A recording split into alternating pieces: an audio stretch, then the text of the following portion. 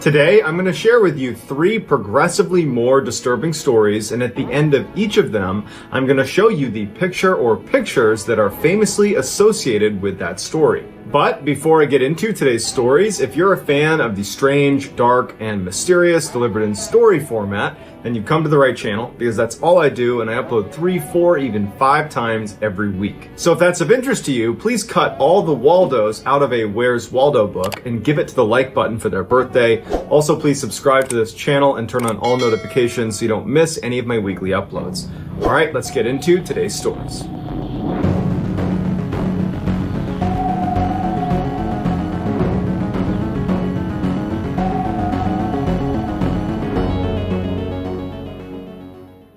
In March of 2015, 22-year-old Sailor Gilliams and her good friend Brendan Vega, who was also 22, decided they wanted to go hiking. Now, they were both highly inexperienced hikers, so when they were looking in the area for places to go hiking, they were looking for novice trails, things that they would be able to manage. And they thought they had found one in Santa Barbara, California. And so they headed off in that direction and they took off on this particular trail. A little ways into their hike, and they started to feel like, man, the terrain here is pretty treacherous. This is way more difficult than we were expecting when we looked at the map. And as they continued and they're climbing over these huge boulders, and it just seems totally like an advanced trail, they start to wonder, did we veer off the trail? Worried they might be lost, they turned around and began backtracking, hoping to find the trail and find some landmark that would allow them to confirm they were on the right trail. As they're backtracking, not only do they not find the trail, but they don't find any trail. They've managed to go completely off the path and are now in this kind of random boulder field that they have no idea where it is on the map. Navigating this terrain in the daytime with light would have been difficult, even for an experienced hiker. But now it's nighttime, they don't have flashlights, and they're jumping boulder to boulder, and Sailor at some point loses her footing and falls and fractures her leg. Brendan rushes over and tries to help Sailor stand up, but she can't move. And so Brendan tries to put her on his shoulders and starts walking with her.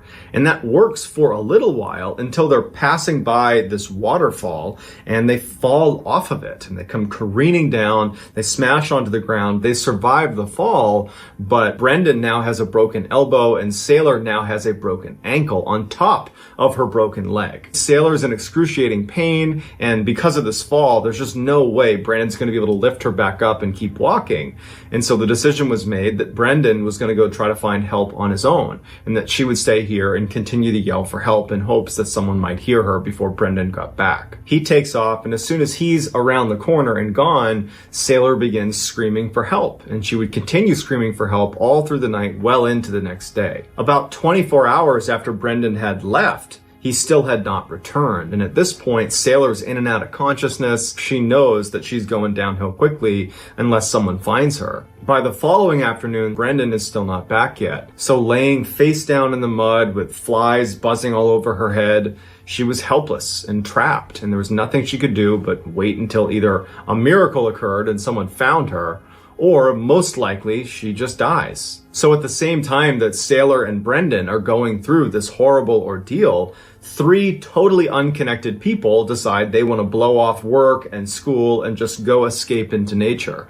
And so they settle on a hike that would bring them to a waterfall in Santa Barbara, California. Even though this waterfall was a popular tourist attraction, it was very difficult to get to it. It basically required 45 minutes of almost uphill climbing across boulder fields. Very dangerous, and it's not something for a novice hiker to be doing. So they reach the parking lot, they take off on this hike, and when they're just at the base of the waterfall, instead of taking the main trail up to the top, the 3 hikers decide, let's actually go around off the trail to this pocket of boulders over here where there's a couple freshwater pools that have formed underneath the base of the waterfall. So they leave the main trail and they're climbing over these huge boulders. It's very dangerous. And at some point, one of the hikers starts taking pictures as they're kind of going across these boulders. Through the viewfinder, as they're taking pictures, they notice something out of the corner of their eye that's in frame. It was like this red flash of something.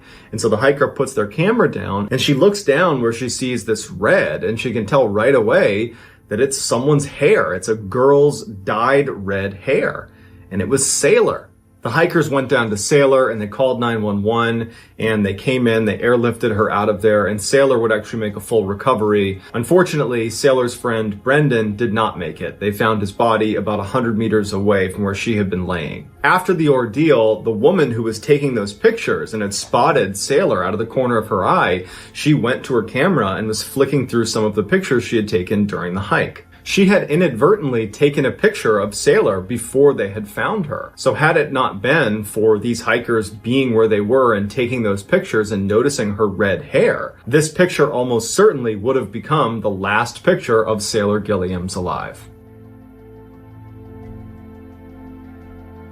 Jolie Callan was this little 4'10", 18-year-old girl from Alabama who, despite her tiny stature, had a huge personality and was incredibly popular. Everybody seemed to love this girl. In 2015, Jolie had just graduated high school and was planning to move away from her town and go to college outside of Alabama, and she was really excited about it. But she had a bit of a problem because she had this boyfriend named Lauren Brunner who she had repeatedly tried to end the relationship with because he was so possessive, but she hadn't been able to successfully break up with him yet. Every time she tried to, he would threaten that he was going to hurt himself or that he was going to hurt her if she ever left him, and so she never quite followed through. But with college on the horizon and to her what felt like this fresh start once she left Alabama, she finally pulled the plug on her relationship with Lauren and made it very clear that they are done. And she was firm on that decision even when Lauren did start lashing out and yelling at her and pleading with her and doing everything he could to win back her affection, but it just wasn't going to work because she had moved on. For weeks, Lauren was trying to convince Jolie to change her mind, but again, Jolie just stayed firm on her decision. And after quite some time, it seemed like Lauren had finally got the message because his messages and cries for her to change her mind had stopped, and there was finally a little bit of distance between the two of them. On August 29th, 2015, Lauren would break that silence and would reach out to Jolie and ask her if she wanted to go for a hike with him, simply as friends. Jolie was naturally hesitant about this, worrying that, this hike as friends could very quickly turn into something more that she didn't want, but she did want to remain friends with Lauren. He was very important to her, and so she reluctantly agrees to go on this hike. After Jolie responded to Lauren that she was willing to go, Lauren was really excited, and so he posted on Instagram this picture of himself looking, I guess, excited. It's hard to tell from the image, but the caption basically said that he was excited about going on this hike with her and that things were, quote, looking up. At the same time, after Jolie had given that answer to Lauren, after she had agreed, yes, I'll go hiking with you, she texted her friend jokingly, if something happens to me, you'll know who I was with. The next day, on August 30th, Lauren picks up Jolie and he begins documenting their trip on his Instagram page. Jolie gets in the car and he takes a picture of her and he captions it, "On our way to go hiking." The second image that he uploads is of Jolie walking her dog Kiba in a parking lot. It appears that this lot is at the base of the hike they're about to go on. The third image shows Jolie standing on a rock overlooking this forest, and she's holding her dog Kiba. And it's clear, based on this picture, that now they've actually begun the ascent up this trail. The fourth and final picture that was uploaded to his Instagram page shows Jolie standing on a rocky cliff, and she's holding her own camera up and she's taking pictures out over this valley. And the picture was captioned, "Jolie the photographer." Immediately after this picture was taken, Lauren would shoot Jolie twice and push her off of that cliff. He was sentenced to 52 years in jail and bragged to the inmates he was with that if he couldn't have her, no one could. In November of 1961, a wealthy doctor named Arthur Duperrault chartered a luxury yacht called the Bluebell to take he and his family from Fort Lauderdale, Florida to the Bahamas. Along with his family, which was Jean, his wife, his oldest son Brian, who was 14, Terry Jo, who was 11, and Renee, who was 7, Arthur also brought along Julian Harvey, who was a close friend of his that he had hired to be the captain of the ship. And Julian was going to bring along his wife, who was named Mary Dean. And so on November 8th, 1961, the Duperraults and the Harveys set sail on the Bluebell, and by all accounts, their trip was going extremely well. But on the 5th night of the cruise, Terry Jo was down in the sleeping quarters of the Bluebell when she woke up to the sound of stamping sounds and screaming coming from above. She was so scared about what could be going on up there that at first she didn't do anything. But eventually she summoned the courage, got out of her bunk, and she kind of slowly made her way up the stairs and poked her head out onto the deck.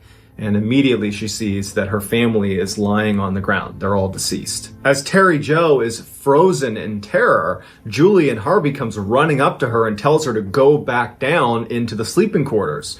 And so not knowing any better, she just turns around and runs back down to her bunk. But as she's sitting there, she sees that water is flooding into the Bluebell. She can't stay down here or she's going to drown. So Terry Jo goes back up the steps. She goes onto the main deck and she sees Julian Harvey, who's standing over the edge of the boat. And she yells to him and says, "Are we sinking?" And he looks at her and he just says, "Yes." And then he promptly jumps over the railing and swims to the lifeboat that had detached from the Bluebell and was drifting away. He climbs onto it and takes off, abandoning her on the sinking ship. Unbeknownst to Terry Jo, was the reason the Bluebell was sinking in the first place was because of Julian Harvey. When he was hired to be the captain of the ship, he used this as an opportunity to bring his new wife out with him and then kill her and collect on her insurance policy. Because in her life insurance policy, there was a clause where he would get double the amount of money if she died in the case of a freak accident. But it's speculated that while he was attacking her, one of the Duperalts had seen him doing it, and so in order to cover his tracks, he had turned on the Duperalt family. And so while it's not entirely clear why he didn't just finish the job with Terry Jo, it seems like when he jumped over the railing and took off with the lifeboat, he must have assumed that Terry Jo was going to sink with the rest of the family, and then there would be no more evidence, no more witnesses. So 11-year-old Terry Jo, as she's standing on this sinking ship, she snaps into action. She remembers seeing a cork float that was pinned up against one of the walls of the ship.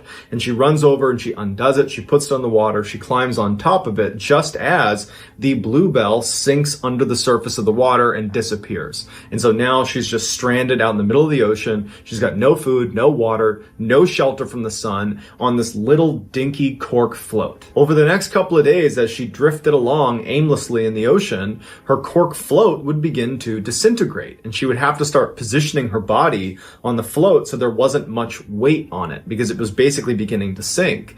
And the only position she could find that worked was by dangling her feet in the water. So she's half on this cork float, half of her body is in the water. And so what began happening is parrotfish began swimming up and biting her toes, her feet, and her legs, but she couldn't do anything about it. She couldn't put her legs on the corkboard or it would sink. After 2 days of balancing precariously on this cork float, the parrotfish disappeared and a bunch of dolphins surrounded her. And later she would go on to say that this was the only part of this horrible ordeal where she felt some sort of comfort.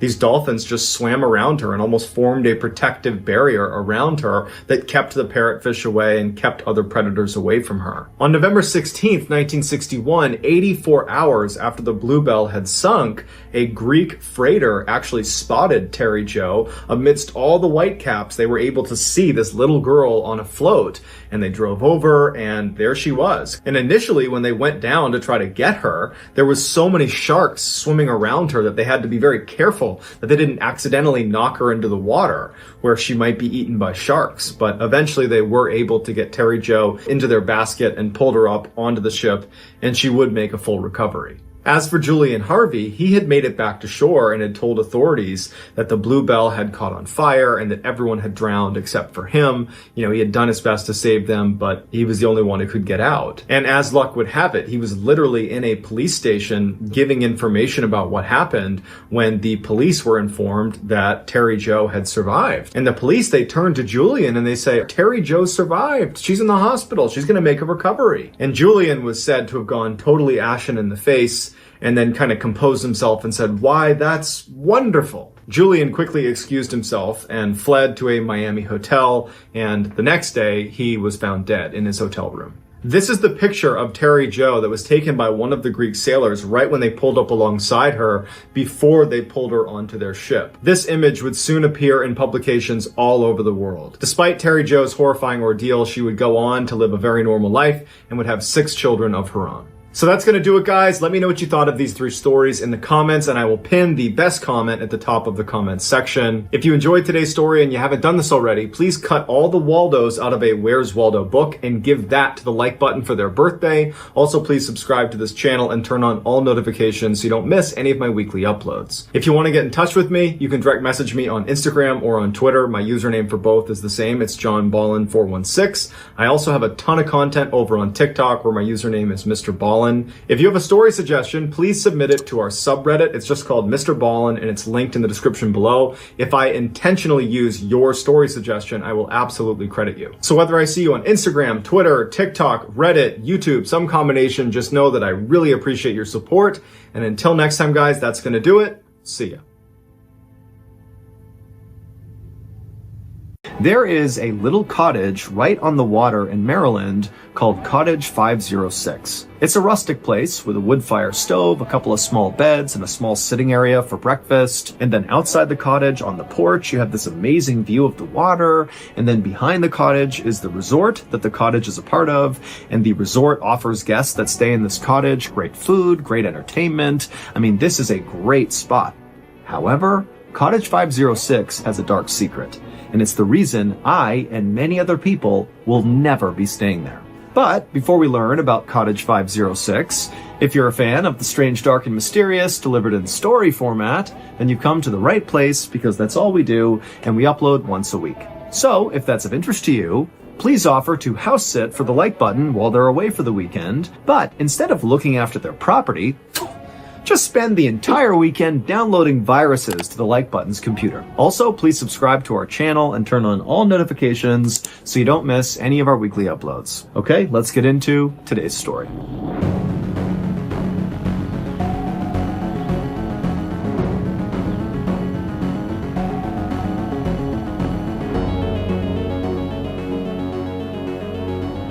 A little afternoon on Valentine's Day 1998, a married couple named Steve and Kim Rico held hands as they walked towards their car. They had just dropped their 8-year-old daughter off at a neighbor's house in the suburban neighborhood in Maryland where they lived, and now Steve and Kim had the whole weekend to themselves, and they were really excited about it because they had this big trip planned. Now, admittedly, Kim had no idea what they were actually going to be doing because Steve was the one who planned it, and he was obviously being very secretive about the details. He wanted this to be a surprise. And so for weeks leading up to this weekend, Kim would see Steve on the phone all the time, presumably planning whatever it is they were going to be doing, but he wouldn't let Kim hear what he was saying on the phone. He would kind of muffle his voice, or he'd hang up before she could come over and hear him. And then also after these secretive phone calls, Kim would often see Steve writing all these notes down in his journal, presumably about whatever it was he was planning. The only details Steve shared with Kim about this trip was, make sure you wear something nice. When the couple reached their car, Steve hopped in the driver's seat and Kim hopped in the passenger seat, and immediately right after Steve had fired up the car, Kim turned to him and said, "Are you going to tell me? You going to tell me where we're going?" But Steve just grinned and said, "Nope, it's a surprise." Kim gave a theatrical sigh and sat back and feigned frustration, but inside, the way she was really feeling was just excited. This was so cool that Steve had put so much effort into whatever it is they were going to do, but also Kim was seeing her husband was really making a big effort to make her happy. And this was kind of new because lately their relationship had been really rocky. Kim and Steve had been married for 9 years by this point, and they were both very, very different people. Steve was a total homebody, kind of introverted, and Kim was the opposite. She was super extroverted and very social. But when they first met each other, it was actually their stark differences that brought them together. For Kim, when they met, she was in her early 20s, she had just dropped out of college, and her experience with men so far had been she would meet them at parties or bars, and at first it would seem like their relationship was great, but then invariably these guys would just kind of move on and break Kim's heart. But Steve was different. He was this huge guy, 6'4", massive football player, but he was totally a gentle giant. And as soon as he met Kim, Kim could tell this guy is different. He's treating her with respect. You know, he's loyal to her. He really cares about her. And so they hit it off right away. And Kim very quickly became pregnant, at which point Steve asked her to marry him, and Kim didn't hesitate for a second. They were totally in love. And marriage to Steve had really been a stabilizing factor in Kim's life. She wound up going back to college and got her degree, which landed her a job as a surgical technician, which is what she did now. And Steve turned out to be just a fantastic father, and he wound up actually staying home with their daughter when she was a baby so Kim could go out and work. And Kim always thought it was funny when she would come home and she would see Steve standing in the doorway cradling this infant, but he's like this massive person, and so their baby looked like a toy. But unfortunately, over the last year, Kim had seen a change in Steve. He went from being a shy person, but a person who could go out and function in society, to a shy person who basically stopped going outside altogether. Steve basically refused to go out anywhere with Kim. He didn't want to talk to anyone. He didn't want to spend time with their friends or family. He just wanted to stay home and watch TV or hang out in the basement. I mean, it was pretty obvious he was depressed, but his introvertedness was becoming kind of stifling for Kim. And so Kim approached Steve and said, "You really need to go to therapy to get better here. I'll go with you. We can do couples therapy." But Steve refused. And so finally, right around this past New Year, Kim decided she had just had enough. She was totally unhappy. She did not feel like Steve was going to change. And so Kim told Steve that she wanted to get divorced. And when Steve heard that, he realized the gravity of this situation. He knew Kim was unhappy with him, but he did not know she was thinking about separating. And so Steve kind of broke down and begged Kim to give him another chance. Let him prove to her that he will change, that he wants this marriage to work. And Kim said, okay. And so that was how Steve wound up planning this very secret getaway on Valentine's Day. This trip was supposed to be the start of their new and improved marriage, and so Kim was really excited and optimistic about the future. After driving for about an hour and a half, Steve pulled off the highway and began following signs towards the Eastern Shore, which is a waterfront area of Maryland that's very beautiful, that was located about 70 miles away from Steve and Kim's home. After driving for a few minutes, Steve pulled into the parking lot of the Harbortown Golf Resort. And as soon as he pulled into a spot and turned off the car, he clapped his hands and turned to Kim and said, "Okay, we're here." And Kim looked from her husband out to all the perfectly manicured grounds and the beautiful resort, and she smiled and leapt out of the car excitedly. Kim and Steve took each other's hands and marched inside to check in, and as they were checking in, the person behind the desk gave them glasses of champagne, and then after handing Kim and Steve their key cards, the receptionist told them that their cottage where they were staying was like the nicest property at the resort. Kim and Steve were totally pumped. They took their champagne and their room keys, they walked back to their car, and then drove a little ways deeper into the resort to their cottage. It was cottage 506, and it looked out over the water. And when they went inside, Kim was totally wowed. It was this rustic suite with a wood fire stove in the middle and 2 queen-size beds and a little coffee table area for breakfast over here. It was perfect.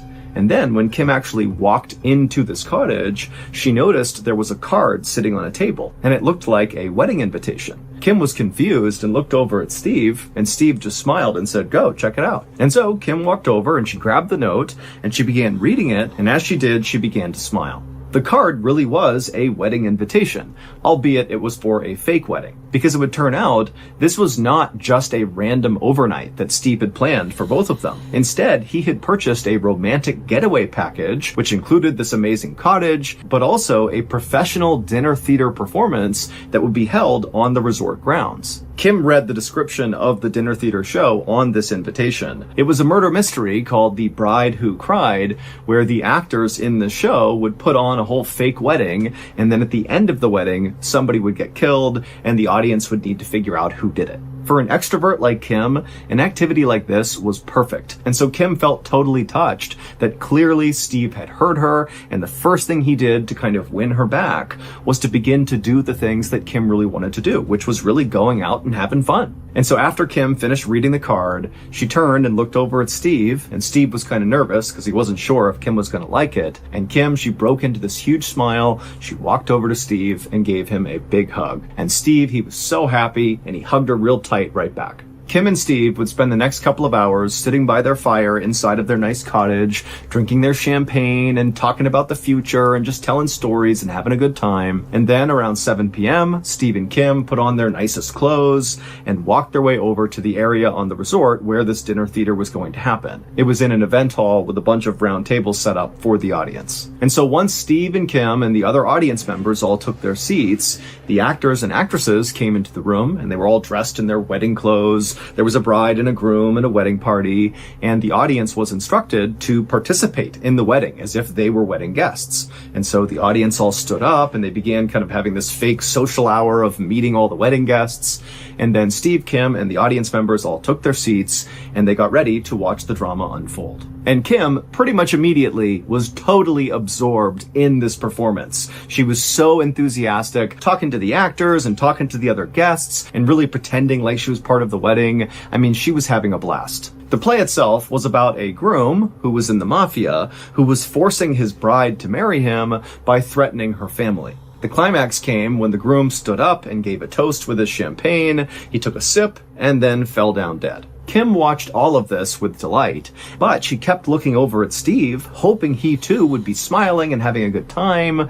But each time she looked at him, he was just kind of stone-faced and looking straight ahead, like he just didn't care or he was totally disinterested. And then a couple of times when Kim leaned over and said, "Hey, honey, who do you think did it? Who do you think the killer is?" Steve basically just completely ignored her. It was like she wasn't there and the play wasn't there. He was just totally zoned out. Eventually, Kim and a few other very enthusiastic audience members figured out the killer in the play was the bride's mother, who poisoned the groom, and then after this discovery was made, the play was over. As everyone got up from their seats and began to leave, Kim couldn't help but feel really annoyed with Steve because he was just so silent and not invested in this play. And it's like, we came all the way here. Why aren't you at least pretending to enjoy this? But Kim also thought, Steve put a ton of effort into this weekend. He's clearly trying. I'm not going to start a fight. I'm not going to bring it up. And so finally, Kim just said to Steve, "Hey, why don't we go to the bar and get a couple of drinks, bring them back to our cottage and just hang out there for the night?" And when Steve heard this, he actually smiled and said, "Okay, great, let's do it." And by the time the couple got back to the front door of Cottage 506, they were holding hands again and laughing and telling stories. And they went inside and Steve put the beers down on the table. And then Kim said she was going to go in the bedroom and just quickly change into something more comfortable. And so Kim walked into the bedroom and shut the door. And Steve walked to the front door and turned the lock.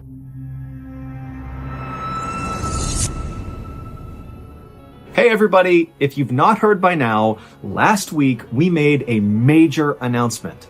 Our flagship podcast, MrBallen's Podcast, Strange, Dark, and Mysterious Stories, that pretty much immediately rocketed to the top of the charts when we launched in 2022, and then quickly was scooped up by Amazon by the end of the same year. Yeah, that show, our top show, is now available everywhere. It is no longer just on Amazon Music. It's on all platforms and it's free, which means if you've not listened to this podcast since it went exclusive with Amazon Music back in November of 2022, then that means you have about 100 new stories that are only on the podcast that are only now being made available to everybody. So go binge them. And if you signed up for Amazon Music just for this podcast, I love you. Thank you so much. But most importantly, there are still going to be perks for you if you continue to listen to the podcast on Amazon Music. Prime members will get to listen to the MrBallen's Podcast 30 days earlier than everybody else, and Prime members will get to listen to the podcast on Amazon Music with no ads. But again, the MrBallen's Podcast is now available worldwide on every podcast platform, and it's totally free. So please, if you would, go find the MrBallen's Podcast on your choice podcast platform, whether that's Amazon Music or Spotify or Apple or whatever. Give us a follow, listen to an episode, and then please rate the podcast and leave a review. It does an enormous amount for the growth of the show. I'd really appreciate it. All right, back to the stories.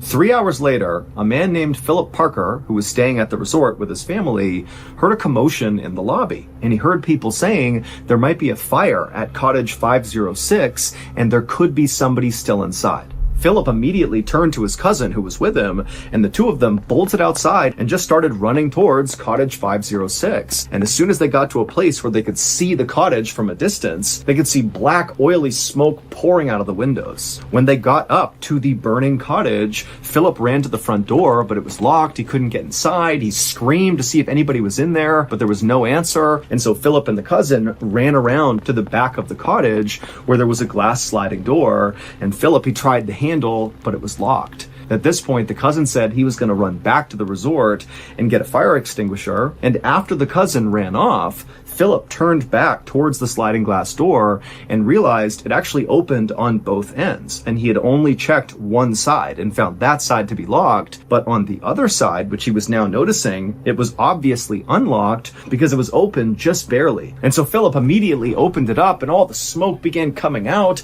and so Philip dropped down to get a better look because down low the smoke had not fully settled. There was a bit of an air pocket right at the bottom of the floor, and so Philip got down and he looked inside, and for a second he couldn't quite see anything, but then he noticed in the middle of the bedroom, right inside this cottage, he could clearly see somebody's feet. Somebody was on the ground. And so Philip screamed that he was coming in, and then he opened the door the rest of the way, and he began low crawling into the bedroom. And as he did, he was hacking and coughing from all the smoke. And so finally, Philip reached this person, and he grabbed their foot, and he shook them to try to wake them up. But they weren't moving. But the fire was getting bigger and stronger. The smoke was getting thicker. Philip was really starting to panic and was worried that he too would get trapped in here. And so he just grabbed this person's leg and began pulling them. And it was really hard, but he finally got this person back to the door. He couldn't quite get them over that lip of where the sliding door was. But right then, Philip's cousin showed up, and the two of them were able to grab this person and get them out of the cottage. And this was the moment when Philip finally got a look at the person he was just dragging out. And it was immediately clear to him that this person was deceased. Their face was basically gone. It was completely burned away. In the days and weeks leading up to this weekend, Steve really was taking secret phone calls and writing notes down in his journal because he was planning something very special. But he was not the only one with plans for this weekend. Here's what police say happened after Kim and Steve got back to their cottage following the show, and Kim went into the bedroom to change, and Steve went to the front door and locked it. A couple of minutes later, Kim came out of the bedroom wearing something sexy, and she looked at Steve and smiled and said, "Come on, get in bed. I'll join you in a second." And so Steve's like, "Great, my plan is working. We're going to reconnect here." He climbed in bed and he laid down. And Kim, she walked over and got something out of her bag, and then she walked back over to the bed and she pulled out a syringe and she stabbed it into Steve before he could do anything, and she injected him with something called succinylcholine. Kim had access to this drug from her job as a surgical tech. Succinylcholine is used to relax people's muscles during surgery, but if you give someone too big a dose, it can stop their breathing. And this drug works pretty much instantly, which means Steve would have seen his wife stab him with that syringe, but then instantly he would have been totally paralyzed, but fully awake and fully alive. And so as he was laying there, he would have seen his wife put the syringe down and then grabbed lighter fluid and then walked over to him and calmly poured the lighter fluid all over Steve's face and chest. And then one of Steve's final images he likely saw before his lungs stopped working and he died was his wife striking a match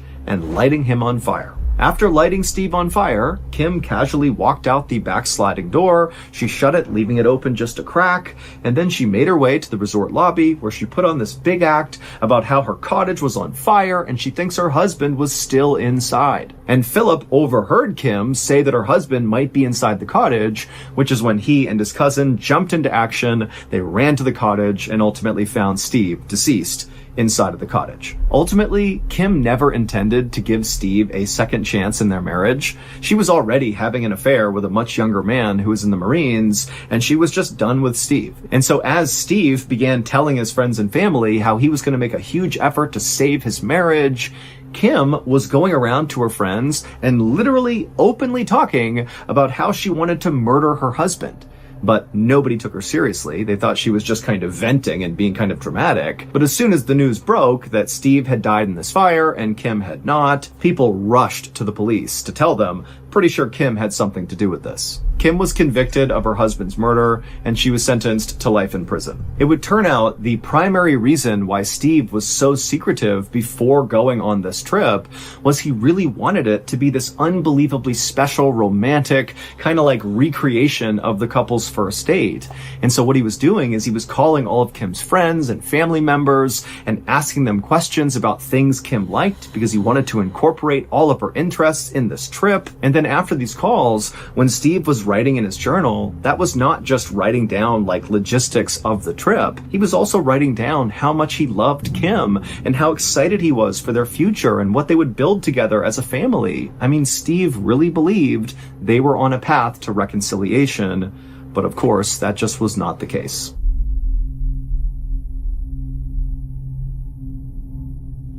This past week, we dropped a brand new merch line to commemorate Valentine's Day 2024, and people are loving it. Our designers put together, in my opinion, one of the very best graphics we've ever put on any merchandise, and it's right here. So this is the hoodie.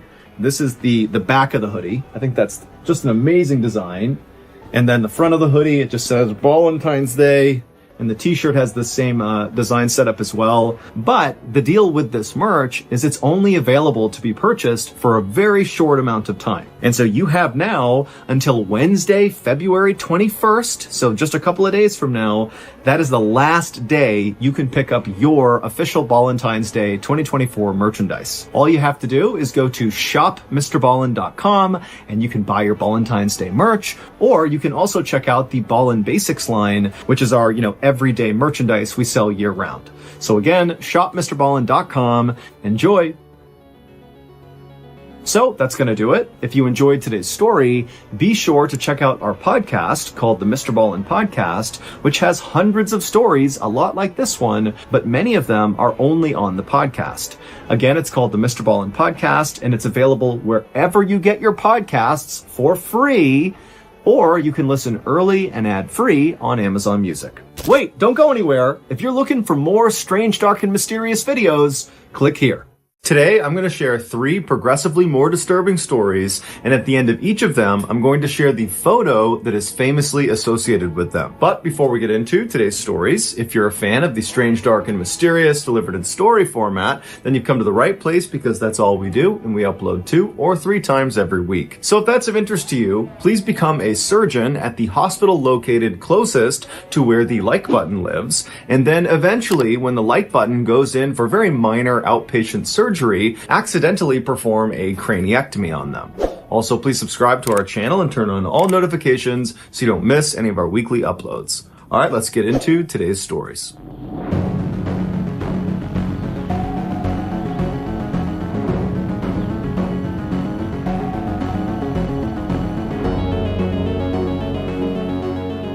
Just after midnight on June 17th, 1939, a crowd of people began to form outside of this unremarkable building in Versailles, which is a city in France. The atmosphere in this crowd was electric. They all knew why they were there. They knew what they were about to see, but even still, there was a lot of nervous anticipation.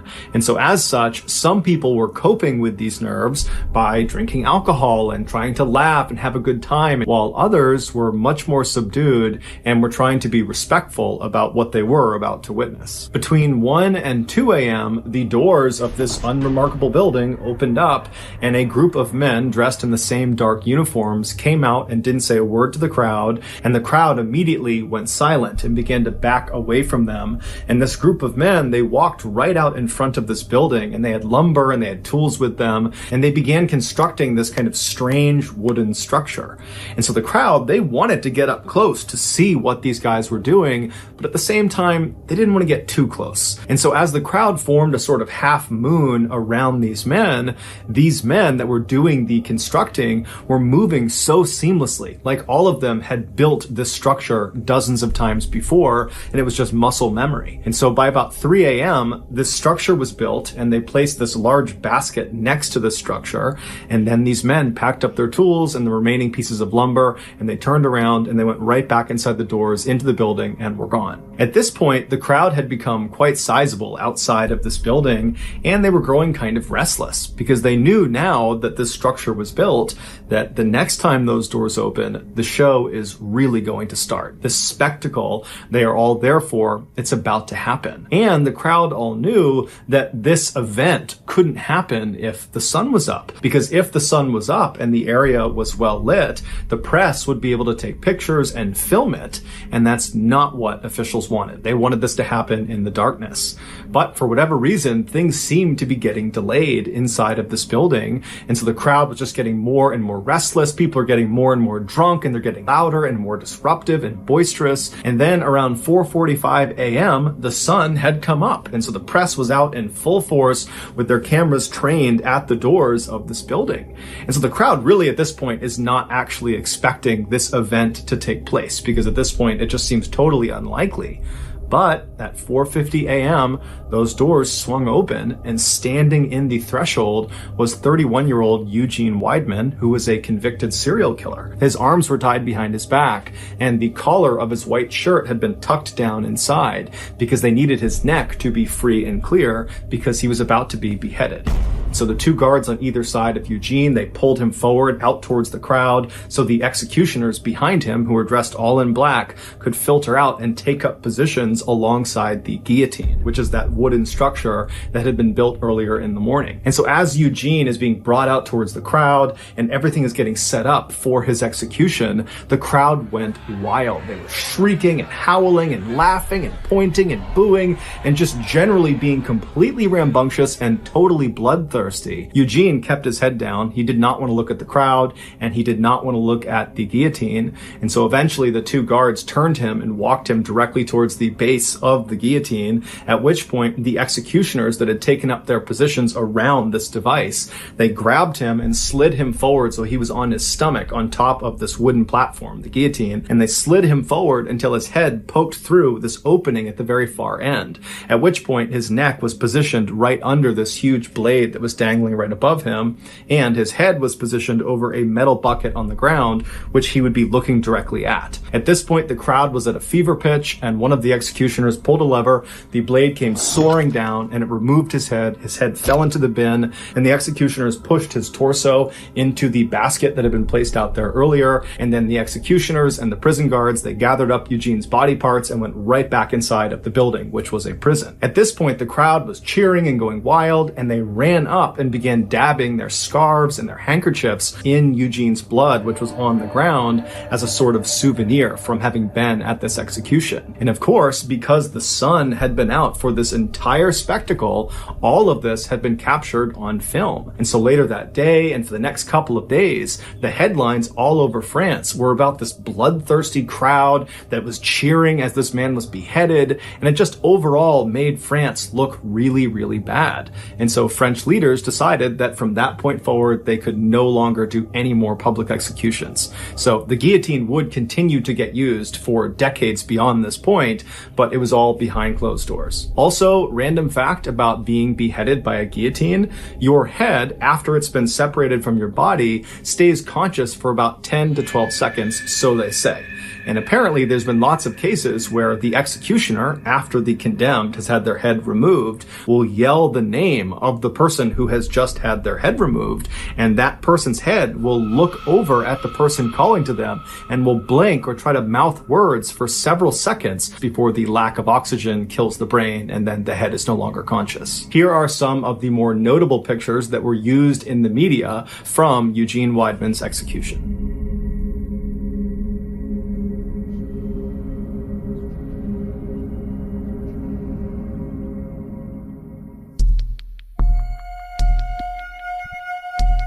In the early 1900s, Evan Byers was a man who other people envied. He was born into a very wealthy family in New York City. He attended Yale University in Connecticut, which is a very prestigious Ivy League university, and he was devilishly handsome. After his college graduation, he didn't need a job because his family was so rich, and so instead he focused his time on a passion of his, which was golfing.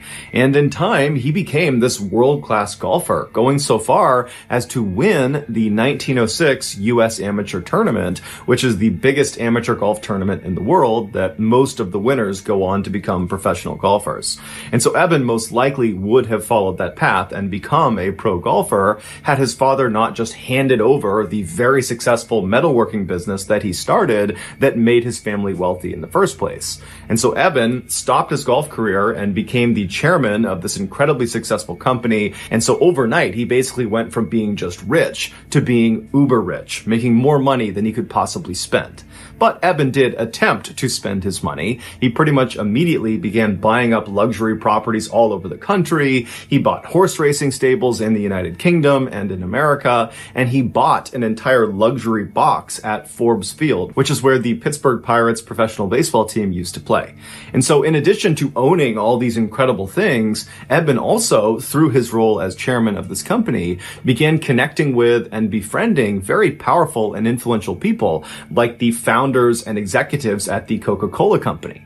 And so all in all, Eben's life was really going quite well until 1927. That year, Eben was 47 years old, and he took some time off from gallivanting around the world and rubbing shoulders with famous people to go catch a football game at his alma mater at Yale University. So he hops on a train, he rides to Connecticut, he watches this game, and then afterwards he gets back on the train to head back to Pittsburgh. And this is a very long ride. It's over 12 hours long. And so Eben naturally bought a first-class ticket, and so he was inside of a train car that had bunk beds for passengers to sleep on during the ride. And so Eben climbed into a top bunk and he fell asleep. A few hours later, after the train is well on its way to Pittsburgh, Eben, in his sleep, manages to roll to the side of the bed and actually falls out of his bed onto the ground.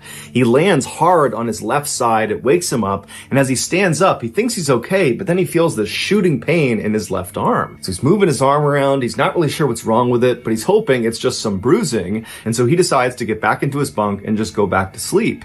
And so he manages to fall asleep despite the pain, and then when they roll into the station in Pittsburgh several hours later, he wakes up and right away he feels that pain in his left arm. And so after getting off the train and going back to his house and dropping off his luggage, he went right to his physical therapist's office to ask him if there was anything he could do to help with the pain in his arm. And so the physical therapist examines Eben's shoulder and determines that, there's no structural damage to his arm, but obviously Eben is in pain. And so he says, look, there's a new product that came online that's quite expensive, but since you're a man of means, maybe it's something you want to consider. It's called Radithor, and it's supposed to dull aches and pains, and it's supposed to give you this huge boost of energy. And so, maybe you want to try that. And so Eben was really excited at the notion of taking this new health tonic and said, yeah, let's do it. And so his physical therapist wrote him a prescription for Radithor. Eben took the prescription and he went to the drugstore. He picked up a half-ounce bottle of this liquid. He went back to his house and, as prescribed, he drank a very small spoonful of this liquid. And right away, he felt this surge of energy. The pain in his arm started to fade. All the things this health tonic claimed to be able to do, it was doing. And so over the next couple of days, Eben very diligently every day took the prescribed amount, a very small spoonful of this Radithor, and every day he felt better and better and better. Not just the pain in his arm, but overall he felt happier, he felt fitter, he felt alive, and he was attributing all those feelings to this miracle tonic. And so he began taking more and more of this tonic, well beyond what was prescribed, to the point where he was drinking 3 full bottles of Radithor every single day. And so for years he did this, and it was all going great until his jaw fell off. Literally, in 1931, one day, his lower jaw just separated from his skull and went slack. And so the reason this happened was because Radithor was actually just radioactive water. In the early 1900s, the radioactive element radium was believed to have highly curative properties with no side effects. And so naturally, at the time, dozens of health products were created with radium being their main ingredient. And Radithor was one of those products. It was literally just water and radium. And so after consuming over 1,400 bottles of Radithor over a 3-year period, Eben's body was finally just starting to disintegrate from the inside out. After he had his jaw surgically removed, along with large portions of his upper jaw, the rest of his body also just began to crumble.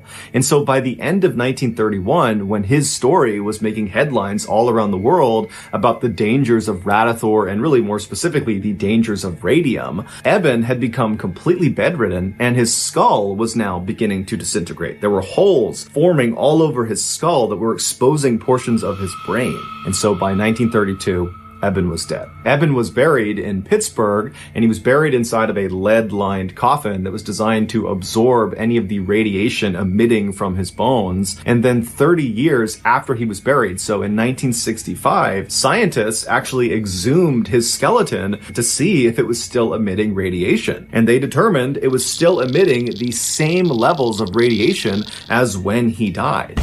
And they actually would ultimately figure out that radium, this radioactive element, has a half-life of 1,600 years. So what that means is Eben's body will remain highly radioactive for centuries. Here is a picture of Eben with his jaw surgically removed. It was taken shortly before he passed away.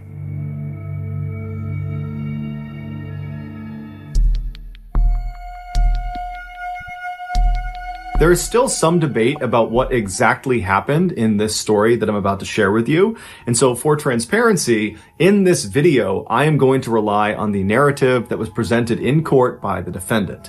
And so with that in mind, here we go. On the afternoon of December 3rd, 2012, a freelance photographer working for the New York Post newspaper named Umar Abbasi was walking down the stairs of the 49th Street subway station in New York City. This very busy station is located only a few blocks away from the very famous Times Square. And so after Umar made his way down to this underground subway station, he walked over to one of the big automated kiosks that looks like an ATM, and he purchased a subway ticket. And then with his ticket, he walked over to the turnstiles. He slid his ticket through the slot, pushed past the turnstiles, and was now standing out on the actual train platform. And from where Umar was standing, this platform basically was like a huge sidewalk that stretched all the way to his right a couple hundred feet and all the way to his left a couple hundred feet.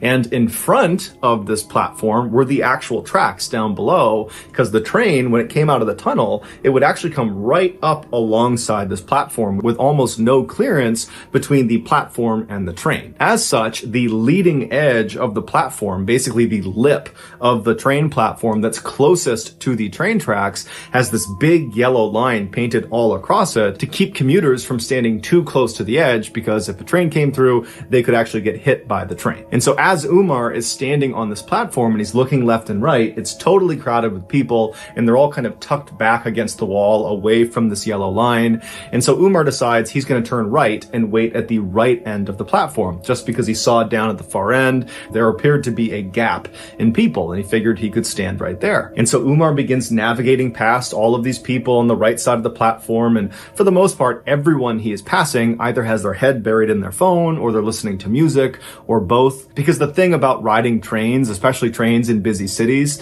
is none of the commuters want to talk to anybody else. They want to be completely left alone. And so as Umar is walking, everyone was basically doing that, but at some point he did pass two people that were engaged in a pretty heated conversation. Umar had no idea what they were arguing about, or if they were even arguing at all. He didn't know who these people were, but he took mental note of the fact that two men were kind of bickering with each other. And so he walked past them, didn't give it much of a second thought, and he arrived at a gap in the gaggle of people waiting for the train. And there he just stood well back of the yellow line, where he pulled out his camera and began clicking through the images he had taken earlier in the day at an earlier photo shoot. And so as he's clicking through these pictures, he starts to notice that those two men who had been bickering before are now straight up yelling at each other. They're screaming obscenities at each other. It's not clear who's fighting about what or who was the aggressor, but it's very obvious obvious that at this point, they're fighting. And so Umar looked away from his camera and looked left down the platform towards these two guys. And so these two guys are about 100 to 125 feet away from him. And all the people that were standing in the vicinity of these two men are beginning to migrate away from them. They just don't want anything to do with them. Because the thing about being in subways, especially in cities like New York, is there's lots of people that go down into these train stations that are inebriated or mentally unstable. And so very strange and bad behavior is just kind of a normal thing. And people tend to just kind of ignore it. And so that's what's happening. People are kind of walking away from these two fighting men, doing their best to pretend it's not happening. And so Umar spent a couple more seconds staring down the platform at these two men, but eventually just shrugged and thought, you know what, whatever problems they have, they're not mine. And so Umar went back to his camera and continued to click through his pictures when all of a sudden he hears a scream coming from the left side of the platform. But it was not a scream that sounded like it came from either of these two men. And so Umar looked up from his camera and looked left down the platform, and now he just sees chaos. It's people running away from these two men. People are running to get away from whatever is happening around them. And so Umar's thinking these men must have come to blows and they're now fighting actively, physically with each other. But when finally the crowd kind of cleared for a second, he saw a woman pointing down at the train tracks right in front of where those two men had been standing. And so Umar looks at the woman and he follows her finger down onto the tracks, and he sees there is now a man, one of the two men who had been fighting, laying face down on the train tracks. And then, to Umar's horror, he looks up down the tunnel where the train would come out of, and he sees the headlights of the train. It is now coming into the station. And so Umar starts running down the platform to try to get to this man to pull him out of the tracks. And as he's running, he pulls out his camera and he turns the flash on and he holds the shutter down and he aims it at the train conductor to hope the flashing of his camera will alert the train conductor to put on the emergency brake and stop the train before he hits this guy down on the tracks. And so as Umar is running, trying to signal this train conductor, the man down on the tracks tries to stand up, and Umar sees he's really struggling to stand. And when he finally gets up, he turns and he grabs the edge of the platform and he tries to pull himself up and out of the tracks, but he doesn't have the strength or the coordination. And as Umar is getting closer and closer, but he's still too far away to help, he sees that this guy down on the tracks is not going to be able to get out of there before the train hits him. And so Umar finally comes to a stop and he watches as this man down on the tracks lets go of the lip of this platform and just turns and faces the train like he knows what's about to happen. And then seconds later, the train, although it did try to stop, impacted this man and killed him instantly. The man's name was Qais Khan, and he was 58 years old. When the police finally showed up, they arrested the other man who Han had been fighting with. He was a 30-year-old named Naeem Davis, and Davis would actually tell police that he had been fighting with Han and he had pushed him onto the tracks, but it was in self-defense. However, that self-defense story didn't stop him from being charged with murder. While Davis sat in jail waiting for his trial, the media and the public at large had already come to the conclusion that Davis was guilty. And this was due in large part to a particular picture. As Umar was running down the platform, holding up his camera, holding the flash down, trying to flag the train conductor to get him to stop, Umar was also taking dozens and dozens of pictures. And those pictures were of Han right before he was struck by the train. And so after Umar ultimately discovered he had taken these pictures, he gave them to his employer, the New York Post newspaper, and the day after the incident, they ran on the front page a picture of Han right before he's about to be killed with the headline, "Doomed." And so once the public saw this picture, nobody could believe that Davis was anything other than a cold-blooded killer for pushing this poor innocent man onto the tracks. But as it would turn out, nearly 5 years later, when Davis did finally get his trial, he was acquitted of all charges because it turned out Han was very drunk and had picked a fight with Davis, and Davis was filmed on more than one occasion on the platform trying to get Han to leave him alone. And so finally, after Han began making death threats and then grabbed Davis's shoulder, Davis turned around and pushed him, and Han, being drunk, stumbled and fell backwards onto the tracks and then was ultimately killed. Here is the infamous photo of Han on the cover of the New York Post newspaper. So that's going to do it, guys. If you found the secret in today's episode, let us know in the comments section what it is and where you found it. So give us the timestamp. And if you're the first to do that, we'll pin you at the top of the comments section. If you got something out of today's episode and you haven't done this already, please become a surgeon and get a job at the hospital located nearest to where the like button lives. And then eventually, when the like button goes in for a very minor outpatient surgery, accidentally give them a craniectomy. Also, please subscribe to our channel and turn on all notifications so you don't miss any of our weekly 2 or 3 video uploads. We are now selling merchandise like flannels and hats and sweatshirts and mugs and all sorts of stuff. If you're interested in official Mr. Ballin merch, go to shopmrballin.com. If you want to know about upcoming deals and promotions, check out our shop's Instagram page. The username is shopmrballin.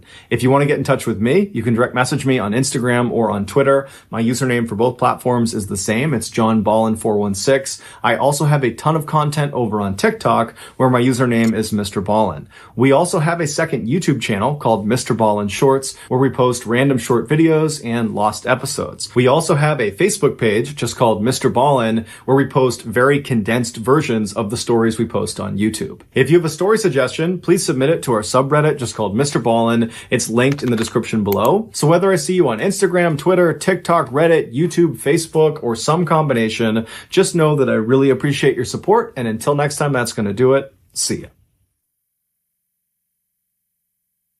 Experts believe in the United States alone, there are at least 2,000 active, uncaught serial killers just running wild. Which means if you live in America, you may have already had an interaction with a serial killer. You just didn't know it. But today, I'm going to share 3 progressively more disturbing cases of Americans that had an interaction with a serial killer, but came to find out later that it was a serial killer. But before we get into those stories, if you're a fan of the strange, dark, and mysterious delivered in story format, then you've come to the right place, because that's all I do, and I upload 3, 4, even 5 times every week. So if that's of interest to you, then please schedule the like button for a fight with Paul on the day before Thanksgiving in Quincy, Massachusetts. Also, please subscribe to my channel and turn on all notifications so you don't miss any of my weekly uploads. All right, let's get into today's stories.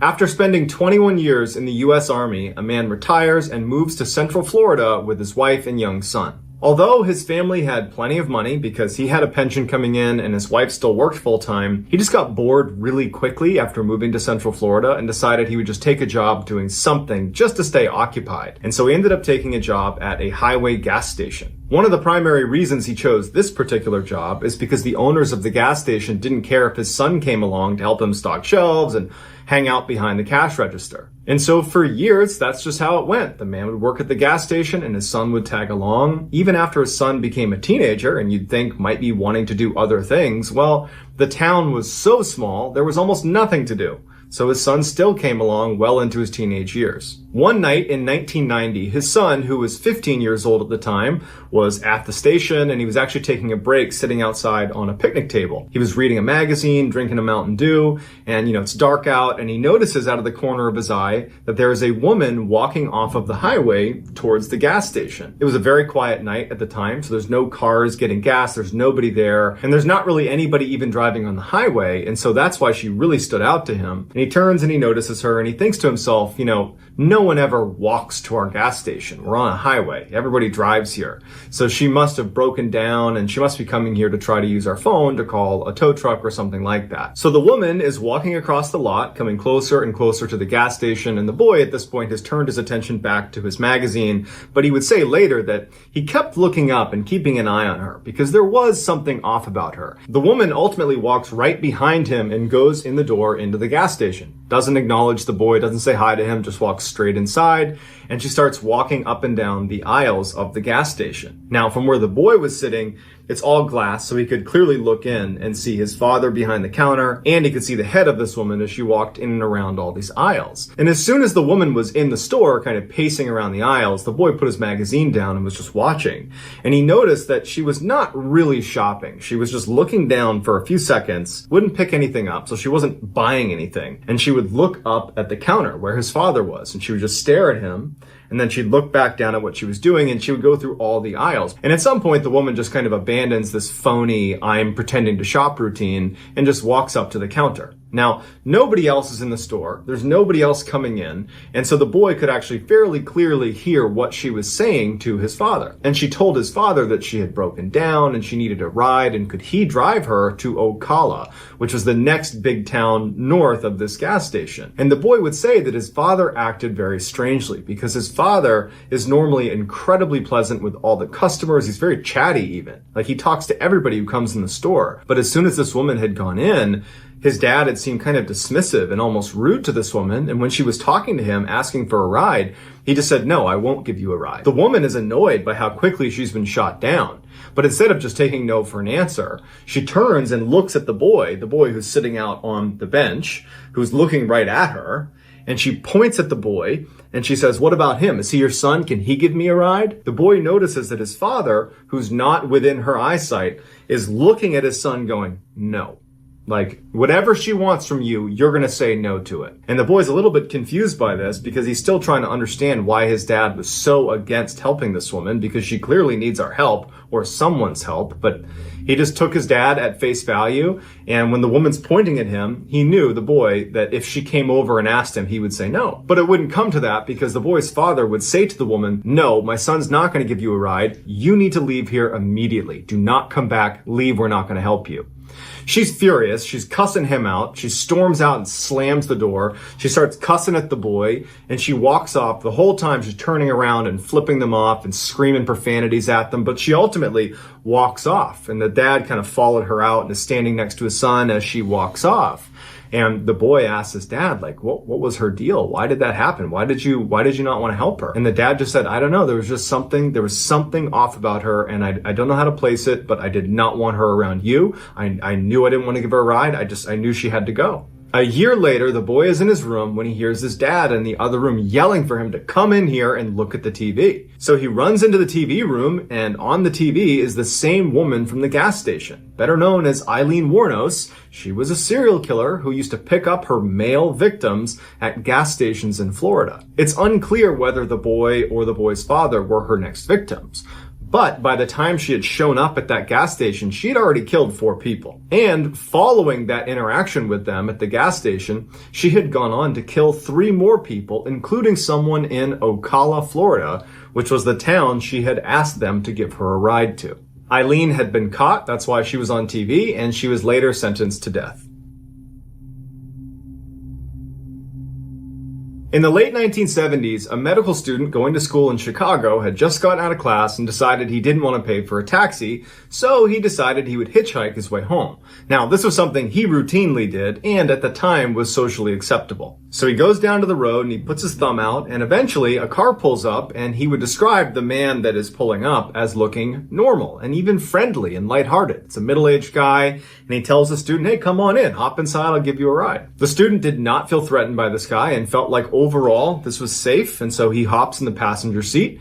He tells this man where he wants to go. He says, okay, and they start driving off. So as they're driving, it's silent in the car. They're not making chit-chat. They're just driving along. And the student notices that the man misses the turn to go where he needs to go. And so the student turns to the man and says, hey, you missed the turn. Do you mind turning around and going back this way? Or, if you want, you can just drop me off here and I'm happy to walk. We're not that far away. The man, who had seemed really nice and lighthearted, suddenly had this really intense demeanor come over him.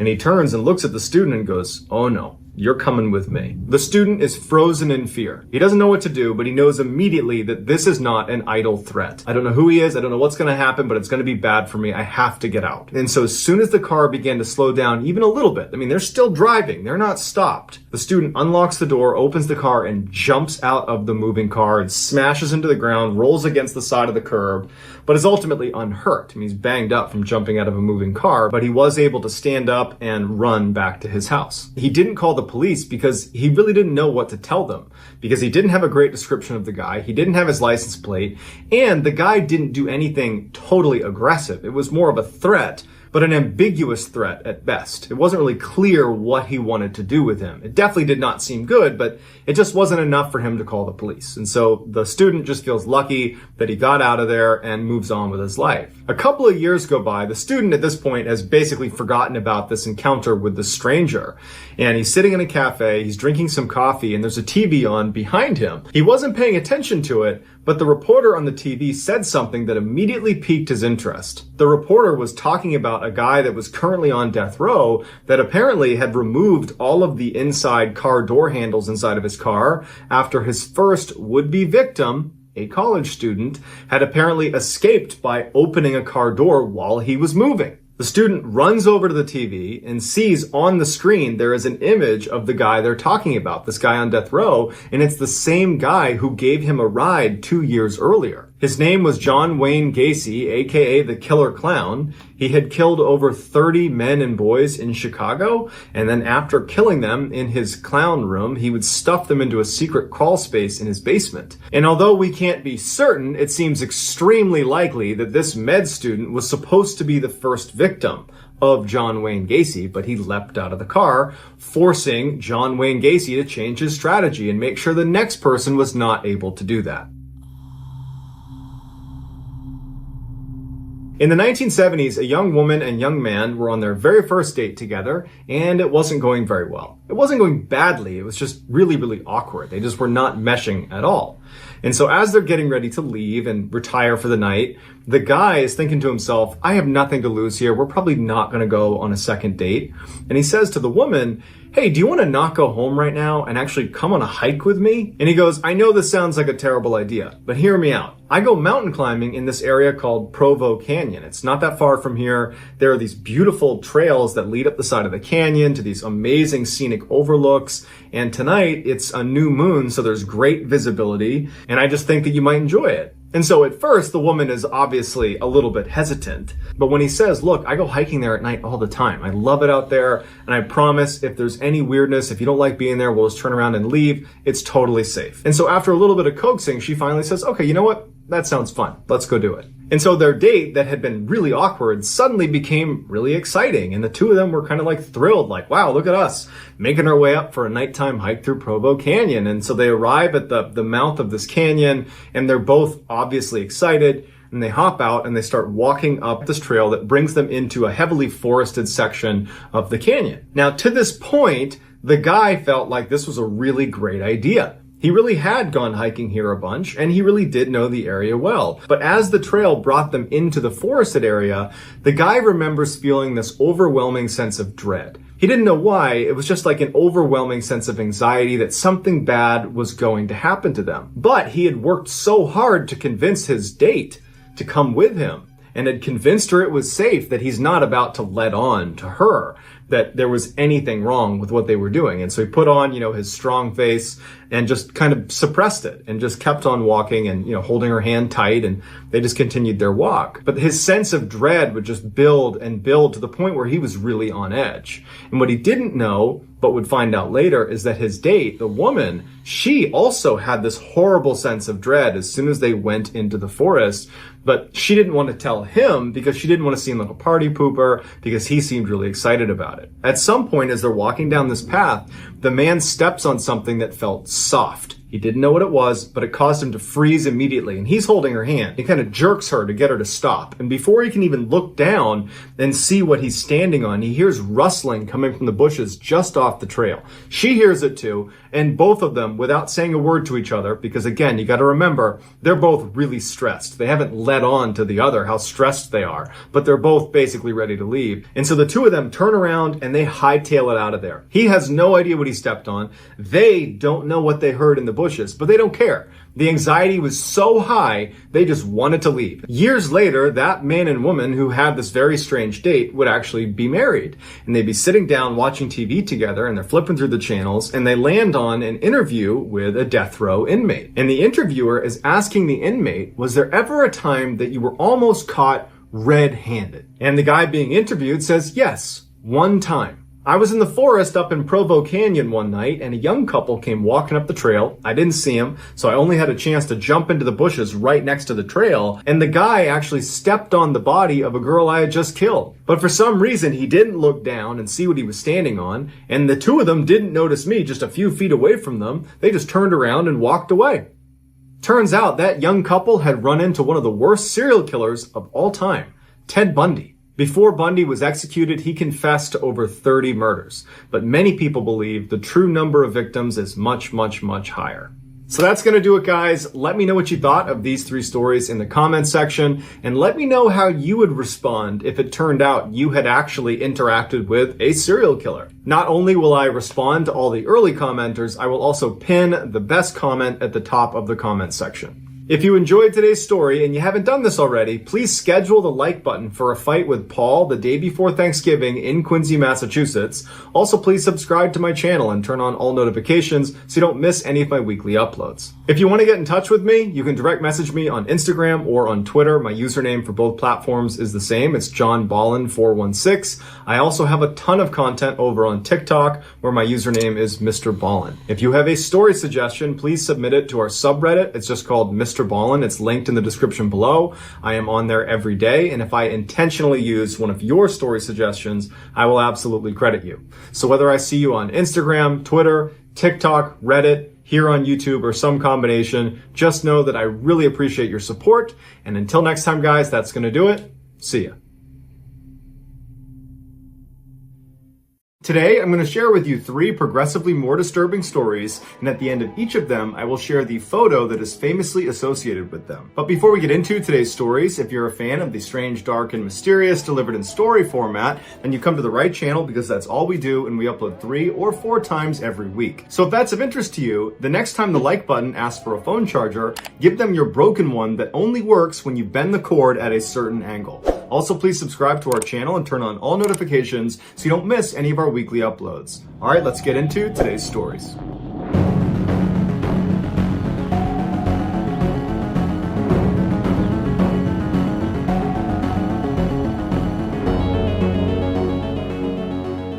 On December 17th, 1903, the Wright brothers successfully flew the world's first motor-operated airplane. By 1910, airplanes had improved to the point where they were considered a reasonable form of travel, and so people began focusing on how to make them safer. One big safety concern with airplanes at the time was there was no parachute small enough or light enough to be taken on board with passengers. And so if the plane malfunctioned and was crashing, everybody had to go down with it. So in 1911, a prominent French aviation club offered a large sum of money to anybody who could design a parachute for airplane passengers. A man named Franz Reichelt, who was a tailor in Paris, but who had always had a fascination with aviation, saw this reward in the paper and decided to take on this challenge. The design he came up with was not an external device like a backpack. Instead, it was a full suit with foldable bat wings that attached to the passenger's arms and connected all the way down to their ankles. Using his sewing know-how, he stitched up this totally bizarre-looking prototype, and he attached it to a dummy and threw it off of his apartment building. And amazingly, the dummy landed lightly on the ground. But when Franz, who significantly outweighed this dummy, put on his parachute suit and leapt off of the building himself, he did not touch the ground lightly. He smashed into the ground and broke his leg. But Franz was undeterred. He made dozens of changes to his suit, he added material, he subtracted material, and after a while, he felt like it was ready to be submitted to this French aviation club. But when the club members watched one of Franz's dummies wearing the suit come crashing into the ground because the canopy collapsed, they rejected his design. Franz assured them his design could work, they just needed to see it in action from a slightly higher altitude. The canopy needed more time to fully inflate. But the club members were not buying it, and they told Franz he should just give up on the design. Franz was offended and decided he would prove them wrong. So, in 1911, Franz began petitioning to the city of Paris to allow him to test his design off of the Eiffel Tower. He thought if he jumped from one of their platforms, that would be high enough for his canopy to fully inflate, thereby showing that his design really did work. And so for a year, the city of Paris repeatedly rejected Franz every time he asked for the chance to do this. But in 1912, something changed and the city said, okay, you know what, Franz? You can test your parachute on the Eiffel Tower. But what the city didn't know, because Franz had intentionally kept it secret from them, was he didn't intend to launch a dummy off of the Eiffel Tower wearing his suit. He was going to put the parachute suit on and jump off these 17 stories himself. And so on February 4th of that year, Franz arrived at the tower, and standing around the base of it was a throng of people and journalists who had all read about this experiment in the newspaper.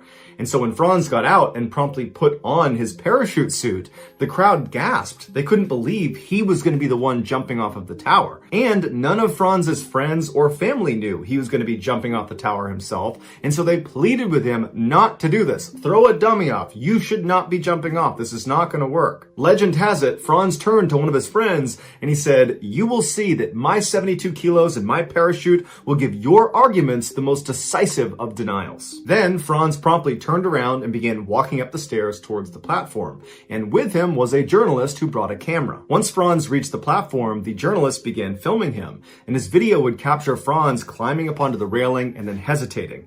And he anxiously begins kind of rocking back and forth like he's debating whether he's really going to do this. And then at some point, he works up the courage and he jumps. And immediately his suit collapses and he slams into the ground, dying instantly. Another cameraman was on the ground and he filmed Franz's final jump. Here is a still shot of Franz right before impact.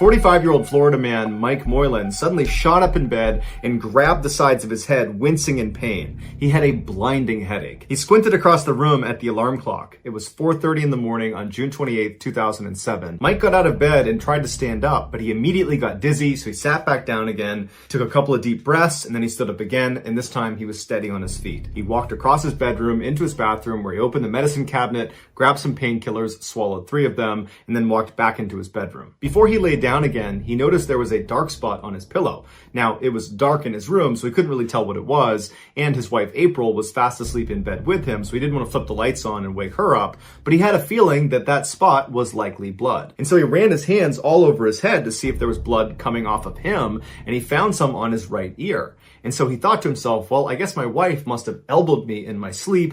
That's why I'm bleeding, and that's why my head hurts. And so feeling content that that was what happened, he laid back down and waited for the meds to kick in so he could sleep. But after 30 minutes of complete restlessness, not only had the meds done nothing, it seemed like his headache was getting progressively worse and his ear continued to bleed. And suddenly Mike thought to himself, wait a minute, what if I have an aneurysm that's burst, and that's why there's blood leaking out of my ear onto the pillow? A brain aneurysm is the bulging or ballooning of a blood vessel in the brain, and if it ruptures, it can be fatal. And so now, feeling scared that he was dying, Mike woke up his wife April and told her we gotta go to the hospital right away. And April, who's half asleep, seemed very confused, but eventually got the message, and they got up, they hopped in her car, and she drove them to the emergency room. As soon as they got there, doctors x-rayed Mike's head. Afterwards, when Mike and April were sitting in an exam room, a nurse walked in holding onto an x-ray image. And she held it up to the light and she pointed to a foreign object in Mike's skull and she says, well, it looks like you got shot. Mike couldn't believe it, and neither could the nurse or any of the doctors. He should have been dead. April, who was apparently so overcome with emotions, ran out of the room, and Mike was quickly ushered into emergency surgery, where after a couple of hours, they were able to remove the bullet from his head. As Mike lay in his hospital bed recovering from the surgery with his wife next to him, the police showed up and began asking questions about what happened. And they initially just believed that a stray bullet must have entered the home and struck Mike in the side of his head. But after speaking to the couple, April revealed that she slept with a pistol underneath her pillow and that maybe it had fired accidentally. And then when they really dug into this and they asked her more questions about this gun underneath her pillow, her story began to unravel, and eventually she would confess that she had in fact tried to kill Mike and shot him while he was sleeping. She told police the reason she did it is she had recently destroyed one of the couple's successful businesses, but Mike had not found out about it yet. And so she decided she would kill him before he could find out. After her confession, Mike was crushed and felt like an idiot, but he would tell police that there were a couple of red flags about his wife that he noticed on the night he actually woke up with this headache. For one, when he told her, hey, I want to go to the hospital because I'm bleeding out of my ear, she apparently took a really long time getting dressed and acted overly confused about what was happening, well beyond the I'm just tired routine. And then when they got in the car and were driving to the hospital, she was driving impossibly slow and he was asking her to speed up and she just wouldn't. And so Mike realized now that what she was really doing was hoping if she just delayed long enough, he might die before they reached the hospital. Obviously, he did not. April was jailed on attempted murder charges, but just a year after being in prison, she was released on a plea deal. Here is the image of Mike's x-ray where they discovered he had a bullet in his head.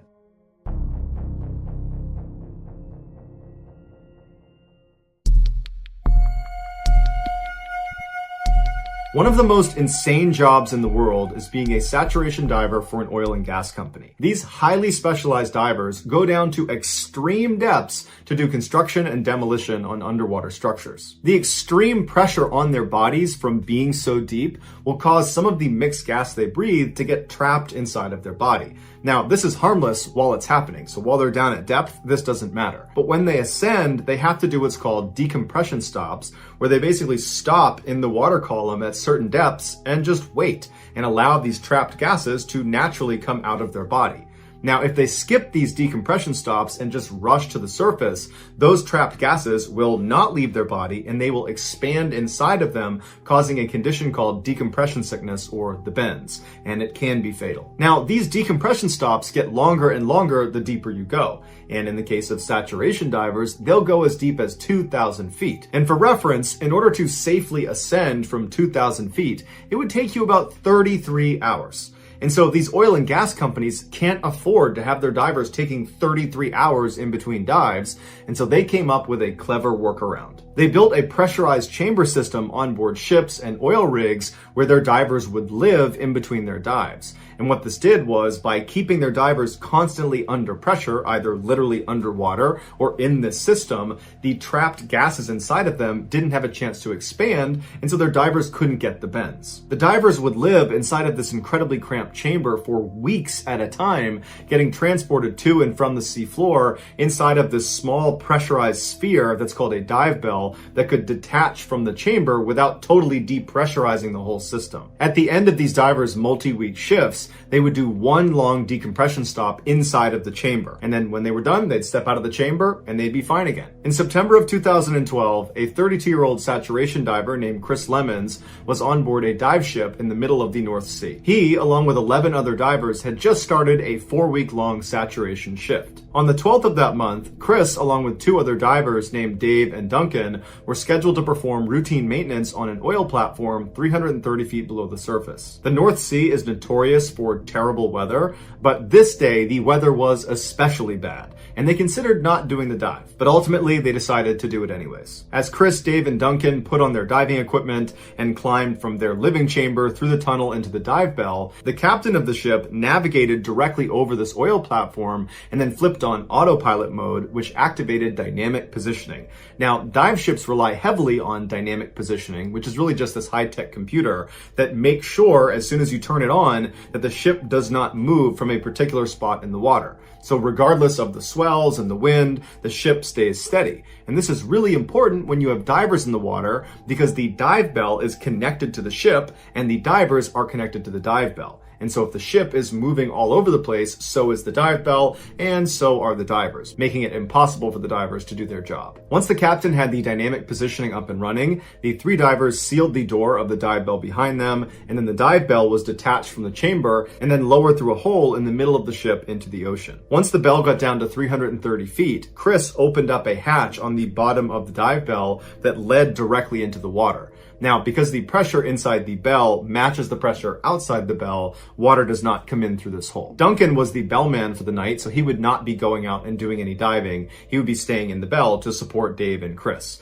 And so he helped them get their big helmets on and connected their umbilical to each of them. Sat divers, when they're outside of the bell, are completely reliant on their umbilical. It's this long stretch of tubes and wires that are connected directly to their suit and to their helmet, and it provides air as well as heat and electricity to their lights, and it provides radio communication up to the people on the boat. Once Chris and Dave were all set up, they slipped through the hole at the bottom of the bell, which brought them down to this little platform that was suspended right below the bell, and from there, they leapt off all the way down to the sea floor. Now, sat divers will say that leap from that platform is both amazing and terrifying, because once you leave the bell, it's completely pitch black all around you, so there's no reference point of how fast you're going or even how close to the ground you are. And so it feels like you're just sinking into this endless abyss before you crash into the ground. Once Chris and Dave did hit the ground, they stood up and began walking, and they were directed by the radio in their helmet which direction they needed to go to reach this oil platform. The oil platform was 11 meters tall, and it looked like a sort of pyramid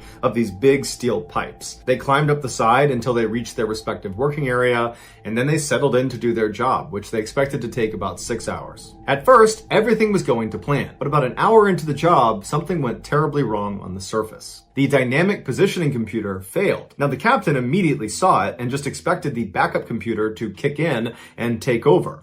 But in a terrible turn of luck, the backup computer also failed. And so very quickly, this huge dive ship began drifting in the rough seas, dragging with it the dive bell and the divers 330 feet below. While the captain struggled to try to fix the system and get it back online and get the ship back on station, another crew member hopped on the radio and called down to Dave and Chris, who were outside of the dive bell, and told them to abandon the structure and get back in the bell ASAP. And Chris and Dave could tell from the urgency in this person's voice that this was no drill, this was serious. Chris and Dave were both positioned on the south side of the structure about halfway up, and their umbilicals were running straight up the structure and then northward because the ship was drifting northward. So neither Chris nor Dave could go around the structure. They needed to go straight up before being able to climb their umbilicals back up to the bell. And so both men began climbing, but they could feel the tension on their umbilical was getting tighter and tighter, and Dave managed to get all the way to the top, and he cleared the lip, and as soon as he was on top, he started getting pulled away from the structure.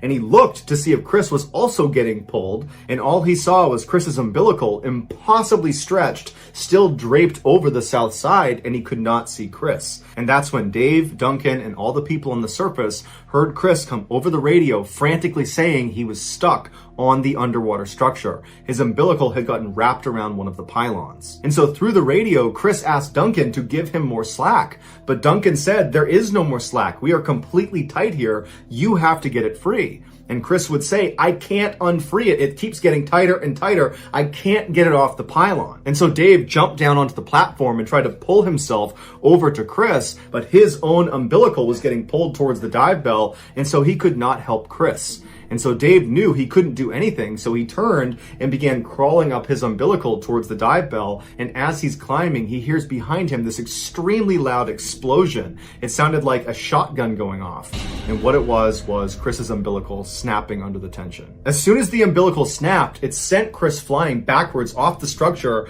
falling towards the ocean floor. Without his umbilical, he wouldn't have had light, he wouldn't have had a radio to talk to anybody up on the boat, he wouldn't have had heat, and the water was just barely above freezing, and so he would have been very cold very fast, and he would not have had an air supply.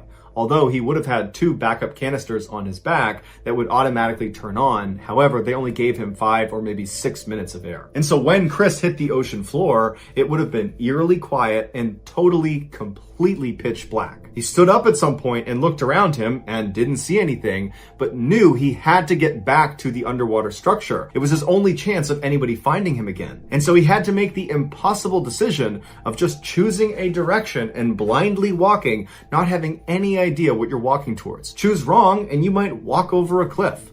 But at some point, Chris made up his mind and just began walking in a single direction, and miraculously, he walked into the underwater structure. He climbed up the side until he got to the top, which was a flat metal grate, and there he looked around and saw there was no dive bell, there was no sign of anything. It was just him. He was completely all alone. And he must have known at this point that he was running out of air. He probably had maybe 1 or 2 minutes left.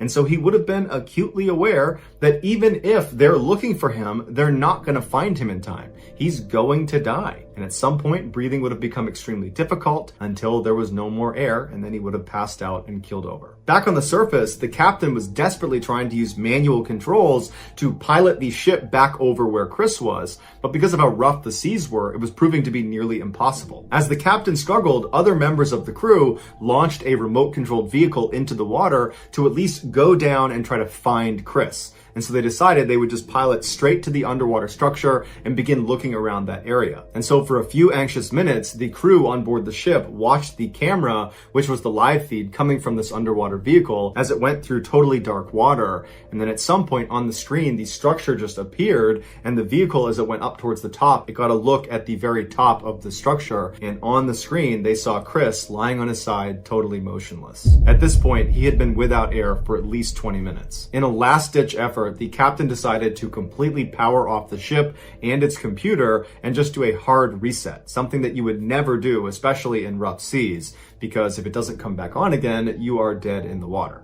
But when they turned it back on again, the ship came on and the computer system came back online, including the dynamic positioning computer. And so the captain immediately threw it on autopilot and the ship navigated right over where Chris's last position was. After Chris's umbilical had broken, Dave had managed to climb back up to the bell, and he was just standing underneath that platform right beneath it. And so when the ship got right back over Chris's position, Dave leapt off the platform, got to the seafloor, climbed up the structure, grabbed hold of Chris's body, and hauled him back up into the bell. Once Chris's body was inside the bell, Duncan, the bellman, removed Chris's helmet, and he saw that his face was blue and he was totally lifeless. But Duncan immediately just gave him mouth-to-mouth resuscitation. And after giving him 2 big breaths, Chris came back to life. He started gagging and coughing, and he's looking around wide-eyed, and Duncan and Dave are looking at him like, you gotta be kidding me, you're supposed to be dead. And after about 30 seconds, the color in Chris's face had totally come back, and he was looking at Duncan and Dave and asked them, what happened? And Duncan and Dave didn't have an answer for him. And so instead, all 3 men just started laughing and hugging. They could not believe it. Once Chris was brought back up to the ship, the dive medic looked at him and concluded that nothing was wrong with him. He was perfectly fine, despite the fact he had been without an air supply for over 30 minutes. And 3 weeks after the incident, Chris was back down saturation diving again. Today, scientists don't know how Chris survived. The leading theory is that it was just so cold, it slowed his heart and his brain down, and that somehow kept him alive. But the reality is, his survival is a total mystery. Here is what the crew saw when their remote-controlled vehicle found Chris lying on top of that platform.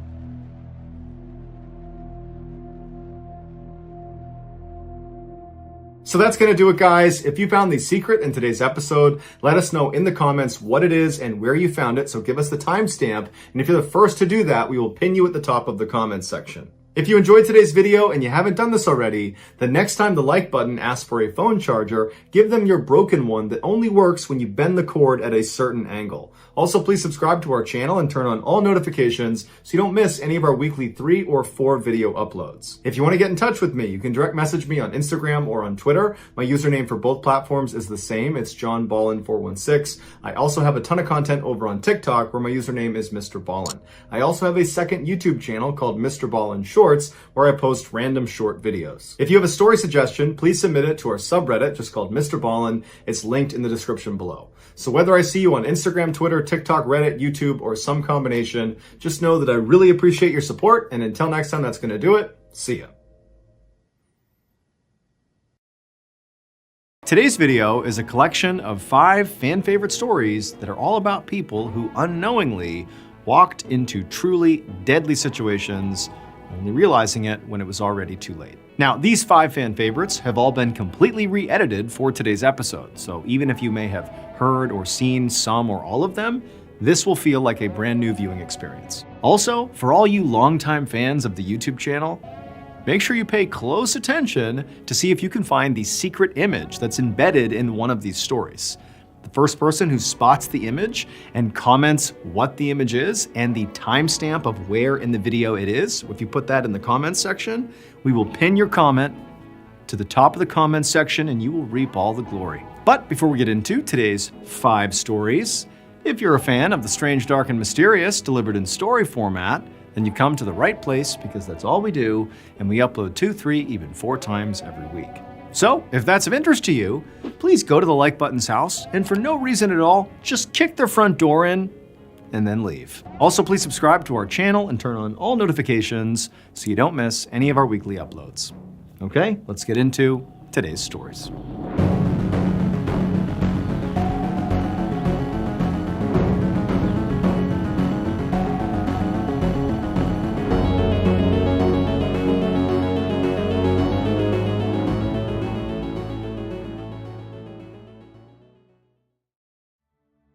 Jacob Cockle always loved the water. He grew up in a town called Penzance in the UK, and he spent virtually all of his time surfing at one of their beaches. By the time he was 10 years old, he started skipping school to go surfing and started getting in a lot of trouble for that. But despite his parents' and his teachers' frustrations with him, there was always one person that had his back and totally understood him, and that was his older sister, Grace. They were so close, they developed their own special language they talked to each other in, and Jacob used it so much that people actually thought he had a speech problem. But when Jacob was 17, his life was turned upside down when Grace was diagnosed with a brain tumor, and she died very quickly after that. This had a profound impact on Jacob. It was like his entire view of the world had totally changed overnight, and he began to believe that Grace's energy had been transferred to him, and that it was now his duty to live for the two of them. And so what this translated to is Jacob began taking lots and lots of risks because he felt like he didn't want to pass up opportunities. He wanted to live life to the fullest, even if it was a little bit reckless. In addition to loving the water, Jacob also loved photography. And so with this new risk-taking attitude, he began doing these water-based stunts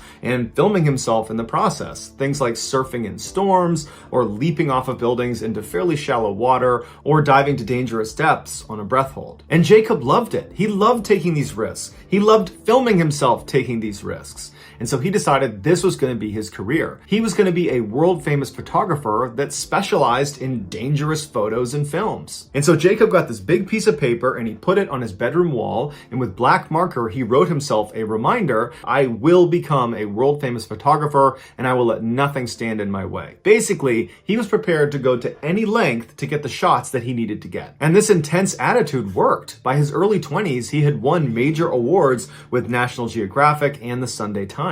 He was also a regular contributor to surf magazines, where he almost always got the cover shot. Most of his award-winning pictures were taken of the sea in its most violent and turbulent forms. Like the shot of a fishing boat coming back into port in a large swell won a competition that put it all over the London Underground. Or this shot he took, which is off the coast of Sumatra out in the middle of the ocean, as Jacob and his friend are right in front of the supertanker that's bearing down on both of them, and his friend is surfing off the wake caused by the supertanker.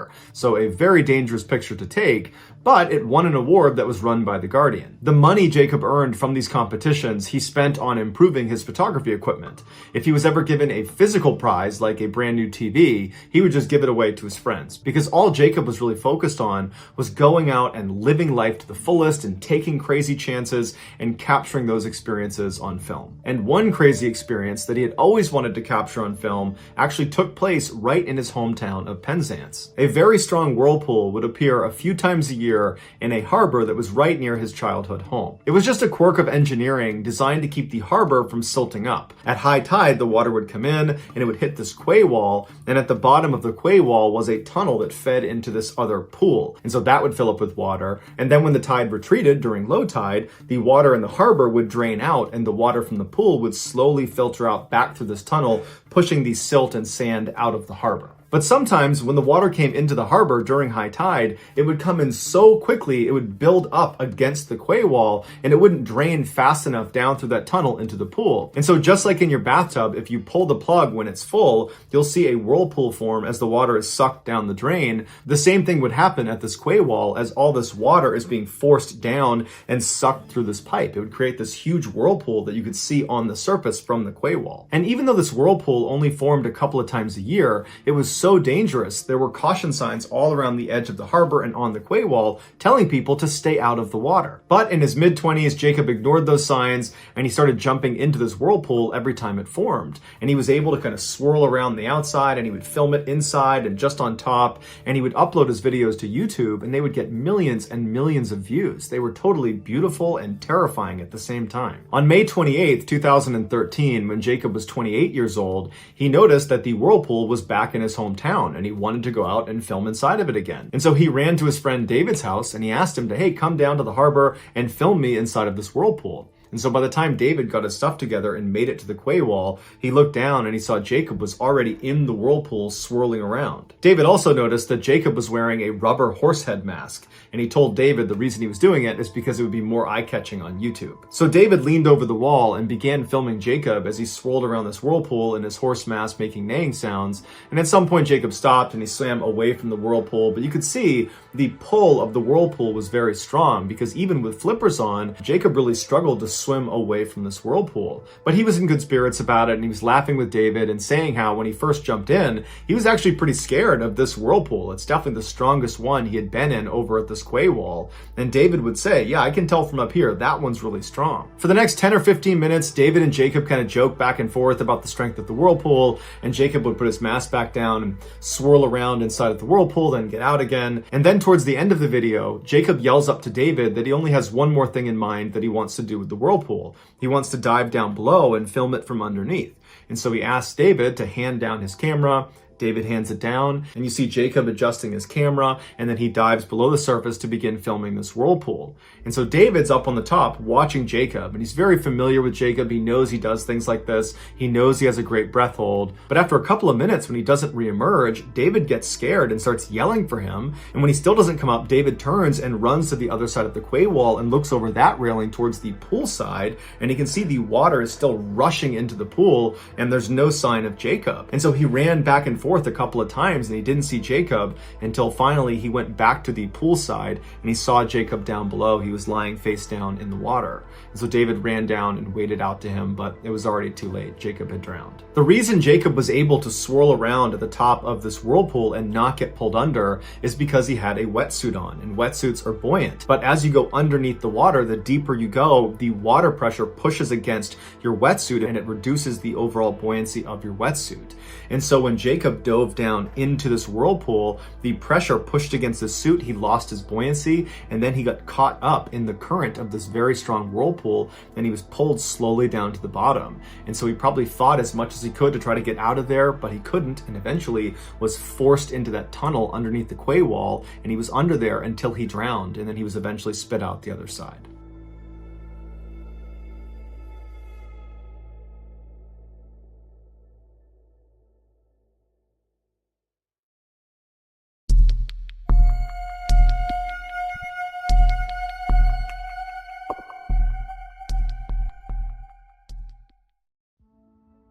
From a young age, Carrie O'Connor had an intense love of learning. When she learned how to read, her parents had to bribe her to get her to put her book down so she would go outside and play with the other kids. While Carrie loved to learn about all things, her favorite subject was French culture. And so she began devouring all things French, and then in middle school, she began studying the language, and by high school, she was nearly fluent and taking college-level French courses. Carrie would go on to earn several degrees in French, including a PhD. And in 2019, she put that PhD to use when she was offered a full-time professorship at Boston University. She eagerly accepted the role. After her first full year at BU, she decided it was time to get an apartment that was closer to campus. So in August of 2020, shortly after Carrie's 38th birthday, she, along with her two beloved cats, moved just 10 minutes away from Boston University into an old apartment building on a busy street. With her apartment still filled with unopened moving boxes and furniture wrapped in plastic, Carrie broke out her laptop and enthusiastically wrote an email to all of her students for the year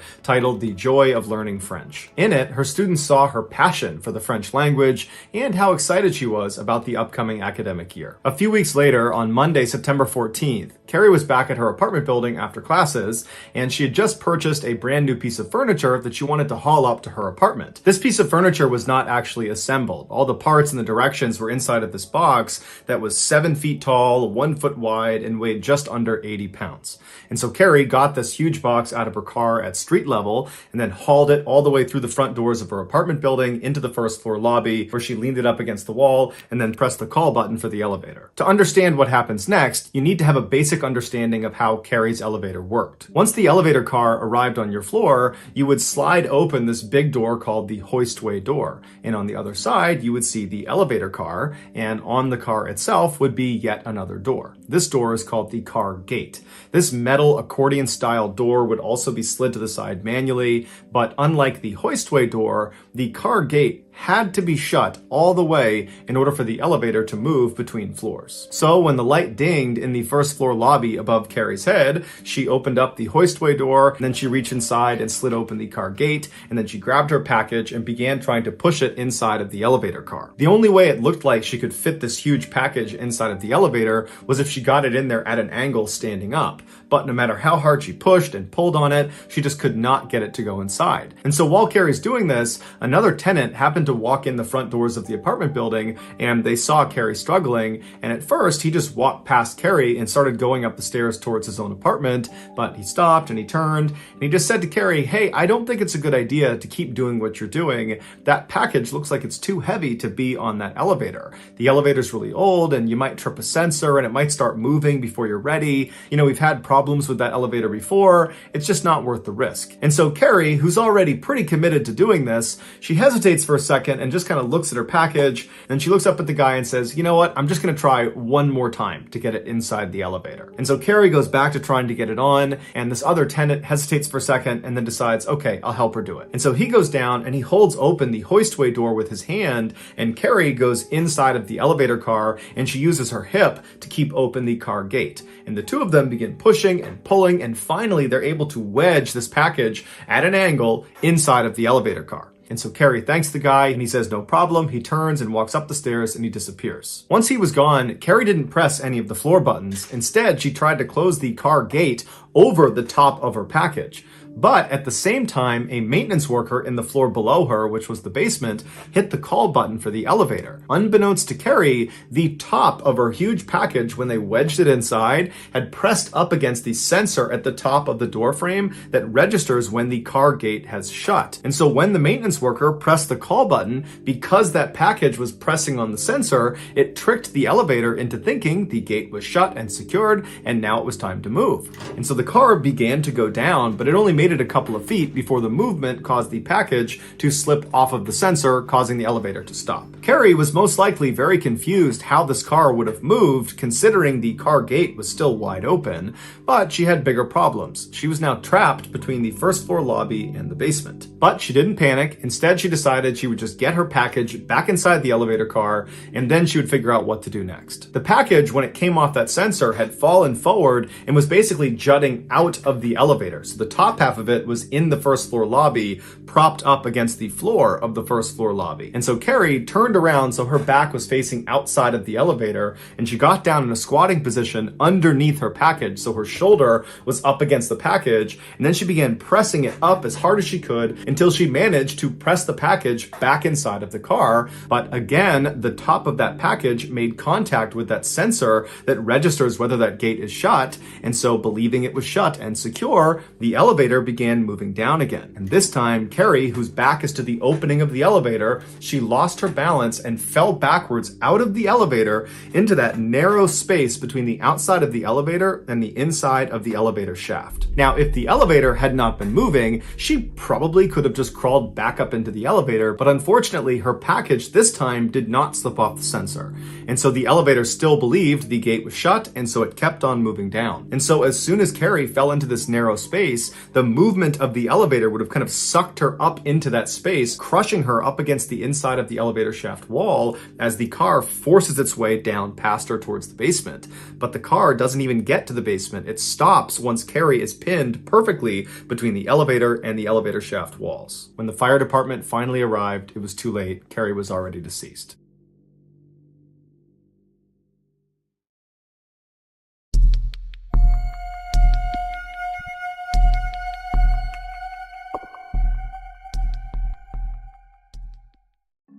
On Thanksgiving morning in 1900, an 18-year-old named Thomas Pedler told his mother that he was going out for a bit, but he'd be back in time for turkey that afternoon, and then he grabbed his jacket and his coat and he headed out the door. Thomas lived in a very working-class neighborhood in San Francisco, California, where, generally speaking, nothing big really ever happened. It was kind of a place where people just worked, and that was it. But on this day, something huge was happening in Thomas's neighborhood.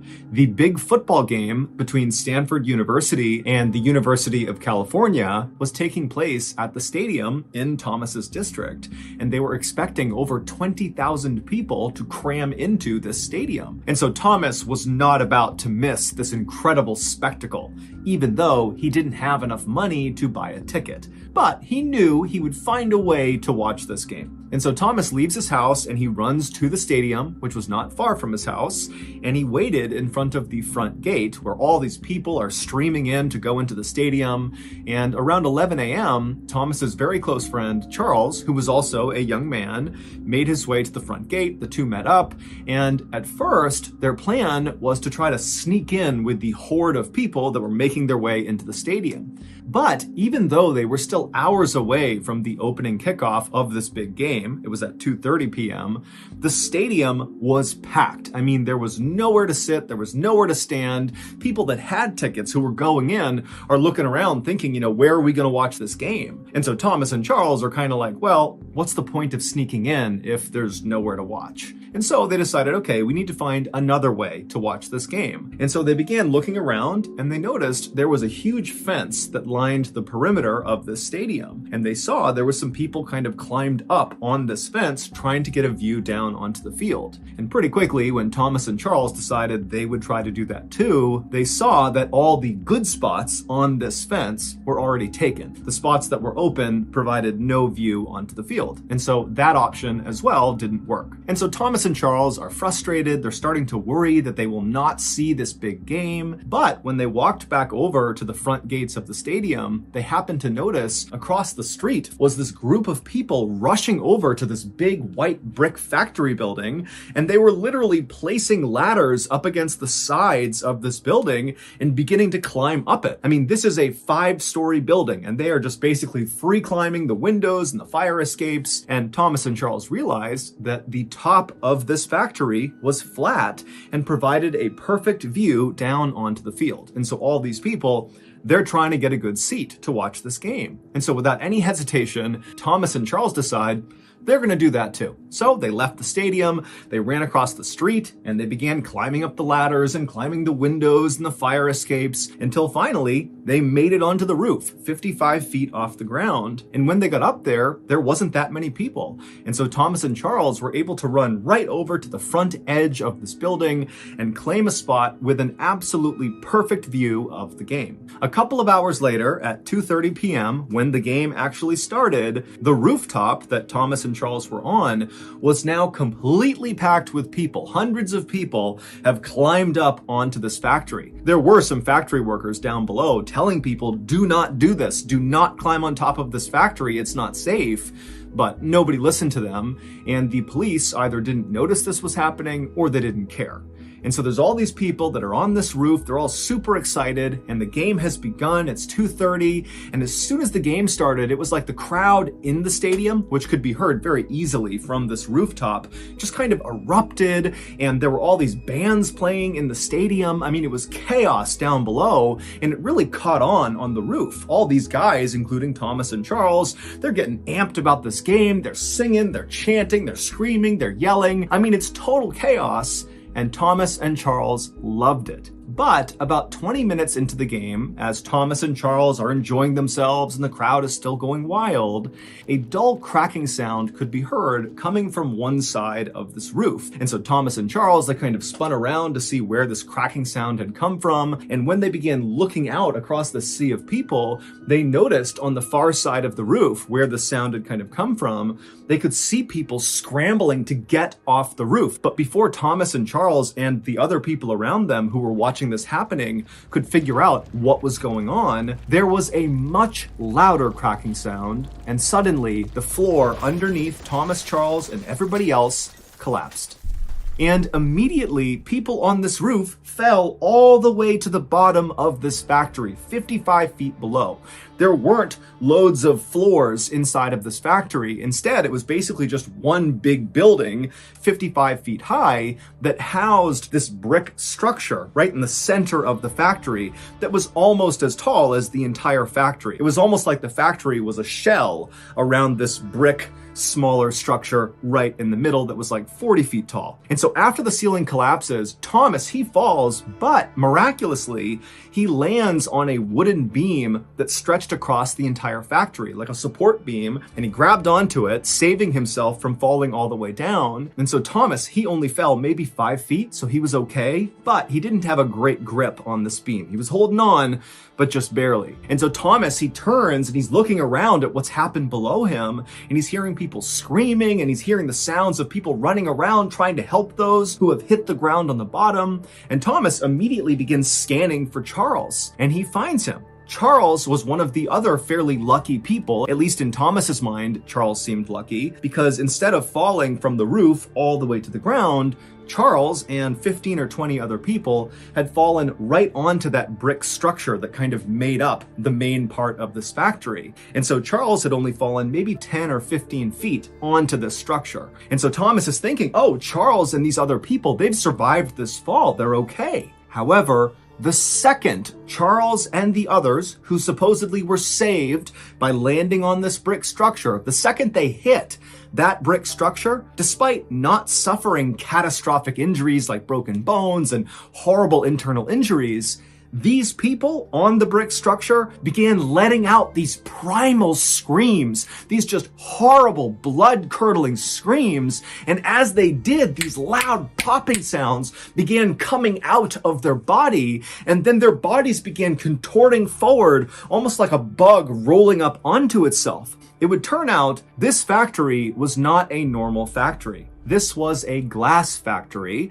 and in order to make glass, you need to heat sand and some other chemicals up to extraordinarily high temperatures. You need a furnace that can literally burn hotter than lava. And so that brick structure that was housed in the middle of this 5-story tall factory was a glass furnace, and it was on. And so even though the inside of this furnace was the hottest place, it was over 4,000 degrees Fahrenheit, the outside of this furnace, where Charles and the others had landed, believing they were saved from this 55-foot fall to their death, was still extremely hot. So hot that the factory workers couldn't even go near the furnace, even with special equipment on. The way they worked with this furnace was with these long metal pokers. They would work the flames and the glass at a distance. And so the instant that Charles and the others landed on the top of this furnace, they began to light on fire. Those snapping sounds that were coming out of their bodies was the sound of them instantly igniting on fire. And so Thomas and the others who had initially survived this horrible collapse watched as Charles and the others shrieked and shrieked,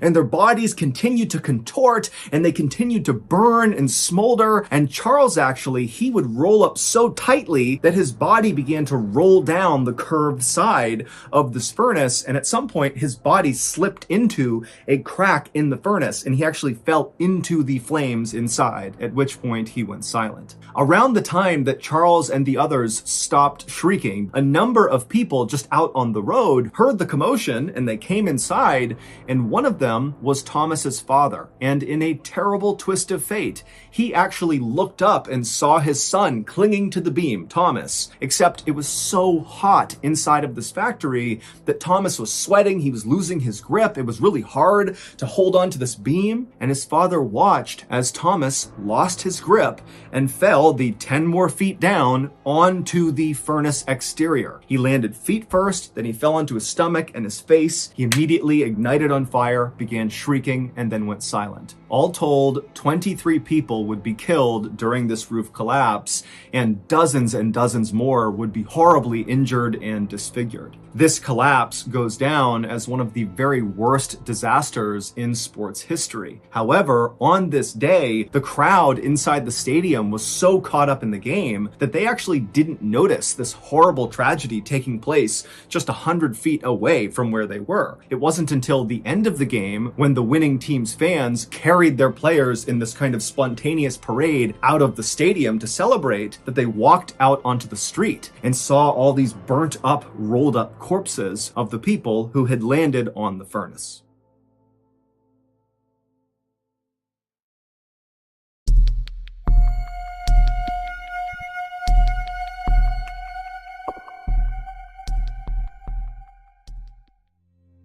In 1996, 21-year-old Katie Fleming was studying French at the University of Oregon.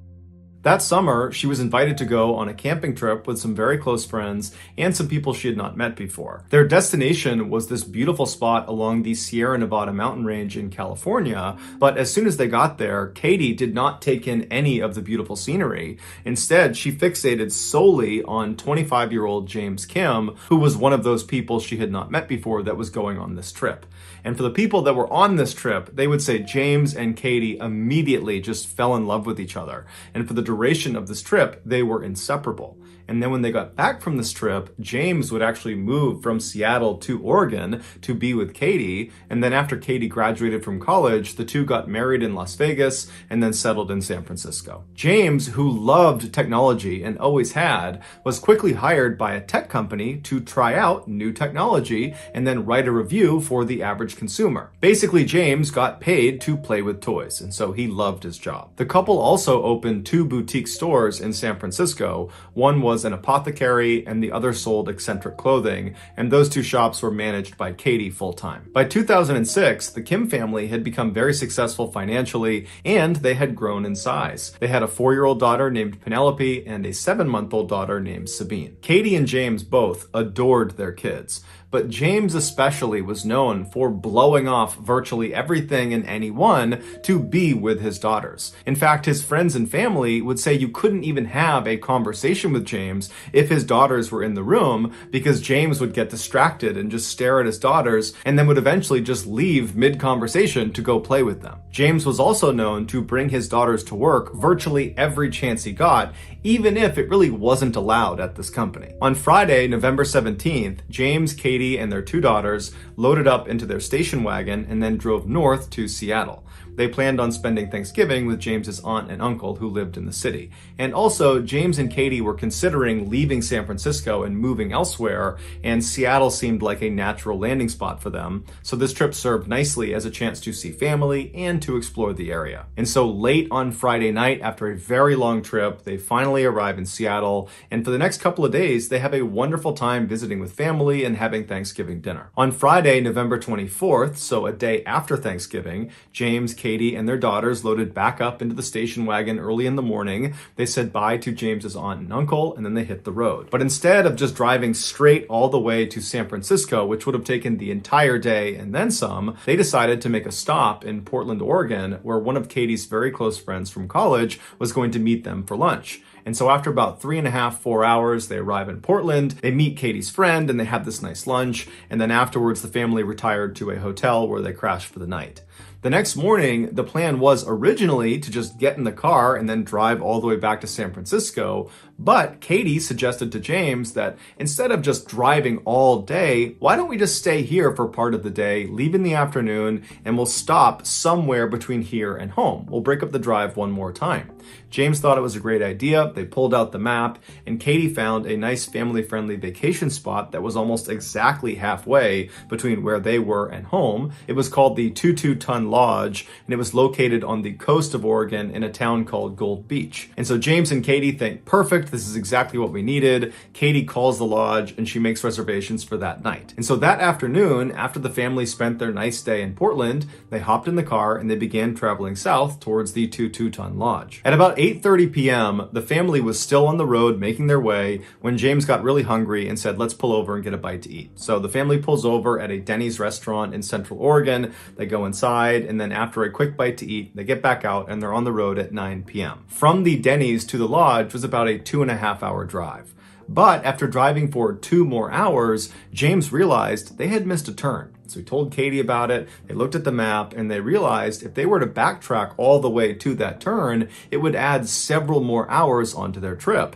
And so they began looking for an alternative path. And they found one. Instead of going all the way west to the coast and then all the way south to this lodge, which was the original plan, they could just go south from where they were all the way until they were parallel with this lodge. And then from there, they could just cut west along this road called Bear Camp Road that would basically go straight to their destination. But what this map did not do a good job of explaining was just how dangerous Bear Camp Road was. It started at 900 feet of elevation, but very quickly went all the way up to 4,000 feet of elevation before it went over the backside of this mountain down to Gold Beach and where this lodge was. While the road is paved, it's incredibly narrow and it's basically cut into a mountainside, and so there's very steep drop-offs throughout most of this ride, and there are no guardrails protecting people from falling off. The summer is really the only time people should be on Bear Camp Road because that's when the road is maintained. In the winter, the road is not plowed, it's not maintained, and so even a light snowstorm could make the road totally impassable. impassable. And the road cuts through a very remote section of Oregon where there's just not many people around. So if you get in trouble out there, you're probably on your own. But the Kims were not aware of the dangers this road possessed, and so after going south for a while, they did turn on to Bear Camp Road and began slowly driving up the mountain. And so as James is driving, Katie falls asleep in the passenger seat, the girls fall asleep in back, and outside it begins to snow. An hour later, Katie wakes up from her sleep, and the first thing she notices is outside, it is snowing so hard that James now has the windshield wipers on full blast, and still you could barely see out the front windshield. She looked at her husband, and he was hunched over, white-knuckling the steering wheel, looking intently out the window, and she says to him, what's going on? Should we stop? Should we turn around? And James, without even looking at her, says, yeah, honey, I do want to turn around, but the road is so narrow, we can't. And then he would tell his wife that earlier they had actually driven through a fork in the road where there was enough space to turn around, and so now he was just hopeful that there'd be another fork somewhere that would allow them to turn around. And so Katie was not excited about the idea, but she trusted James and said, okay, let's keep going. And so James just continues driving up this mountain pass, and you got to understand, they are driving on basically a cliff.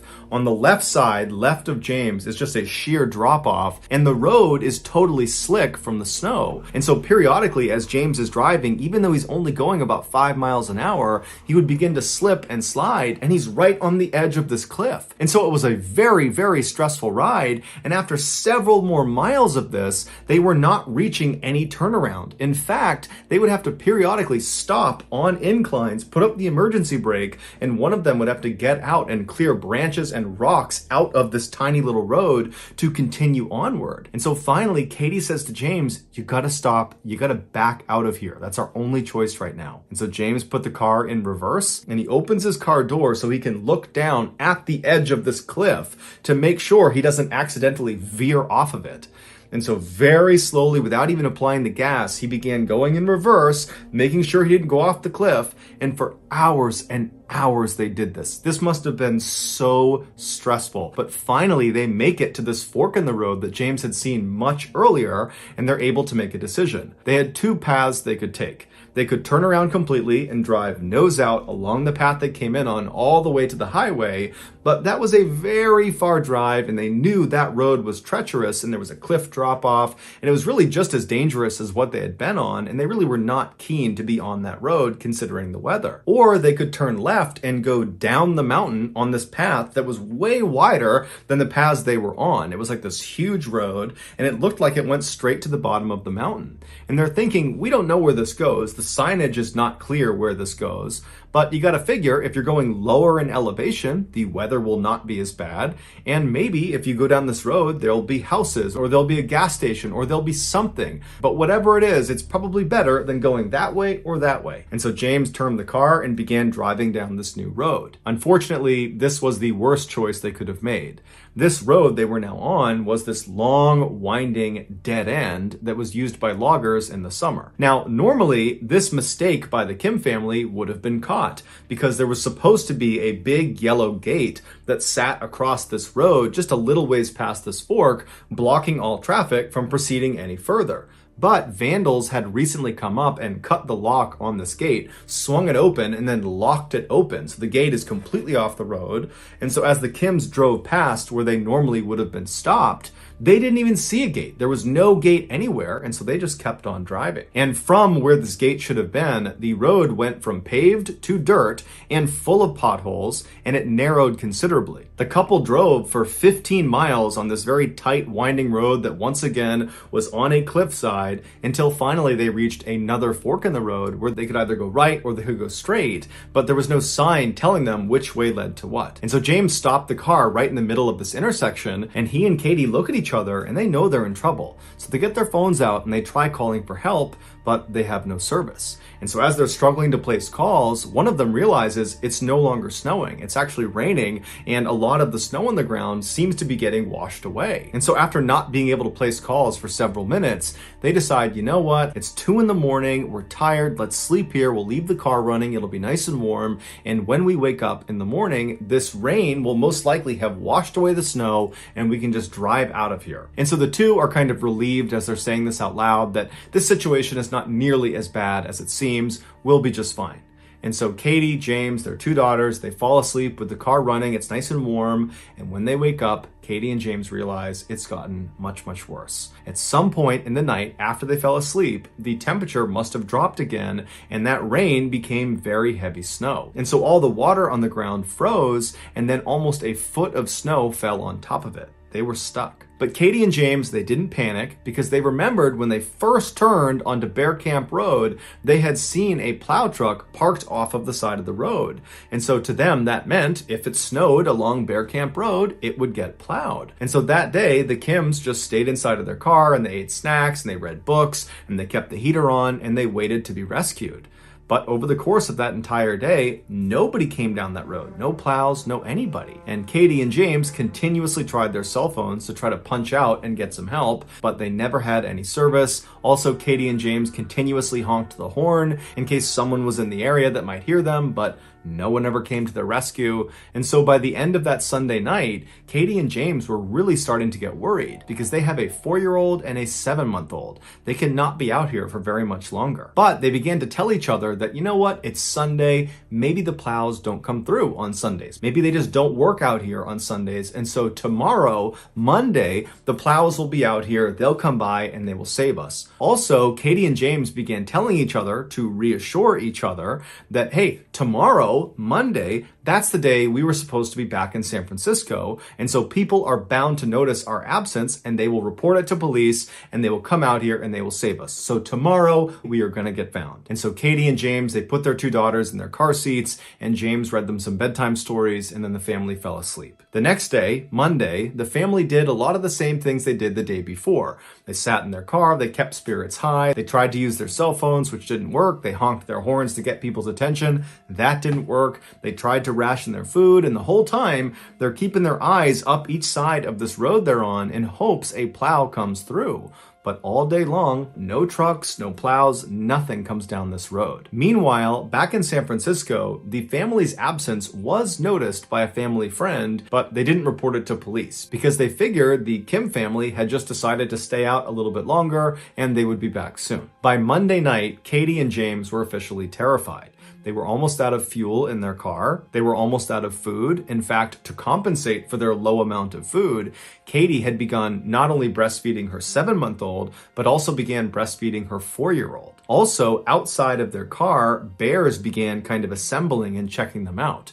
And at first, Katie and James would scream and yell and try to scare them off, but the bears ultimately were not that fazed by them. They were not aggressive, but it meant the family did not feel comfortable getting out of their car. And so they're in this very claustrophobic situation where they are literally trapped inside of this small car where all the windows are covered with snow and they can't go anywhere. They can't call anyone. They're running out of their supplies. I mean, this is a terrifying situation to be in. Katie and James had been really strong to this point, but around this time, they began to act scared and their kids picked up on it and they started acting scared and fearful. And so the parents were trying their best to calm them down and tell them everything's going to be fine and they're going to get out of here soon. But in reality, Katie and James knew that if they didn't get found soon, they were probably going to die. The next day when they woke up, which was Tuesday, again, no cars or trucks came down either road. There was no plows. The snow just continued to pile up and the food was running unbelievably low to the point where James actually left the car and went out looking for bear droppings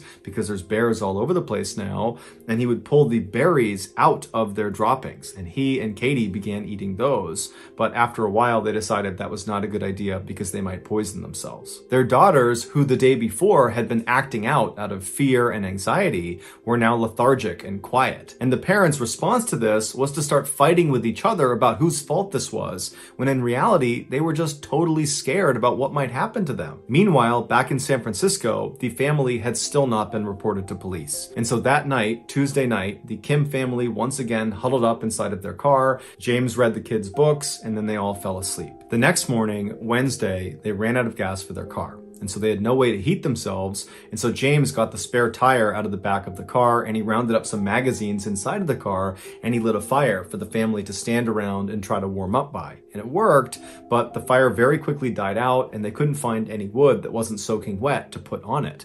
And so before long, they did not have a fire. And so all day that day, James and Katie were desperately looking up the road in hopes that a car or truck would come through. They never did. James and Katie tried their cell phones repeatedly, but they never got service. They honked their horns and they screamed out for help, but nobody heard them. And so before long, it was dark again and the family was huddled up inside of their now freezing car, and all they could hear outside was the sounds of bears marching around the area. And so I'm sure James and Katie thought to themselves, I wonder if we'll survive the night. Meanwhile, back in San Francisco, that family friend who had noticed the Kims were gone on Monday, she did go to the police on Wednesday afternoon and reported them missing. And so a search party was being organized that night, but of course the Kim family would have no way of knowing that. The next morning, Thursday, the Kim family woke up, they survived the night, but at this point, James and Katie are speaking openly about the real possibility that they all might die. In fact, Katie says to James, you have to promise me if our 2 kids die out here, you have to kill me too. And James said he would. At this point, Katie and James do not believe a truck or a car or anything is going to drive down this road and save them. They believe their only hope of being rescued is by sending a smoke signal up into the air that a pilot might see. So they pull off all 4 tires of their car, and then they pull everything out of the car that might burn, and they stack that on the tires, and that included Penelope's prized stuffed lamb. And then once they had their big pile, they lit it on fire, and fairly quickly, a large black billowing cloud of smoke was going straight up to the sky, and for a minute the Kim family was very optimistic that they were about to be found, that certainly someone was going to see the smoke and come find them. But unfortunately, the fire burned out very quickly, they couldn't light it again, and nobody flew overhead. And so before long, the family is once again huddled inside of their freezing cold car that night. There's bears walking around outside. They're basically out of food. Their kids aren't even crying anymore. They're just silent and cold and miserable. And as they're all shivering and trying to stay warm, James realizes he needs to do something drastic or his family's going to die. And so the next morning, Friday, when they get up, James tells Katie that he had been studying the map and there is a town about 4 miles east called Galice that he believes he can get to in about 2 hours. Katie immediately said, no, you cannot leave us. We need you here. There's probably a search party out there looking for us right now. We need to stay together so we can all be found. But James's instincts were telling him that no one was coming for them, or no one was going to actually find them in time. And so their only hope was if he ventured off and found help. And so Katie finally reluctantly agrees to let him go because he seemed really confident. And so at 7:45 a.m. that morning, James gave his 2 daughters a big hug and a kiss, told them he loved them and he would see them soon. And then he hugged his wife and said he loved her. And then he turned around and walked up the road out of sight. At the same time, unbeknownst to the Kim family, hundreds of searchers and helicopters are all over Bear Camp Road looking for them. 2 days later, on Sunday, December 3rd, so a week after the family had originally gotten stuck,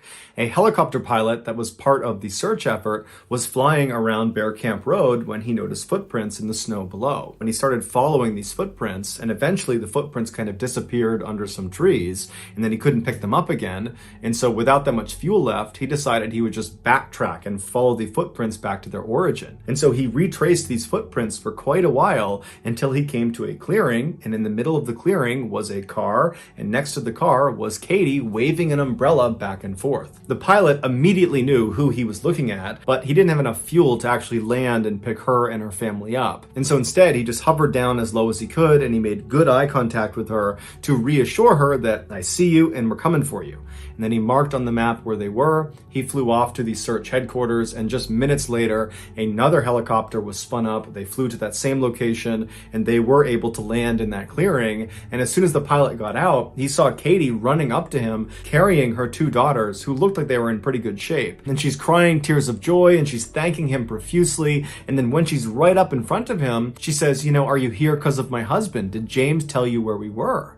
And the pilot looked visibly confused. Katie picked up on it, and she explained how just 2 days earlier, James had left to go to the town of Galice to get help, and he still hadn't come back yet. And so at this point, the pilot understood what was happening, and so he looked down And he said, "No, ma'am, we still have not found James." Katie was devastated and she cried as she and her daughters were loaded into the helicopter and airlifted out of the forest and brought to a hospital. There they would make full recoveries. Meanwhile, the search effort, which had been all over Bear Camp Road, was suddenly focused exclusively on the area around where their car was. And professional trackers were brought in to look for James's tracks, and they found them fairly quickly and began following them. James, after departing his family to go look for help, which must have been the most difficult decision he had ever made in his entire life. He loved his family more than anything, and he had to abandon them in the middle of the wilderness with no food, with no power, and he has no idea if he'll ever see them again. And so after leaving them behind, he walked 3 miles up the road they came in on, and then instead of just continuing on that road in the direction of Galice, he deviated and walked off the road. He actually went straight down one of the cliffs until he hit a river. And it's believed that maybe he saw the river from up on the road and thought that would be a faster way to get to Galice. But either way, he got down to the river, and as he walked, he would leave behind him little bits of torn clothing and torn paper to create a trail of where he was going, presumably so if he needed to, he could backtrack to his family.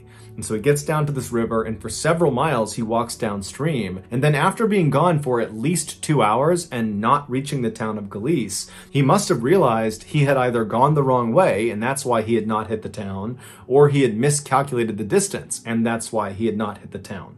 But either way, he did not turn around and go back to his family. Instead, he pressed on, believing he was their only hope. And so on he went, crossing over rivers, getting totally soaked in frigid water. He went up and down mountains all over these totally rugged areas in nothing but street clothes. He had sneakers, pants, and a jacket on. He had no food, he had no water, and he just kept on going until it was nightfall, and he had covered about 10 miles at this point, and he laid down and he went to sleep. And that night must have been absolutely horrible as he thought about his family that was alone in the woods somewhere. He probably wondered if they were still alive. And the temperature was in the 30s, and again, he's just in street clothes. But he survives the night, and so the next morning, that Saturday, he gets up and he's right back at it, despite the fact that he was physically wrecked at this point. But for him, he didn't care. He was doing it for his family. And so all day he hiked in and out of freezing cold streams, up and down mountains, until finally he found himself at the bottom of this deep ravine next to a river where he just fell to his knees, fell forward, and died. He had literally just kept on going, looking for help for his family until he eventually succumbed to hypothermia. James's body was located 2 days after his wife and his daughters were successfully rescued. It would turn out the town of Galice was not 4 miles away from the family's car. It was about 15 miles away, but that's from point A to point B on a map, like a straight line. But when you actually are hiking in the wilderness, you don't go in straight lines because there's mountains and there's rivers and there's things that get in the way. And so in order to get to Galice from where their car was, James would have had to travel 30 or 40 miles, zigging and zagging up over 4 different mountains. And so this was a suicide mission from the start. James ultimately covered 16 miles through some of the most treacherous terrain in the country, wearing nothing but his street clothes. The professional trackers that followed this 16-mile trail to his body, they called his journey superhuman. The helicopter pilot would later say he never would have found Katie and the girls had he not spotted those footprints first and then traced them all the way back to that clearing. And it would turn out those footprints were made by James after he left his family and walked off to get help. And so even though it cost him his life, James did ultimately save his family.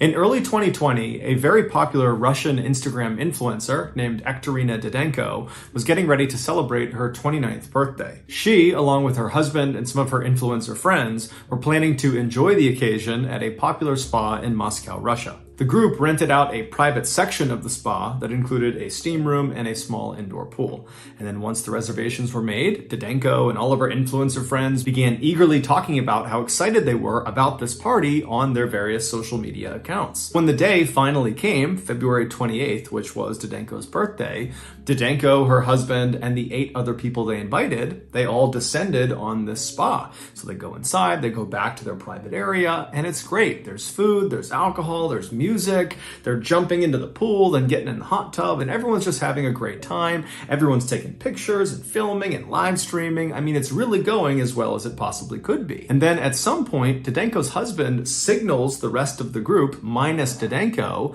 and they all begin to pull out these white hazardous materials suits. Imagine what you would see in a movie if there was some huge chemical leak, a full body white suit with a mask. And so they're all putting on these hazmat suits, and they give one to Didenko, who puts it on as well, and they tell her this is part of her big surprise. Now, it's unclear if Didenko actually didn't know what was going to happen next, or if she's just pretending to be surprised because it would do better on social media, because this is all being filmed and she's an influencer. But either way, she puts on her hazmat suit, and once everyone has their suits on, Didenko's husband wheeled in this huge cooler like you would bring to a picnic, and he placed it right on the edge of the pool. When he opened the lid, the crowd all gasped and laughed and smiled and filmed as these huge clouds of smoke or steam came pouring out of it. What it was roughly 55 pounds of dry ice. Dry ice is just frozen carbon dioxide.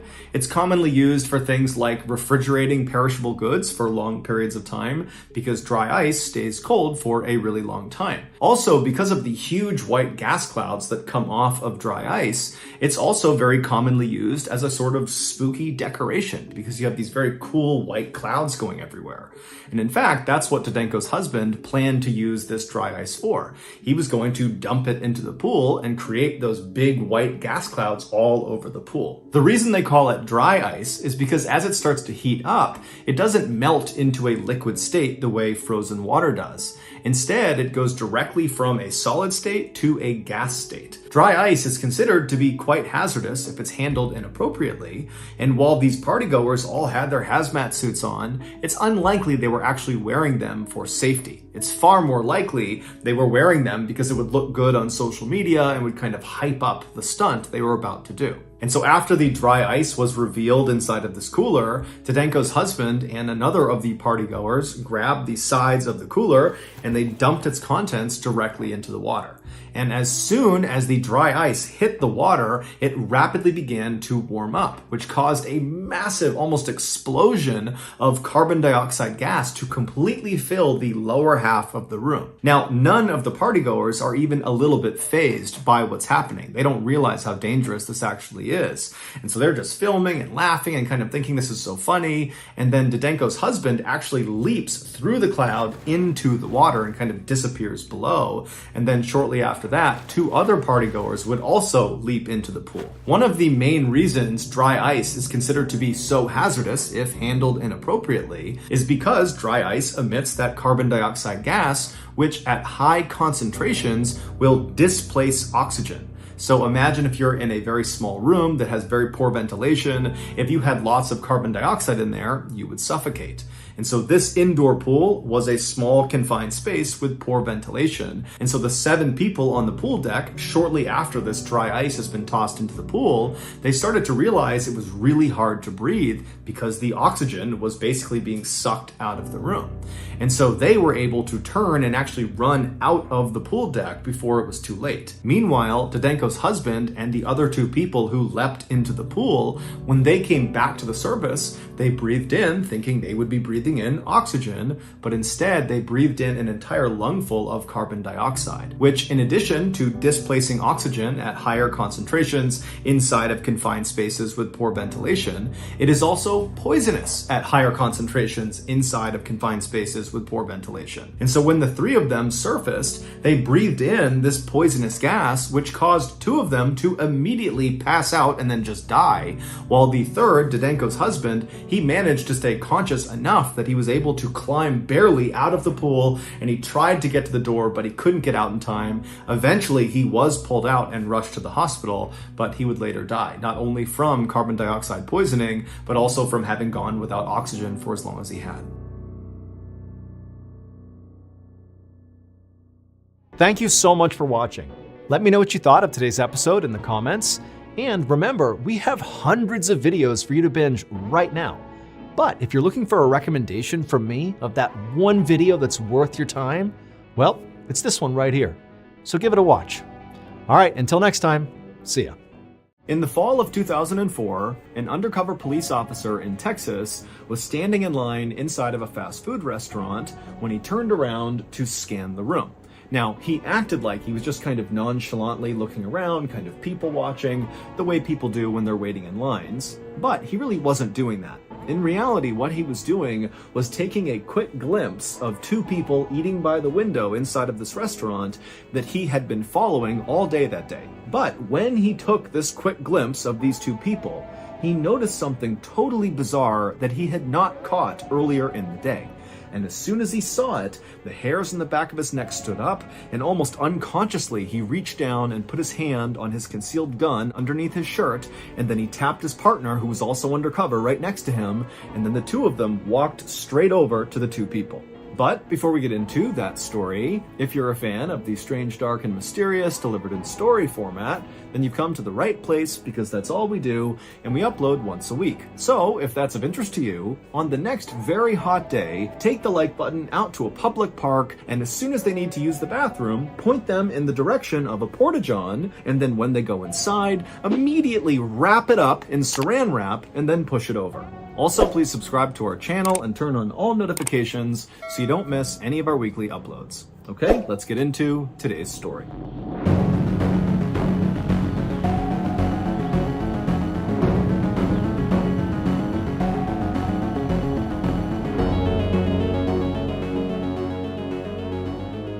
On the evening of June 17th, 2004, a 21-year-old woman named Molly Daniels pulled into the driveway of her little home that she shared with her husband and two kids in suburban Texas.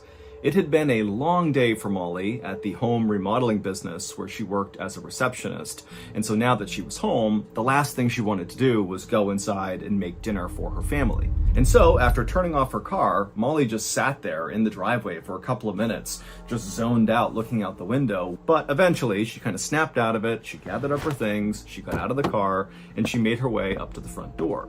And as soon as she stepped into her home, that bad mood she was feeling from work was wiped away and replaced with happiness. Because the first thing she heard the second she was in her home was the sound of her 4-year-old son, Caleb, hysterically laughing. And so Molly walked into the back room and she found her son, along with her husband, Clay, rolling around on the ground, tickling each other. And next to them was their 1-year-old daughter sitting on the rug, laughing as well and clapping and watching along. And so as soon as Molly walked into the room, Clay, who was underneath Caleb, stopped for a second and grinned up at Molly. Molly smiled back, and then Clay and Caleb went back to wrestling, and the 1-year-old continued to laugh and play along. And so Molly suddenly felt so content with her life. It was so incredible to have a family of her own. And so, with a big smile on her face now, she headed off into the kitchen to make dinner. Life had been tough financially for the Daniels family recently. The city where they lived, called Leander, was located just north of Austin, Texas, and it was getting more and more expensive every single year. Clay, who was 2 years older than Molly, he was 23, he was a mechanic, but he had been out of work for months, and so he had just been staying home with the kids. As for Molly, she had her job as a receptionist, but it paid very little, and so ultimately the family was just barely scraping by. But despite the financial hardship they were under, Molly was so thankful that she had a husband in Clay that was so good with their kids, especially Caleb, the 4-year-old son, because Caleb was actually Molly's son from a previous relationship, and she was worried that maybe Clay wouldn't necessarily treat him like his own, but Clay had totally stepped up to the plate and become Caleb's father, and Caleb definitely viewed Clay as his dad, and so that relationship was as close as if they were biologically related, and so Molly just felt so grateful for that. That evening, the family sat down and had dinner together, and then afterwards, Molly and Clay got the kids off to bed, and then Molly and Clay stayed up and watched TV together. But after a while, Molly said she was tired and she was going to go to bed. Clay said he'd be staying up for a bit longer, and so the couple kissed, said goodnight, and Molly made her way upstairs. At around 10:45 p.m. that night, so about 15 minutes after Molly went upstairs, she was laying in bed drifting off to sleep when she heard the sound of their front door open and then shut, and then she heard the sound of their car being turned on and leaving the driveway. Now, this was not a big deal for Molly because earlier that night, Clay had mentioned kind of offhandedly that he wanted to go see his mom that night, that he might swing over there and say hello. He had a couple of paperback books that he wanted to give her. And so Molly knew there was a chance he could be doing that. And so she assumed that had to be what she was hearing. And so she forgot about it and fell asleep.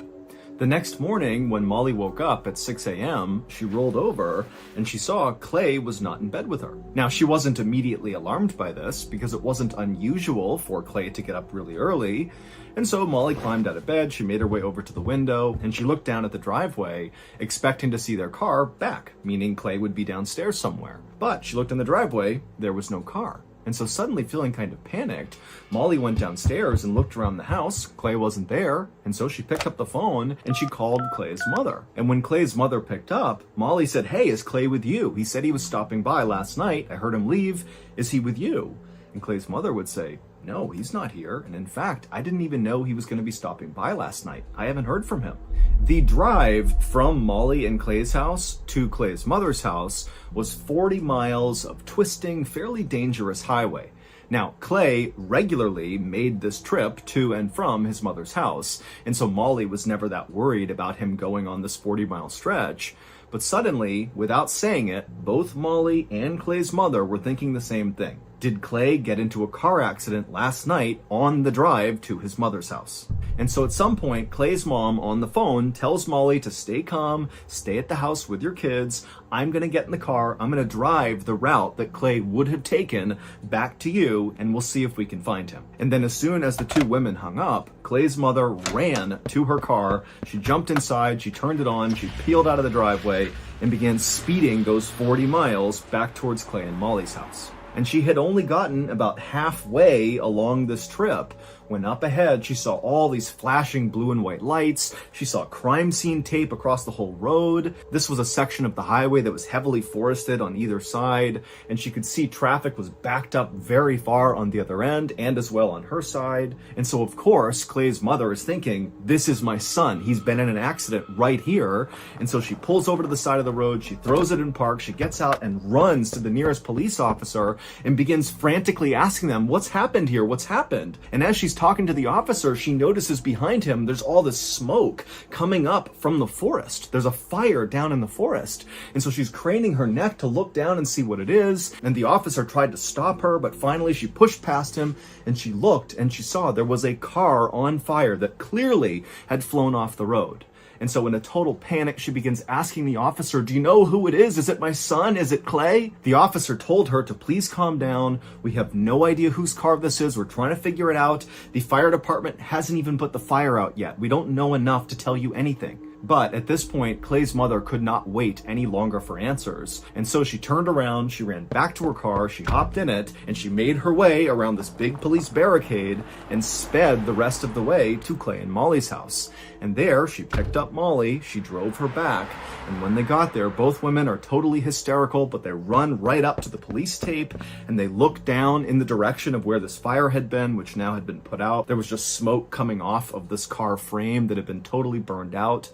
And immediately, when Molly looked down there, she recognized the car. Or I should say, she recognized the shape of the car, because the fire had totally eviscerated the car. But Molly, she was seeing the frame was about the right size, and she was seeing that strewn around this burned out car were all these paperback books that had been burned up partially in this fire. And she knew that Clay had likely been on his way to his mother's house with all these paperback books inside of the vehicle. And so she knew this had to be Clay. And at the same time that Molly is having this horrible realization, the fire department down below was able to actually get into the burned out vehicle. They opened up the door and they found right away there was a body in the driver's seat. And so between the size of the body, all the paperback books that Molly said, that would be something Clay would have, along with several other personal effects that were found inside of the car, like Clay's prized Harley-Davidson pin that he always wore in his hat, it was obvious that this was Clay. When word spread about Clay's death, Molly's neighbors and friends in Leander jumped into action. People loved Molly in Leander. She was this very sweet, very kind woman who was a little bit socially awkward, but they had found ever since she had married Clay, she had really found some more confidence and just seemed happier. And so it was totally devastating to see Clay be pulled from her life like that. And so very quickly, the community in Leander raised $1,000 and they gave it to Molly and her kids. And then also neighbors began dropping off food and stocking their fridge with groceries. And even though Molly couldn't even eat, she was so grief-stricken from the loss of Clay, she still very much appreciated the effort that people were making to comfort her. But as the community rallied around Molly and her kids to get them through this difficult time, the police were starting to ask some questions about how exactly this crash that had killed Clay actually happened. Because there were some oddities about the scene of the accident. The biggest being, there were no skid marks on the road, which meant Clay had not hit the brakes before swerving off the road and crashing down in the trees below. And secondly, they didn't really understand how the fire that had started after this crash had gotten so incredibly hot that it basically had completely melted away every part of the vehicle save for the frame, and also Clay's body had been totally destroyed. I mean, the authorities had seen fires after car accidents, but nothing like this. This looked very unique. And so investigators started to wonder if they were really dealing with a car accident, or if this was a murder. And on June 22nd, just 4 days after Clay was found, investigators would learn from the crime lab that their suspicions had been correct.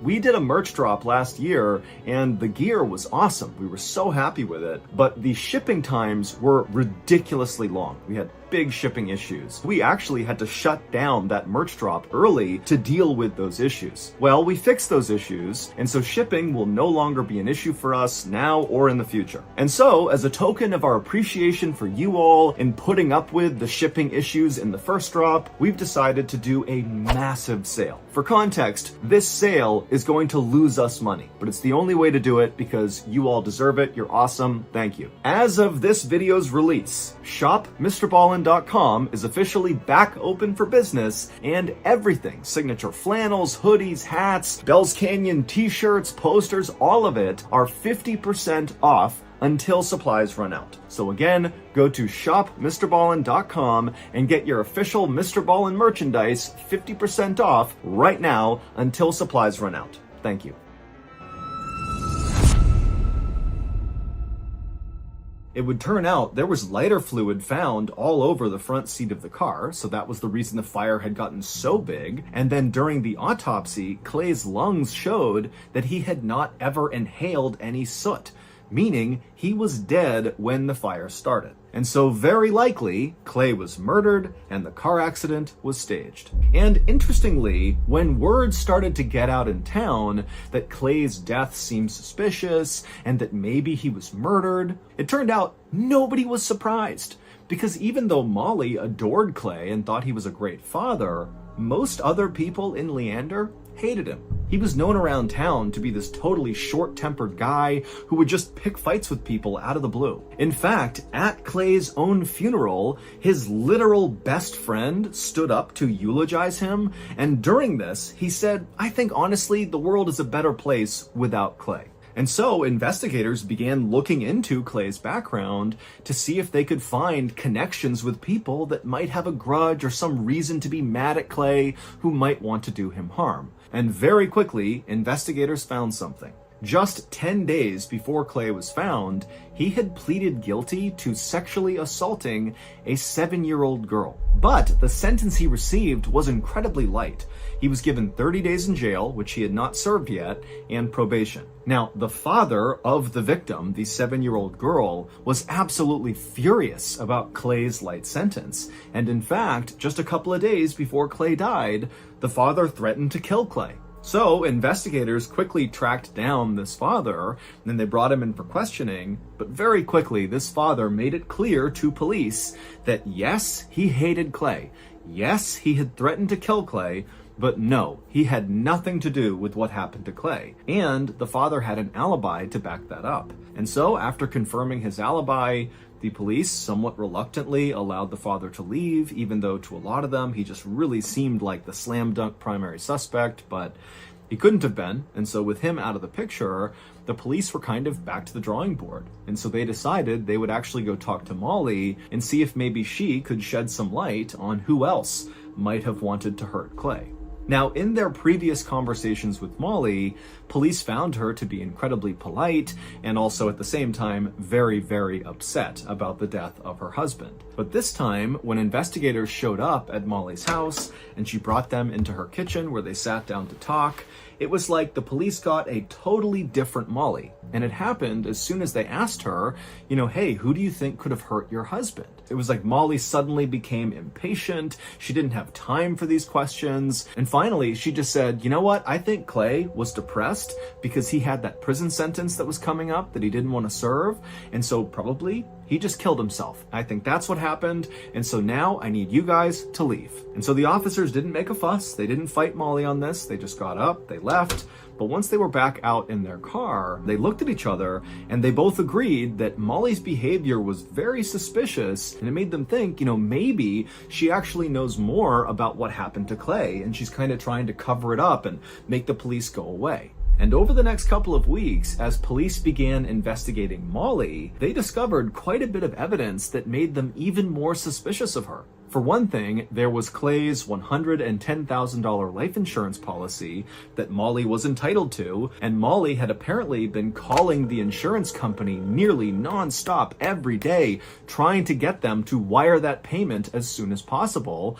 And Molly apparently was telling people in town how excited she was about getting that money. Also, police learned, after talking to Molly's neighbors, that Molly was starting to date again already. Just 3 weeks after her husband has died, she's out there on the dating scene, even bringing home one of her boyfriends and having him live with her 2 kids. And according to Molly's babysitter, this new boyfriend that was coming into the house was really upsetting Caleb, the 4-year-old, who had been so close with Clay. The babysitter would say that Caleb, who normally was a very mellow child back when Clay was still alive, was now very violent and emotional, and periodically he would just stop, look up into the sky, and scream, "I love you, Daddy!" But when the babysitter brought this up to Molly and said, really, you should get your son some help here, Molly got angry and said Caleb was fine, it was none of her business, and then she slammed the door on the babysitter. But despite how suspicious Molly now seemed, there wasn't any real evidence that actually linked her to Clay's death. And so finally, in the fall of 2004, so several months after Clay's death, and still the police have not figured out who killed him or how he died and how he wound up in this inferno by the side of the road, they decided to kind of reinvigorate this investigation into Molly. They really wanted to find evidence that she was involved in Clay's death. And so they decided to put a surveillance team on Molly 24/7. And at first, the undercover police would report that Molly's behavior was incredibly routine. She basically did the same things every single day. She got up, she got the kids out the door, she went to work.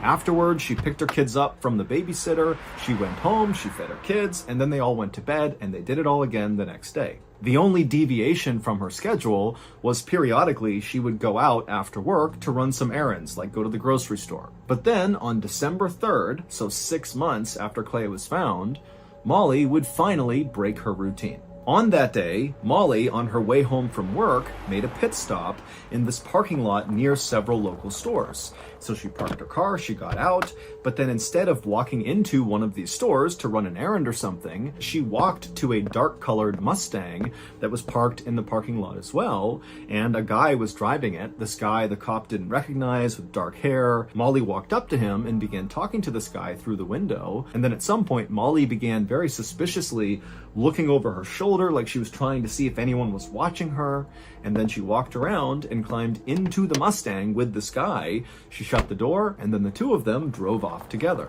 And so the undercover police officer followed after them, and eventually the Mustang containing Molly and this guy pulled into the parking lot of a Taco Bell, a fast food restaurant.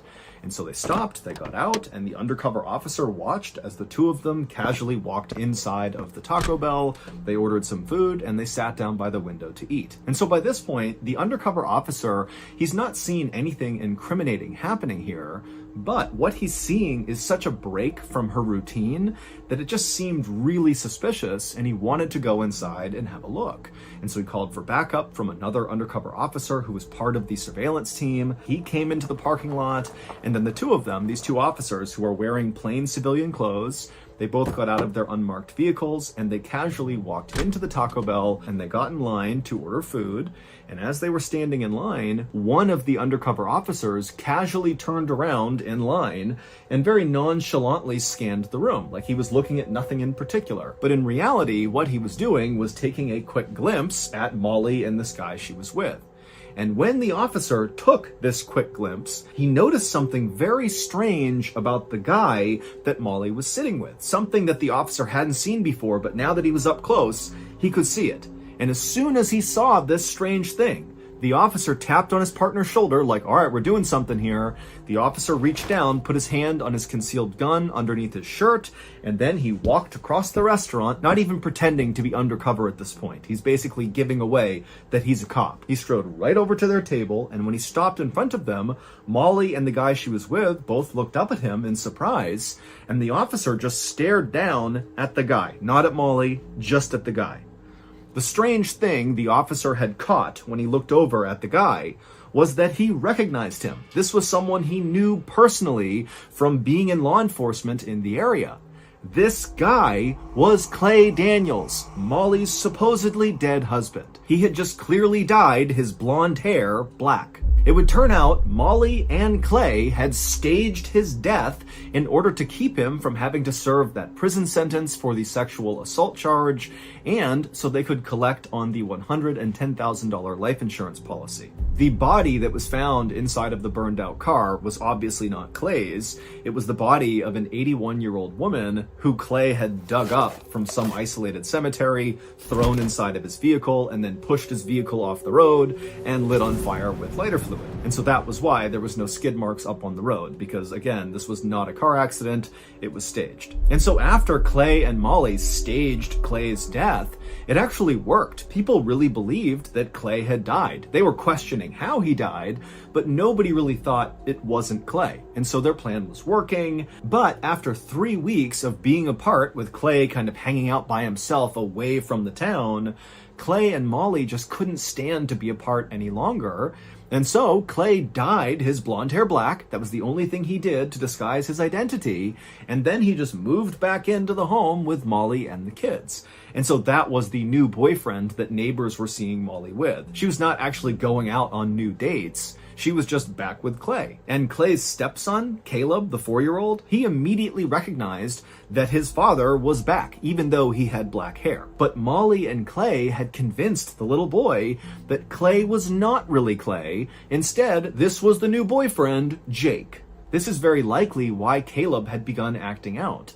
He was old enough to understand that something wasn't right, but not old enough to understand that his parents were lying to him. It's unclear why Molly and Clay, who lived together shamelessly, decided to have this weird rendezvous in the parking lot inside of Clay's Mustang and then go to Taco Bell and eat together. But regardless, it was this secret meetup that ultimately led to them getting caught. Molly and Clay were both charged with insurance fraud, and they both pled guilty. Molly was sentenced to 20 years in prison, and Clay was sentenced to 30 years in prison, plus 20 more years for probation violations. Molly has since been paroled, while Clay is still in jail.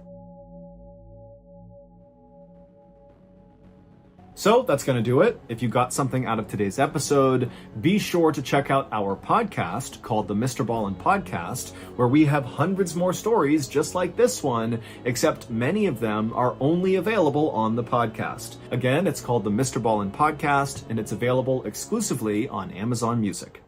In 2021, police in Salt Lake City, Utah, discovered a strange video on someone's phone. Now, this video, which at first seems kind of playful, is one of the most disturbing and distressing videos when you realize what it's about. Fair warning, we're going to play a portion of that video in today's episode towards the end of the episode. And also, fair warning, the ending to this story is just totally heartbreaking and brutal. So viewer discretion is advised. But before we get into today's story, if you're a fan of the strange, dark, and mysterious delivered in story format, then you've come to the right place because that's all we do, and we upload once or twice every week. So if that's of interest to you, please move into the room directly above the Like Button's apartment and immediately begin hosting tap dancing classes in your apartment. Also, please subscribe to our channel and turn on all notifications so you don't miss any of our weekly uploads. Okay, let's get into today's story.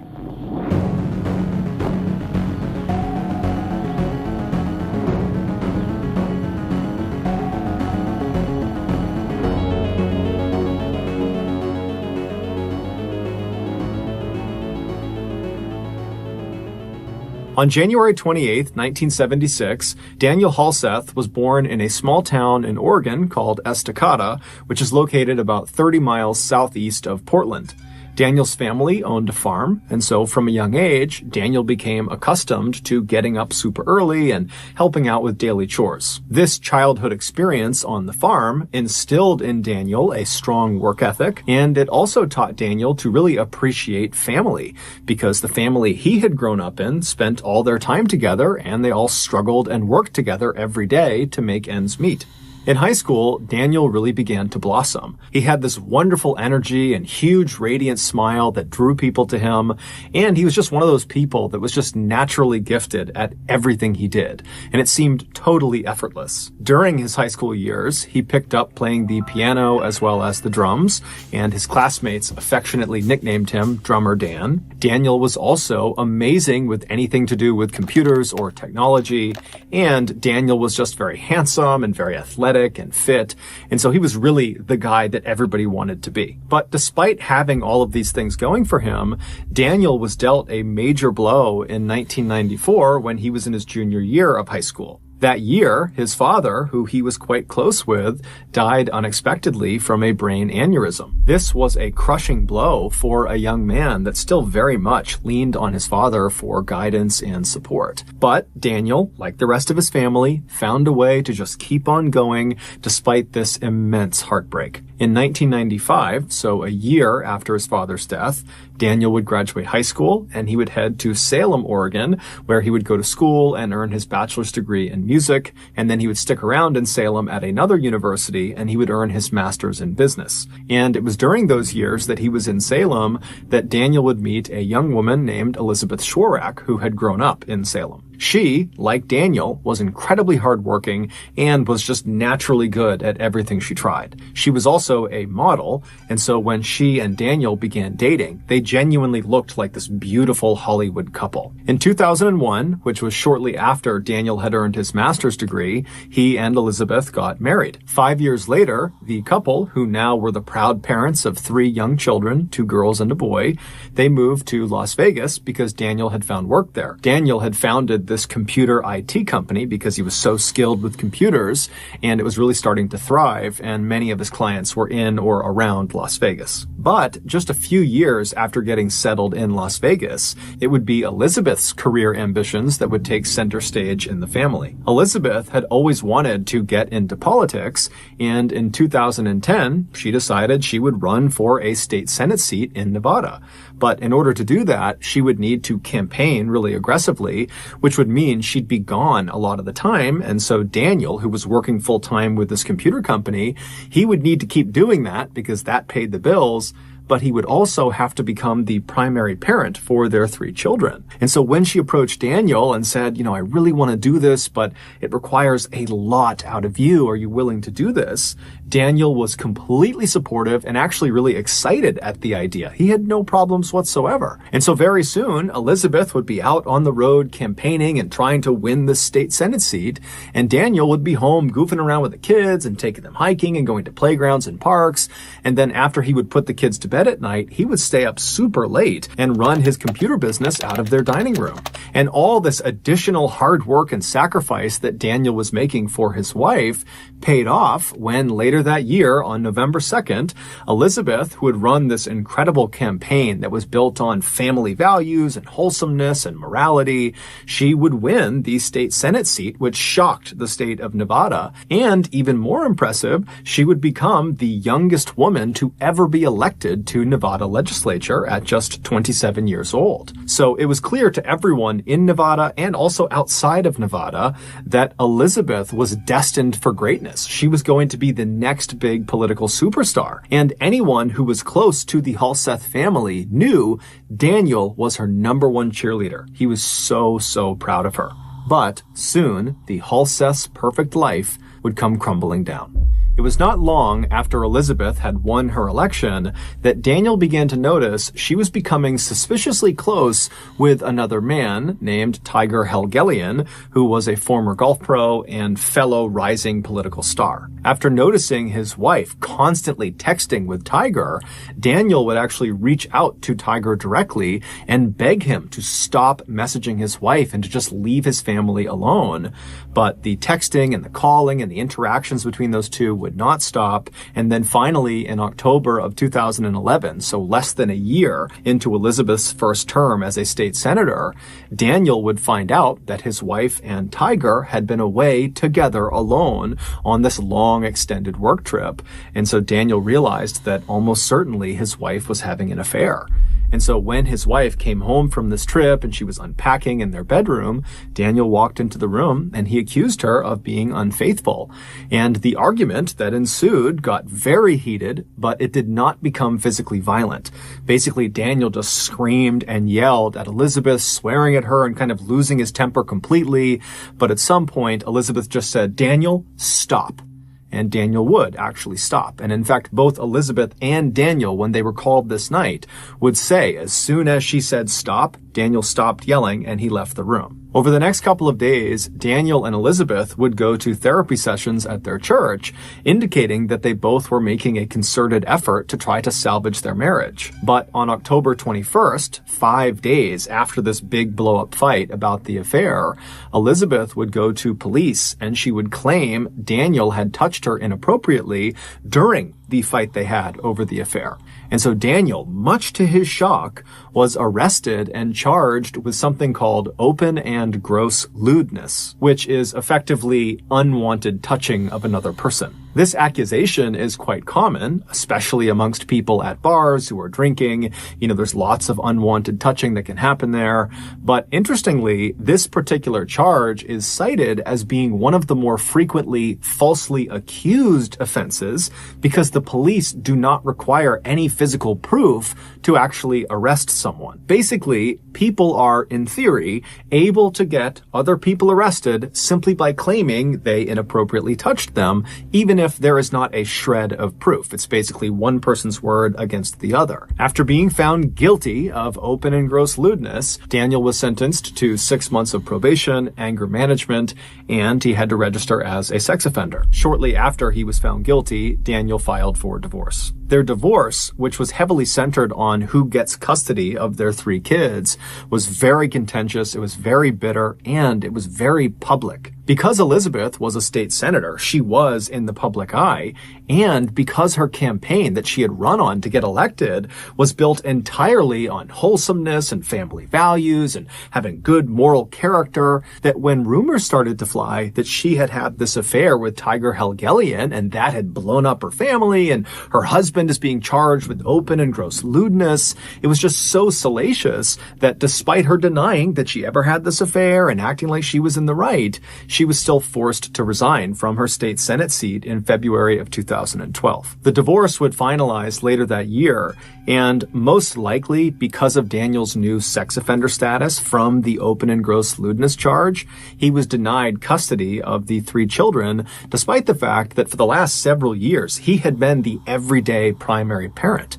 So Elizabeth, she gets custody of all 3 kids, and she promptly leaves Nevada to go to Alaska with her 3 kids to live with Tiger Helgelien, the man she denied having an affair with. And shortly after arriving in Alaska, she married Tiger Helgelien. Daniel was heartbroken. It was like his life had blown up in a matter of seconds. But most devastating of all was that his kids, who he called his three little angels, were now so far away from him, he couldn't even see them if he wanted to. But just like he had done back in 1994 when his father passed away, Daniel just found a way to keep on going despite this horrible pain he was feeling. Over the next few years, Daniel would pour himself into his computer business and really make that his full-time effort, and he would make every effort to see his children any chance he got.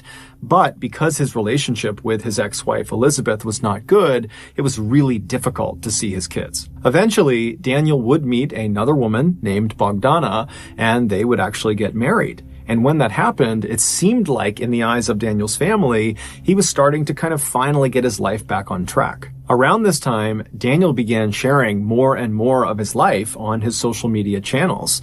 And every post he made, and he made lots of them nearly every day, were so overwhelmingly positive and optimistic, and it really showcased his wonderful personality that was all about lifting up your fellow person and just being a good human being. And he also posted loads of videos of him goofing around with his three kids because he adored his kids. They were the most important thing to him by far. But despite having this very cheerful outward presence on social media, privately, Daniel was dealt yet another very difficult blow in 2019 when his marriage to Bogdana, his second wife, fell apart. And so once again, Daniel was all alone. His social media posts around the time of the second divorce remained positive and very optimistic for the most part, but anytime you saw an image of Daniel actually facing the camera, you could just see a distinct sadness in his eyes. But just as quickly as it seemed like once again Daniel's life was just going to crumble,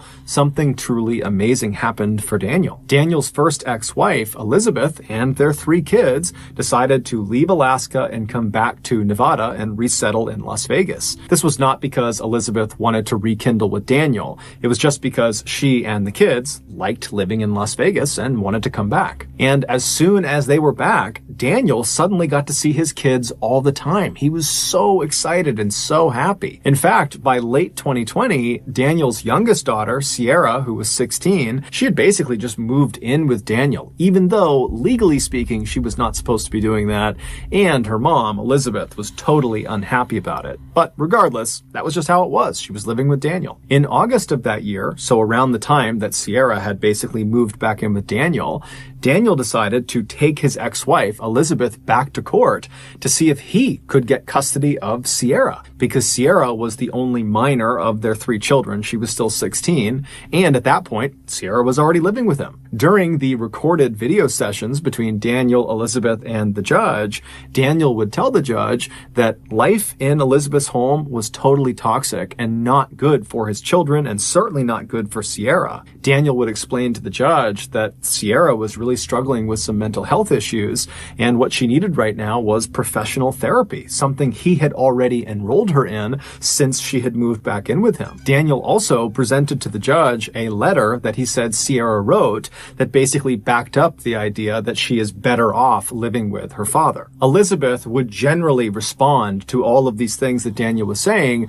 by saying Daniel was a liar and that he was not fit to be a parent, and that letter that he claims Sierra wrote doesn't sound like her, insinuating that, the letter was forged. The judge, who at regular intervals would get very frustrated with both Daniel and Elizabeth, finally would just say, look, you got all sorts of issues between the two of you, and it's creating a horrible environment for your kids. And if you don't find a way to come to some sort of compromise, the people that are going to suffer are your kids, specifically Sierra. Finally, in early 2021, when Daniel and Elizabeth still had not come to terms, the judge just ordered that Daniel return Sierra to her mother's residence because, legally speaking, Sierra was supposed to be in her mother's care. And so begrudgingly, Daniel would take Sierra and he would bring her back to her mother's house and he would say, okay, go see your mother, and then he would drive off. But later that night, Sierra would sneak out of her mother's house and just run back to be with her dad. Needless to say, Daniel was not unhappy about that turn of events. The custody battle over Sierra continued to rage for the next several months, with Sierra opting to still remain at her father's place despite the court order, despite her mother pleading with her to come home. And then in April of 2021, something very odd happened. On the morning of April 8th, several $100s was withdrawn from Daniel's bank account from a few different ATMs around Las Vegas. This particular bank account was shared between Daniel and his second ex-wife, Bogdana. They just hadn't gotten around to relinquishing control to one or the other. And so these particular withdrawals were kind of uncharacteristic for Daniel or for Bogdana, and so they were flagged as potentially fraudulent, and so the bank sent notifications to both Daniel and Bogdana saying as much. And so Bogdana, she gets the messages that there's been these potentially fraudulent charges. She knows it wasn't her, and so she calls Daniel, but Daniel doesn't pick up,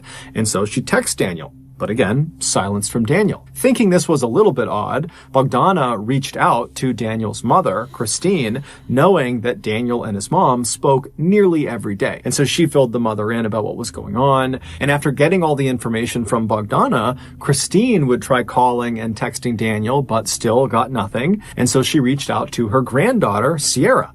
And so she calls Sierra. Sierra doesn't pick up. She texts Sierra asking to speak to Daniel, and Sierra doesn't get back right away, but eventually she responds to Christine, and the response just said, "His phone has been acting up, but he's okay. It should be fixed by tomorrow night. No worries." Now, Christine was relieved to read that her son and her granddaughter were just fine, but at the same time, there was just something odd about the fact that she could not get in touch with her son, and that Sierra was kind of acting a little bit cagey, not answering her phone, which was unlike her, and then sending a message that didn't quite sound like her. But either way, Christine just let it go and figured she would be in touch with her son over the next 24 hours. But the next day, by 10 a.m., when Christine and Bogdana had not heard or seen Daniel, Christine again reached out to her granddaughter, Sierra. She called her, but she didn't pick up. And so she texted Sierra, this time demanding that she put her father on the phone. But Sierra did not put her father on the phone. Instead, after a few minutes, Christine just got another text message that said something to the effect of, "My dad's in the shower, so he can't talk right now." Christine, at this point, it was like her radar was up, and she knew there was a real problem. She didn't know what it was, but there was a problem, and someone needed to go over to Daniel's house and make sure he and Sierra were okay. And so Christine contacted a woman named Peggy Newman, who was Daniel's landlord and a close friend of Daniel. And she asked Peggy, would you mind going and doing a welfare check at Daniel's house? And Peggy would say, of course, no problem, but I won't be able to get over there for at least several hours. So Christine said, no problem. But as soon as she hung up, Christine just was so anxious, waiting to find out what was going on with her son, that at 1:46 p.m., when still Peggy was out running errands and had not done the welfare check yet, Christine just called the police and asked them to do a welfare check. Yeah, hi, I need a welfare check. I don't know On who are we doing a welfare check? For my son. He's been missing for 2 days. His work's called. His family's called, I've called, his ex-wife's called, and there's nobody answering the phone, and there's nothing. Nobody can get a hold of him, and then his work called, and they can't get a hold of him, and it's really, he just doesn't act like this. But as it would happen, just a few minutes after Christine placed that 911 call, Peggy Newman and a friend of hers actually arrived at Daniel's residence ahead of the police. And so when they got there, they hopped out of their car, they walked up to the front door, and as they're knocking on the front door, they look over into the driveway and they see Daniel's car, which was a blue Nissan Altima, is not there. And so they're knocking, they're seeing the car's not there, it's totally silent in the house. And so Peggy, she reaches down and she tries the doorknob and she finds it's unlocked. And so she twists the knob, she opens the door, and she and her friend step inside. Just minutes later, Peggy and her friend would come running out of the house, and Peggy would call 911 because the police weren't there yet, and she would frantically try to describe to the dispatcher what she had just seen. 24 hours earlier, a man and a woman were spotted on surveillance camera withdrawing cash from several Las Vegas ATMs using Daniel's debit card. Those were the withdrawals that had been flagged as fraudulent and tipped Bogdana off that something could be wrong here. After those withdrawals, the man and the woman were spotted again on camera going into a Las Vegas supermarket called Winco, and inside they would purchase a few items using Daniel's debit card, and then they would leave and they would head to a Las Vegas Home Depot, where once again they'd be caught on camera purchasing a few items using Daniel's debit card. After these purchases, the man and the woman would make their way to Daniel's residence, where they would spend the night. The following morning, Daniel's blue Nissan Altima car was spotted leaving Las Vegas at around 10:20 in the morning. That was about 3.5 hours before Peggy Newman and her friend went into Daniel's residence and then quickly turned around and ran out and called 911. When police finally did arrive at Daniel's residence on April 9th, and they pulled up and they saw Peggy Newman and her friend totally ashen-faced and pacing on the sidewalk, the police would get out, they would talk to those two, they would go inside of Daniel's residence, and they would see the horrible thing that Peggy and her friend had also seen. But the police could not make sense of what they were seeing. It really just did not add up. Then, 4 days later, on April 13th, police in Salt Lake City, Utah, just happened to find the man and the woman that were seen on camera on April 8th using Daniel's debit card and going to the Winco and the Home Depot. The police, they just happened to find these people on a bus in Salt Lake City. And after going through the man and the woman's belongings, including their phones, the police would discover a video that these two had taken of themselves in the last couple of days that explained what was inside of Daniel's house. Welcome back to our YouTube channel. Day 3 after murdering somebody. Whoa! Don't put that on the camera. It was worth it. The young man and the young woman you just saw joking on camera about murdering someone were 18-year-old Aaron Guerrero and his girlfriend, 16-year-old Sierra Halseth, Daniel's youngest daughter. Allegedly, on the morning of April 8th, after Aaron and Sierra had pulled all that money out of all those different ATMs, they had gone to the Winco and purchased disposable gloves and bleach and drop cloths, and they had gone to the Home Depot and purchased a circular saw and saw blades and lighter fluid. And then they headed for Daniel's house. It's not been made public what actually occurred inside of Daniel's residence, but we can make a few assumptions. Daniel adored his children. There was no act there. He truly loved his children. And so it would never cross his mind that one of his children or one of their significant others would ever want to hurt him. And so when Sierra and Aaron went inside of Daniel's house, it would have been extremely easy to sneak up on Daniel or just kind of catch him off guard because he's not looking to put up a fight. He thinks he's around people that love him and respect him because he loves and respects them. But however the young couple did it, they would inflict up to 70 stab wounds in Daniel's body, most of which were in the back of his head. And then at some point during this vicious attack, they stuffed Daniel into a sleeping bag, and right in the middle of the living room of his house, they doused him in lighter fluid and lit him on fire. It's unclear what exactly killed Daniel or for how long he was actually conscious and aware of what was happening before he died, but it's very possible that Daniel had at least a small moment in time where he recognized his beloved little angel, Sierra, was actively trying to kill him. After Daniel was either dead or incapacitated, the young couple tossed their pocket knives into the sink, and then they retrieved their circular saw as well as a chainsaw and began attempting to dismember Daniel's body. But they were unable to do it, and so they just kind of set the saws down in the middle of Daniel's home with bits of Daniel stuck on the grooves of the saw. At that point, Aaron and Sierra attempted to destroy evidence inside of the house by scrubbing everything down with bleach, but it was totally ineffective. And so at that point, the couple decided they would just burn the entire house down, and that would destroy all the evidence. And so around the time that Christine texted Sierra and demanded to speak to Daniel, and Sierra wrote back, oh, he's in the shower, he can't talk to you right now, that was probably around the time that Sierra and Aaron were actively trying to burn the house down. But the fire they set was just not very big, and it kind of smoldered out.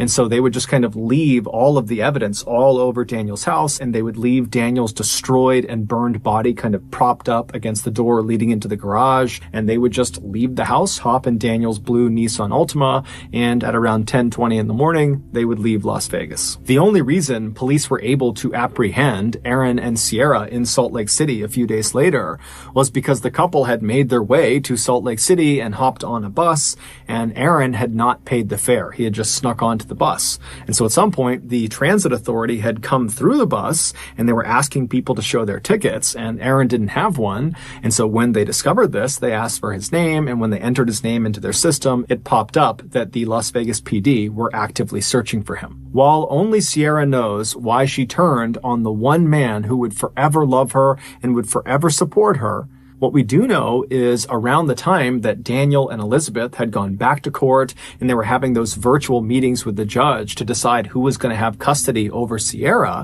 Sierra had begun dating Aaron, and she had fallen totally in love with him, and it seemed very much like Aaron had totally fallen in love with her. And somehow Daniel caught wind of the fact that Aaron and Sierra were planning to run away secretly and go move to Los Angeles. And so when Daniel heard this, he told his ex-wife Elizabeth, and then they would go and talk to Aaron's parents, and they would tell them about this plan to run away. And both sets of parents talked and decided it was in both child's best interest if they stopped seeing each other. And so starting in early 2021, the parents forbade their child from seeing each other, and that was it. But even though all the parents were involved in this decision, because Sierra was at the time living with Daniel, it seemed like she focused her rage about this decision on Daniel, because he was the one kind of enforcing the rule. And so it's believed in April of that year, Sierra decided she would just have to kill her father in order to get her boyfriend back. In Daniel's obituary, his family very conspicuously left Sierra out, saying that Daniel was survived by 2 loving children, not 3. His family has also come out and publicly stated that they hope Sierra and her boyfriend are given the harshest penalty allowable by law. Despite the existence of this confession video that Aaron and Sierra took of themselves talking about murdering Daniel, they have pled not guilty and are currently awaiting trial. So that's going to do it. If you got something out of this episode and you haven't done this already, please move in to the room directly above the like button's apartment and immediately begin hosting tap dancing classes in your apartment. Also, please subscribe to our channel and turn on all notifications so you don't miss any of our weekly 1 or 2 video uploads. We now have a podcast just called MrBallen's Podcast, where we upload never before heard stories that are total podcast exclusives on Monday mornings. And on Thursday mornings, we re-upload YouTube audio that has been remastered. Again, it's called the MrBallen's Podcast, and it's available on Spotify, Apple Podcasts, Amazon, basically anywhere you can find podcasts, you can find it there. If you want to get in touch with me, please follow me on any major social media platform. My username on all of them is just @MrBallen, and I really do read the majority of my DMs. We have 2 additional YouTube channels. One is called MrBallen's Shorts, where we post random short videos and lost episodes, and the other channel is called MrBallen en Español, and it's a Spanish language channel. We also have a Facebook page just called MrBallen that posts near daily content, and we have a Snapchat channel that puts out content on Sundays. We also have some really cool merch, so head on over to shopmrballen.com to have a look. And if you have a story suggestion, please submit it to our subreddit just called Mr. Ballen. It's linked in the description below. So whether I see you on Instagram, Twitter, TikTok, Reddit, YouTube, Facebook, other YouTube channels, the podcast, wherever, just know that I really appreciate your support. And until next time, that's going to do it. See ya.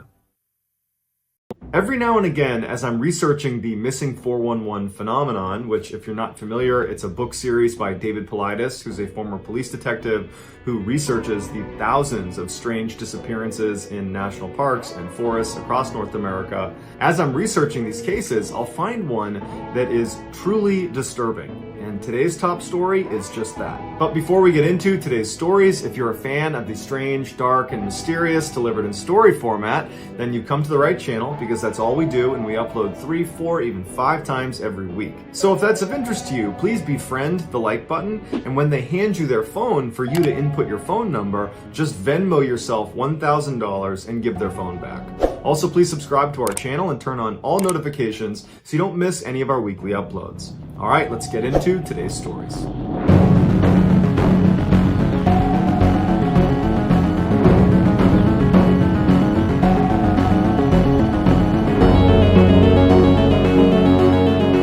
In 1995, 37-year-old Jeannie Hesselschwert was living with her fiancé, Mike Monahan, in Arlington, Massachusetts. The couple had been together for 10 years, and their family said they really loved each other and they were a great couple. In July of that year, Jeannie and Mike left for a planned trip to Yosemite National Park in California to go backpacking and sightseeing. On July 9th, the couple arrived at Yosemite and they entered via this road that was only open during the summer. So as such, it was totally desolate and they were the only ones on this road. And they had about a 2.5 hour drive until they reached the spot they were going to actually stop at. So they had the scenic drive up the road, and about 2 hours into this drive, there was this turnout on the side of the road where a couple of other tourists were standing and sightseeing, and Jeannie and Mike decided they wanted to pull over and get out and stretch their legs. So they pulled over in the turnout, and when they got out, Mike said he wanted to walk down the trail a little ways to this area that apparently was good for bird watching.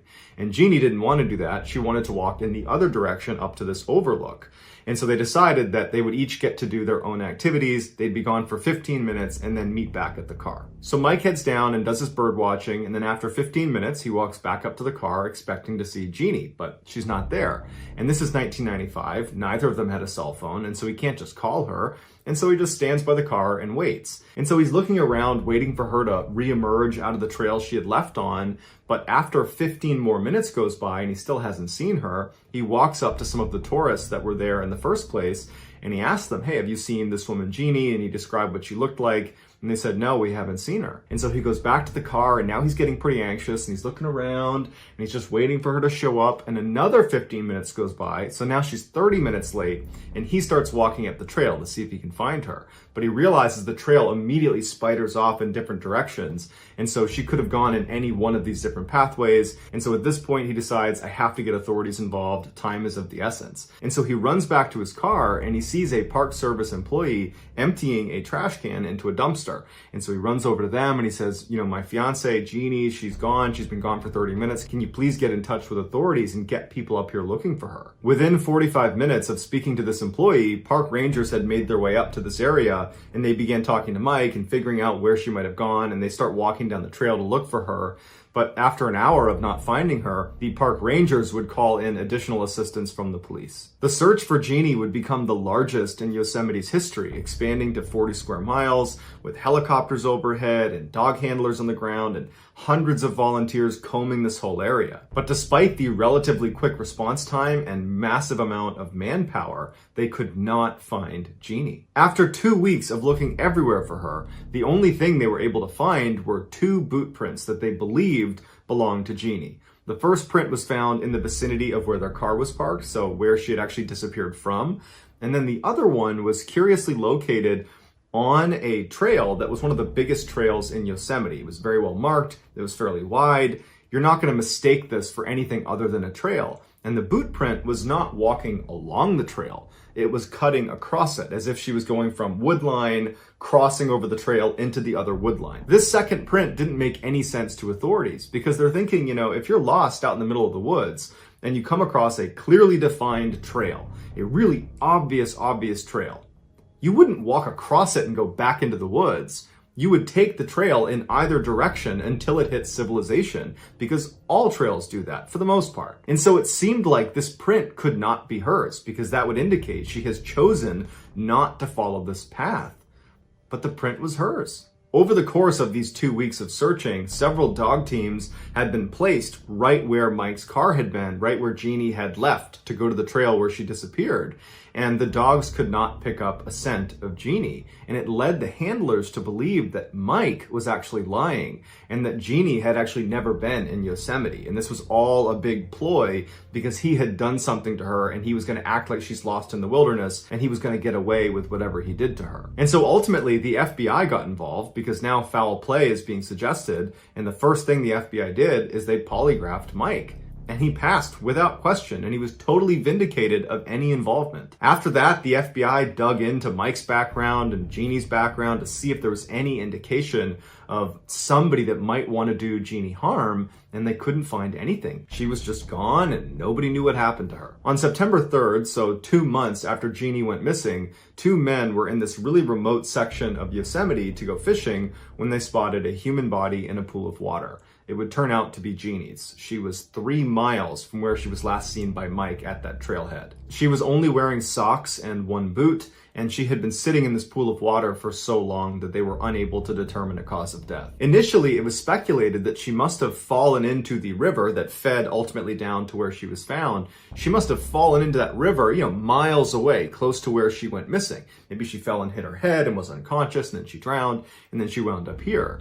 But park officials said there's too many debris along this waterway that her body would never have been able to get down to this spot. But if she didn't drift to that spot, it meant she had to have gotten there on foot. And to get to this particular spot, according to the fishermen that were interviewed after they found her, the only way to get there is to climb up a cliff with climbing gear on, or scale down a cliff, again, with climbing gear on. The only people that go fishing in this area are mountain climbers and rock climbers that have the equipment to get there. From where Jeannie went missing, she would have had to climb down 2,000 feet of cliff face to get to this spot, and she did not have climbing gear. And so when that seemed really unlikely, the next theory was, okay, she must have been abducted and they brought her here. But that means your assailant would have had to carry Jeannie down this 2,000-foot cliff, which also seems really unrealistic. The most widely accepted theory was put forth by a tracker that was involved in this case. They went out and they surveyed the area where Jeannie would have been, and they noticed that the sound the wind made when it passed by this particular clump of aspen trees, when the wind hit the leaves in the trees, it sounded like a car driving by. And so they speculated that maybe, Jeannie, she's scared, she's panicking, it's nighttime, and she hears this sound and she thinks she's hearing a road. And so she would have walked towards the sound of, the car, which really was the leaves, and she would have disregarded, for example, the trail. She would have walked over the trail because she's trying to get down to this road. She's kind of fixated on this road. And at some point, she could have potentially wound up at the side of that cliff that would have led down to where she was found. And then she could have slipped and fallen over the edge and landed in one of the rivers that would have flowed down to where she was found. But park officials and authorities were a little bit skeptical of this theory because for her to have landed in a stretch of water that did connect to where she was found, it was almost like she would have had to leap off the cliff to land in that stretch of water. It wouldn't have been just falling over the edge and then you're landing in this water. It would have been more of a jump to get to it. So the idea that, Jeannie is running and leaping off cliffs, that doesn't really add up either. But park officials and authorities, they don't have a better theory. In fact, no one has a better theory. We're just left with a lot of questions, like how did she wind up in this inaccessible area? Why didn't the dogs pick up her scent? Why didn't she take that trail down to safety? Why did she cross over it? Unfortunately, we'll probably never know the answer.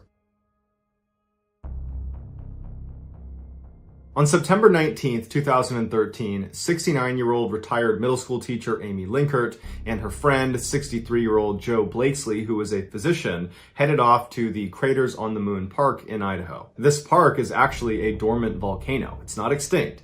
It's going to be active again, probably in the next 1,000 years. But for now, it's this beautiful park that is known for these crazy lava fields that look otherworldly. Barely any vegetation can grow on them, and there's just a strip of pavement they've kind of weaved through these massive jagged lava fields. And then you have all these big mounds that are the actual volcanoes. Another feature of this park are all the lava tubes underground. All the molten lava, when it jets around underneath the surface before shooting out, it carves these natural tunnels underground, these huge caverns. They're like these big caves you can explore. And there's 1,100 miles of lava tubes, tunnels, and caves underneath this park. The 2 women told their families they would be back in Boise, Idaho by the 21st.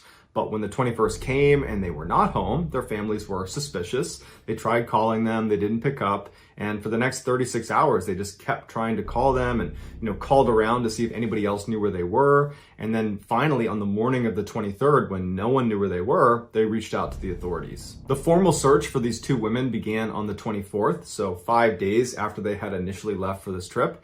And the searchers quickly found their pickup truck parked in the parking lot of the Craters on the Moon Park. And in their truck were their two dogs who were alive, they were okay, and in the front seat were their purses and their cell phones. But there was no sign of Amy or Joe. This was obviously a bad sign, and so the search was really kicked into high gear to see if they could find these women before it was too late. But unfortunately, within 24 hours of finding the truck, they would find Amy's body. And her body was located way off of the main trail. She was in an area that the park superintendent described as incredibly rugged and inaccessible. Now, at this park, there is a strip of cement that weaves through this really dangerous lava field.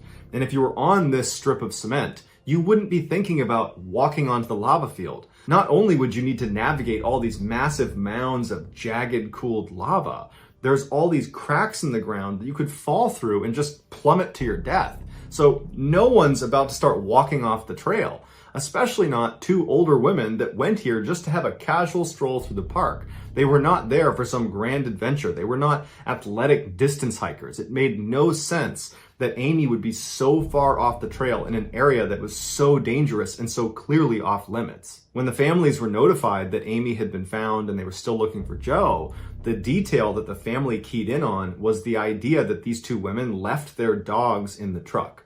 That was something so unbelievably uncharacteristic of either of them.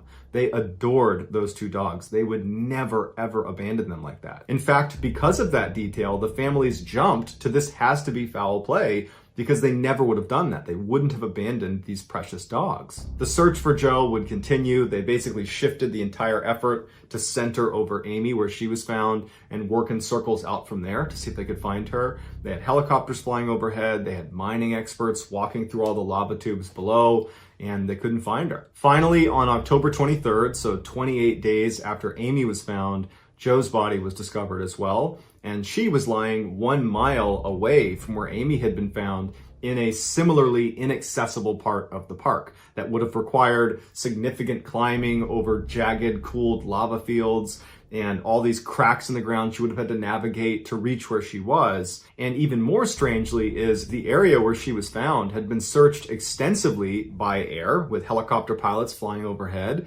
and by cadaver sniffing dogs that had been in that area and they had not picked up her scent. So either the helicopter pilots and the cadaver sniffing dogs were just wrong or missed something, or Joe had not been there the whole time. A cause of death has not been determined for either of the two women. However, what was released is neither of them appeared to have suffered an incapacitating injury, meaning they weren't struck down where they were. They were traveling and ultimately stopped where they were. It seems highly unlikely that these two women abandoned their two dogs and left their cell phones in the car and then wandered way off the trail and separated from each other, all without supplies. But even if they had done that, even if they had, separated and left the trail, where they ultimately reached seems like an area they would not have been able to get to without assistance. And since they were separated, they weren't able to help each other get where they were. So although authorities have ruled out foul play, this was deemed an accident, it does seem like if there was ever a place to commit an attack, it would be this particular park, because underneath the park is 1,100 miles of lava tubes that connect to each other and weave all through the park. And there's hundreds of caves, many of which have not been found or explored, that it would be pretty straightforward to attack someone and then go underground and not be found. Certainly makes you wonder who or what could be hiding underground in those lava tubes. On March 7th, 1975, 21-year-old Mark Hansen, along with two of his friends from college, Ben Fish and John Chidester, arrived at a parking lot on the eastern side of the Appalachian Trail. All three of the young men were in incredible physical shape and were excited to spend their spring break challenging themselves on some of the trail's most rigorous hikes. The day before they were supposed to go, they almost canceled the trip because there was this terrible weather system that was coming over the trail. And they were thinking, it's going to be dangerous. It's not such a good idea. And then they started talking some more and they were like, well, we're already going to, challenge ourselves. It would be even more challenging to hike these really difficult trails with the inclusion of bad weather. So this is another way to, test our abilities. And so they kind of got pumped up at the idea of hiking the Appalachian Trail in terrible weather. So the guys arrive in the parking lot, the windshield wipers are furiously working to keep the pouring rain off. They hop out and they're getting soaked by the rain. They put on their ponchos, they grab their heavy packs, and they make their way over to the trail. Their plan was to move west along the trail until they hit the Tri-Corner Shelter, where they would spend their first night. The Tri-Corner Shelter is one of the many shelters along the Appalachian Trail. They are open to the public. There's no heating or electricity, but it provides shelter from the storm. You can go in there and, get in a sleeping bag and you'll be fine. But to get to the Tri-Corner Shelter, they would need to hike 16 miles, almost completely uphill, walking right into the wind, and it's raining on them, and it's supposed to snow later on. So it's just a treacherous first day. But they take off, they start walking up this trail, and after a couple of miles, John says, you know what, guys, this is awful. I think we should probably turn around. I think we've underestimated how bad this is going to be. Let's go back to the car and we'll do this another time. But Mark and Ben were like, oh no, we are committed. We are doing this. We are not turning around. And John's like, you know what? Suit yourself. I'm not going to do that. And he turned around and he left and he went back to the car and he would pick them up when they were done. After John turned around, Mark and Ben, they felt good. They felt tough. They're going to stick this hike out. And so they take off again, and Ben's in the lead, and Ben seems to be handling the poor weather and difficult hike and heavy pack a lot better than Mark is. In fact, over the next several hours, Mark would drift farther and farther back, and Ben would need to wait for him, and Mark would be hunched over, really just struggling with this hike. And then at some point, Mark yells to him and says, I gotta take my pack off. I can't carry this much weight up this hill until we get to the shelter. I'm not gonna make it to the shelter. And Ben would say to him, if we don't get to the shelter for some reason, you're going to be stranded out here in this storm without any warm clothes, without your sleeping bag, without your tent, without your food, without your water. It's way too dangerous. You have to keep your pack on. And so finally, Mark is convinced, and he's like, oh, all right, puts his pack back on, and they continue moving. About an hour later, at 7 p.m., they had reached the section of the trail where they knew they were getting close-ish to the Tri-Corner Shelter. They were certainly well beyond the halfway point. But it was dark out, the temperature had dropped significantly. At this point, Ben is basically Mark's cheerleader, kind of egging him on to keep moving, and Mark's kind of staggering along this trail, and Ben and Mark are just hoping that shelter just appears at some point here because they don't know how much farther they can go. Another hour and a half goes by. They still haven't made it to the shelter. Mark is groaning. He can barely move. It's pitch black. The rain has now completely shifted over to snow, and it is just dumping snow on them. And Ben is concerned that, somehow did we take a wrong turn, even though they were on a really well-marked trail, and he knew they hadn't. He figured they must be so close at this point. And it was around this time that Mark yells out to Ben, I'm done. I can't go any farther. And he sits down right in the middle of the trail. He's sitting down with his pack, and he's just laying there, and Ben is like, come on, we're so close. You can't sit down now. And Mark's like, I'm not moving. I can't do any more. I'm going to sleep right here. Ben knows this is a bad idea. I mean, they did have warm clothes and sleeping bags, and they probably would be just fine sleeping out in the middle of the trail, but it just seemed so unnecessarily risky when there's probably a shelter maybe a couple 100 meters away, and he would turn out to be right. And so he decides he's going to walk ahead on the trail and he's going to see if the shelter's there, but he only went about 100 meters. He was within maybe 100 meters of the actual shelter, but he never saw it. And so after going ahead and feeling like, man, I don't want to drag Mark any farther, if there's no shelter ahead, for all we know, we took a wrong turn.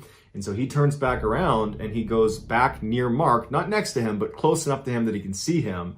And he sits down on the trail too. He gets his sleeping bag out, he crawls inside, and he falls asleep. That night, Ben would have this vivid, horrible nightmare where he heard Mark screaming for help, yelling for Ben to come save him as he's being dragged off the trail into the forest. And it scared him so much that Ben woke up and he looks down the trail to where Mark is, and he can see Mark's backpack is sitting right on the trail. And so he thinks, oh, Mark's still there. And he's so tired, he's not about to get up and go check. He's like, that was just a dream. And he goes back to sleep.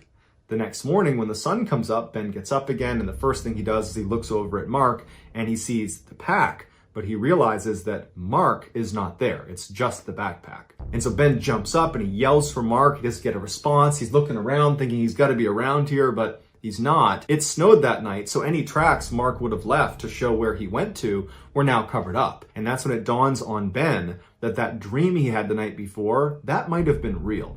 And he has this sinking feeling that something horrible has happened to Mark and that he didn't save him.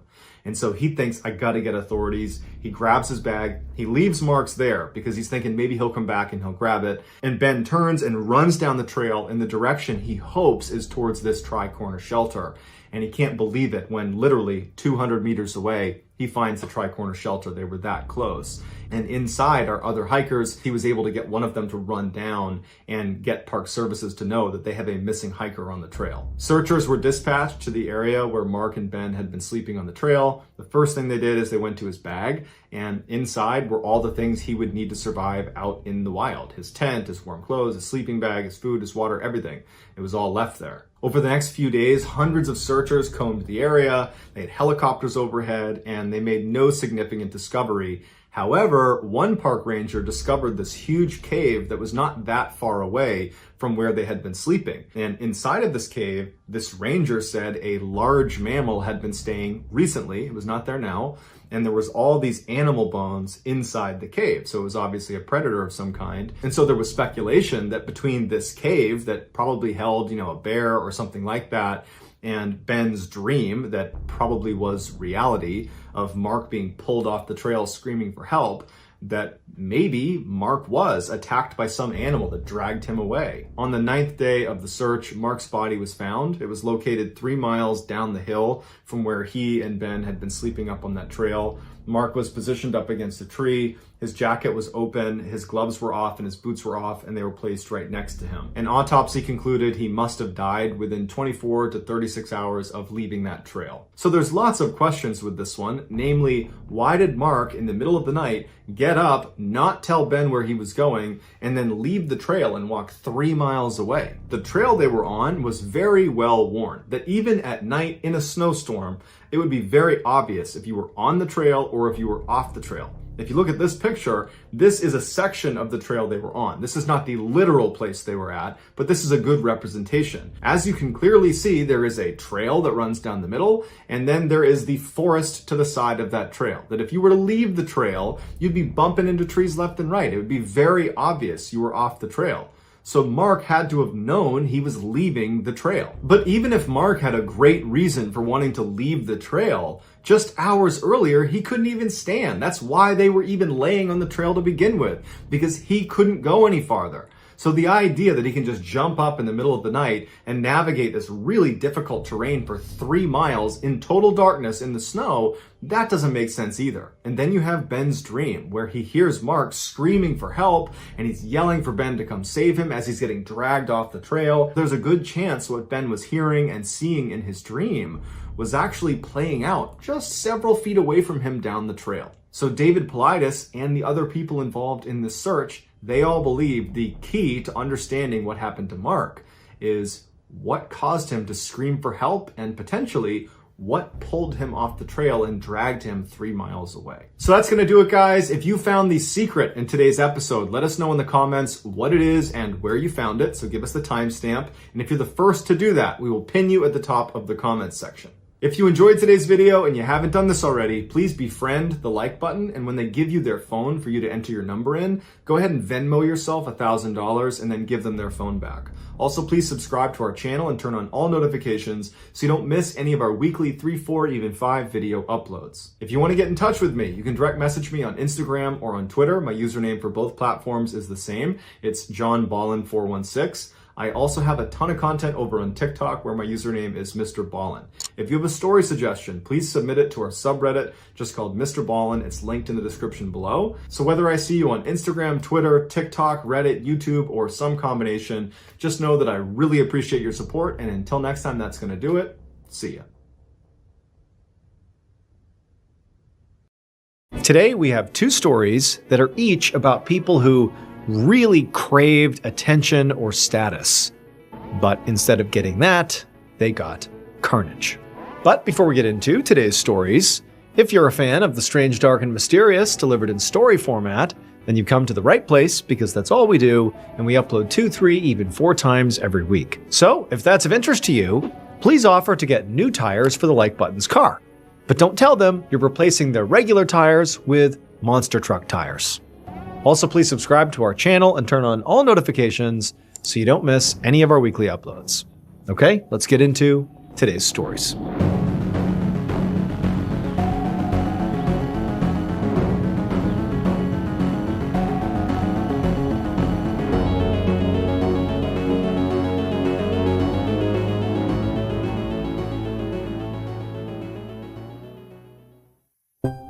One afternoon in early September of 2004, 20-year-old Derek Keeper sat at a desk in the newspaper lab at the University of Nebraska-Lincoln, furiously typing on one of the school's desktop computers. The lab that Derek was in was the hub of the university's school paper, the Daily Nebraskan. So there were some other students who were in the space that were talking or working at other computers. But Derek didn't notice any of them. He was completely locked in on what he was doing and writing as fast as he could. Because after he was done with the article that he was working on, he had a ton of other responsibilities that he needed to tackle. So Derek was involved in a lot of stuff at school. He was in a fraternity, he was a senator in the student government, he was a research assistant for the library, and he was pursuing 5 different majors. And Derek took all of his various commitments very, very seriously. But the column he was currently writing was really the one he had the most fun with. So Derek was from a small city in Nebraska, and even though he'd always been, personally a very loud and opinionated person, he'd never had a real platform for talking about all the ideas and points of views that he had. And so this column really gave him the opportunity to finally, actually present these big ideas to the students at school, and he hoped would likely provoke lively discussions around campus about his ideas. After all, Derek loved a good debate, and so he would intentionally choose to write about really complex issues that would get his readers fired up, like the ongoing war in Iraq and the future of the Republican Party and all the things that were wrong with local politics. The tone he went for when he wrote and talked about these kind of, contentious things was often very sarcastic, very blunt, and provocative. He really thrived on creating discourse and getting people to passionately disagree with him. And they usually definitely did, to the point where some even would get very mad with him. A lot of times the paper's readers would write furious letters or even send hate mail about what Derek had written. But Derek was really not bothered by that at all. In some ways, that was his aim, to get people all riled up. And he was sure that the article he was writing right now was going to be even more divisive than really anything else he had written. For Derek, though, really for him, it was all about individual freedoms and encouraging people to say no to government overreach in their daily lives. That really was sort of his general stance on everything. That's really what inspired him to do any of this in the first place. In fact, this particular column that Derek was writing was about how he was advocating for abolishing a set of state and federal laws that were trying to control personal choice and the right to decide what was best for one's body, and he was against it. Now, to be clear, the stakes for this issue were life and death, literally. But Derek believed that the fundamental freedom of being an American was the right to make your own decisions, even if it meant risking your own personal safety. And so as Derek sort of furiously typed away, he was encouraging everyone, like senators and politicians, everybody, to have the same kind of intensity that he had about this issue, to be just fully bought in on this idea of, as Americans, we need individual freedom. And then finally, when he was all done typing, Derek sat back and proofread the whole thing, and when he got to the last line, he got chills. It said, quote, "I just wish we could keep the government out of our pocketbooks and out of our personal decisions." Derek loved that line, and so he nodded, satisfied with his work. He had nailed it. Then he emailed his draft to his editor with a big smile on his face. Derek's article went to print just a few days later, on September 17th. And like most of Derek's other articles, this one for sure got a lot of angry emails and letters from people who disagreed with what Derek had to say.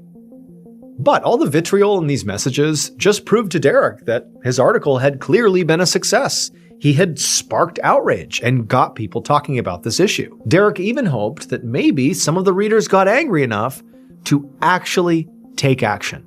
That's what he wanted. He wanted his writing to genuinely inspire. The rest of Derek's semester was a total blur. He kept writing his weekly column on top of all of his other obligations and exams and everything else, and before he knew it, the semester was over, and he was headed to his mother's house in Texas for Christmas break. A few weeks later, on January 4th, 2005, at 3 a.m., Derek rode in the back seat of a Ford Explorer SUV on his way back to school after the break. He'd caught a ride from his mother's home in Texas with two of his fraternity brothers who were sitting up front. And Derek had spent the first part of this just awful 13-hour-long drive doing what he did best, using his sarcasm to make his friends laugh, and he was also engaging them in really animated conversations. And so, the first 6 to 8 hours had sort of flown by. But now, it's basically the middle of the night still, / very early morning, and everybody had just gone quiet because they were all exhausted from this truly awful, long drive. All any of them wanted to do at this point was just get back to campus and be done. And eventually, Derek and his friends were very close to campus. They were finally in Nebraska, and they were driving down Interstate 80, which was a snowy, cold highway not far from the school. And Derek was really excited to start the new semester.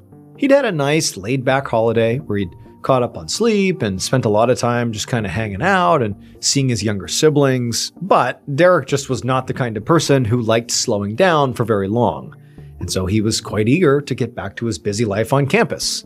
Especially, he really wanted to get back to his column. He had had a lot of downtime and was able to, brainstorm and come up with some good potential new topics for the column. But he really wasn't sure if any of those ideas were going to top the very controversial article that he had published back in September. People were still talking about that one. And Derek was still thinking about it too. In fact, his own words and advice to his readers were still ringing in his ears and guiding his everyday decisions. But for now, Derek just leaned his head up against the cold glass window of the car and waited for this long trip to finally be over. But suddenly, he felt the SUV lurch. And before he knew what was happening, he heard a deafening bang and he heard his friends screaming. Just minutes later, a police officer was flying down Interstate 80 in his cruiser. Eventually, he spotted a group of ambulances parked on the side of the road, and he knew that's where he needed to go, so he pulled over to the side and stopped. And when he got out, he saw in a ditch just off the highway was an overturned SUV. The officer immediately jumped out of his cruiser and rushed towards the vehicle. And when he got there, he found the scene was just absolutely chaotic. There were a team of paramedics who were at the window of the SUV trying to assess the condition of the victims inside and to get them out. And when the officer kneeled down to look inside as well, he could clearly see two people inside the vehicle. Now, both of them seemed basically fine beyond, obviously being in a wreck. I mean, they were banged up and clearly dazed, but their injuries didn't look immediately life-threatening. So, sort of relieved, the officer backed away to let the paramedics do their thing.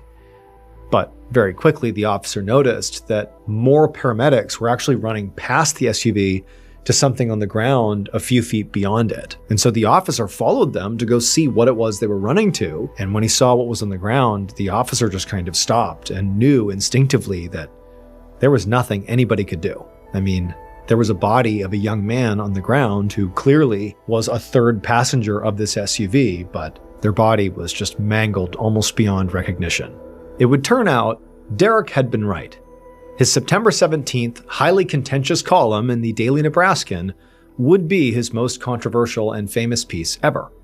And actually, people are still talking about it today. Because his column was about how, we, all us Americans, reserve the right to make our own choices about our bodies and personal safety.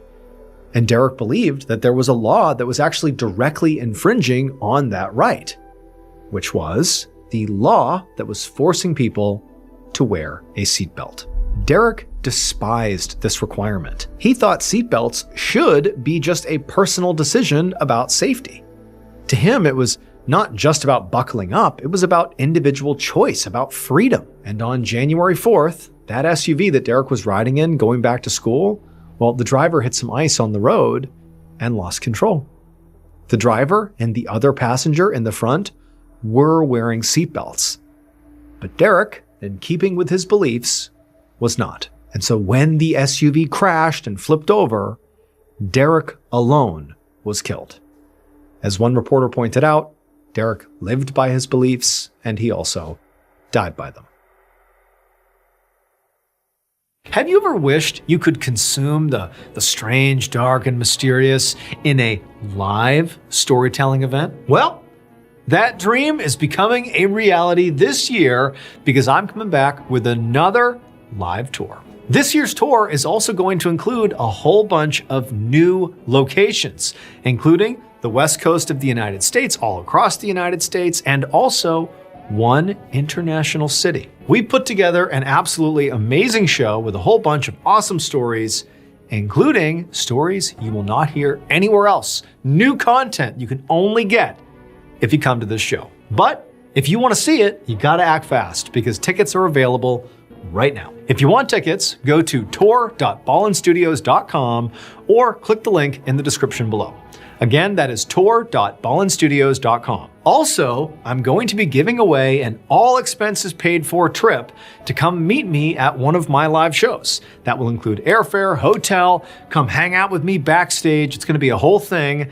And so if you want to potentially win that, all you have to do is donate to win at fandiem.com/MrBallen. That is fandiem.com/MrBallen. Get your tickets and enter the sweepstakes today.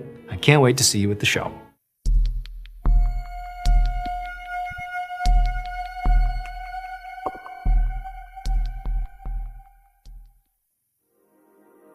Just before 9 p.m. on Friday, January 13th, 2012, 51-year-old Francesco Scatino and his girlfriend, Dominica, sat at a table in a crowded restaurant at a resort in Italy. And they'd been there for a while, having a leisurely meal. So their table was covered with empty dishes, a wine decanter, and plates with the remnants of their amazing food. Now, having an extended, indulgent dinner like this one was not technically allowed, since Francesco was actually working. But Francesco was not too worried about breaking what he considered to be a small rule, because he was not just some hired hand. I mean, he was in charge of this entire resort on Italy's Tuscan coast. And the resort was amazing. It was literally right out on the water and had thousands of guest rooms and 6 restaurants with over a dozen bars, a theater, multiple swimming pools, and there was even a casino. So it had really a huge capacity for guests. And right now, there were easily more than 3,000 people staying at this resort. And Francesco was, very proud to be the boss of this place, this unbelievable place. He actually had started working at this resort as a security guard, but he'd worked his way up to the very top. And now he'd been overseeing this property for about 6 years. And being a leader really worked well for his personality, because he loved being impressive and feeling important. He'd heard staff and former coworkers complain about how he was too over the top and a bit of a show-off, so he had heard those things. But Francesco knew that really these people, they were just jealous. He was handsome, he had a great job, and he had 2 just beautiful, amazing women in his life when, some people didn't have any. And so now Francesco smiled at one of his girlfriends, Dominica, who sat across the table from him and enjoying the dessert they were sharing. Francesco was married, but recently, Dominica had become the most important woman in his life. She was a dancer, and to him, she was just perfect. They'd only met a few weeks ago, so they were still in the honeymoon phase, where they were both still very flirtatious and eager to impress one another. And so right now, Francesco knew he should leave and get back to his managing duties, but he was having so much fun with Dominica, so he lingered, eating his dessert as slowly as he could. But as he sat there, slow playing his dessert, he realized, their night together didn't actually have to end just because the dinner was over. There was something he could do right now that would give them maybe another hour or so together. And it would also completely blow Dominica away and proved to her just how amazing he really was. So, suddenly with a big smile on his face, he told Dominica to hurry up, finish eating, because they needed to get upstairs immediately. A few minutes later, Francesco and Dominica hurried into the resort's top floor operations center. And just like the entire rest of the place, this room, despite being an operations center, was still just massively impressive. In addition to all the very new age, high-speed monitors and security feeds and maps all over the room, there was this huge window that overlooked this balcony, this exterior balcony, that looked down on the ocean. It was like this beautiful view of the ocean. and it even overlooked a stretch of small seaside villages called Giglio. This room was also filled with all of Francesco's employees hustling around and, staring at screens and talking on headsets. But as soon as Francesco and Dominica walked in there, Francesco kind of went to the center of the room and kind of got everybody's attention and told them all to listen up. Then he went over the details of his big idea. The resort was going to put on a very specific and spectacular kind of show called a salute, and they were going to do it right now. So salutes were very popular in this area of Italy, and Francesco's resort actually did them all the time, so this was not totally unusual. They were basically kind of a performance, mostly for the locals, where the resort would flash all of its lights and play music, while guests of the resort would go to their balconies and wave and cheer to the residents and the other tourists in Giglio. But critically, salutes needed to be both quick and highly choreographed. That's really the only way they worked. And so in order for a salute to work, it really required the attention and active participation from a large number of people. I mean, this was a big to-do. And so given the fact that these were sort of a big endeavor, it meant that, something could go wrong if you're not really careful. And Francesco actually had a mentor who'd actively discouraged him to not do these salutes or try to do as few as you can because of the fact that things could go wrong. But Francesco's mentor was not physically here right now to tell Francesco to stop. And the people that were here were pretty excited about his idea. So Francesco began going over the plan with his staff. And as he expected, with such a complicated undertaking, there were a lot of logistics to look over. However, when Francesco actually started going about these preparations, he realized he couldn't actually read anything because he didn't have his glasses on. He didn't think he looked handsome with them on, so he hadn't brought them out to dinner with Dominica, but now he really needed them. But thinking on his feet, Francesco simply asked a staff member to read him whatever information he really needed to know in order to do this salute. And so the staff member did as they were told, and at the end of it, Francesco felt like he had heard what he needed to hear and he thought everything was in order, and so he nodded and said, "Okay, we are all set to begin." And then he looked over at Dominica and smiled and sort of nodded like, "Okay, here we go." Then she knew whatever was coming next was going to be really, really special. When Francesco gave the actual order to begin the salute, everybody in the operations room jumped into action. And as soon as the actual salute began, Francesco squinted out the huge window that looked out over the ocean and Giglio down below, and Francesco was just so excited when he thought about how everyone who was out and about in town would look up and see his palace all lit up and full of life and energy. But as he peered at the lights of Giglio, he realized something wasn't quite right.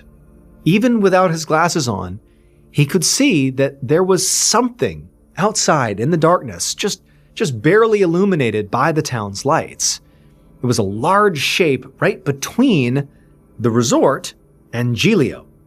And to his horror, Francesco realized it was actually getting closer, fast. At the same time, but on the other side of the resort, an American man named Brian Aho was eating dinner with his wife and teenage daughter at the Milano restaurant, which was one of 6 restaurants in the resort. And they'd just been enjoying their meal when there was this deafening banging sound, and the entire room gave a huge jolt and everything inside just sort of went flying. Brian grabbed the table to brace himself as plates and glasses shot off the table and shattered everywhere. And then he heard screams and people hitting the ground all around him as diners were literally being thrown from their chairs. And then there was another series of crashes when some ceiling panels fell from above and smashed onto the ground. But then it was over.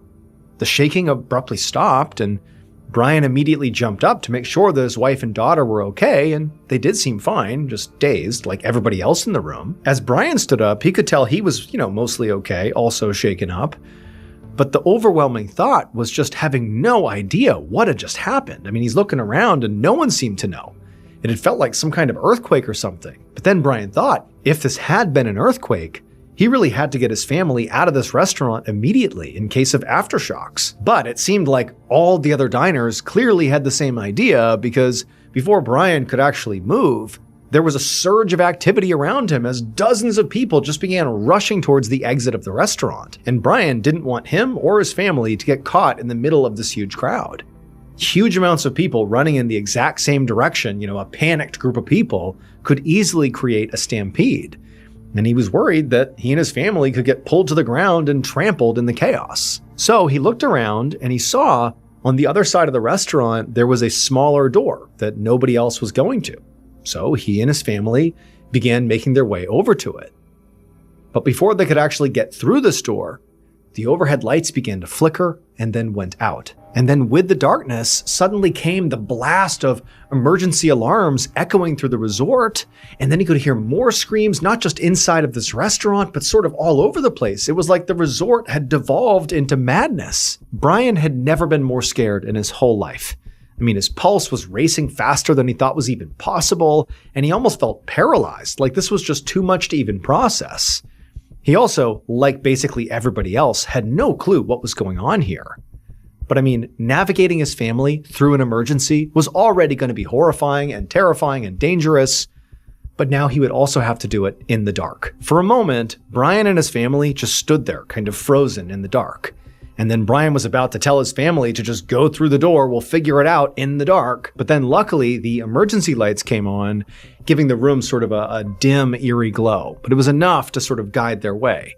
And so at that point, Brian didn't wait. He grabbed his wife and his daughter, pushed through the side door, and headed out into the hallway. It would take nearly 10 minutes for Brian and his family to navigate the maze of hallways they had just walked into until finally they stepped outside and were in the open air. But when they finally got out there, Brian realized they actually had a really big problem because the exit they had just taken had taken them not to safety. It had led them to this expansive outdoor terrace with a railing on the 4th floor of the resort, which meant they still needed to get down multiple levels in order to, evacuate safely. But just the fact they were on the 4th floor was not the big issue. The big issue was the terrace was clearly packed with other people from the resort who were also trying to evacuate. There was all these people basically blocking their way. So basically, everybody who has no idea what's going on is just like pushing and shoving each other, and there were no authority figures or any staff around to actually direct what now was basically an evacuation. And Brian could tell that the crowd was clearly starting to panic, and really he was too. Everybody was just like, what's happening here? And so Brian was about to suggest to his family that they try to find another way out when they heard the crackling of the resort's public speaker system, and a voice came on that finally delivered some information about what was happening. It said that there had been an electrical blackout, but everything was fine, and technicians were hard at work trying to fix the problem. So in the meantime, all the guests should stay calm and just go to their rooms for safety. And at this point, it was very obvious that the mood all around Brian and his family completely changed. People stopped pushing and arguing and panicking, and Brian himself felt that knot of dread in his stomach sort of loosen a bit. An electrical blackout didn't seem like a life or death situation, so he, and clearly everybody else, felt a whole lot less scared. Pretty much right away, many of the guests began heading back inside, making their way to their rooms. And Brian actually spotted a few staff members who were in the crowd, encouraging people to do just that, go back to your rooms. And so for a few moments, Brian and his family and the others just kind of stayed put and just kind of let things play out, kind of watching things settle back into normal. But then it was like with no warning, there was this other huge banging sound, and the floor once again buckled under Brian's feet. And this triggered a whole new wave of just absolute chaos out on this terrace. All at once, everybody started shouting and pushing each other in pure panic. And at the same time, there were all these new announcements coming out frantically over the loudspeaker, but it wasn't doing anything. It was like the crowd had decided something bad is happening and no one can tell me otherwise. I have to leave. Everybody is just trying to evacuate all at once. And so pretty much right at this point, you had a group of people who were out on the terrace who decided to charge into the resort to try to find another way to evacuate. And also you had the group of people who had already gone back inside to go back to their rooms who had changed their mind, who charged right back out, back onto the terrace. And so for a moment, it was like these two pools of people kind of smashing into each other, and Brian and his family were kind of off to the side because they had just barely stepped out onto the terrace when all of this stuff was happening. But then Brian watched in complete shock as he saw some of the people, after they pushed through all the way to the edge of the terrace to the railing, they began climbing over the railing to climb down from the 4th floor. Seeing this was horrifying for Brian, but then he felt yet another shudder under his feet and a loud industrial groaning sound from the resort right behind him, and he knew if he didn't do what these people were doing, he and his family might not be able to evacuate. Clearly, there was a real problem. They didn't know what it was, but they had to go. So he grabbed his wife and his daughter's hands, he shoved his way through the crowd to the railing, over the railing they went, and down they began to climb. Meanwhile, back up in the top-level operations center, Francesco was staring out the room's huge window, just completely frozen in shock. His resort was in complete pandemonium. Below, guests were running, others were fighting and shoving, and some were literally leaping to their potential deaths from the upper-level balconies and terraces. And so as Francesco watched all of this carnage, he tried to wrap his head around how the night had gone so horrifically wrong. The worst part of all of it was there was absolutely no way to fix it. He'd been trying to show Dominica and everybody else how amazing and impressive and in control he was, but he'd completely lost control of this whole situation. And he'd also lost his girlfriend because Dominica had quickly fled the resort. And then there was a loud crashing sound somewhere in the distance, and his heart pounded, and he realized it was time for him to start running too. Minutes later, Francesco and some of his staff sprinted through the halls of the resort. And as they ran, thunderous noises and bangs came from every direction, and debris from the ceiling and walls crashed to the ground all around them as they were shaken loose. And all the while, over the noise, Francesco could hear the continuous shrieks of panic from people who were still clearly trapped inside the resort and just couldn't get out. But he and the others he was with finally did make it to the exit. And this exit was not overrun with panicking people. So Francesco was lucky enough to be able to pretty quickly make it to the bottom level and then keep on going. And he did not look back, not until he was far away and definitely to safety. But when he did finally stop running, and he did turn around and looked back at his resort, his stomach pitched so hard he nearly vomited. Because finally, he could see right in front of him the full horrible extent of what he had done. It would turn out what Francesco was looking at was the culmination of a record number of terrible choices he had made that night. 1. Francesco would later deny this, but he was seen drinking alcohol at dinner while he was supposed to be working. 2. He was not wearing his glasses, which meant he was his most handsome self, but also that he couldn't see very well. And 3. He was distracted by his new girlfriend, who he had brought to an area where only key personnel were allowed because he was desperate to impress her. Now, in most workplaces, this would all just be considered unprofessional and maybe might get you fired. But in Francesco's workplace, it was much worse than that. What he had done was incredibly dangerous because the resort that Francesco managed was not a regular hotel. It was a gigantic cruise ship called the Costa Concordia. Francesco was its captain, and when he issued the order for the boat to do a salute, he was not just ordering a complicated but entertaining show. A cruise ship salute also involves steering the massive boat much closer to shore than usual to appropriately show off to the locals on land. But because Francesco literally couldn't see very well, was obviously distracted and possibly drunk, he didn't notice that when they did this salute, they were going way too fast and way too close to shore. That shape he saw rushing towards them in the darkness was an enormous cluster of rocks. By the time he saw it, it was too late. The Concordia had smashed into the rocks, tearing a 230-foot wide hole in the hull, which immediately flooded the ship.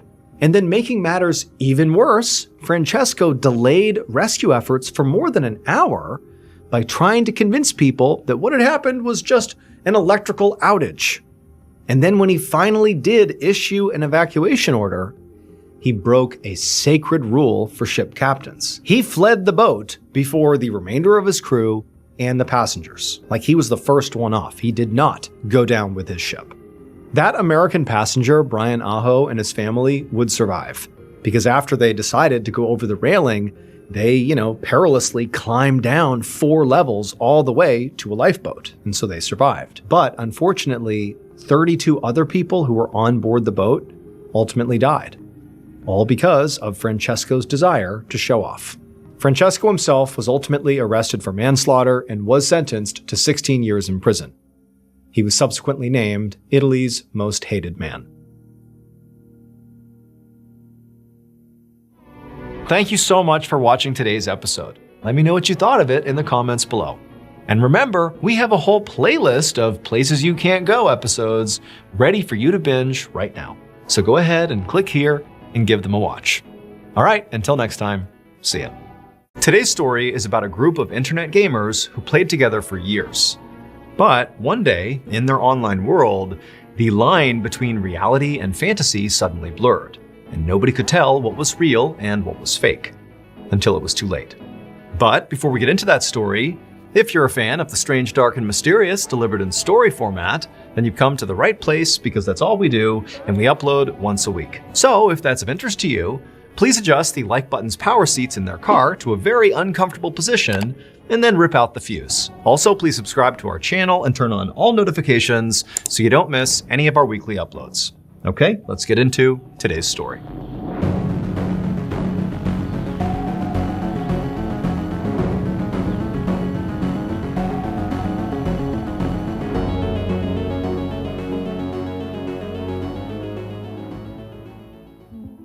At 3:30 p.m. on July 27, 2019, a 22-year-old college student named Nicole logged onto her gaming computer in her bedroom in North Carolina.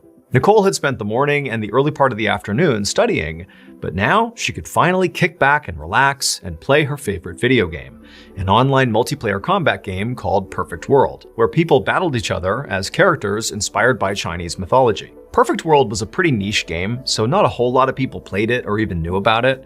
But Nicole loved it, and she played it basically every day for the past few years, was totally hooked on it, and in playing it, she had met about a dozen other people from all over the world who also were obsessed with this game. And together, they had formed a virtual community, and they used a messaging app called Discord to communicate with each other outside of the game. So, on this particular day, after Nicole loaded up Perfect World, she also opened up her Discord chat, and she saw already that several of her friends were online, and they were all talking on the general chat inside of their server.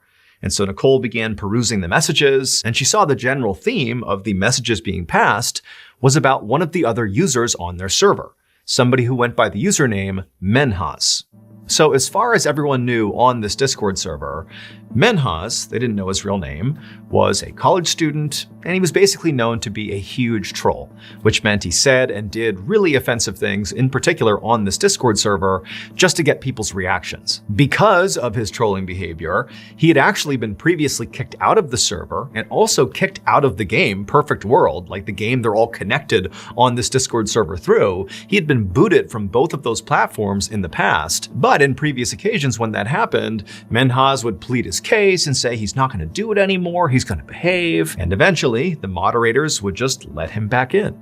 And so currently, Menhaz was back on the Discord server, and he was back to his trolling ways. But as Nicole scanned through the general chat and went back and actually saw what Menhaz had been saying that day, that basically had stirred up everybody else on the server to say, look, he's back to his trolling ways, when she went back and actually saw what Menhaz was saying, Nicole couldn't help but feel like today's trolling just felt different. Menhaz was talking about this apparently brilliant 4-step plan he had that was going to completely revolutionize his life and basically set him up for big success in his life going forward.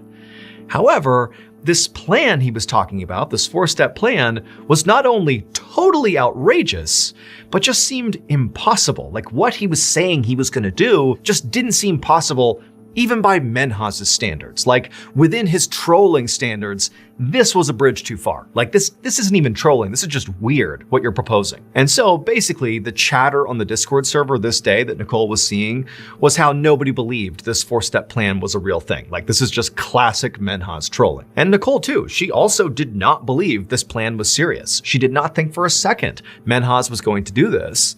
And so she just kind of rolled her eyes, ignored Menhaz, minimized the Discord server, and just enjoyed playing the game, Perfect World. And after a while, after, a couple of battles that she won and a couple of battles that she lost in this game, she paused for a second and noticed there was a whole bunch of new notifications on their Discord server. And so because Nicole was already taking a break from the game, she opened up the Discord server to see what was going on. And right away she saw the main topic of discussion was once again Menhaz and his 4-step plan, but specifically, Menhaz had just sent a picture through the Discord server that apparently represented completing step 1 of this 4-step plan. He basically said, look, I did it. I've done 1. I'm on to step 2 now. And everybody's looking at this picture thinking, wait a minute, he's actually doing this? This can't be real. And Nicole, when she looked at this picture, she too thought, like, no way, this is not possible. He did not do this. And in fact, her first thought was, okay, maybe this image was, created by AI or something, or, maybe he pulled this image off a website somewhere and is pretending it's authentic, but it can't possibly be something he actually took a picture of. He couldn't have done this. And so pretty quickly, Nicole, despite seeing this image, she agreed with the consensus that Menhaz is still just trolling us. This picture is not proof that he's really doing this 4-step plan. And so Nicole went back to playing Perfect World, and about an hour later, she noticed there were all sorts of new notifications on her Discord server. And so once again, she stopped her game, she opened up the Discord server, and once again, the entire chat was dominated about Menhaz, because Menhaz had sent a second picture, apparently representing him completing the second step of his big 4-step plan. And once again, everyone's saying there's no way, he's trolling us, this can't be real. And Nicole, she looked at the image itself, and she too thought this has got to be trolling. But now, she wasn't just filled with pure disbelief. She wasn't able to just completely discard what was happening here, because part of her was thinking, like, how is Menhaz getting these hyper-specific images that really are tethered to this exact plan he's laid out? Like, how does he have these images? Where are they coming from? Now, this was back in 2019, and certainly AI technology existed, but not the way it does now, where, the average user can literally, in seconds, create hyper-specific images using AI. In 2019, that really wasn't available to most people, and so really the only way Menhaz could potentially have these images, at least in Nicole's mind, was he had to have pulled them off some website somewhere and basically pretended they were images that he took. And so Nicole decided she was actually going to take the 2 images he had sent and reverse image search them to try to figure out where they came from, find the website, where he's pulling them from, because clearly these pictures are not authentic. There's no way Menhaz actually took these photos. But when Nicole reverse image searched both images, nothing came up. Now, Nicole thought, okay, that does seem to suggest these are authentic pictures he really did take, which maybe means he's actually doing this plan, even though that seemed totally preposterous. Or she thought maybe, these images have been pulled from such an obscure website somewhere that I don't have access to, finding them in a reverse image search, that maybe that's what it is. And so at this point, Nicole told herself, you know what, there's got to be a reasonable explanation for this, but I'll tell you this, it can't be that Menhaz is actually following through on this plan. It's not possible. And so once again, she minimized the Discord server and got back into the game. But pretty quickly, Nicole just stopped playing the game because her mind was totally fixated on whatever was going on with Menhaz. And so she opened up the Discord server again, and she saw still everybody in the chat was talking about Menhaz and these 2 pictures he had sent. And basically the server was divided. About half the members believed this really was just Menhaz trolling, and the other half was starting to think that, hey guys, this might be real. He might actually be carrying out this 4-step plan. Those pictures might be real. And if that's the case, we have a huge problem, because this plan, if he actually carries it out, is so completely illegal. He can't do this. This is not okay. And so the faction of members on the Discord server that were starting to sense that this 4-step plan of Menhaz's might actually be real began to talk internally, and they said, look, we can't just sit here and do nothing if Menhaz is actually doing this. We have to stop him. This is not okay. And so in fact, one of these members actually contacted their local police and told them, hey, there's this guy on my Discord server, his username is Menhaz, I don't have his actual name, but he's doing something that could be very bad, and you need to look into it. And so the dispatcher said, okay, well, where does Menhaz live? And the person who had called was like, well, I don't actually know. In fact, I really don't know much about him other than the fact that he goes by Menhaz and he sent these crazy pictures that could be real or not, I don't know. And so eventually the dispatcher just said, look, I get it that you're concerned, but we have nothing to go on here. And remember, this is the internet. People make stuff up all the time. And so pretty quickly after that, the police officer just hung up, and that was that.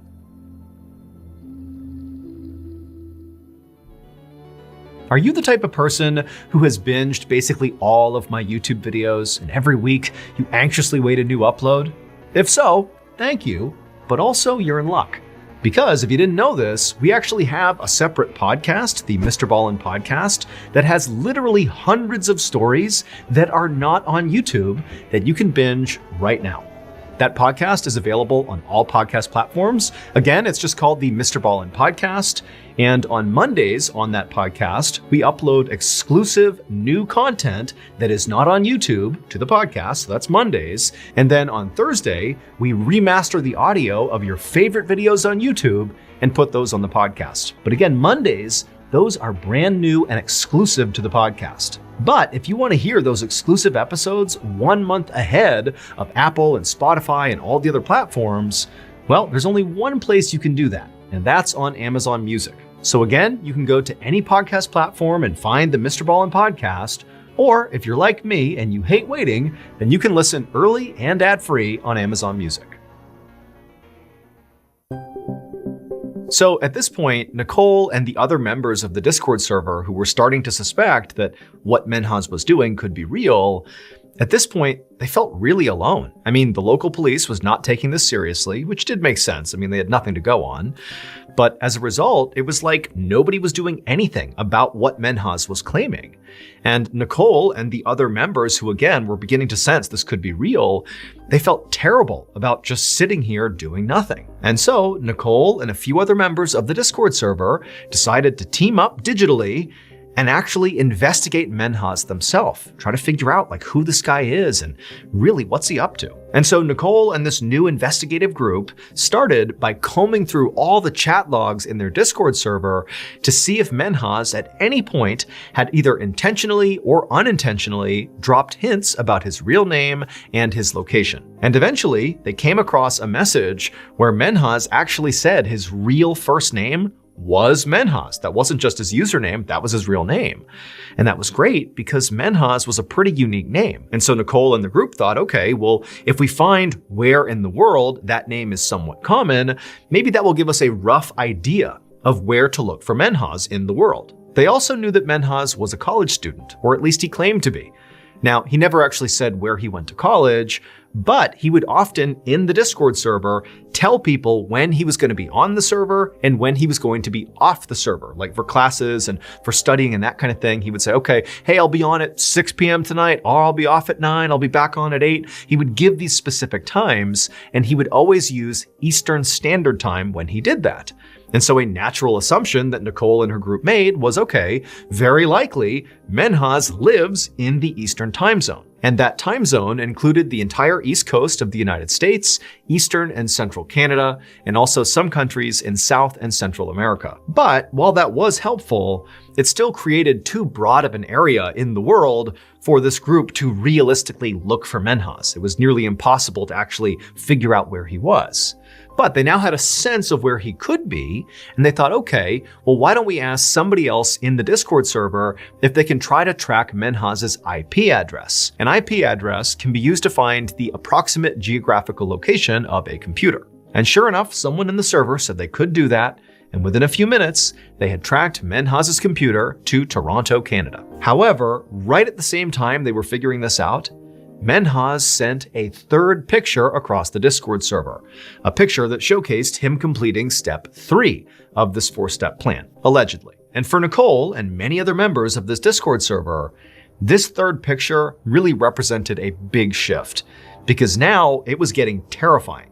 Because look, it seems pretty likely at this point that Menhaz is actually doing this. This is real. How could he possibly have these hyper-specific photos that are perfectly synced with this 4-step plan he had come up with? This feels real. And so Nicole, she actually asked the person who had traced his IP address to Toronto, she said, hey, should we call the Toronto police and tell them what's going on here? Maybe they can go find him and stop him before he completes this plan. I mean, he's apparently completed 3 steps. There's only 1 step left. We have to stop him here. But the person who had tracked his IP address to Toronto said, look, what are the police going to do? There's 6 million people that live in Toronto, and all we have is that maybe his computer is in Toronto and maybe these pictures are real.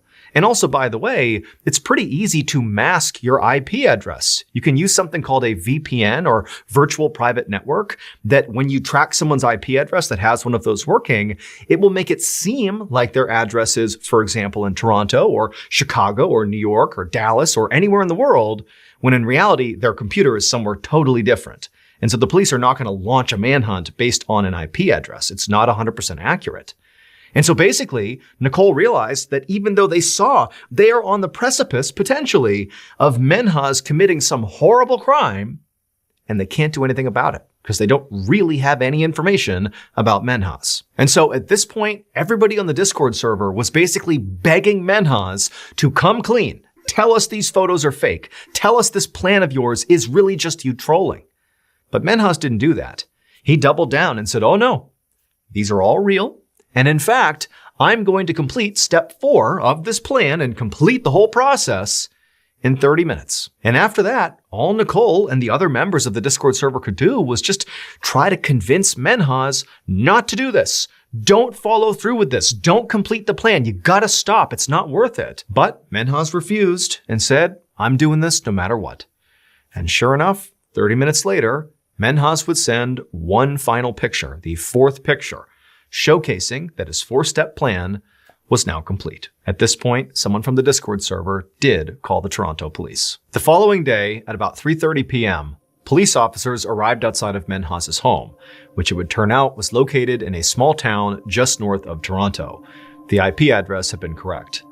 By this point, it had now been about 24 hours since Menhaz had sent the very first picture of his 4-step plan. Police knocked on the front door, having no idea what to expect here. They had seen the images Menhaz had sent on the Discord server, but at this point, until they went inside, they had no idea if they were dealing with a terrible crime or a terrible joke. When the door opened, Menhaz himself was standing in the doorway. He had a totally neutral, very calm expression on his face. He was very gracious. He welcomed the police inside. And when they stepped inside, they asked him, what's going on here? And all Menhaz said was, you'll see. So the police walked further into the home and eventually made their way upstairs. And when they got up there, they just froze. Because it would turn out, Menhaz was not trolling. Those pictures were not fake. He really had carried out that 4-step plan. It would turn out, for the past 4 years, Menhaz had been living a double life. To his friends and family, he was a college student studying engineering, and he was on a path to great success. When in reality, he dropped out of college in his first year and just pretended to go to school every day, when in reality, he would just go to a local mall and hang out there. And then in the evenings, when school was over and he would come back home, he would just immerse himself in video games, specifically that Perfect World game. That's what he did. He just went to the mall and played video games and lied to his friends and family. But July 27th, 2019, the day Menhaz put his 4-step plan into action, was literally the last day he could maintain this ruse. Because the next day, July 28th, 2019, was the day Menhaz was scheduled to graduate from his college. And so his friends and family were all expecting to be there and to see this amazing ceremony. And so to deal with the fact that his real life and his fake life were about to collide, Menhaz came up with his 4-step plan. And he literally told the members of the Discord server about his big plan, but nobody believed him because he was always trolling people. It just seemed like, oh, this is made up, another one of Menhaz's lies. But he was not lying. It was all true. Those pictures that he sent across were absolutely authentic. He took those pictures, and they did represent completing each step in the plan. The first picture was of his mother, the second picture was of his grandmother, the third picture was of his sister, and the 4th picture was of his father. And in each picture, those people were dead. because Menhaz had spent the day methodically killing his entire family to prevent them finding out about his lie. He hit them over the head with a crowbar and then slit their throats and took a picture, posted it to Discord. By the time someone from Discord finally got in touch with the Toronto police, it was too late. Menhaz had obliterated his entire family. Menhaz ultimately pleaded guilty to 4 counts of murder and was sentenced to life in prison with the possibility of parole after 40 years.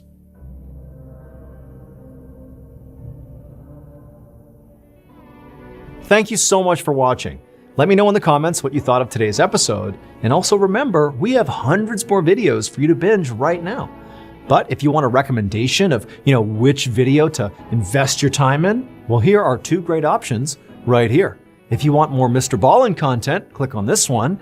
And if you want some redacted declassified mysteries with Luke LaManna, click over here. All right, until next time, see ya. There is nothing quite as satisfying as a true story that's mysterious and interesting, it sucked you in, that has a killer plot twist, a killer reveal. That, to me, is just the most satisfying thing you can find.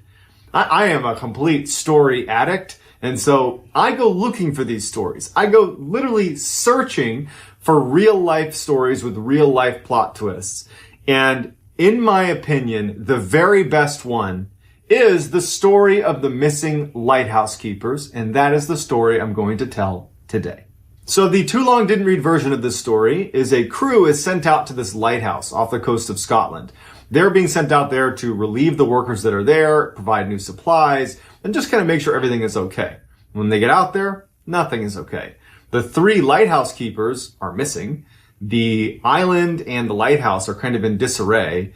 And then they find the lighthouse keeper's logbook, which, needless to say, is very strange. It has some entries in it that don't really add up. And then when you combine those entries with what some people had to say on the mainland that were watching the island, it really doesn't add up. So it creates this really epic plot twist. It's absolutely worth watching to the end, I promise. So let's get there. Off the coast of northwestern Scotland lies a stretch of 7 small islands. It's called the Flannan Isles. One of those isles is called Eilean Moor.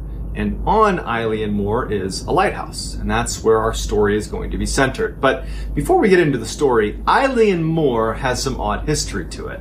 It's long been regarded as a place that's paranormal. In fact, on the island, basically the only people that inhabit it are the lighthouse keepers. Usually there's 3 or 4 of them, and sheep. And so sheep herders often go out to that island, and they're the ones that report hearing strange sounds and just feeling like they're being watched. It's a creepy place. And in fact, anybody that visits the island that isn't a sheep herder or a lighthouse keeper, even if they've never heard of the history of Eilean Moor, oftentimes report a very odd sense of being watched, of just not feeling right on that island. And so Eilean Moor really had developed a reputation as being a pretty creepy place. So in addition to just the strange aura around the island that basically anyone who went there reported, anybody that went to the Church of St. Flannan is its name, they reported feeling like they were being drawn to pray.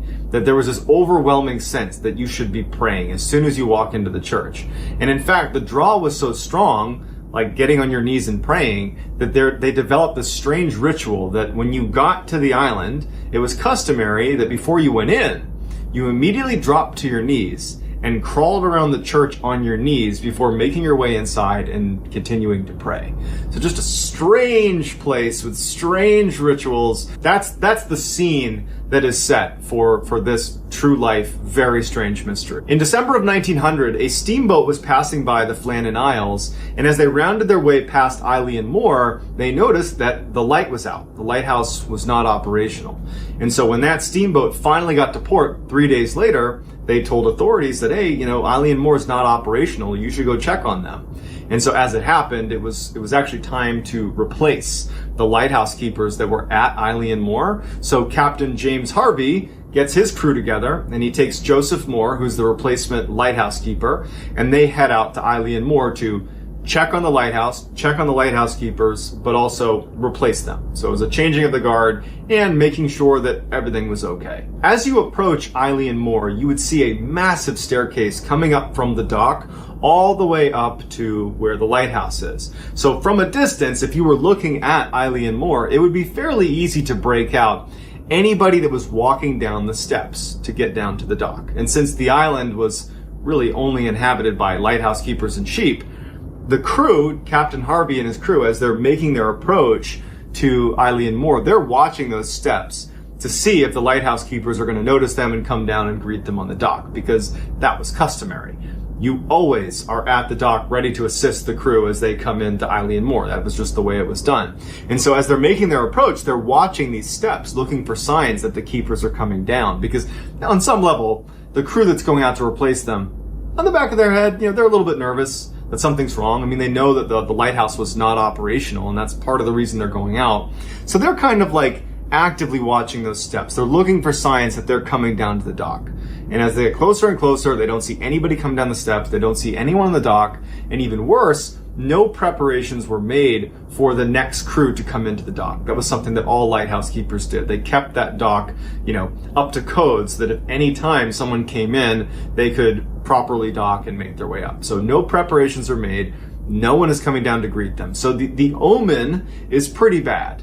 And so Captain Harvey and his crew, they dock on the dock, and the captain and his crew say, hey, to Joseph Moore, you go up and just do a cursory examination of the island. Make sure these guys are okay. We'll stay down here for a minute. You go check.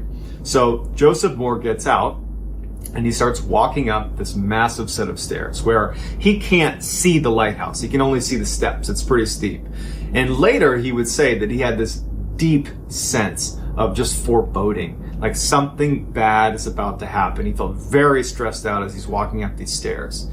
And as he makes his way up, he finally kind of crests to where he can actually start to break out the top of the island where you can see the lighthouse and you can see, where they were staying. And the first thing he notices is the steel railings that line this massive staircase up to the island near the lighthouse itself. The steel railings had been bent over. Like, imagine if it was made out of tinfoil. They had been folded onto themselves. Like, pretty significant damage to, steel railings. And so he makes note of that. And he also notices that this big boulder that I don't think it was decorative. It just was on the island. And so they built around it. There's this huge boulder that just was right in front of the lighthouse. And it had been that way for, years and years. It had moved significantly, and you could actually see a trail underneath the boulder where it had rolled across the grass. So Joseph Moore, the replacement lighthouse keeper, is thinking to himself, my God, this is straight out of the storm of the century. Like, clearly the worst storm ever has hit this island. No wonder their lighthouse was non-operational, because they were hit with the worst storm ever. And so that's his initial assessment. He goes up to the door. The door is unlocked, but shut. And he opens it up. First thing he does is he yells for the lighthouse keepers that are supposed to be there. They don't call back. There's apparently no one in the lighthouse. Before he even starts moving through the lighthouse, he looks on his right and he sees all the hooks where they would have kept their clothes. And one hook still is holding an oilskin jacket. And anytime you would leave the lighthouse, especially if you were leaving the island for some reason, there is no reason in the world you would not be wearing that jacket. So it's another kind of bad sign. It means that if they're not here, if the 3 lighthouse keepers are not inside of this lighthouse, why aren't all 3 oilskins gone with them? It's another sign that something terrible has happened. He looks into the kitchen, and on the kitchen table is plates of meat. There is, pickles that have just been pulled out of a jar, and a couple of the chairs have been upturned. And he also noticed that the mechanical clocks had stopped. And so he's thinking to himself, okay, something happened where they left in a hurry, because they toppled over chairs, they left food on the table, someone forgot their jacket. He continues moving through the lighthouse, and he gets to their bedrooms, and all of their beds are unmade. Again, it was kind of customary that you would never leave the lighthouse unmade. You would make your bed because someone else could be coming in to relieve you. And so it was yet another sign to Joseph Moore that something had happened suddenly that caused the lighthouse keepers to abandon the lighthouse. Combining that with the massive damage from the storm, he's starting to think, something happened, this horrible storm is coming through. Like maybe it got really bad really quickly and they didn't have time to make proper preparations. They didn't have time to do the things that were customary. They just had to kind of boogie out of there. So Joseph Moore returns to Captain Harvey and says, "This is what I saw." And so Captain Harvey and the crew go back up and they kind of see it for themselves. And Captain Harvey ends up sending a telegram back to the mainland explaining that there has been a horrible tragedy here. A dreadful accident has happened at the Flannans. The 3 keepers, Ducat, Marshall, and the Occasional, have disappeared from the island. The clocks were stopped and other signs indicated that the accident must have happened about a week ago. Poor fellows. They must have been blown over the cliffs or drowned trying to secure a crane or something like that. After Captain Harvey sends this telegram, he and Joseph Moore and the rest of the crew continue to kind of search the island and do some investigating. And they discover the logbook that the 3 lighthouse keepers had been keeping. And so all of the entries are pretty standard. It was, common practice that you would mark down what happened that day, what ships you saw, just kind of basic log keeping of the lighthouse. But they start getting really interesting on December 12th. On December 12th, the leader of the 3 lighthouse keepers noted that severe winds, the likes of which he had never seen before, he's been doing this for decades, are passing through the island. And he's acting pretty worried about whether or not the lighthouse will be able to withstand this storm. He also noted that the other 2 lighthouse keepers were not doing well. He said one of them had been basically just praying nonstop. The other had been doing a bit of crying. Now, the man he's describing that is crying over the intensity of the storm was known on the mainland as one of the toughest, saltiest men on the planet, who had weathered dozens of hurricanes out on islands all by himself. And so for him to be crying over the severity of the storm just shows you how severe the storm really was. The entries on the 13th and 14th point to them believing that they're not going to get out of the storm alive. At this point, all 3 of them are just praying nonstop and are kind of anticipating at some point they're just going to get swept off the island. Then on December 15th, it just says, "Storm ended, sea is calm, God is over all." So Robert Moorhead, who is one of the leaders of the investigation, said that basically on December 15th, after that final entry was made, they must have gone down to the dock to secure some of the supplies and just kind of make sure that it wasn't totally damaged from all of the storm, and a rogue wave from this storm must have swept them away.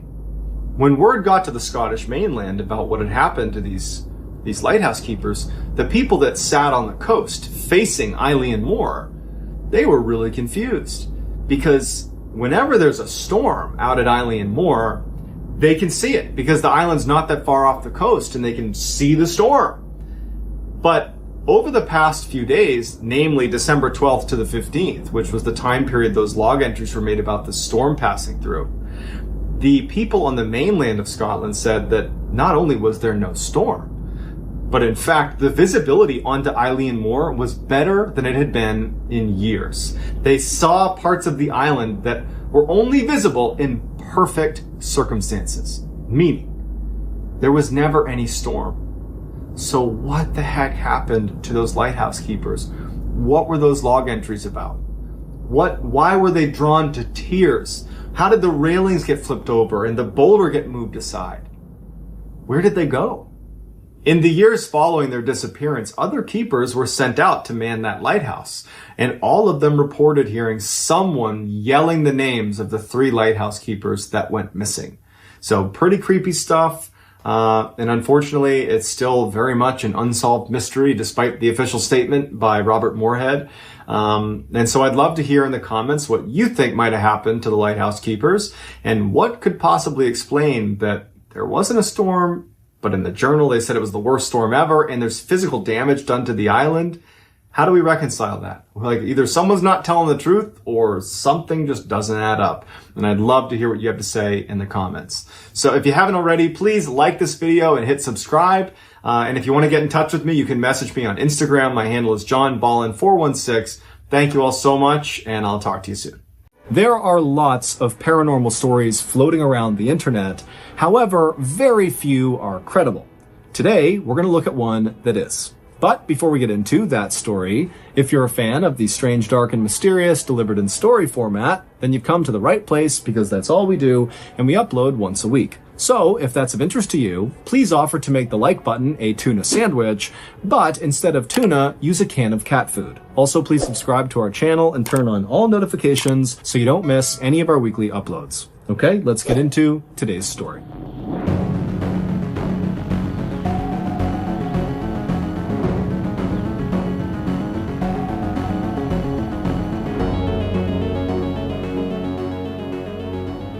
In the early evening of January 23rd, 1897, a blacksmith named Erasmus Shue stoked his fire inside of his little shop in rural West Virginia and then called out to his 11-year-old helper who was in the back cleaning up. Erasmus had been planning to head home early that night. However, a last-minute order for horseshoes had just come in, and so Erasmus knew that was not going to happen. He was going to have to work late. And so he was calling for his helper to send the helper to his home, Erasmus's home, to check on Erasmus's wife, Zona. He wanted to make sure that, one, Zona knew he would be late, and two, if Zona needed anything, the helper could go out and get it for her or help around the house or whatever she needed. After the helper had left, Erasmus went back to poking at his fire, but his mind was not on the horseshoes he needed to make. Instead, it was on his wife, Zona. The couple hadn't told anyone yet, but Zona was pregnant. Erasmus and Zona had only just met a couple of months earlier, but they had fallen in love very quickly. Zona was 23 years old, and she had beautiful dark hair and dark eyes and a quick sense of humor. She was a total free spirit who had grown up on a farm, and she had never really been away from home. When Erasmus had arrived in the little village called Livesey's Mill, which was located near a river at the foot of this mountain and was right near where Zona lived, he and Zona had noticed each other right away. Erasmus, who was quite a bit older than Zona, he was 35 years old, was tall and handsome with piercing blue eyes, and he had come to this little rural town to set up his blacksmith shop. And to Zona, he was like this amazing, new, exciting thing. Zona's family, especially her mother, Mary Jane, did not approve of the fact that Zona and Erasmus had begun seeing each other, mostly because Mary Jane didn't like the fact that Erasmus was so much older than Zona. But Zona was known for being incredibly stubborn, and she loved Erasmus, and so there was just no stopping her. So, in November, just a couple of months after meeting each other, Zona and Erasmus got married and they moved into a little house together, and very quickly, Zona got pregnant. And both she and Erasmus were so excited about this that they wanted to go around and tell people, but early on, it was clear Zona had some complications with this pregnancy. She was sick all the time, and she just seemed really unwell, and the doctor who was seeing her knew that it likely had to do with her pregnancy. And so the couple decided that they should just wait and let the pregnancy develop a bit before announcing the news. So, on this late January day, Erasmus began hustling to finish these horseshoes because he really wanted to get home and be there for Zona and make sure she really was okay. And so as Erasmus thought about Zona, the steel he was heating inside of this fire was glowing bright orange and was ready to be forged into shape. And so Erasmus got his hammer and he got to work. Meanwhile, Erasmus's 11-year-old helper had arrived at Erasmus and Zona's house, and the helper walked through the gate up to the front door of this little 2-story home, and he knocked on the front door. But Zona did not come to the door, which the helper thought was odd, because Zona was someone who was always bustling around the home and was very quick to open the door and chat with neighbors. And now, standing in front of this door, the helper couldn't even hear a sound inside of the house. It was like no one was home. And so the helper knocked again, and after some more silence, he just reached down and tried the doorknob and found it was unlocked, and so he swung the door in. And right away, the helper noticed that the house was totally dark. None of the lamps were lit, even though the sun was setting fast. And so the helper stepped inside of the house and continued to call out for Mrs. Shue, but there was no answer. And at some point, as the helper turned a corner and looked towards the base of the stairs that led up to the second level, he froze, because lying on the ground was Zona. She was lying perpendicular to how the stairs run, on her back with one arm over her chest, like she was sleeping at the foot of the stairs. And so at this point, the helper is scared. He doesn't know what's going on here. Obviously something is wrong. And so very slowly, the helper began moving closer and closer to Zona. And when he was practically right on top of her, he yelled out her name one more time. And when she didn't call back and her chest wasn't moving and she was just totally still, he knew, obviously, something was terribly wrong.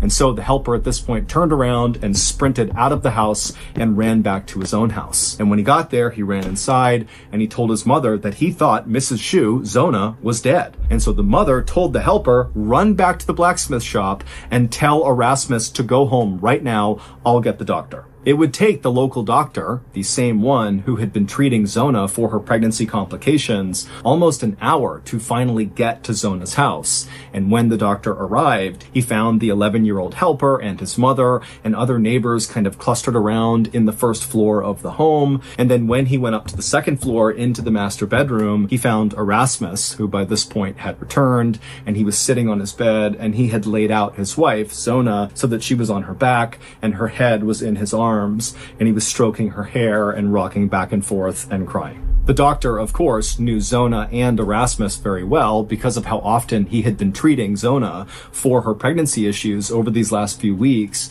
and so he felt a pit of sadness looking at this scene, but he knew he had to do his job, and so he gently walked over and he put his hand on Erasmus's shoulder, and he just said, I need to examine Zona's body. And Erasmus, at this point, he didn't even look up. He just continued to sob and rock back and forth while stroking her hair. Finally, the doctor kind of was a bit more forceful in asking Erasmus to step aside, at which point Erasmus did. He got out of the way and positioned Zona flat on the bed, and he made sure her hair was perfectly combed all around her neck. And then Erasmus knelt down right next to the bed and continued stroking his wife's hair and crying, while the doctor at this point kind of moved to the foot of the bed and began looking at Zona and beginning his examination. And the doctor would quickly confirm that, yes, Zona was dead. And after looking at her pelvis and kind of moving her around, the doctor came to the conclusion that very likely Zona had passed away from pregnancy complications. Zona's funeral would be held the next day at the local cemetery at the top of this hilltop. And by this point, the word had gotten out that Zona had been pregnant when she died. And so during this funeral, everybody was staring at Erasmus, who was overcome with grief and crying so hard that he could barely catch his breath. And then right before they lowered Zona's casket into the ground, Erasmus made a point of putting his wife's favorite scarf into the coffin with her. He said his final goodbyes, he shut the casket, and then it was lowered into the ground. But while the mourners were obviously very moved by just how unbelievably grief-stricken Erasmus was, his whole family was wiped out in one blow, what really stood out to the people that attended that funeral was not Erasmus's reaction to his wife's death, but rather Zona's mother's reaction to Erasmus. During this funeral, Mary Jane, Zona's mother, didn't seem sad or grief-stricken or in any way reacting to the fact that her daughter had died. Instead, as the funeral went on, Mary Jane shamelessly glared at Erasmus with a look of pure hate and disgust on her face. And then, after the funeral was over, all the mourners wanted to go up to Mary Jane and Erasmus to pay their final respects to the family, but Mary Jane ignored all these people and promptly left the funeral without saying a word to anyone.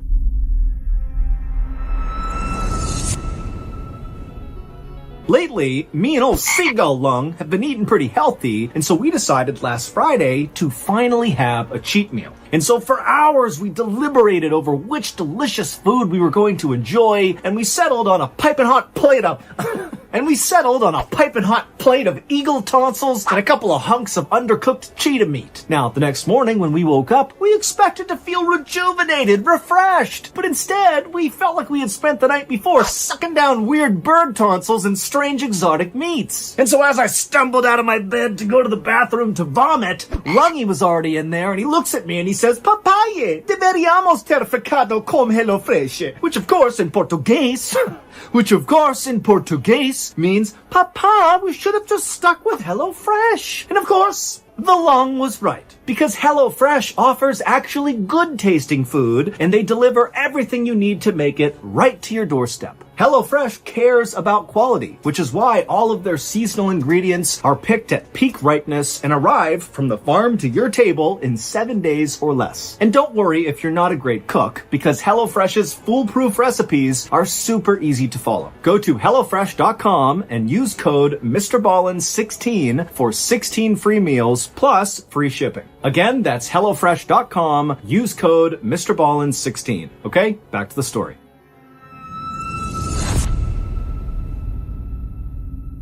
And in the days that followed Zona's funeral, Mary Jane's behavior only continued to get more and more bizarre. When neighbors would drop by Mary Jane's house to drop off food or just check in on her, Mary Jane refused to come to the door. Mary Jane basically began staying up all night. People would see there were candles lit in her bedroom at all hours, and they'd see her pacing around her room and then periodically kneeling on the ground and kind of staring off into the distance. And then on the rare occasion that Mary Jane actually left her house, she would look totally disheveled and distracted, and as she walked around town, she'd be mumbling under her breath and constantly looking over her shoulder like she was scared someone was following her. And when concerned neighbors came up to Mary when she was out of her house, she refused to make eye contact with them, didn't want to talk to them, and as fast as she could would get away from them. Whatever was going on with Mary Jane, her husband was not willing to talk about it to other people in town. However, they did notice that he had begun sleeping in the barn, so he was not even staying in the house with his wife. And then, on the morning of February 21st, so about a month after Zona had died, Mary Jane walked out of her house looking totally clean-cut. She was not disheveled. She was not looking over her shoulder. She wasn't muttering to herself. She was standing tall, moving with a purpose, looking totally coherent. And as she moved, the only emotion people could see on her face was anger. And so Mary Jane, angrily, walking with a purpose, walked her way to the local prosecutor's office, and instead of knocking and waiting to be let inside, she just opened the door and barged right inside. The prosecutor knew Mary Jane and knew how strange she had been acting over these last few weeks, and so when she came inside, he was alarmed at her sudden presence, but he was also pretty curious as to what was going on. And so when she came in and demanded to speak to him, he was happy to go into his office and take a meeting kind of simply out of curiosity. But once the two of them sat down in his office, Mary Jane proceeded to tell this prosecutor this totally outlandish story about her dead daughter, Zona, that at first made the prosecutor think, okay, clearly Mary Jane has lost her mind. That's what's been going on over the past few weeks. All this grief of losing her daughter has caused her to kind of snap. But by the end of these 2 hours that Mary Jane seemed to just be kind of rambling about this story about her daughter, the prosecutor started to realize that what she was saying kind of made a lot of sense, and his suspicions began to rise and rise. And so once Mary Jane was done telling this wild story about Zona, the prosecutor was convinced that what Mary Jane was saying had to be true, and so he knew they needed to dig Zona up. And so after Mary Jane had left, the prosecutor ran to the local doctor's house, the same doctor who had been treating Zona and then also looked at her after she died. And the prosecutor would tell the doctor that, hey, we need to exhume Zona and you need to examine her again.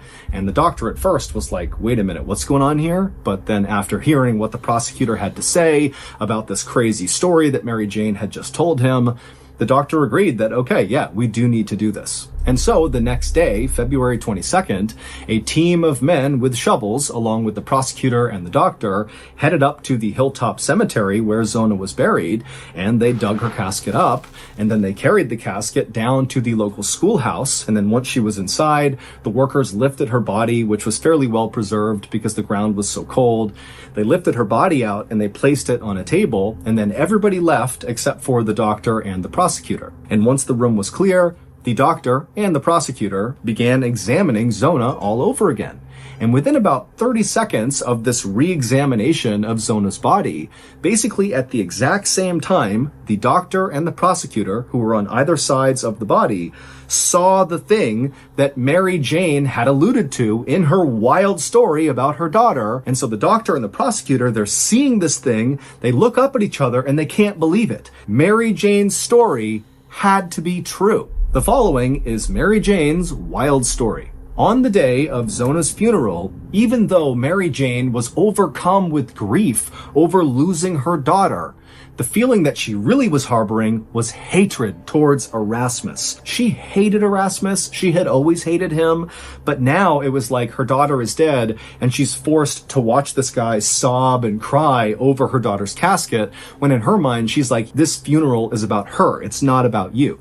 And so the whole funeral, she's just staring at Erasmus, channeling all of her energy towards hating him. But then, as she's doing this, a new emotion began to creep up on her that she couldn't quite describe. Basically, it felt like something was terribly wrong. And intuitively, Mary Jane felt like the only person who could explain what this thing was that was wrong kind of in her life somewhere was her daughter, Zona, who was obviously dead. And so this feeling that something is terribly wrong, it completely consumed Mary Jane's mind. And so by the end of the funeral, she wasn't mad at Erasmus. She was just thinking, how do I get in touch with my daughter? I need to get answers from my daughter. And so when the funeral ended, Mary Jane just left the funeral as fast as she could. She went home, she went into her bedroom, and she knelt down and she began to pray. Not for peace or strength in this difficult time, but instead, she prayed for her daughter's ghost to appear to her and tell her what was wrong. And for the next month, that is all Mary Jane did. She was obsessed with this idea that she needed to basically conjure her daughter's ghost to tell her what this thing was that was wrong. And so that was why she was acting totally crazy. All she did was pray and then look for signs that her daughter's ghost had come or was on her way. And so she'd be up all night kind of looking around, hoping her daughter would suddenly appear. And then when she would go outside, the reason she was muttering is because she was still praying under her breath. And she was always looking over her shoulders because she thought her daughter would appear any moment. And then finally, one night in the middle of February, so this is a month into Mary Jane's attempts to conjure her daughter's ghost, she was in her room, she was praying like she normally did with all of her candles lit, and all of a sudden, as she's kneeling down praying, this bright light appears in the middle of her room. And as this light suddenly appeared, the room began to get really cold. And Mary Jane is staring at this light thinking, this is my daughter. But then just as quickly as the light and the cold that came with it had appeared, it disappeared. And so Mary Jane was both really excited because she felt like, okay, the prayers are working. That had to be my daughter's ghost or some sign that my daughter's ghost is going to come here. And so Mary Jane just doubled down on her prayers. She knew she was close to getting her daughter to show up. And so over the next 2 days, that bright light would appear 2 more times, and each time it would just quickly disappear. But again, Mary Jane is thinking, okay, something's happening. My prayers are working. And then finally, on the 4th night, as Mary Jane is in her bedroom praying, the light appears in the middle of her room. It starts to get cold, but then instead of the light disappearing, Mary Jane would describe seeing her daughter kind of step out of this light and suddenly appear in the room. Mary Jane said that her daughter was dressed all in black and her skin was very pale and her eyes were these dark pits and her hair was straight down right over her shoulders, and she was staring at her mother. And Mary Jane, when she saw this, even though she had been trying for a month to get her daughter's ghost to appear, now that it seemed to be happening, she was terrified. And so Mary Jane began backing up right as this ghost begins walking towards Mary Jane. But then Mary Jane, as she's up against the wall, tells herself, you have to be strong. You need to talk to the ghost. You need to figure out what's wrong. And the only question that Mary Jane was able to come up with was, how did you die? And when she asked this question, Zona's ghost came to a stop. And then when Zona opened her mouth, dirt poured out. And then with a raspy, low voice, she began to tell her mother a story. She told her that Erasmus appeared to be this wonderful person to the community, but behind closed doors, he was a monster. He hit her and screamed at her over the littlest things. And then on the night of January 22nd, so one day before Zona would be discovered at the base of the stairs by Erasmus's helper, Zona's ghost would tell Mary Jane that Erasmus had become enraged at Zona over the food she had made that night for dinner. He had wanted meat and she had made something else, and so he was furious. And when Zona tried to tell Erasmus that she would make more food or there was other food for him to eat, to just just please calm down, Erasmus stood up and he grabbed Zona by the neck and he lifted her off the ground. And right at this moment in this story that Zona's ghost is telling Mary Jane, the ghost would stop speaking, and this look of abject terror would come across the ghost's face, as if she was suddenly reliving this moment that happened with Erasmus. And as she's standing there with this horrible look on her face, the ghost began to levitate off the ground, and then it opened its mouth. And as it did, no sound came out, but instead, it was like all the air in the room was getting sucked into this ghost's open mouth. And then all of a sudden, there was this loud cracking sound as the ghost's head suddenly violently whipped around 180 degrees, but the ghost's body was still facing towards Mary Jane. And after this happened, Mary Jane is sitting there totally dumbstruck, and the ghost suddenly drops back down onto the ground, still with their chest facing Mary Jane, but their face pointing behind them. And then Zona's ghost turned around and began walking out of the room, and because she had turned her body around, that meant her head, which was facing the wrong way, was now oriented towards Mary Jane again, and Mary Jane would say the ghost was smiling, and then right before Zona's ghost left, she would say to her mother, "Now do you see what he did to me?" And then Zona just vanished, and the room became warm again, and Mary Jane, who was suddenly feeling so exhausted, just sat down on the bed and wept. Mary Jane had, the next morning, promptly gotten up and rushed to the prosecutor's office and told him the story of seeing her daughter's ghost and how the ghost had told her that Erasmus had throttled her and that was what killed her. Now, the prosecutor was really moved by Mary Jane's story, but it was when he rushed to the doctor to ask about re-examining Zona's body to see if she had marks on her neck from where she could have been throttled. That was when the doctor actually told the prosecutor that when he did the examination of Zona's body on the day she was found, he would say that Erasmus spent the entire examination at the head of the bed, cradling Zona's head and brushing her hair. But now that he was thinking about it, he could have been covering up her neck with the hair. And then also they thought about the funeral when, right before Zona was lowered into the ground, Erasmus placed a scarf, claiming it was his wife's favorite, around her neck when she was buried. Again, perhaps trying to conceal the fact that there were marks on her neck. And when they did exhume Zona's body and they removed that scarf that Erasmus had placed, they would see there were marks all over her neck that looked like fingerprints. And then upon further examination, they would see that her neck was actually dislocated and that her windpipe had been crushed. Erasmus would be arrested for the murder of his wife just minutes after the doctor and prosecutor, basically at the same time, saw the marks on Zona's neck during their re-examination. During Erasmus's trial, Mary Jane would take the stand and she would tell the story of her daughter's ghost coming to her and explaining that Erasmus had killed her. And the testimony was so compelling that the jury found Erasmus guilty, even though there was no motive. Basically, they convicted him on the strength of Mary Jane's ghost story. Erasmus would be sentenced to life in prison, but he would die just 3 years after being incarcerated from a mystery illness that passed through the prison. It would also turn out that Erasmus had been married 2 times before marrying Zona. One of his wives had divorced him for being abusive. The other wife died in a freak accident when she was helping Erasmus fix their chimney when all of a sudden a brick fell loose and hit her in the head. Today, there is a plaque right near the cemetery in West Virginia where Zona was buried that reads in part, "Only known case in which testimony from a ghost helped convict a murderer."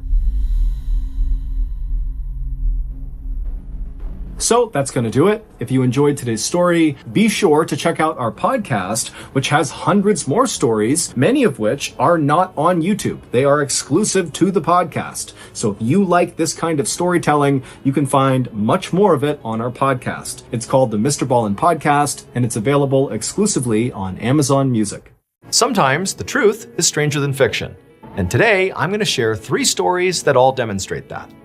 But before we get into those stories, if you're a fan of the strange, dark, and mysterious delivered in story format, then you've come to the right place because that's all we do, and we upload 2, 3, even 4 times every week. So if that's of interest to you, please sneak into the like button's house and secretly glue 1 thumbtack upturned on the surface of their favorite chair. Also, please subscribe to our channel and turn on all notifications so you don't miss any of our weekly uploads.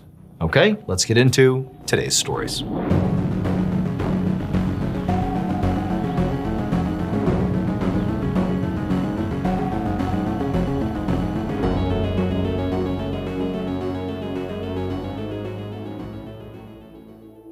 One morning in October, very late during World War II, a Japanese soldier named Lieutenant Hiro Onoda crept out of the jungle on a small island in the Philippines called Lubang and crouched down at the edge of a huge rice field. Another soldier named Kazuka came out of the jungle behind him, and together they carefully crawled toward these huge bundles of rice that had just been harvested by the local farmers. And when they reached the first bundle, Onoda took 2 torches out of his bag. So when Onoda first arrived in Lubang, his mission had been to destroy the island's airfield, but everything had gone completely wrong. Allied forces, who were the enemy of the Japanese, had attacked the island, and the Japanese had evacuated. But by accident, they had left Onoda and Kozuka behind. And as far as they knew, there could be others who had been left behind as well, but as for right now, it was just those 2. But even though these 2 soldiers really had no idea if they would survive this, if they would ever get rescued or not, they still had a mission to do, and that was, to attack the enemy. And these bundles of rice, they knew were going to be sent to the other side to feed their enemy. And so they had to destroy them. So now Onoda lit the 2 torches, and then he and Kozuka set fire to the first bundle of rice. And then they took off running, stopping every few feet to set fire to another bundle of rice until the entire field was on fire. Gunshots rang out, and Onoda realized the enemy must have seen them, so he and Kazuka dropped their torches and they fled back into the jungle. Now, this pattern of attacking and sabotaging their enemy and then retreating back to the jungle where they could hide out was one they had done many, many times. It was sort of like the one thing that anchored their existence. They were actively still fighting the enemy until either they were killed or rescued. That was their North Star. Normally, they were quite good at this and they would be able to escape the enemy and get back to the jungle. But this time, as they were running away and Onoda's dodging bullets, literally, he heard Kozuka yell out behind him and then fall to the ground. A few weeks later, Onoda was alone, and he was patrolling the north side of the island. Kozuka had been shot and killed during their rice field sabotage, and so now Onoda was very likely the only Japanese soldier left on this island. And while Onoda knew, he was honor-bound to keep on fighting even by himself, which was obviously mentally much harder to do, by now he was just exhausted and depressed, living off banana peels and whatever else he could steal from local farmers. It was a pretty miserable existence. And also, ever since the Allied forces had killed Kazuka, they had somehow learned Onoda's name, and they'd stepped up their operations targeting him specifically. Onoda had had to leave the jungle and move into this underground cave he had found. But even there, he could still hear the sound of fighter jets flying overhead, clearly looking for him. And sometimes groups of enemy soldiers would patrol the jungle looking for him, which was near his cave, and they would call out for him by name and tell him to stop hiding and come on out. Now, as Onoda continued his patrol, he heard voices. So naturally, he crouched down and hid behind a boulder. And soon, 3 enemy soldiers came into view, and they clearly had no idea that Onoda was watching them because their rifles were slung over their shoulders and they were just kind of joking around with each other. But Onoda still panicked because he knew pretty soon they would notice his footprints and they would track him to his hiding spot. So even though there was clearly a part of Onoda that was very ready to be done fighting this war, finally, even if it meant being captured, really, he still forced himself to raise his rifle, take aim, and fire. Months passed by, and Onoda knew it was very likely springtime, and it had been weeks since he had seen any enemy soldiers on his patrols. He was holed up in his underground cave, and he was reading a letter that he had saved from home. And then he heard movement overhead, and somebody above ground called his name. So instinctively, Onoda reached for his rifle, but before he could do anything like pop out of the cave and start shooting, the person who had called out began to speak. And Onoda realized he knew this voice, and it was not an enemy soldier at all. Onoda crawled out of the cave, and when he saw the person standing there who was speaking to him, he just began to weep. It was his commanding officer, who he had been waiting for all this time. And the commanding officer was walking toward him with a group of other soldiers, friendly soldiers. Onoda climbed to his feet and immediately saluted the officer and asked if he was finally allowed to go home. And the officer said yes, because it would turn out that the date was March 9th, 1974. World War II had ended 29 years earlier. Onoda had spent almost 3 decades terrorizing not enemy soldiers, but Filipino farmers and villagers and police officers who he had simply mistaken for enemy troops because he believed they were still in this war. The Japanese government had thought Onoda and Kazuko were dead, but after Kazuko was killed and his body was recovered, Japan sent search parties out onto this island looking for Onoda. And Onoda thought the searchers were basically enemies trying to capture him until he heard the voice of his old commanding officer. And at that point, he finally came out and laid down his arms. When Onoda finally returned to Japan, he received a hero's welcome, but it was sort of tainted because, innocent lives were lost when he was on this island believing he was fighting a war. In many ways, he was sort of terrorizing innocent people. He just didn't know it. And so the whole event was very sensitive, and ultimately Onoda went on to write an autobiography called No Surrender, and he would become a rancher and move to Brazil, where he would live until 2014, where he would die from heart failure.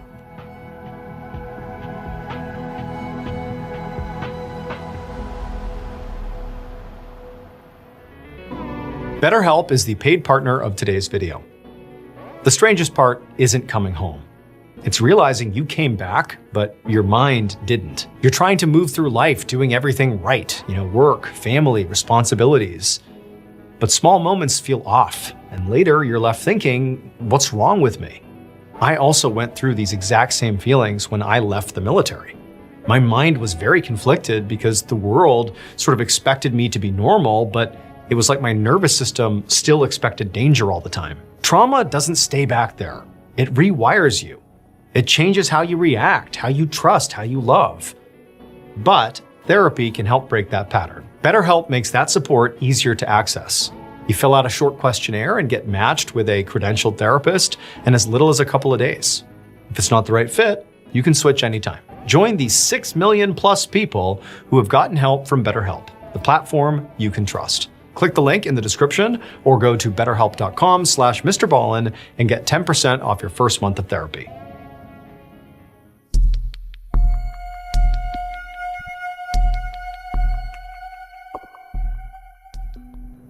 Around 11 p.m. on April 19, 1958, a 22-year-old man named Frank Isco drove along a coastal road in Santa Cruz, California, with 2 of his friends inside of his pickup truck. The road they were on was called West Cliff Drive, and it was this beautiful, scenic street that went along a cliff right next to the ocean, so it's got this amazing view. However, as Frank drove, he really couldn't see very much because it was nighttime and the road didn't have any streetlights, so the view was kind of lost on him. Frank glanced over at his friends, but they were both half asleep, and Frank himself was also pretty close to nodding off. So all 3 of the guys were completely exhausted because that morning they'd driven 50 miles from their hometown to Santa Cruz, and then they'd spent all day outside at the beach. Now they were all anxious to get home and just go to bed. Frank was especially ready to get home because his wife, Margaret, always waited up for him.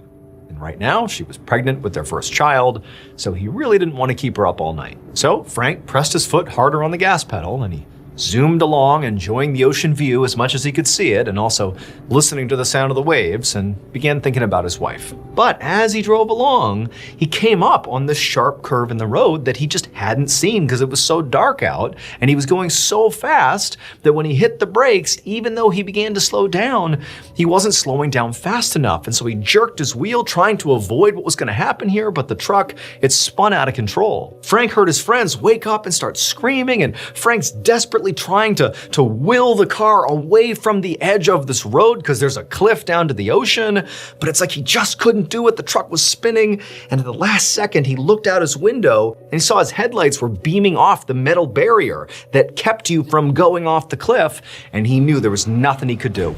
And they slammed into the barrier, and then he felt the truck lurch past the barrier, and all of a sudden, it's like they're weightless as he and his friends are falling off the cliff down to the ocean. In this split second, as they're literally falling off a cliff, Frank squeezed his eyes shut and just screamed along with his friends. And he expected at any moment that his truck was going to fall into the water and water would pour in through the windows and they would all just sink and drown. There'd be nothing they could do. But amazingly, Frank felt the truck slam into something that was unexpectedly hard. It clearly was not water. And suddenly they weren't falling anymore. and there was no water pouring into the truck. Frank was obviously disoriented from the impact and the darkness and all the confusion, and he really couldn't see what was going on, but he kind of checked himself and he could tell like he was okay, and he looked over at his friends and they too are completely shaken up, but alive. Everybody's okay, at least physically. And so Frank kind of frantically asked them before they even figured out what was going on here, like, hey, are you guys good? And his friends are like, yeah, we're good. And then instinctively, one of his friends who was sitting on the passenger side of the car opened up the passenger side door and kind of carefully looked out to see what was going on here. And the friends sort of looked at the other two and just said, we're stuck on a ledge. We got caught on a ledge. For a second, all three of the friends just froze. It was almost like if we move too much, maybe the car will rock off the ledge and fall the rest of the way down. But the friend kind of looked out again, and it seemed like they were actually stable on this ledge. Basically, by some miracle, they had only fallen maybe 20 feet down this cliff, hit this ledge, and stopped instead of careening all the way down to the ocean, which, would have likely been death. Frank was so relieved and was so just amazed at their turn of luck in some ways that they had landed miraculously right here that he just started to laugh, because all they'd have to do now is just carefully climb out and flag down a motorist. The road was like 20 feet above them. They could definitely get to the road or at least signal somebody on the road, and they'd be okay. And so Frank's two friends, they climbed fully out of the truck and actually stood on the rocky ledge on the passenger side. They get out, they're standing there, they're kind of surveying the ocean, thanking their lucky stars that they've survived. And Frank, he wants to get out too, to join them. But he decides to go out his door, open up his door and get out on the ledge that way. But as soon as he tried to open his door, he found it was stuck. And so instead, he just began rolling down his window and began climbing out. At the same time Frank was doing this, Frank's friends who were standing out on the ledge, they turned around to just look at him to see what he was doing. They could really only see, through the car, the shadowy shape of him in the darkness, but they watched as he clearly was climbing out his window to presumably get out on the ledge and join them. But the instant he climbed out on the other side of the car, even though it was dark, they could sort of see him, the second he climbed out, it was like Frank just vanished. For a second, his friends were like, Frank, where'd you go? Like, where are you? But there was no response. And so carefully, the friends kind of walked around the truck to see what Frank was doing. And when they saw what was on the other side of the truck where Frank presumably landed when he jumped out of the truck, they were horrified. It would turn out the ledge that Frank and his friends had landed on, the one that had saved their lives, was not an entirely solid surface, or more specifically, it was porous. In particular, there was one hole, big enough for a person to fit through. And that hole was on the immediate outside of the driver's side of the truck. And that hole that Frank didn't see when he jumped out of the window and he fell into, that hole was the entrance to an underwater cave. And Frank, who survived the fall, is now in this dark cave. He has no idea what's happened, and he starts trying to figure out a way out. And there's all these tunnels going everywhere. There's a little bit of water in there, but it's not very deep. And he got lost inside of this cave, and his friends are calling out to him. Rescuers showed up, but by the time the tide came in a couple hours later, Frank was nowhere near the entrance to the hole, so he couldn't let the water rise him up to the exit. He just had to wait for the water to fill in the space he was in, and he drowned.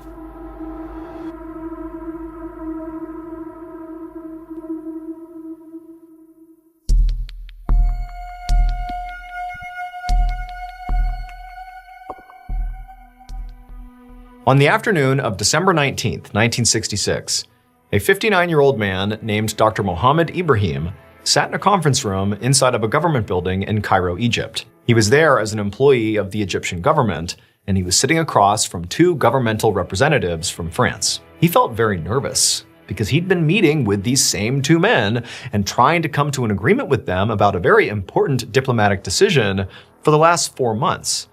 But so far, they had not been able to make a deal. And that was because these French representatives wanted Mohammed, who was the Director General of Egyptian Antiques, to help them put together an exhibition in Paris that was all about ancient Egypt.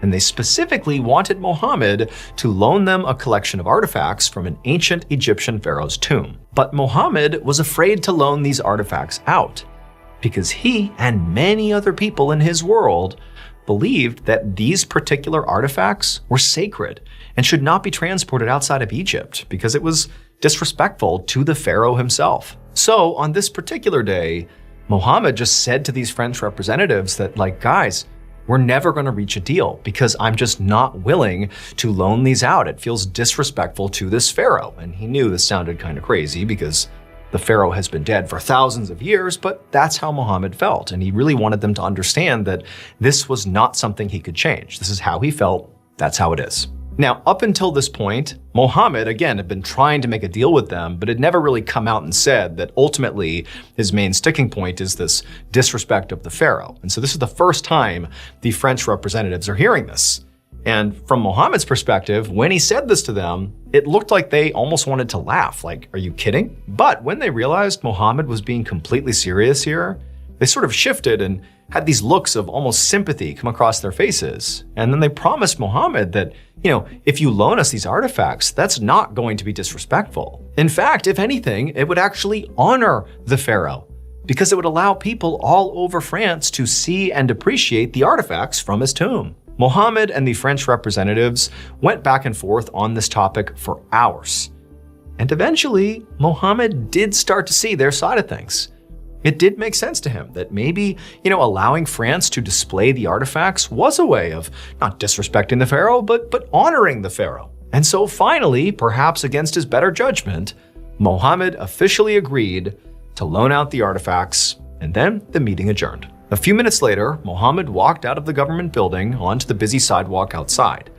And he felt lighter than he had in months. The deal was done, and he didn't have to think about it anymore. This was great. Now, all Mohammed wanted to do was just go home. And so he began walking towards the parking lot where his car was. And as he was heading across the street, looking straight ahead, he heard a loud, blaring noise and a screeching sound, and then everything went black. It would turn out those artifacts Mohammed had just agreed to loan out were from the tomb of the ancient Egyptian pharaoh king Tutankhamun. And Mohammed, along with many, many others, believed that these artifacts were not just sacred, but were also cursed. And that was because over the years, at least 11 people who had a connection to these artifacts had died. And it was believed that anybody who disrespected the artifacts would face King Tut's wrath. And just minutes after Mohammed convinced himself to agree to loan out these artifacts to France, he walked out of the government building in Cairo and he was hit and killed by a truck. His death made headlines all over the world because to this day, some people say this was just a horrible accident, but others insist he was yet another victim of King Tut's curse.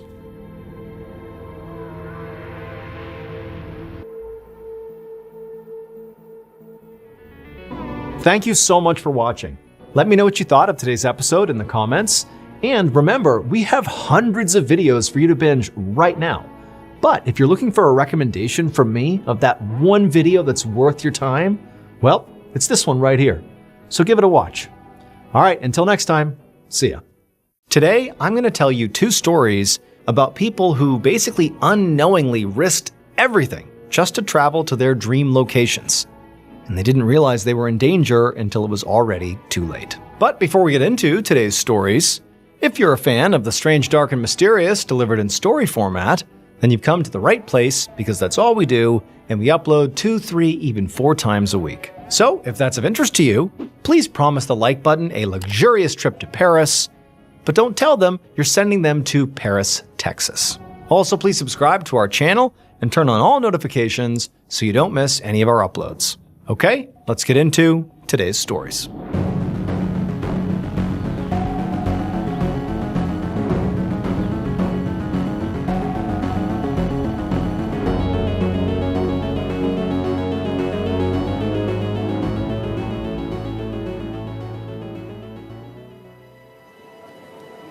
On the morning of Monday, January 7th, 1985, a 31-year-old man arrived at an international airport in order to board his flight to the United States. The man was very nervous. His heart was beating fast and his palms were sweating so much that he could barely hold the handles of his very heavy, tan-colored suitcase. And the reason he was so nervous is because he was feeling very conflicted about what he was about to do. On the one hand, this trip was something he'd been dreaming of for months, and it was supposed to represent the start of a great brand new life. Now, this man hadn't actually packed very many personal items to take with him. But one thing he had brought was a little bound book full of photographs, which showed what mattered the most to him. And what mattered the most was waiting for him in America. But on the other hand, the man was terrified, because before he could begin this brand new life, he had a huge problem he needed to take care of. And that problem was why he needed to drop off his very heavy suitcase without anybody looking inside of it. And so now, inside the airport, the very nervous man stopped and readjusted his grip on the suitcase handles, and then made his way over to the ticketing area, where he would check his bag for his almost 11-hour flight to California. And then, once he touched down and they landed in California, he could get off the plane, go to the baggage carousel, and get his luggage, and then everything would be fine. Now, of course, he knew this was a big gamble.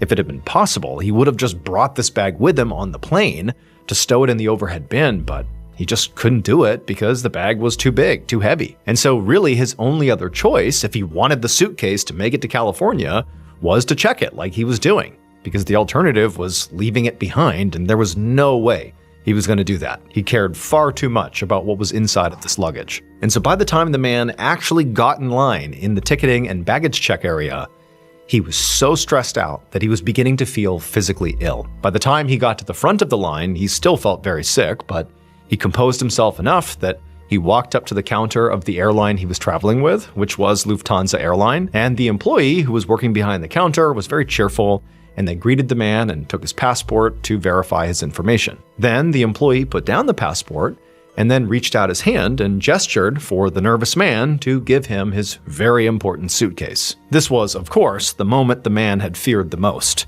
when everything could really go astray. But as calm as he could, he lifted up the suitcase, and for a second he almost panicked because it was just so obviously heavy. He realized the employee might make him open it right there because it just seemed wrong that this suitcase was that heavy. And he knew if that happened, he was done for. He'd be arrested immediately. But instead, the employee just dragged the heavy suitcase over to a conveyor belt behind the counter, and the nervous man watched as the employee heaved the suitcase onto the belt, and the man kept his eyes locked on the suitcase as it rolled down the belt and then disappeared through a pair of rubber flaps at the very end. He was so focused on the bag, he almost didn't notice the airline employee returning to try to hand him his boarding pass for the plane. Finally, the employee literally just waved the ticket in the man's face to get his attention, and it kind of snapped him out of it, and he took the boarding pass, and as calmly as he could, he thanked the employee, and then he turned and hurried off to catch his flight.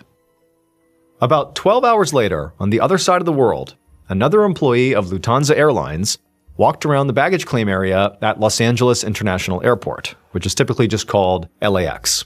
It was about 2 p.m. Los Angeles time, and the employee was working in the international terminal. It was his job to monitor the circular carousels where passengers picked up their luggage after their flights, and his job was to make sure no bags were left behind. And as he was making one of these loops, he noticed there was a tan-colored suitcase with soft sides sitting all alone on one of the carousels. The employee stopped and checked the monitor above the carousel to see the last time this carousel had been used by an incoming plane, and it was quite a while ago, and all the passengers clearly had come through and picked up their luggage, except for this one lone bag. So, based on the timing, the employee figured that, this bag must be unclaimed. But this was not remotely concerning to him. Luggage went unclaimed all the time. Sometimes because bags were sent to the wrong airport, or because the suitcase's owner missed their flight, or even just forgot to get it. But whatever the reason was, it was this employee's job to simply start the process of identifying the owner of the suitcase. So, like he always did, he walked over to the carousel and grabbed the suitcase handle and went to pick it up. But when he did, he let out a sort of surprised grunt and stumbled because the suitcase was so much heavier than he had expected. So he went back and he grabbed the handle with a better grip this time with 2 hands and braced himself and yanked, and the suitcase kind of toppled over and fell off the carousel onto the floor. And this was also around the time that the employee noticed that this really heavy suitcase had no tags on it. And so now this bag did seem very unusual. The extreme weight and no tags, that's not normal. So he knelt down and he began to unzip the suitcase to see what was inside. He was legally allowed to do this because unclaimed bags at airports are subject to search. But he had only unzipped it a little bit before he froze, and for a second he just stared in shock at what was inside of the suitcase. But then he immediately got to his feet, just left the bag there, and ran to go find a phone to call the police. A little less than 2 hours later, around 3:45 p.m., Detective Don Ravens of the Los Angeles Police Department's Pacific Division stood in the baggage area of LAX's International Terminal, looking down grimly into the tan suitcase that was lying open on the floor. He was surrounded by officials from the LAPD, as well as the FBI, who had all been called to the airport because of what was found inside of the suitcase: the dead body of a young woman. Detective Ravens was shocked. He guessed this woman was maybe less than 30 years old, and judging by her features and dark hair, he thought she could be from an Asian or Latin American country. But that was about as far as he could get, since she didn't have any identification with her, and there were no tags on the bag. There were also no obvious wounds on her body, so he couldn't immediately tell how she died. Ravens spent some time speaking to airline and airport employees, including Customs, which is the government agency that's in charge of inspecting bags that are coming in and out of the country. And he was puzzled as to how a suitcase with a body inside of it had somehow cleared Customs, but an agent explained that they didn't actually open up all the suitcases, which meant whoever checked this bag through Customs had taken a huge risk, because realistically, they could have been searched and then the body would have been found. So this suggested a certain level of desperation, but apparently this risk this person took to check the bag had paid off because the bag had gone all the way to California. But despite that, Ravens didn't find much to go on here. At this moment, the victim was a Jane Doe, which meant there was no identification for her. And Ravens knew she could really be from anywhere in the world, despite, his snap judgment that perhaps she was from an Asian or Latin American country. And because LAX was an international airport, whoever checked this bag and potentially even put her into the suitcase could now be anywhere in the world too. Once Detective Ravens and the other investigators had finished examining the body as it was found inside of the suitcase, they didn't actually pull her body out. They sent the suitcase and her body to the coroner. Hopefully, an autopsy would turn up evidence that could tell Ravens and the other investigators who this Jane Doe was and what happened to her.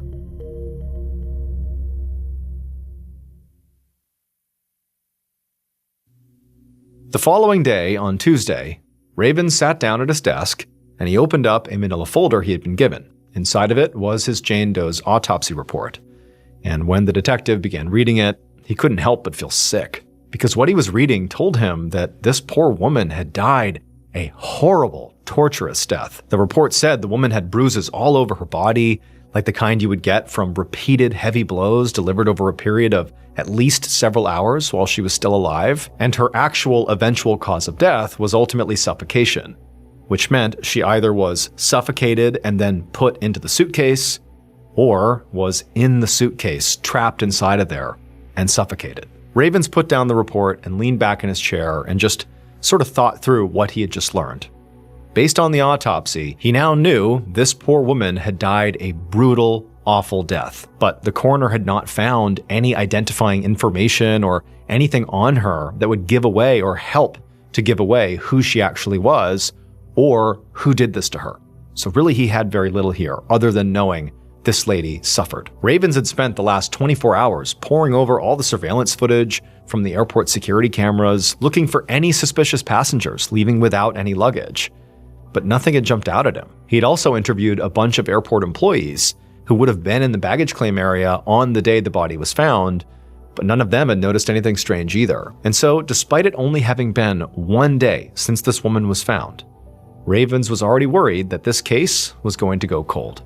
But what Ravens had not counted on was the huge amount of publicity his Jane Doe would generate. The TV news, as well as the newspapers, were reporting feverishly on the body that was found in the LAX suitcase. And by Wednesday, so 48 hours after the body was found, the reporting had made it all the way to Peru, where a man named Juan Espinoza contacted authorities to report that the body might actually belong to his wife. Officials in Peru called the LAPD, and Juan's report ended up on Ravens' desk. Ravens opened up that report and began reading. Juan and his wife lived in Peru's capital city of Lima, but his wife had been trying to leave Peru to escape poverty. She had left their home hoping to basically sneak into the United States so she could get a job there and then send money back to her family in Peru. She had promised Juan that she would contact him when she arrived in America, but After she left, Juan said he never heard from her.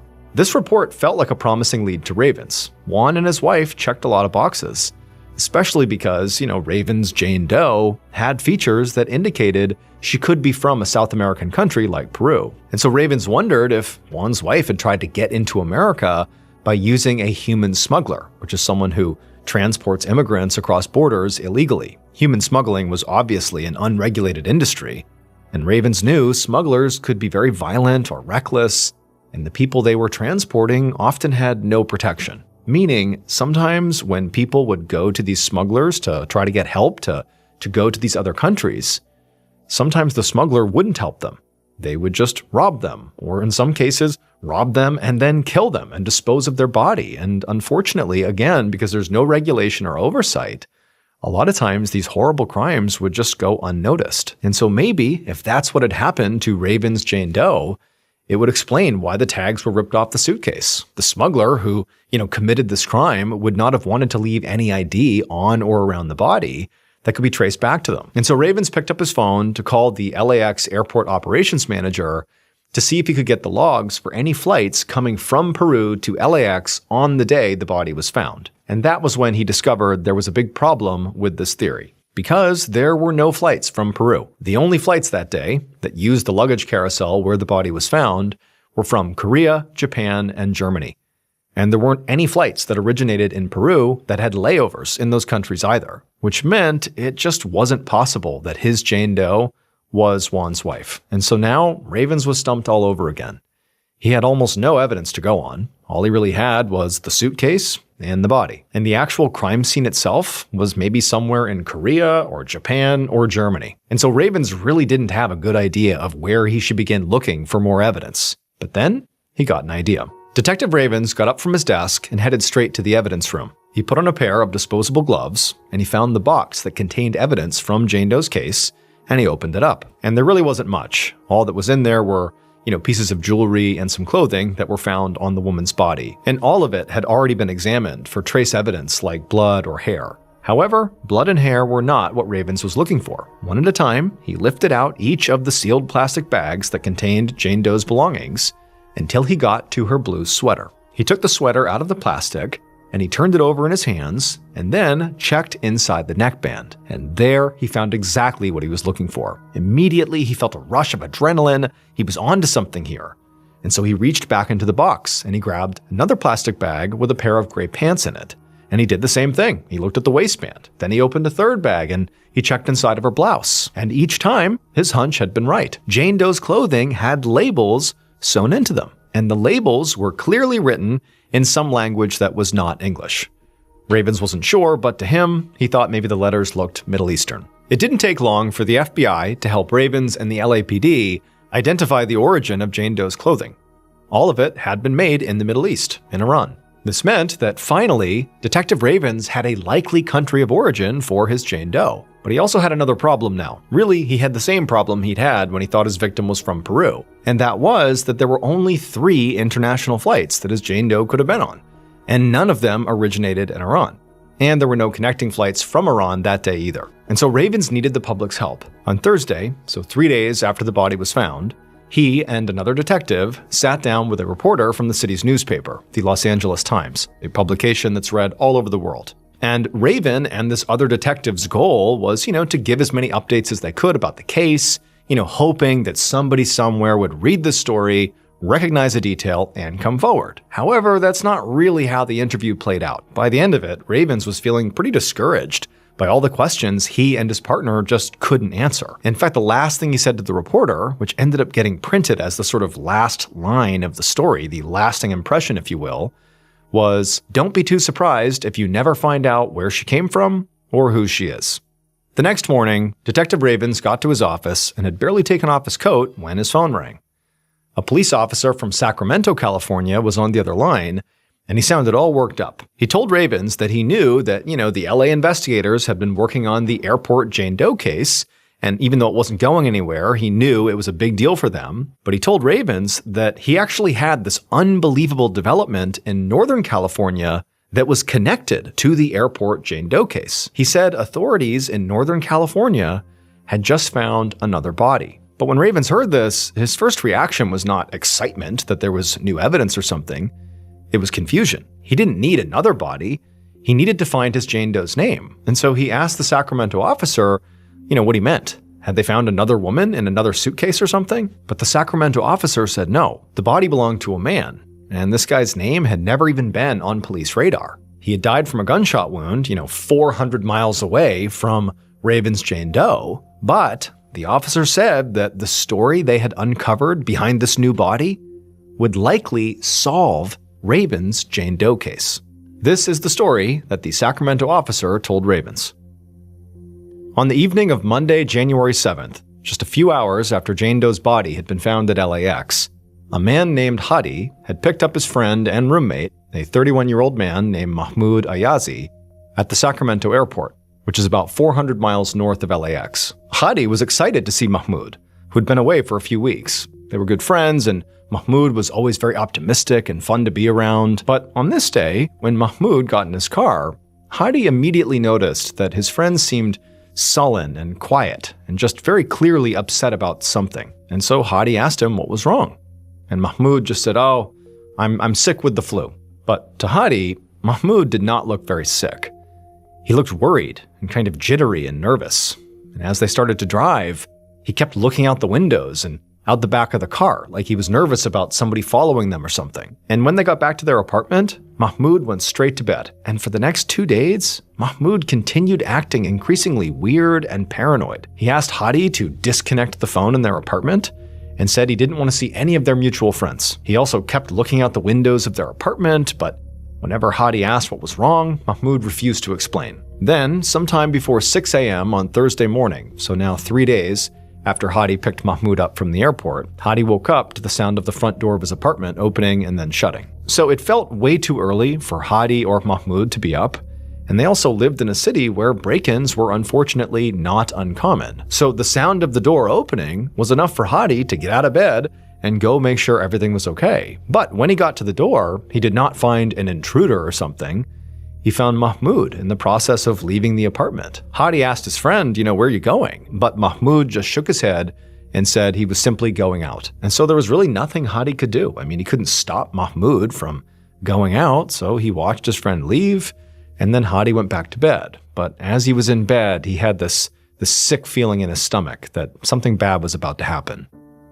About 2 hours later, somebody called the Sacramento Police Department to report finding a dead body in the driver's seat of a car in a parking lot. The dead man had clearly died from a self-inflicted gunshot wound, and on the passenger seat next to the body were 2 Iranian passports and 1 Lufthansa Airlines plane ticket. When the Sacramento police officer finished telling Detective Ravens the story, he said he believed that one of the passports that were found in the car with the body belonged to Raven's Jane Doe. He said he would send it over that afternoon by courier so Ravens could make a positive ID. And when the passport did arrive, Ravens was able to finally give his Jane Doe her name back. She was a 20-year-old Iranian woman named Katan Safawi. And after investigators searched Mahmoud's apartment, they would find another piece of evidence that would actually explain why Katan Safawi had ended up beaten and pummeled and asphyxiated to death in an abandoned tan suitcase in LAX. The evidence was a little bound book, and it was full of photographs. Back on January 7th, 1985, Mahmoud very nervously dropped off the tan suitcase that contained Katan at the international airport and then boarded a Lufthansa flight to LAX. He was traveling from Frankfurt, Germany, one of the 3 cities that had flights into LAX that day that specifically used the carousel where the body was found. But Mahmoud's trip had not started in Frankfurt. It had started in Iran. But his travel plans had gotten all messed up and he'd gotten stuck in Germany for several days. And so this was him finally getting out. But he was insanely nervous about this leg of the trip because of what was in his suitcase. He had expected to feel much less worried once he had successfully checked the suitcase and got his ticket and boarded his flight. But when he did all that, and when his plane took off, Mahmoud only got more and more anxious. Every time the plane hit even the tiniest amount of turbulence, he wanted to scream from the anxiety. But finally, the flight landed at LAX, and as soon as it touched down, Mahmoud got off as fast as he could and practically sprinted to the baggage carousel where he would pick up his suitcase and then board another flight to Sacramento. But when he got to baggage claim and he picked up his suitcase, he knew immediately something was wrong. With a shaking hand, he unzipped the suitcase. And when he looked inside, he felt a wave of grief and horror that was so powerful he almost fainted right there. Because the trip that Mahmoud had been dreaming of for months, that he was returning home from now, was a journey to his home country of Iran to get married to the woman he loved, Katan. And now, inside the suitcase, was the dead body of his new wife, Katan, who Mahmoud had been trying to smuggle into America to start their new life together. Katan had run into issues with her visa in Frankfurt, and officials wouldn't let her board the plane to America. And so Katan and Mahmoud tried for days to fix this problem, but it became clear that only Mahmoud would be able to actually enter the United States, not Katan. And so ultimately, Katan willingly got into that suitcase. Mahmoud had not murdered her, or at least not intentionally so. She hadn't been trafficked or anything. She chose to get in that suitcase.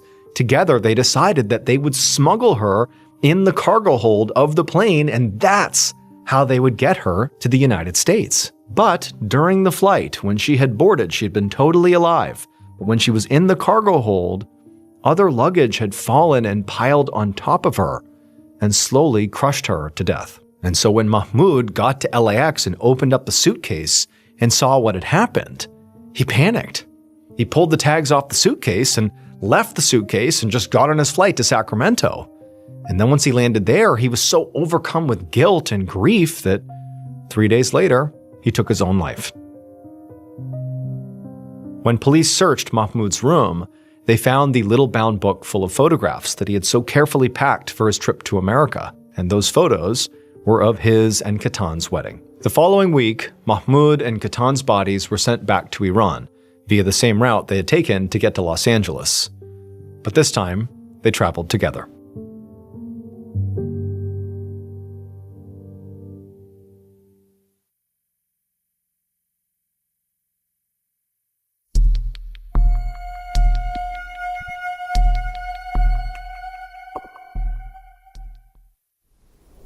On the morning of December 11, 1960, a 27-year-old man named Leonid Rogozov stood on the deck of a Soviet ship that was sailing across a freezing ocean at the very bottom of the world. Up ahead, finally, he could see the enormous, desolate white landmass of Antarctica, a continent that was too brutally cold for human civilization to last at scale. Basically, nobody lived there except for like a handful of scientists and other people who were researching the area, like Leonid. Antarctica was about to be Leonid's home for the next year and a half.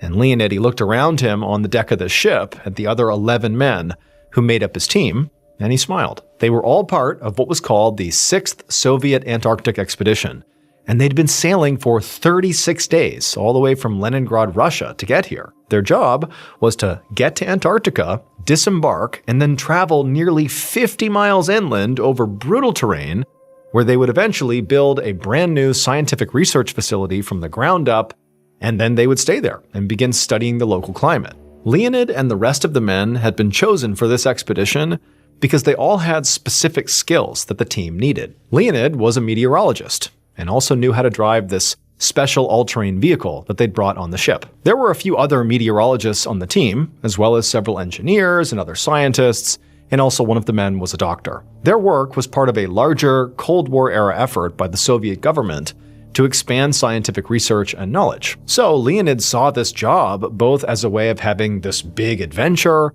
and also as a way of serving his country. And so he ultimately felt proud to be here. But as he was actually looking at the vast emptiness of Antarctica right in front of him for the first time, the reality of the situation they were in began to dawn on him, and he began to feel a jolt of fear. Everything on this expedition had to go exactly right, or he and the other men's lives would be in danger. I mean, this is not a safe place for people. They were arriving in a place with literally zero infrastructure, and they only had about 2 months before the polar winter was going to hit Antarctica, which meant they had to construct the entire research facility and make sure it was polar winter proof in those first 2 months.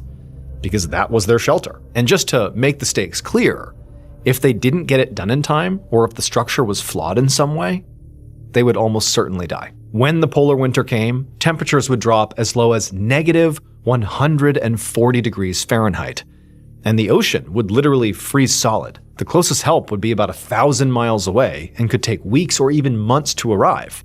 And their only way to contact the outside world was with this long-range radio that was not always reliable. So essentially, Leonid and these 11 other men that made up this expedition, they were going to be completely isolated, with nobody to rely on except each other, until their scheduled pickup, which was in April of 1962. Again, a year and a half later. So now, when their ship docked on the coast of Antarctica, and the captain called out for everyone to start unloading the ship, Leonid hesitated, and so did some other men. I mean, this was it. This was the real start. But one at a time, they began grabbing their supplies and climbing down a ramp on the side of the ship. Leonid watched his fellow scientists step onto the snow, and as he did, he sort of shook off his own fear as a moment of weakness. Right now, he needed to be strong. And ultimately, Leonid was a very strong-willed person.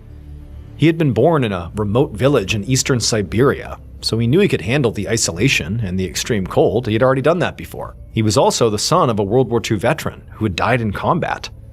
And his father had taught him to soldier on at all costs, even under the toughest circumstances. So right now, that's what Leonid did. He soldiered on. He took a deep breath of the ice-cold air, then grabbed his things, walked down the ramp, and stepped onto the snow with the others. And then once they had everything they had packed for the next 16 months off the ship, the crew on board the ship still wished all the men good luck, and then they lifted up the ramp. And then Leonid and the rest of the team watched as that ship began sailing away, leaving them all alone for the first time.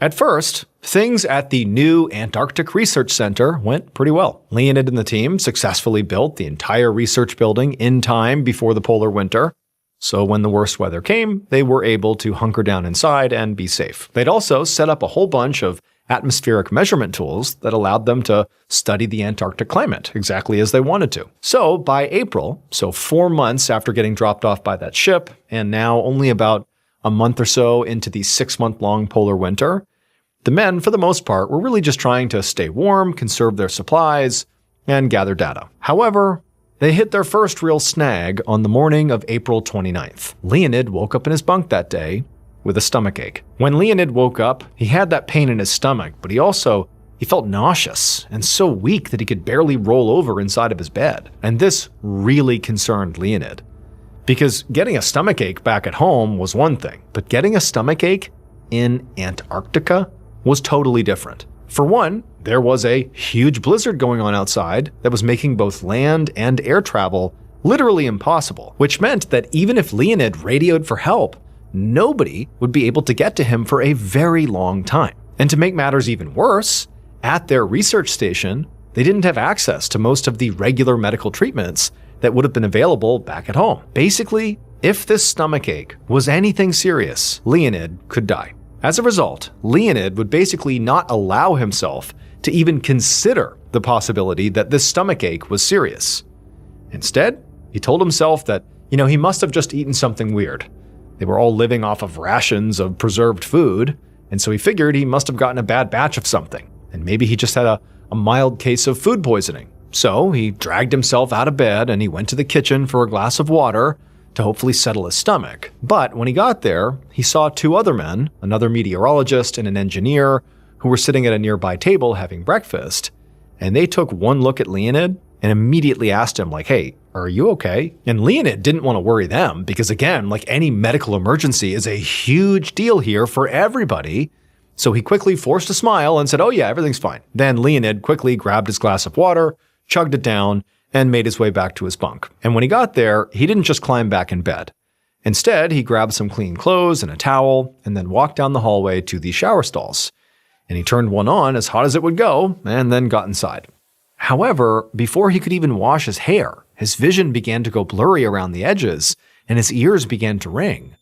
He felt like he was about to faint, and he quickly sat down on the floor of the shower so he wouldn't fall and hurt himself. And as he was sitting there with his head spinning and the hot water raining down on him, the dull, aching pain in his stomach suddenly sharpened It was like a horrible, stabbing pain ripping through his stomach now. Leonid barely had time to wrap a towel around his waist and rush to a toilet before he began to vomit. A few minutes later, Leonid stumbled into a small storage closet where the research team kept a reserve of basic medications like pain relievers and antibiotics. Leonid took some antibiotics and tried to power through the day, but that pain in his abdomen just got more and more intense. Eventually, he told the other men on his team that he really had to stop, lie down, and rest, that something was wrong here, but maybe if he just lays down long enough, it'll go away. Leonid would spend the entire evening going back and forth from his bed to the toilet because he kept vomiting, and he didn't sleep at all that night. And by the next morning, April 30th,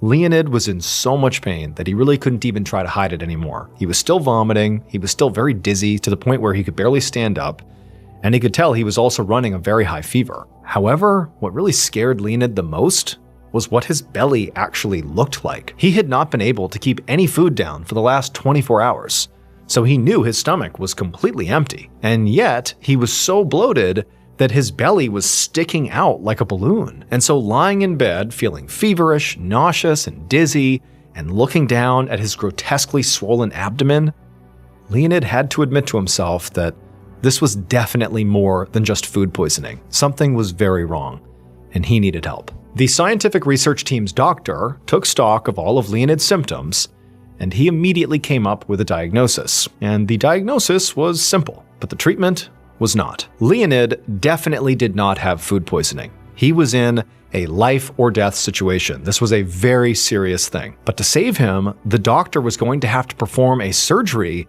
that had only ever been done successfully 2 times in all of history. And that was because this surgery required a very risky technique that most doctors refused to even try because it was so dangerous, both to the patient and also to the doctor. Basically, Leonid was likely going to die if the doctor attempted the surgery, but Leonid was definitely going to die if he didn't. And so ultimately, a decision was made that the doctor would give it his best try. At least that way, they were trying to save Leonid's life, even if they were unsuccessful.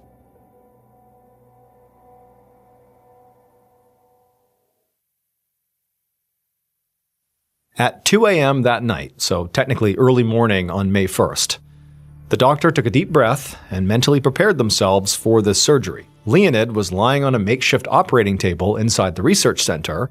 He was wearing a surgical gown, and despite the fact he was about to undergo real surgery here, he was wide awake because he had to be.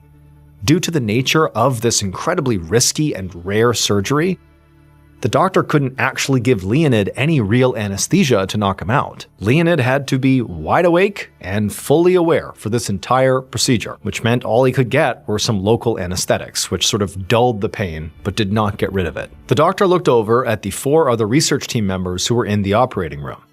There was a driver, a meteorologist, and 2 aerologists, which are scientists who study the Earth's atmosphere. Now, none of these 4 had any real medical training, but the doctor needed assistance to do this operation, so he'd recruited them to help him out. Leonid had his head propped up with pillows, and his knees were turned to the left, so he was twisted into a position where the lower right side of his abdomen was facing up towards the ceiling. The doctor had already cut a hole in his hospital gown, so Leonid's swollen stomach was visible. And now, through that hole, the doctor injected Novocaine, which is a type of local anesthetic, right into Leonid's abdomen. And then once the Novocaine took effect, the doctor used a scalpel to carefully make a 4-inch long incision into Leonid's lower abdomen. Leonid took in a sharp breath, but he did his best to stay perfectly still. The incision began to bleed heavily, and one of the assistants came over and used a pair of metal tongs to spread open Leonid's skin and muscles and fat,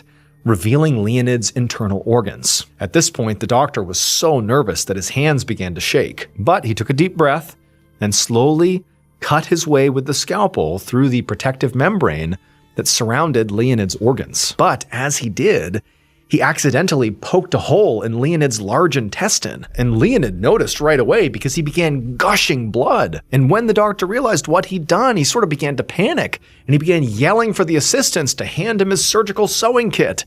And when they did, he kind of clumsily began trying to sew the hole shut. But by the time the doctor had finally closed up the wound, Leonid had already lost a lot of blood, and the real problem, the reason the doctor was doing this surgery in the first place, still had not been solved. Like, the surgery had not really even happened. We just had this incision, that's it. And so the doctor knew he really had to hurry before Leonid bled out. And so he threw his standard operating procedures out the window. He just had to go for it here. So he just took one of his hands and reached inside of Leonid's abdominal cavity and started literally feeling around, trying to find the source of Leonid's illness. But as he did, it was like all the blood drained out of Leonid's face. I mean, he's feeling this. This must have been horrific.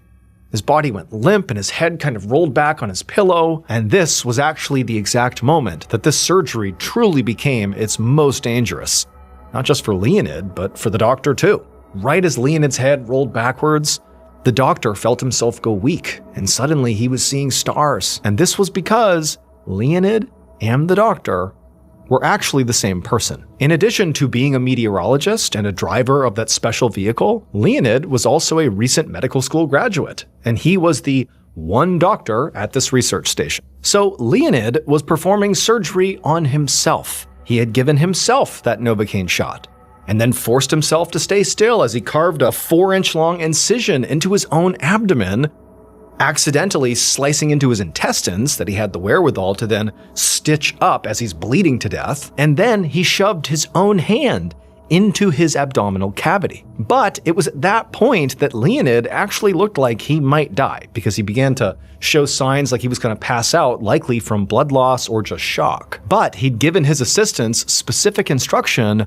on what to do if he passed out during the procedure. They were supposed to inject him with a specific drug mixture and then give him CPR until he woke up. But just as one of the assistants readied the needle to inject into Leonid, because it did appear like he was about to pass out, Leonid suddenly sucked in a huge breath and his head snapped back up. Leonid, with his hands still inside of his abdomen, told his assistants that he was okay. Then he looked over at the mirror that one of his assistants had been holding up this whole time so that he could see what he was doing during the surgery. And with a combination of the mirror and just sort of feeling around inside of his own body, which must have been horrifically painful, Leonid finally found the thing that was making him so sick. It was his appendix. This entire time, Leonid had been suffering from acute appendicitis.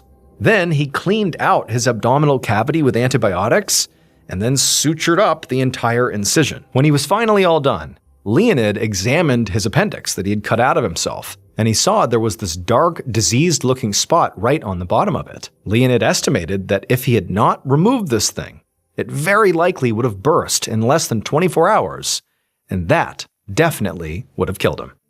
Within just 2 weeks, Leonid was back up on his feet and helping out at the research center like normal. And when the whole team went back home to the Soviet Union in April of 1962, so about a year after Leonid's self-surgery, he was greeted like a hero. The government actually gave him a medal called the Order of the Red Banner of Labor, which was for extraordinary contributions to Soviet society. And he would go down in history as the third person to ever perform a successful auto-appendectomy, and he did it outside of a real hospital with no other trained medical professionals anywhere nearby. And that's actually not the only way that Leonid's legacy lived on. Today, some countries actually require doctors who are stationed in Antarctica to undergo preventative appendectomies, just so that they will never be in a situation like Leonid. Because it turns out, the one thing you really can't bring to Antarctica is your appendix. Thank you so much for watching today's episode. Let me know what you thought of it in the comments below. And remember, we have a whole playlist of Places You Can't Go episodes ready for you to binge right now. So go ahead and click here and give them a watch. All right, until next time, see ya. Today's top story could have very easily been a standalone episode. It's one of the more uniquely terrifying things I've ever come across. But before we get into today's stories, if you're a fan of the strange, dark, and mysterious delivered in story format, then you've come to the right channel, because that's all we do, and we upload 3, 4, even 5 times every week. So if that's of interest to you, please invite the like button to your birthday party, but then give them the wrong address. Also, please subscribe to this channel and turn on all notifications so you don't miss any of our weekly uploads. All right, let's get into today's stories.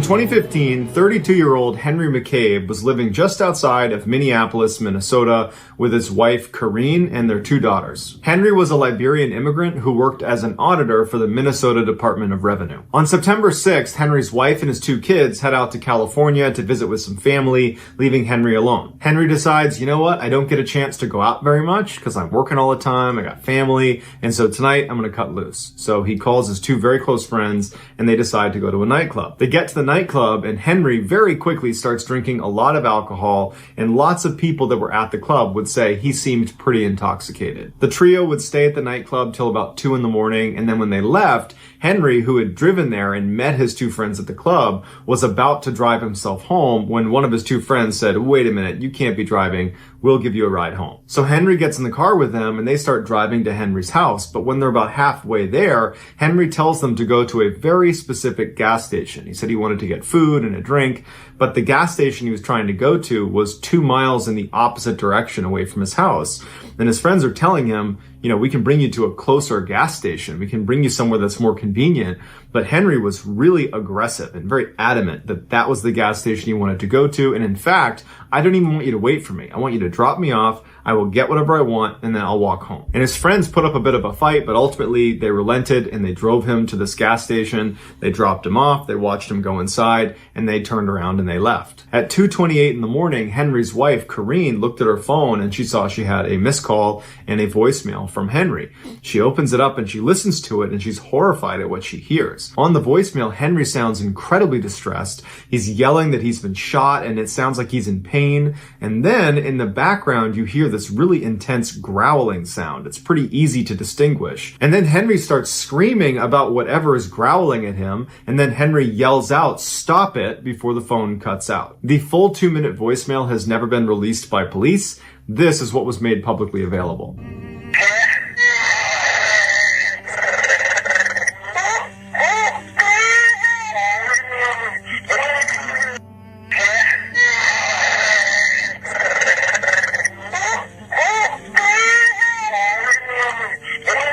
Right after Corrine listens to this voicemail, she tries calling Henry, and it goes straight to voicemail. So she tries calling Henry's brother. She can't get in touch with him, so she calls the police. So the police go out looking for Henry. They go to his house. He's not there. And then they track down the 2 friends he was with, who immediately tell them, hey, we dropped him off at this gas station. We know it's a little bit strange that he wanted to go here, but he was insistent, and so that's where we dropped him off. So the police look around the gas station. They talk to the attendant. They talk to some people that were there. And no one knows where Henry is. So at this point, the police pull Henry's phone records, and they can see he placed a call to his wife at about 2:23 in the morning, but they can't determine where he was when he placed this call. The assumption is he was at the gas station. Then, just a few minutes later, he places another call to his brother, and his brother would report to police that all Henry was doing on the call was just sobbing. And again, with that phone call, the police were not able to pinpoint where Henry was when he made the call. And following that call to his brother, he turned his phone off. Several hours later, his phone would turn back on and it would ping about 4 miles away from this gas station, and then his phone would turn off again. And the police are thinking, you know what? It's a grown man. He went out drinking with his friends. He's bound to sober up and turn up at some point. Let's just wait this one out. But Henry didn't turn up. And days turned into weeks, turned into months, and no one's heard from Henry. No one has any idea where he is. On November 2nd, so 2 months after Henry goes missing, his body is found in a lake up near the area where his cell phone had last pinged. This area is a very difficult area to access. There's no public access to this lake, and the lake sits in a very heavily forested area. Even though Henry had told his wife on the voicemail that he had been shot, and it sounds like he's being attacked on the voicemail, there were no injuries to his body. And so even though the case was bizarre to everybody involved, they ruled it an accidental drowning. Some say he took his own life because he had recently bounced a check for his rent and he had a bad performance review at work. Others say he was just intoxicated and stumbled into the lake and drowned. But neither of those explanations account for the very obvious growling and strange sounds that we heard on his voicemail. And so to this day, Henry McCabe's death remains a mystery. 911 dispatchers hear a lot of interesting stories coming from the other end of the phone. But one group of dispatchers out of Reno, Nevada may win the award for the creepiest 911 calls ever received. When the details of these calls they got were put online, the internet went crazy. Here is their story. There was this old couple that lived about 20 miles east of Reno, Nevada. In 2010, the husband dies, leaving the wife all alone in this house. Shortly after his passing, she began calling 911 2-3 times a week, requesting things like, can you please put some water on to boil? Hey, can you change the thermostat? It was clear she was showing signs of dementia, and the dispatchers were respectful of her and gently told her that this is 911, you can only call if it's an emergency, and at some point the woman would understand her mistake and she would say sorry and she would hang up. No first responders were ever sent out for these calls because it didn't seem like an emergency, it just seemed like a confused elderly person. But no matter how many times they told her, she kept calling back. And eventually her calls took a turn. Instead of calling 911 to ask for help with mundane tasks around the house, she would call 911 believing she was talking directly to her deceased husband, John. The dispatcher would pick up and the woman would say, John, where are you? John, John. By this time, the dispatchers had gotten so many calls from this woman, they would recognize her address coming through and they knew what to expect. They would answer the phone, they'd be respectful, and they would tell her like they always did, this is 911. You can't call here. You need to talk to your family. And again, they did not send a responding unit out to her because it just seemed like she was confused, not in any danger. But one day when she called, she sounded frantic and scared. John, please come home. Help me. I need help. John, come home. This time, they would send first responders out to the woman's house. When the responding unit arrives at her house just minutes after she had placed the 911 call, they go to the door and they're knocking and they're yelling for her and she's not coming to the door and it's all quiet in the house. The door's unlocked, so they open it up and they announce themselves. They walk inside and immediately they can tell the heat is not on because it's very, very cold inside the house. They look around the first floor and they can't find her and there's no sign of a struggle or any obvious problems that could have happened inside of the house. So they go upstairs and they start searching all the rooms and no one's there until they get to the last room and it's the bedroom. They go inside and there's an older woman who's lying on the bed and she's clearly deceased and has been for several hours because rigor mortis had already set in. The police are able to confirm that the woman who's lying on the bed is the same woman who owns the house and lives there. And at this point, they call back to dispatch and they tell them, hey, you know, the woman that you claim made this 911 call, well, it can't have been her because based on rigor mortis, she was dead at the time that 911 call was made. But the dispatchers are like, no way. We know what she sounds like. We speak to her multiple times a week. We have a whole protocol built when we see her address come across because we speak to her so often. That 911 call that you got that led you to that house where she was, that call was made by her. What they ultimately decide is the reason for this discrepancy is she didn't have rigor mortis. She was just stiff because it was really cold inside of her house and that she had died in those couple of minutes between leaving the 911 call and when officers arrived. But in the back of everybody's minds, they're a little freaked out. A few days go by and another call is placed to 911 coming from that woman's home address. The dispatcher sees that and has to do a double take, like that's not possible. But they're thinking, okay, this could be a relative, it could be a friend, it could be anything. Picks up the phone and she's shocked when it's the same woman who is frantically yelling for John to come here, save me, help me, I need help. And the dispatcher, who's well aware of the history and well aware that this woman's supposed to be dead, stays calm, goes through the procedure, tries to get more information from this woman, but the call ends abruptly and there's no more information to be had. And so not knowing what else to do, she asks a responding unit to go check this house out.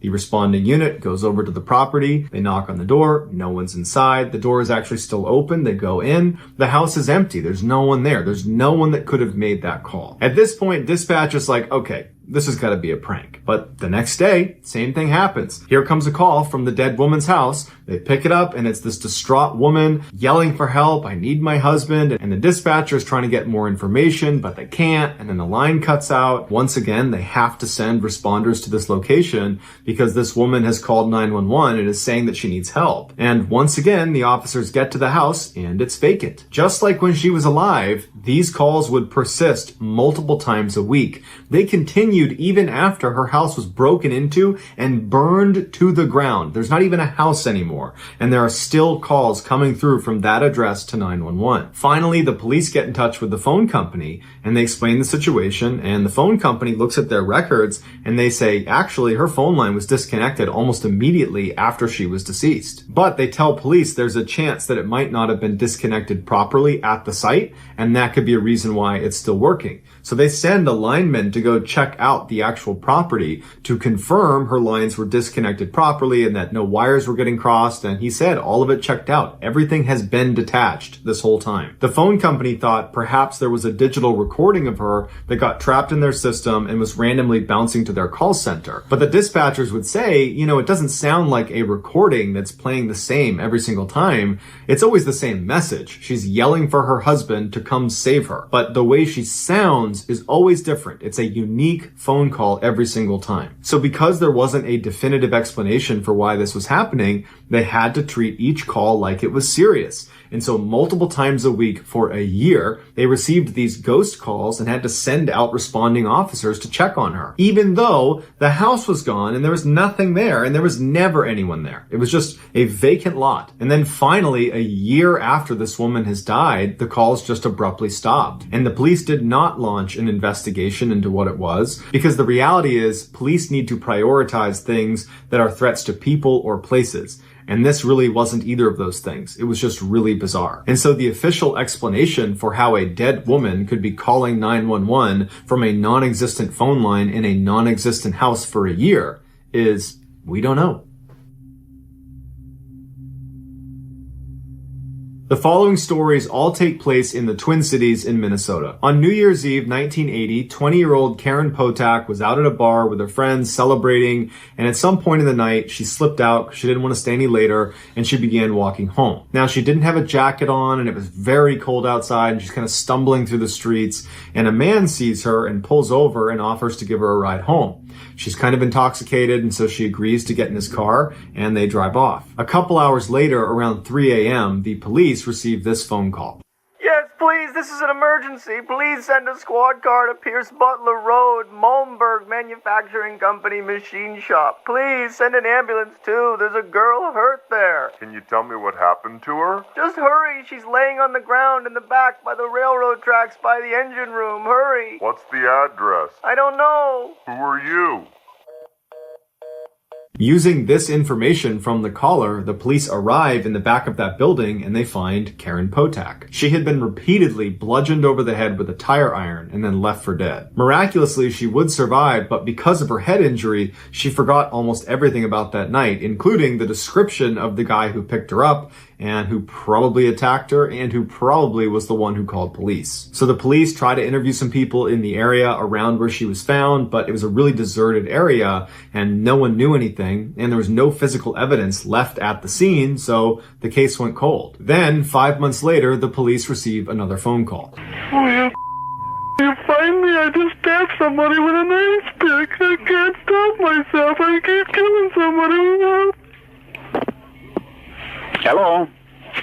Are you there? At this point, the police were not connecting this call with the call that immediately preceded finding Karen Potak, meaning they did not think that was the same person. And since in this call there were no instructions on where to find this person, they didn't really have anything to go on, so they took note of it, but ultimately kind of disregarded it. But just a few hours later, a group of teenagers were walking through the forest when they found a dead body. The body belonged to 18-year-old Kimberly Compton, who had literally just moved to Minnesota. She graduated high school and decided she wanted to start fresh in Minnesota. She hopped on a bus. She goes to Minnesota. She gets off the bus. She goes into the first restaurant she sees, which is a diner. She sits down by herself. She's eating some food, and a man approaches her and says, "Hey, can I sit down with you?" And so she lets him sit down, and he asks, "Who are you? What are you doing here?" And she says, "Oh, I just moved here." And this guy offers to drive her around town and show her the sights. And she's like, "Great." 15 minutes later, he would kill her with an ice pick. At this point, police are beginning to suspect that this person who keeps calling them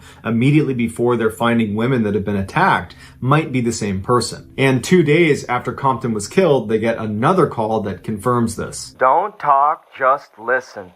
I'm sorry what I did to Compton. I couldn't help it. Don't know why I had to stab her. I'm so upset about it. I keep getting drunk every night. I can't believe I did it. It's like a big dream. I can't think of being locked up. If I get locked up, I'll kill myself. I'd rather kill myself than get locked up. I'll try not to kill anybody else.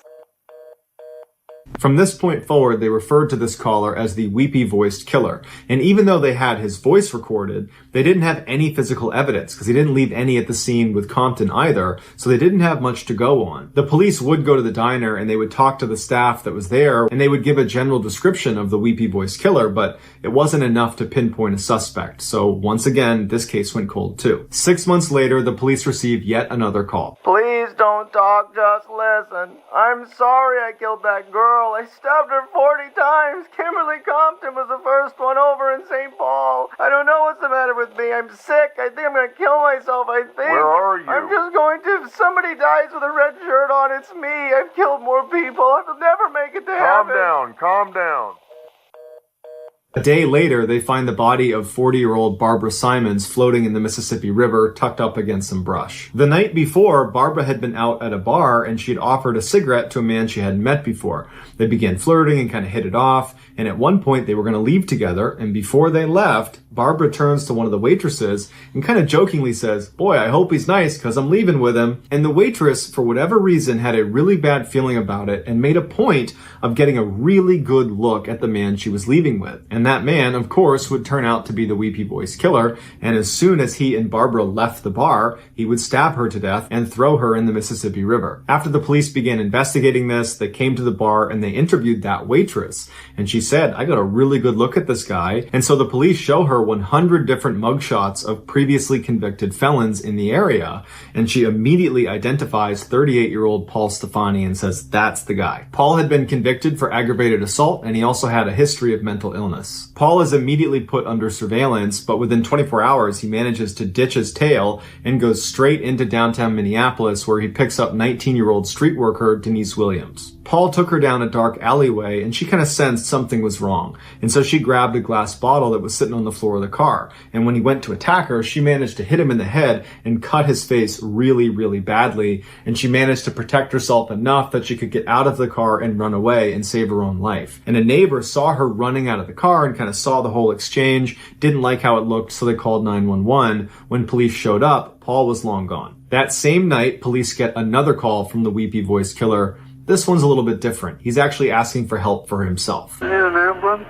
Where? 1505 Westminster. 1505 Yes. Westminster. What's the problem? I'm all cut up. I got beat up. What's your apartment number? 208. I'm bleeding. 208. Where are you bleeding from? From my arm, my face, my head. Now, by the time this call is being made, the audio recordings of his previous phone calls had been made public. They were aired on radio shows, on TV. People had heard his voice, and it's fairly distinctive. And the dispatcher recognized his voice and told police, "There's a chance the weepy-voiced killer just called us." So an ambulance comes and picks up Paul Stefani and brings him to the hospital, and when he's sitting in his hospital bed, police walk in and they apprehend him. He pled not guilty, and prosecutors did not actually have that much evidence connecting him to each of these attacks. They had these audio recordings, but that was about it. And so ultimately, he got 58 years in prison, not a life sentence. But considering his age, it wound up functioning like a life sentence. 12 years into that sentence, he was diagnosed with terminal cancer and was told he only had a year to live. And so it was at this point that he confessed to all of the attacks, including one they didn't know about. He murdered 33-year-old Kathleen Greening in her own home. He just didn't make a phone call to police afterwards. Paul would die shortly after his confessions. So that's going to do it, guys. Let me know in the comments what you thought of these 3 stories, and I will pin the best comment at the top of the comments section. If you enjoyed today's video and you haven't done this already, please invite the like button to your birthday party, but then give them the wrong address.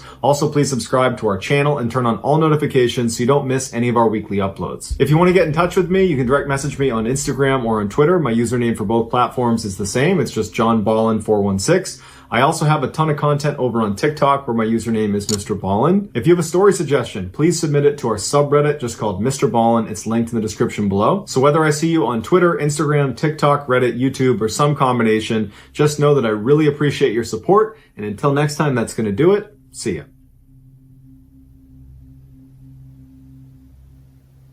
Sometimes the truth is stranger than fiction. And today we're going to look at 3 stories that demonstrate that. But before we get into those stories, if you're a fan of the strange, dark, and mysterious delivered in story format, then you've come to the right place because that's all we do, and we upload once a week. So if that's of interest to you, please mail the like button a birthday card, but make sure you booby trap it with a glitter bomb. Also, please subscribe to our channel and turn on all notifications so you don't miss any of our weekly uploads. Okay, let's get into today's stories.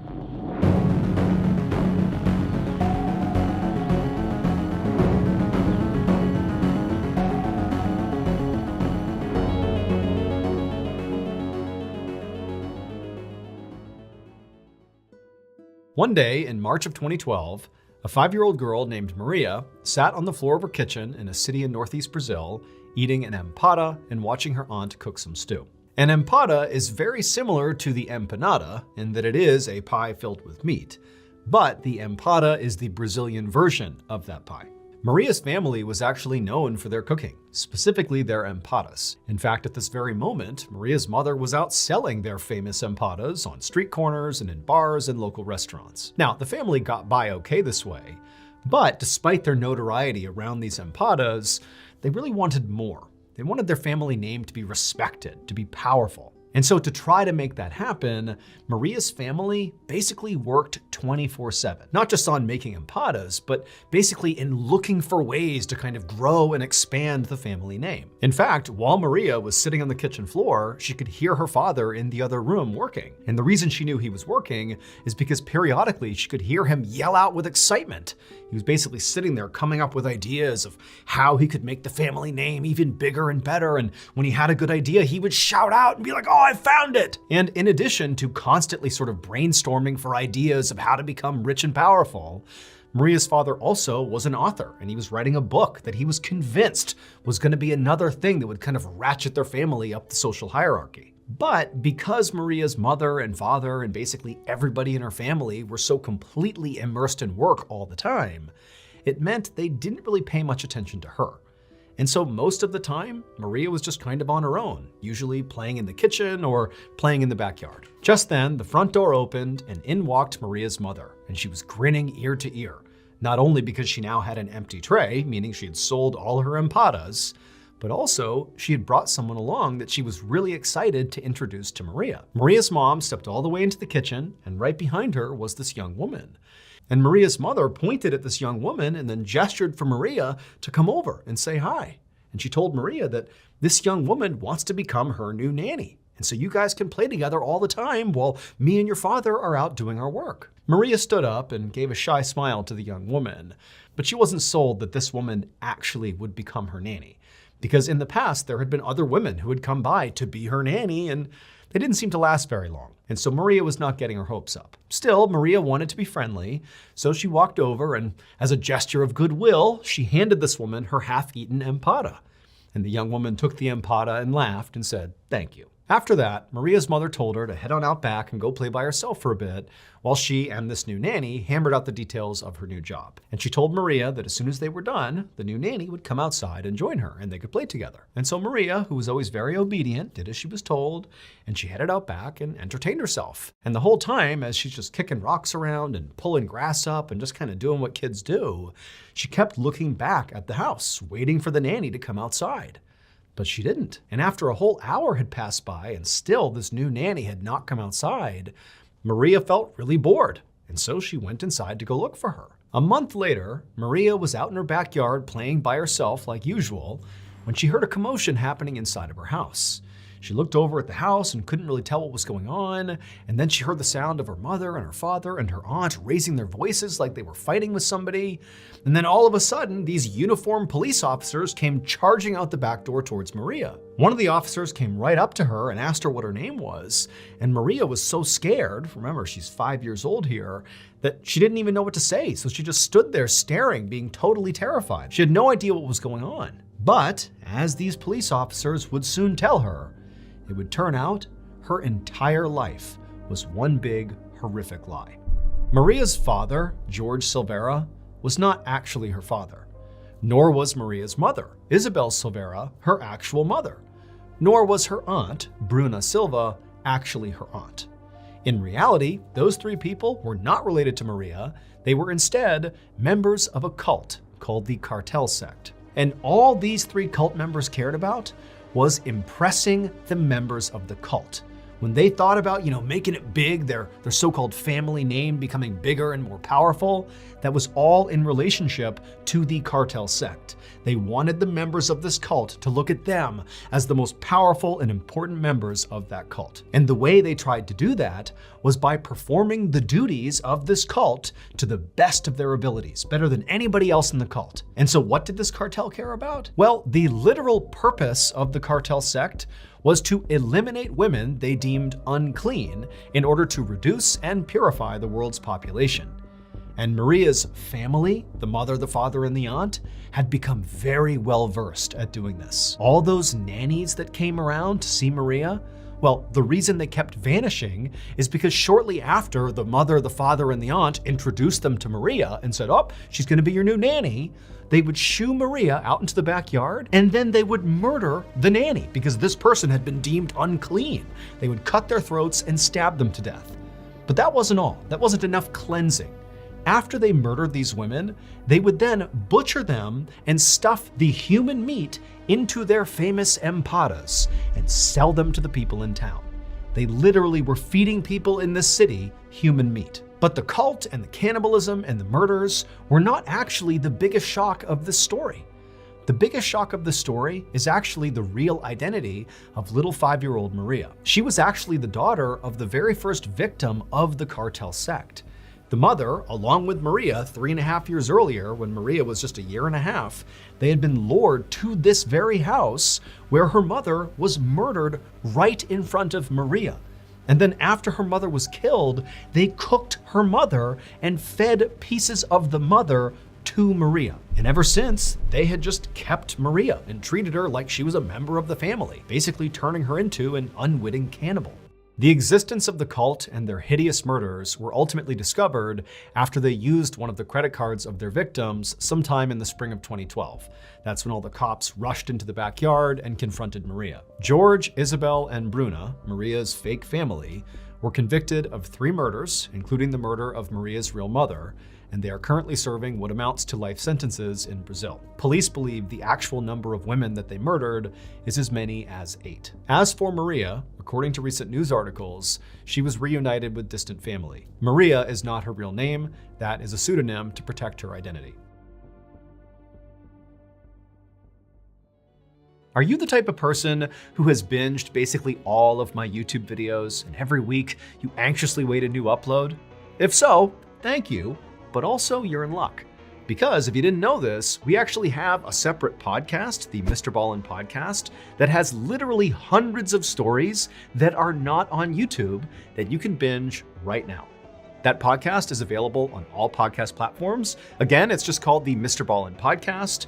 And on Mondays on that podcast, we upload exclusive new content that is not on YouTube to the podcast, so that's Mondays. And then on Thursday, we remaster the audio of your favorite videos on YouTube and put those on the podcast. But again, Mondays, those are brand new and exclusive to the podcast. But if you want to hear those exclusive episodes 1 month ahead of Apple and Spotify and all the other platforms, well, there's only one place you can do that, and that's on Amazon Music. So again, you can go to any podcast platform and find the MrBallen's podcast, or if you're like me and you hate waiting, then you can listen early and ad-free on Amazon Music.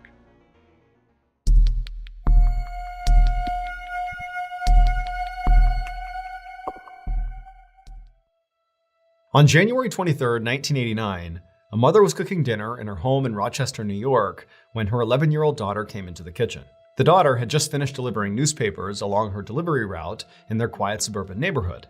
And so her mother asked her the same nightly question: how was the route? And usually the daughter replied with just a good. But tonight was different. Instead, her daughter said, "It's okay." And the mother pried, like, "Well, what do you mean? What happened?" And the daughter said, "Well, I saw something strange." She told her mom that she delivered newspapers to this one particular old man. He was very nice and he always waved to her whenever she went by. And tonight was no different. He had waved to her, but there was just something off about the way he was sitting. The mother asked, what do you mean? And the daughter, she really struggled to articulate what she had seen. 1, it was dark. Two, the man was sitting inside of a screened-in porch that kind of obscured her view, and the awnings were pretty low, making it hard to look in. But she said basically when she had gone past, the man had waved to her like normal, but his legs appeared to be straight up in the air, like he was sitting on a chair and his legs were like up, vertical, right in front of him. In fact, when he waved, it was like he was waving between his legs at her. And so when the mother heard this, she really didn't know what to make of it. I mean, the story didn't make any sense. She couldn't really understand how this guy was sitting where his legs would be straight up in the air like that. But at the same time, she could tell her daughter was worried, and, she kind of figured that maybe her daughter's imagination had run wild here. And so she told her daughter, like, hey, look, if he waved to you, then I'm sure everything is just fine. Don't worry about it. But the following night, when the girl came back from her route once again, she was even more upset about this guy out on his porch. She told her mom that once again, she looked in the porch and there he was sitting there with his legs straight up in the air, except this time he didn't wave to her, including when she made a point to stop and wave at him. He did not wave back. Now, the girl told her mom that she was worried about him, and so she went right up to the door to go check on him. But the screened-in porch was locked, so she couldn't get inside, and her view was kind of obscured because of the screen, so she couldn't really see him in there. But she didn't know what to do, so she just left. Now, this story, which was already weird, now did seem a whole lot weirder that 2 days in a row her daughter is seeing this. But the mother's thinking to herself, like, come on, this is just some older guy who loves this chair and, he's fallen asleep in some weird position here. And, my daughter is sort of exaggerating what she's seeing. Like, this can't be a big deal here.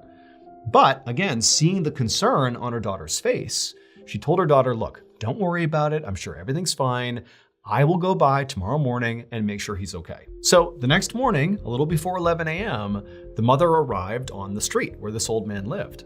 And as she was walking down the road towards the house, she actually spotted the mailman. And so before she went any farther, she flagged the mailman down and she asked him, like, hey, is there anything weird going on with that old guy who lives right over there? But the mailman was like, no, he's just a nice older guy who waves at everybody who goes by. And so the mother thanked the mailman and did give some thought to just, taking what the mailman said and turning back around and heading home and telling her daughter everything's fine. But, she knew her daughter was really worried about this guy, and so she decided she would just continue down the road and check on this guy for herself and just really make sure he's okay, and then report back to her daughter. And also the mother was thinking, it's about 20 degrees outside. It's very cold. This is not really a good time for an older man to be outside so much. So what's he doing? Like, let's really make sure he's okay. And so the mother made her way down the road and she reached the old man's house. And sure enough, the screened-in porch really did obscure, whoever was inside of it. She could see a silhouette of what appeared to be this old man sitting there. But the first thing she actually noticed was not him, but rather the two newspapers that were sitting right on his walkway, uncollected. I mean, these are the newspapers that her daughter had left over the same period of time that she's seeing this weird thing happening with this guy. And so suddenly the woman's feeling like that's a pretty big red flag. And so she hustled her way right up towards the front. And as she did, she looked into the screen porch and waved at this old man to try to get his attention, like, hey, are you okay in there? But the man did not wave back. And so the mother went right up to the door and she checked it, but like her daughter had said, it was locked. And so the mother, she pressed her face up against the mesh screen that kind of had been obscuring her view from a distance. And she put her face right up against the screen where she would have a clear view inside. And when she did, and she saw the old man who was in fact right there, and he did in fact have his legs up, when she saw him, she realized what was actually going on. And the second she did, she jumped back, turned around, and ran away to go call the police. It would turn out the old man who lived there, whose name was Robert Ham, and he was 73 years old, he was not just eccentric and sitting weirdly on his front porch. Instead, on January 23rd, right before that little girl had come home and told her mother that this man had been acting strangely, on that evening, Robert had come out onto his screened-in porch, and for whatever reason, he had attempted to sit down on this trash can that was out there on the porch. But the lid didn't hold. And so Robert fell butt first into this trash can, folding him up into this V position where his legs were straight up in front of him. And Robert was too weak to get himself out of the trash can. And also because of being in this V position where his legs were pressed up against his torso, it was restricting his ability to breathe and to make any sound. And so all he could do in this position was just wave at passerby, hoping they would see he was in trouble and go help him. But unfortunately, nobody could really tell what he was doing, including the little girl on the paper route. They just thought there was this guy sitting in his porch in this weird position, waving to people, when in reality, he was dying. And so unfortunately, because nobody came to his aid, Robert did die. He would die of a heart attack, and in fact, by the time that little girl's mother arrived at his house and put her face up against the screen, Robert was already dead.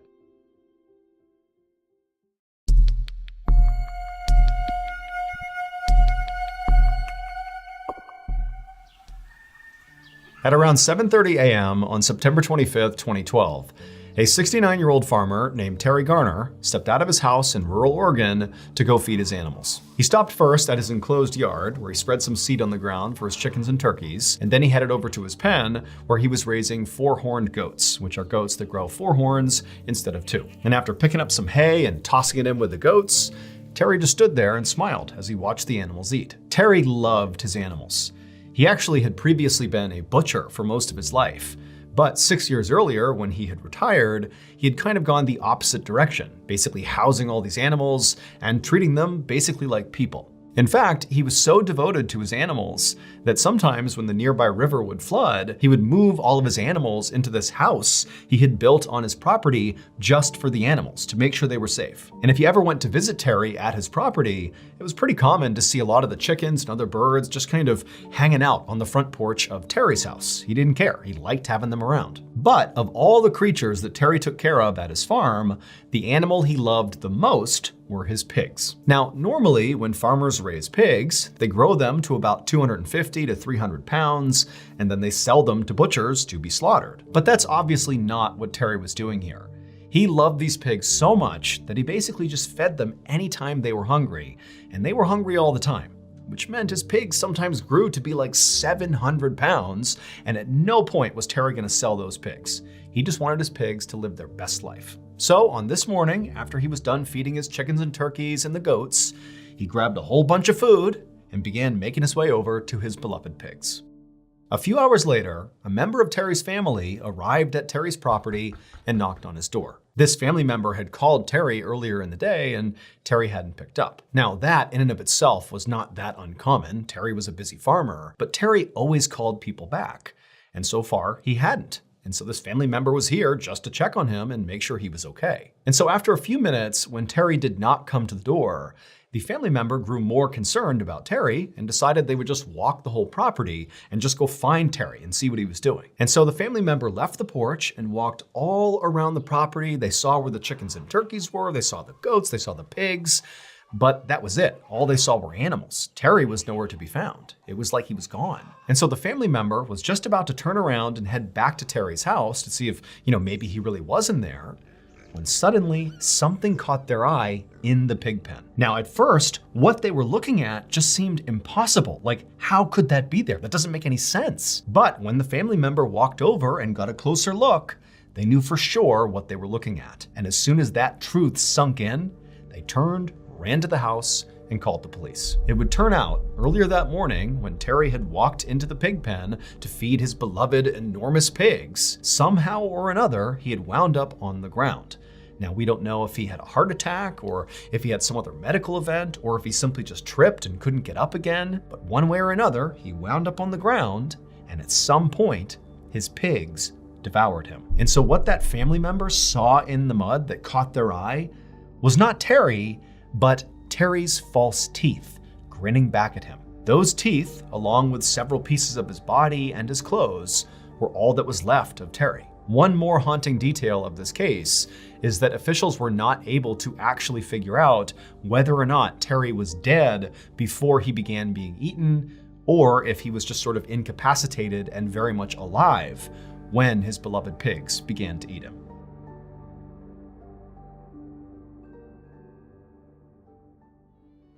As many of you may already know, by far the most popular series that I do on our YouTube channel is the Top 3 Places You Can't Go and People Who Went There Anyways series. So we're going to continue to do that series periodically on YouTube like we have for years. But because this series is so in demand, we are also going to begin telling these stories in a brand new format, audio. Right now, you can head over to the Mr. Ballin podcast on any podcast platform to find one of these exclusive episodes. The way you find them is you look in the title of the episode, and if it says "You Can't" at the front of the episode, that is this type of content. And so right now, there's an episode that's live, and periodically we're going to populate more You Can't style episodes on that podcast. The only reason we are not full sending this You Can't series on audio as a standalone show is because we need to gauge the interest on audio before we kind of ramp that up. That's why you're seeing kind of periodic uploads. So if you really want to hear more of this stuff, go listen to that You Can't episode and tune in each time we tell you there are You Can't episodes available. And if there's lots of demand, you'll see more You Can't style episodes, which again are very, very similar to the top 3 places you can't go and people who went there anyways. So right now, go over to Mr. Ballin Podcast and have a listen to the first You Can't episode. Enjoy. Today's story is about a chance encounter between 2 men in Canada. Now, at first, these 2 men hit it off and became fast friends. But as time wore on, it became very clear that both men were keeping secrets from the other. And eventually, those secrets were exposed.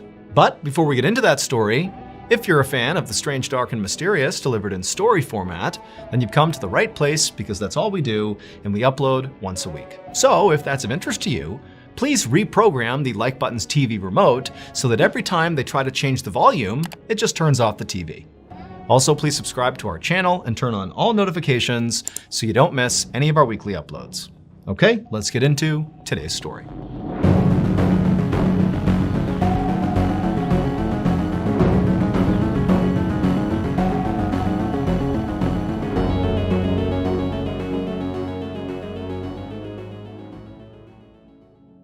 One evening in late 2003, a 22-year-old man named Michael Bridges sat down in the stands of a professional hockey game in Calgary, which is a major city in Canada. And as he sat there staring out at the rink, waiting for the players to file in, he thought to himself how amazing it was that he was here right now. He couldn't believe how lucky he was to be here. So Michael lived about 700 miles away in a city called Brandon, which is also in Canada. And for the last year, Michael's life had gone really badly. He was struggling financially and in between jobs. He had gone through a recent terrible breakup. A lot of his friends had sort of vanished from his life. And so for the most part, he was sort of sad and lonely all the time. But then he'd won a sweepstakes that he had only entered on a whim and gotten an all-expenses-paid trip to Calgary for this hockey game. And so it felt like finally something good was happening in his life. Michael was about to flag down a vendor and order himself a beer when this guy he didn't know, this stocky guy with a mustache, walked in and sat down right next to Michael. And before Michael could say anything, this guy looked at him with a big smile on his face and he said, "Man, I'm so excited to be here. I won this ticket in a sweepstakes." And Michael was like, "Dude, me too." And so right away, these total strangers just totally hit it off. And before long, they were chatting about their lives. And, Michael, who over the last year, most of his friends had sort of disappeared in his life, it was great to have a guy that just seemed to get him. And so the time flew by. And Brock must have felt the same way about Michael, because as the hockey game ended, Brock asked Michael if he wanted to, keep the party going and go together to a strip club right down the road. And Michael was like, "Yeah, let's do it." And so the 2 new friends left the hockey game together, they went to the strip club, and as soon as they got there, Michael began to notice something odd about Brock, or at least something he hadn't noticed before. And that was that even though Brock appeared to be very blue collar, sort of like Michael was, Brock appeared to have a lot of money. I mean, he was leaving these huge tips for all the bartenders, and he was paying for he and Michael's drinks round after round. Brock was paying for all of it. And then also, Brock had this huge wad of ones and bills that he was basically throwing at all the dancers. And Michael, who was caught off guard by this, gladly accepted Brock's generosity. I mean, at this point, given Michael's financial struggles, he could not have afforded even a normal night out, let alone a lavish one like this. And so as the 2 men stood at the bar towards the end of the night, Michael thanked Brock for making this such a fun night, and he said he really didn't want to leave and go back to his hometown of Brandon, 700 miles away, because he was having so much fun here with Brock. But when he said Brandon, Brock stopped and he's like, "Wait a minute, Brandon? I'm moving to Brandon for work." And when Michael heard this, he was ecstatic. I mean, he was thinking this was going to be a one-off thing, that he would likely never see Brock again, despite how cool this guy was. But now it seemed entirely possible that if they were living in the same town, they could be actual friends. And so Brock told Michael that, hey, if you help me find an apartment in your hometown once I move there, maybe I can repay the favor by helping you get some work. And so Michael, he took one last look at that big wad of cash in Brock's hand, and he looked up at him and he said, deal. A couple of months later, in early December of 2003, Michael rode in the passenger seat of Brock's car as they made their way down a road in Brandon.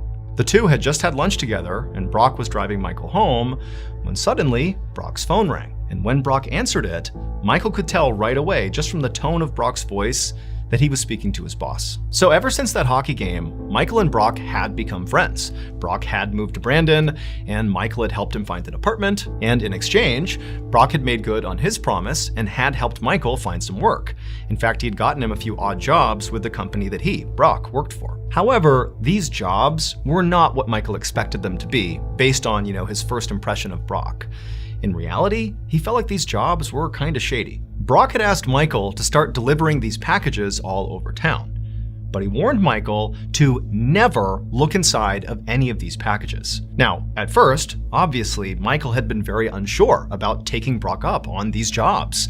I mean, it was pretty clear that whatever Brock was doing was, questionable or maybe even illegal, like what's going on with these packages. But, Michael thought back to that huge wad of cash that Brock had at the strip club in Calgary, and it just seemed like he was throwing money around, and Michael wanted money like that too. And so he thought, what's the harm? And so ultimately, Michael agreed to deliver one of these packages, and when nothing bad happened, he began delivering more. Now, Michael still had no idea what he was actually delivering. He had heeded the warning and was not looking inside these packages. Instead, he had sort of accepted the shadowy, mysterious stuff that Brock was doing was just sort of part of being friends with Brock and working for Brock. And so he had just gone along with it. And also, Michael genuinely needed the money. He really couldn't afford to just stop working. So as the two men continued down this road in Brandon, Michael just continued to sit quietly in the passenger seat while he listened to Brock speak to his boss. And at some point in this conversation, Brock looked very resigned and just said, okay, I'll take care of it right now. Then Brock abruptly hung up, and without saying anything to Michael, he just pulled a U-turn and began speeding in the opposite direction. And then a couple of minutes later, Brock pulled into this parking lot of the seedy hotel, and then before Michael could ask, what are we doing here? Brock turned to him and said, you stay here. And then Brock got out of the car, and he marched over to the door of this motel and began to knock. And Michael, he's in the car watching this, having no idea what's going on, and he sees the motel room door that Brock knocked on, it suddenly opened, and there was this woman who was inside the motel, and from Michael's perspective, it seemed like she was very startled to see Brock. And then she began trying to shut the door on Brock. But Brock, he reached out and he began pushing on the door to keep it open, and the two of them began yelling at each other. And Michael, he can't hear what they're yelling about, but clearly, they're having some sort of heated argument here. And at this point, Michael began looking around, hopeful that nobody was witnessing this. I mean, they could get in some serious trouble here. And then Michael turned his attention back to Brock and this woman, and he watched as Brock raised his fist and punched this woman square in the face. And she instantly crumpled to the ground, and Michael, he has no idea what to do here. And so he just sat there as Brock climbed on top of this woman who's laying on the ground, and he began repeatedly punching her over and over again until Michael could see blood all over her face. And then Brock, who seemed totally unfazed, slammed the motel room door and calmly walked back to the car, hopped in the driver's seat, and drove off without saying anything to Michael. And Michael just sat quietly for this ride. He really had no idea what to even say. Now, he already knew that Brock must be involved in some sort of criminal enterprise, and in virtue of Michael delivering those packages for him, he was also involved in whatever this organization did. But up until this point, up until seeing this beating take place, Michael had sort of assumed that whatever Brock was involved in couldn't be that big of a deal. I mean, certainly they weren't hurting people. But now, Michael realized he had been terribly wrong. Finally, Brock pulled up in front of Michael's house, and for the first time he spoke. He turned to Michael and he said, "Don't tell anyone what you saw." And Michael just nodded his head and said, "Yeah, I won't." And then Michael got out of the car and he rushed inside his house.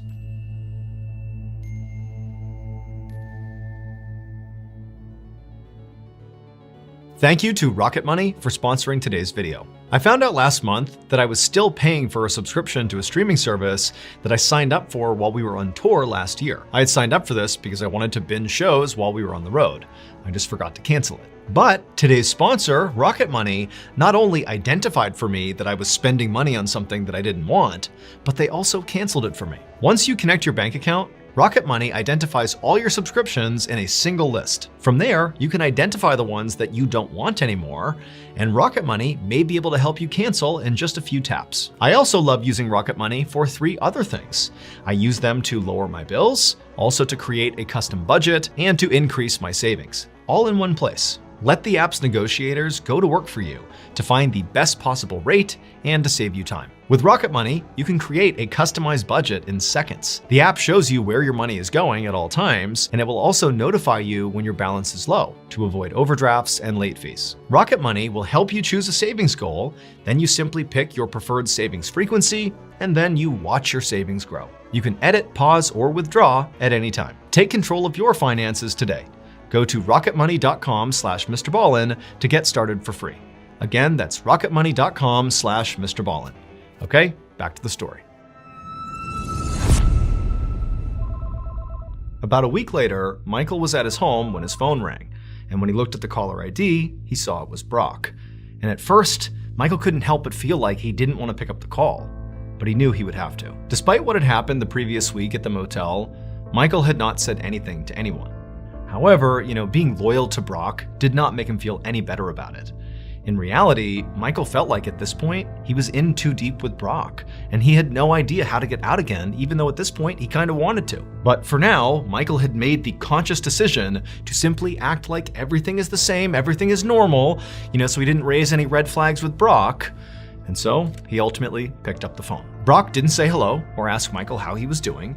Instead, he just told Michael that he had another delivery for him if Michael was still committed to this job. Now, Michael knew the right answer here would be to turn this down and not continue to go down this rabbit hole and get deeper and deeper in with Brock. But at the same time, Michael was worried if he refused this job that he might be put in danger. Like, he saw what Brock was capable of. Is that going to happen to him if he turns this down? And then on top of that, Michael needed the money. And so after a tense silence, Michael told Brock that yes, I'm still committed and I will do this delivery. Brock said that was very good. And he also told Michael that he and the boss were very impressed with Michael's silence. And then Brock hung up. Now, Michael did appreciate the compliment, but at the same time, it really did not change his situation at all. I mean, he was still in way too deep here and didn't know what he was going to do. And so reluctantly, he grabbed his keys and headed out to his car to go pick up this next package. 2 months later, in early February of 2004, Michael and Brock sat inside of a diner in Brandon eating a meal together. Things at this point had basically gone back to normal. Michael was regularly delivering packages for Brock, and the two of them were meeting for meals like this fairly often, where Brock would always foot the bill. But today, as Michael sat there staring at Brock, he could tell something was different. Brock seemed really agitated, like something was on his mind. He kept tapping his hand and kind of fidgeting in his seat. And eventually, Michael asked Brock, like, hey, are you okay? And to Michael's surprise, Brock kind of lit up. And he was like, oh yeah, I'm okay. In fact, things are more than okay. I actually have an offer for you that could potentially change your life. Brock again told Michael that he and the boss were seriously impressed with Michael's work so far. Not just the fact that he kept silent about the motel incident, but also they knew Michael clearly had not looked inside of any of those packages. And so collectively, this proved that Michael was dependable and loyal. And so he told Michael that what he wanted to do was introduce Michael to the boss, because he thought maybe the boss would take a liking to Michael and move him up in the organization. Maybe give him a more managerial role like Brock's, where the role was more prestigious and had more responsibility, but critically came with higher pay. After hearing this, Michael felt both excited and nervous. He was excited because he wanted nothing more than to make the kind of money that Brock did. And after working with Brock now for several months, Michael had become kind of desensitized to violence and danger. He realized he could put his morals aside if it meant he would never have to be financially insecure ever again. But the thing that made Michael nervous was meeting the boss. I mean, he really didn't know much about who this guy was. All he knew is he was perfectly prepared to resort to violence if people wronged him. And so Michael knew how critical it was to stay on this guy's good side. But as all these conflicting thoughts were swirling around Michael's head, Brock said something else. He said before he would actually take Michael to meet the boss, Michael had to pass one more test. Michael would have to prove that he was capable of more than simply delivering packages and keeping secrets. Basically, he needed to prove that he could be as cutthroat and brutal as Brock was. After saying this, Brock just kind of leaned back and stared at Michael, studying his reaction. And at first, Michael really didn't even know what to say or do. He was like, okay, is Brock expecting me to come up with, some sort of way that I can demonstrate this? Do I need to come up with a test myself and do it? Or is Brock about to give me some assignment? Like, what's going on here? But then, before Brock could say anything else to clarify this whole situation, Michael had this epiphany. He suddenly realized that he already had the proof he needed to demonstrate to Brock and to the boss that he could basically handle anything they threw at him. Before meeting Brock, something truly awful and just totally messed up happened in Michael's life, and Michael had persevered his way through it. And so Michael was thinking to himself, if he just told the story of what happened to Brock and to the boss, they would be convinced that he was their guy. And so feeling very confident, Michael looked Brock right in the eye and he told him about his past. And as he told the story, Brock's eyes went wide. And by the end of the story, when Michael finally finished up, Brock just said, okay, yeah, you're ready to meet the boss. The meeting with the boss was scheduled for a few days later.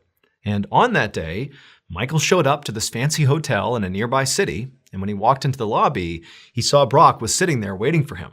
When Brock saw Michael, he smiled and stood up, gestured for Michael to come over, and then the two of them walked upstairs to a particular hotel room. But when Brock unlocked the hotel room door and the two men went inside this lavish suite with this gorgeous living room and an amazing view, Michael looked around and realized it was empty. And he said to Brock, where's the boss? And Brock said, the boss doesn't wait for anyone. People wait for the boss. And so just sit down, he'll be here soon. And so Michael said okay, and he took a seat and tried to stay calm. But in reality, he was very nervous. I mean, all this cloak and dagger stuff was really putting him on edge. He also knew he had to impress the boss when he got here, because if he did, he would have this new lease on life, this big promotion, he'd be getting paid so much money. But if he didn't, if he failed to impress the boss, not only would he potentially be out of a job and back to sort of poverty, but also he could be in real danger here. And so as Michael is sitting there showing all the signs that he's totally nervous, Brock, who was in the room just kind of standing there, looked over and could sense, his friend clearly is on edge. And so he said, hey, Michael, here we go. Why don't you just run me through your story one more time, like a dry run, before you meet the boss. Get yourself ready. And so Michael, who at this point was so anxious, he was happy to be doing anything other than just sitting there quietly, quickly agreed to the idea and went through his story one more time. And right as he finished his story, there was a knock on the door. And so Brock said, okay, he's here. Are you ready? And Michael's like, yeah, I'm ready. And so Brock walked over to the door, took one more look at Michael, opened it up. And when Michael looked outside and saw who was out there, he knew immediately he had made a terrible mistake. It would turn out the last several months of Michael's life was one big lie. That sweepstakes that Michael had won that got him the tickets to the game in Calgary, that wasn't real. Somebody had set that up just so Michael could meet Brock. Those packages that Michael was delivering for Brock, they were not sensitive. It was just packages that contained flour, like cooking flour. And that woman that Michael watched Brock beat up at the motel, she was acting, and so was Brock. Nobody got hurt in that entire altercation, and the blood that Michael saw on her face, well, she had blood capsules hidden in her mouth that she popped to make it look like she actually got beat up. However, there was one thing that was absolutely true about the last few months of Michael's life, and that was that Brock really was involved in a secretive organization, and Brock really did want to bring Michael inside of it. It's just that the organization was not the criminal enterprise that Michael thought it was. Instead, it was the Royal Canadian Mounted Police. And Brock was an undercover officer running an elaborate sting designed entirely to get Michael to confess to his crimes, which he did while secret cameras inside of that hotel room recorded every single word he said. Michael's crime was murder. 2 years earlier, his girlfriend, Erin Chorney, had tried to break up with him, and he'd been so mad about it that he attacked her, wound up strangling her until she fell unconscious, and then he drowned her in the bathtub. And so this was the story he told Brock and intended to tell the boss to convince them that he was their guy, that he was tough and could do anything they wanted. He basically was telling them, hey guys, I'm literally a murderer. And so when they heard that knock on the door in the hotel room and Michael turned, expecting it to be the boss, well, instead, he saw a whole bunch of police officers coming into the hotel room to arrest him for that murder that he confessed to. Erin's body was ultimately recovered from the dump site where Michael had left her, and she was given a proper burial. As for Michael, he was convicted of her murder and sentenced to life in prison.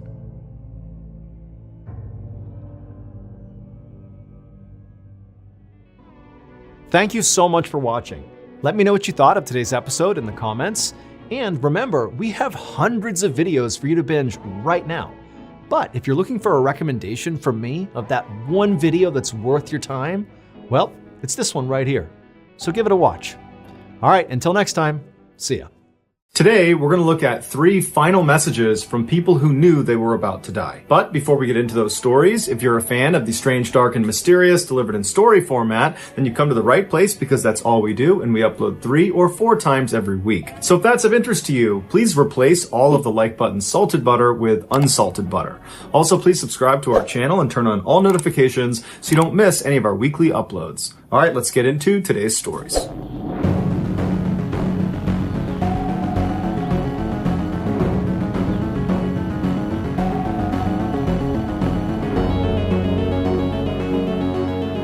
On December 7th, 1941, the Japanese famously attacked Pearl Harbor, the U.S. military base in Hawaii. But Pearl Harbor was not the only U.S. base attacked by the Japanese that month. In fact, just hours after the Pearl Harbor attack, the Japanese shifted gears and attacked U.S. military personnel on Wake Island, which is a coral atoll in the northern Pacific Ocean. After 2 weeks of fighting, the Japanese had taken Wake Island from the Americans, and they sent the majority of American military personnel and American civilian contractors to prisoner of war camps in Asia. But they retained 98 of these POWs to stay on the island and fortify defenses. Over the next couple of years, the Americans would periodically bomb Wake Island, but there was never any concerted effort to take it back from the Japanese. However, that all changed on October 5th, 1943, when the Americans decided it was time to take it back. They launched a huge air raid on the island that was so violent, the Japanese admiral on Wake Island was convinced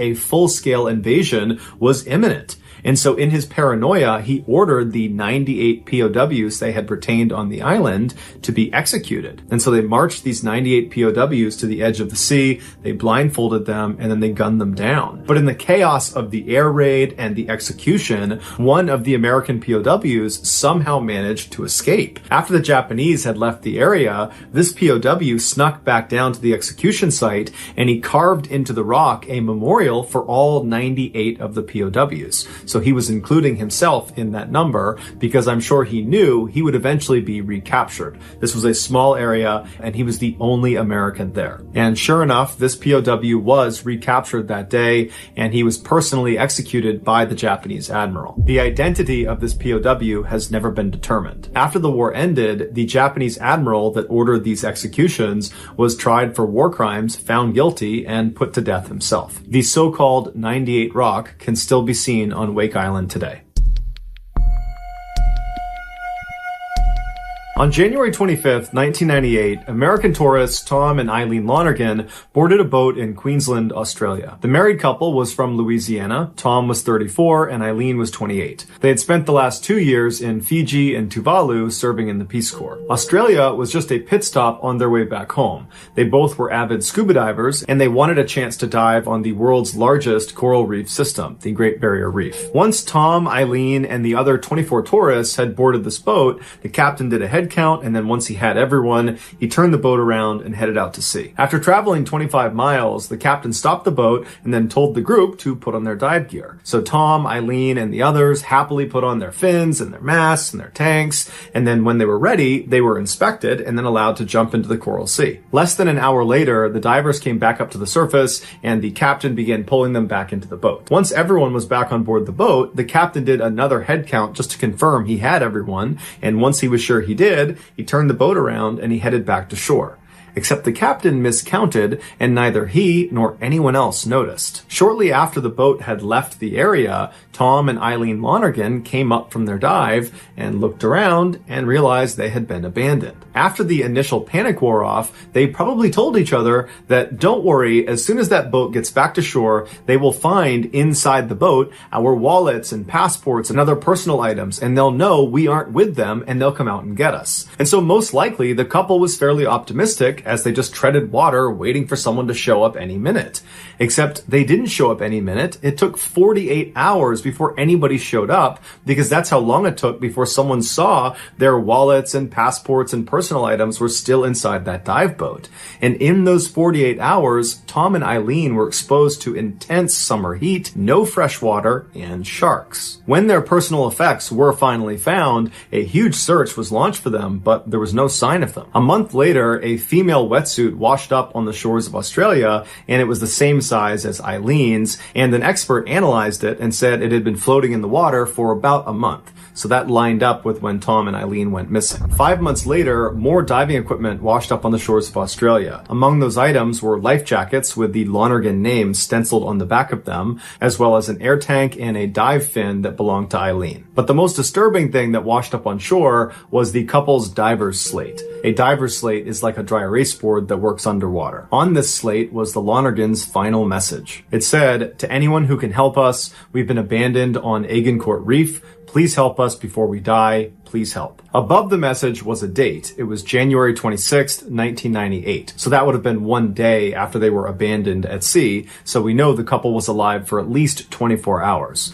But beyond that, no one knows what happened. Some say the pair staged their disappearance so they could start a new life somewhere, or so they could take their own lives. Others say they were devoured by sharks. Most experts believe they eventually became delirious from the dehydration, and that would have caused them to willingly take off their diving equipment, and without that equipment, they wouldn't have been buoyant, and so at some point they couldn't have continued treading water, and they would have drowned. But regardless of which theory is correct, Tom and Eileen have never been found. Bryce Gillies was born in 1989 in Northern Virginia, just outside of Washington, D.C. From a young age, Bryce's parents knew he loved the outdoors, and so they signed him up for the Boy Scouts. And as a scout, Bryce learned, amongst many things, how to survive in the wilderness. And he would routinely put this training to the test by leaving his house and heading off to the nearby Appalachian Trail and hiking around sometimes up to 20 miles in a single day. Bryce ultimately became an Eagle Scout, which is the highest rank anybody can obtain inside of the Boy Scouts, a rank that only about 8% of scouts will ever reach. After he graduated from high school in 2007, Bryce decided he wanted to go to school out west. And during a visit to Northern Arizona University, Bryce fell in love with their school because all around their campus were these unbelievable hiking trails that were totally unlike anything he saw growing up on the East Coast. Bryce decided this was his dream school, so he applied, and a couple weeks later, he got accepted. He was totally thrilled. During his first couple of years at NAU, Bryce took full advantage of these totally amazing hiking trails within a couple hours of the campus. He also spent some time overseas in West Africa, helping to build a medical clinic for people in need. During the summer break of 2009, so going into his third year at NAU, Bryce was still living out in Arizona in an apartment, and he still had a few weeks before classes started. And so he decided he would head off to the nearby Grand Canyon to do a little bit of hiking. He had recently read in an outdoor magazine about this lesser known but unbelievable trail that was just for experts in the canyon that he wanted to try. It was called the Deer Creek Thunder River Loop, and it brought hikers to this remote location where water gushed out of this huge limestone rock wall, transforming the desert landscape below into this unbelievable green oasis. The article said very strong hikers could complete this nearly 28-mile loop in about 3 days. Since Bryce considered himself a very strong hiker, he decided this was perfect for him. Bryce called his parents and let them know he was going to do this loop, and that when he came back in a couple of days, he'd be making a trip to Virginia to visit with them. Then Bryce called some friends in the area to see if they wanted to come with him on this hike,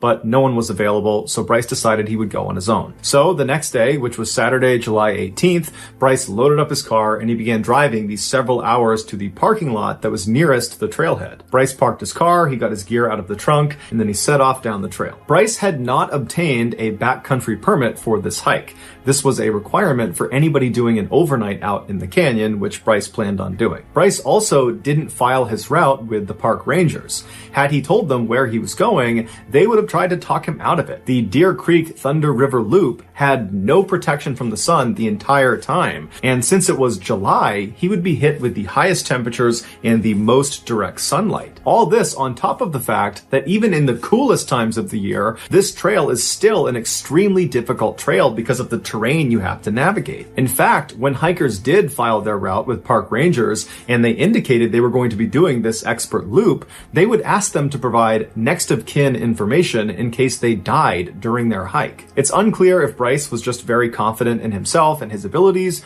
or if he was being reckless. From his car, Bryce hiked about 2 miles down some switchbacks into the canyon. Once he reached the bottom, he would have found himself in this wide open flat area called the Esplanade that kind of looked like the surface of the moon with all these potholes all over it. At this point in Bryce's hike, it would have been dark out, so he would have set up his tent somewhere on the rocks and camped out for the night. People that have done this, that have camped out on the Esplanade, have said it's unbelievably beautiful, because most people experience the Grand Canyon from high up on one of the rims looking down into it.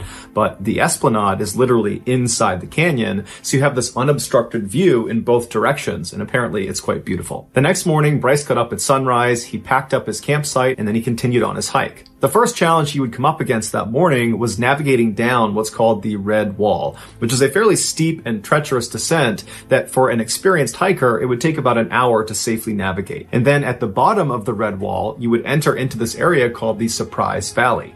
No one really knows why it's named that, but hikers who have been down in this valley, they think it's named after the surprise you feel when you get in there and you realize how much hotter it is. Typically, it's about 10 or 20 degrees hotter down inside of this bowl. After Bryce successfully navigated down the Red Wall, he entered into this totally miserable Surprise Valley, but he would have known he was only about a half-mile away from his target destination, the Deer Creek Thunder River, where he planned to jump in and cool off. So, eager to do that, Bryce took off, but made a critical mistake. He went the wrong way. While it's unclear exactly how this happened, experts believe his ears played a trick on him. Hikers are told as they're approaching this river in the middle of the desert, they should listen out for it, because when you get fairly close, you can hear the sound of rushing water. But hikers have to be careful, because sometimes when the wind is blowing in a certain direction, that sound from the river will echo off the inside of this bowl, and it will appear to come from the opposite direction. It's believed Bryce was following his map when he heard the sound of this river coming from a different direction, and so he abandoned the map and followed the sound. Bryce walked for quite a while in the wrong direction, all the way up a hill, and most likely the whole time he was hearing the sound of the water, and he probably thought, once I get over the top of this hill, I'll look down the other side and I will see the water. But when he crested the hill, he looked down and just saw a barren valley. Had he continued another quarter mile down into the valley and then up the other side, he could have turned around and he would have been able to spot an obvious landmark that would have brought him to the river. But most likely, Bryce was exhausted from the extreme heat and the sunlight and trekking all this way, and so he felt like it was probably too risky to keep going down into this valley because he had no idea where it went. So in keeping with his wilderness training he got as a Boy Scout, he dropped all of his heavy equipment off the side of the trail in an area he had marked so he could eventually come back and retrieve it. And then he took his water, food, and headlamp, turned around, and began backtracking. After a little while, Bryce decided to abandon the trail and actually veer off onto a dry creek bed. In the Boy Scouts, they're taught any dry creek bed will eventually connect to water. And so at this point, Bryce is probably running low on water and figures whether this leads him to the Deer Creek Thunder River or some other water body, he didn't care. He just needed water. So off he went on this dry creek bed, but after a while, he saw less and less vegetation. It was just this barren desert in all directions. After a little while longer, Bryce dropped all of his gear on the ground after finishing his water. At this point, he would have known that if he doesn't find a water source soon, he won't make it. And so Bryce just continues to trudge along on this dry riverbed, not seeing any indication that he's getting any closer to water. But then he looks up and he sees the land in front of him appears to slope downward out of view. And then beyond that, he sees off in the distance what looks like the southern wall of the Grand Canyon, and below the southern wall is the Colorado River. And so Bryce would have known if he can just go down this decline, he's certain to reach this river and he'll be saved. And so Bryce made his way up to where the ground started going down towards the river, and he began safely descending fairly slowly, and then he reached a very steep section called a spill, which is a dry waterfall, and these vary in height, but they're pretty steep and they're pretty slick. Once Bryce went down one of these things, there'd be no way to get back up again. So this was a one-way trip. But Bryce was desperate. He knew his only chance was getting down to that Colorado River, which he could now see. And so Bryce scrambled down this first spill, and then he found another one, and he kept going down these spills, and they kept getting steeper and more challenging, and the temperature continued to rise as he went down deeper into this canyon. Finally, Bryce reached a spill that was very, very steep, and it was nearly vertical. But again, Bryce couldn't go back up the way he came. He had to keep going. So at some point, he threw himself off of the spill and he fell down 30 feet, but he lived. He stood up, he dusted himself off, and he continued walking forward. He walked past these boulders into this clearing, and right in front of him is the Colorado River. It's a half a mile straight down in front of him. But the only way to get to it was navigating another spill.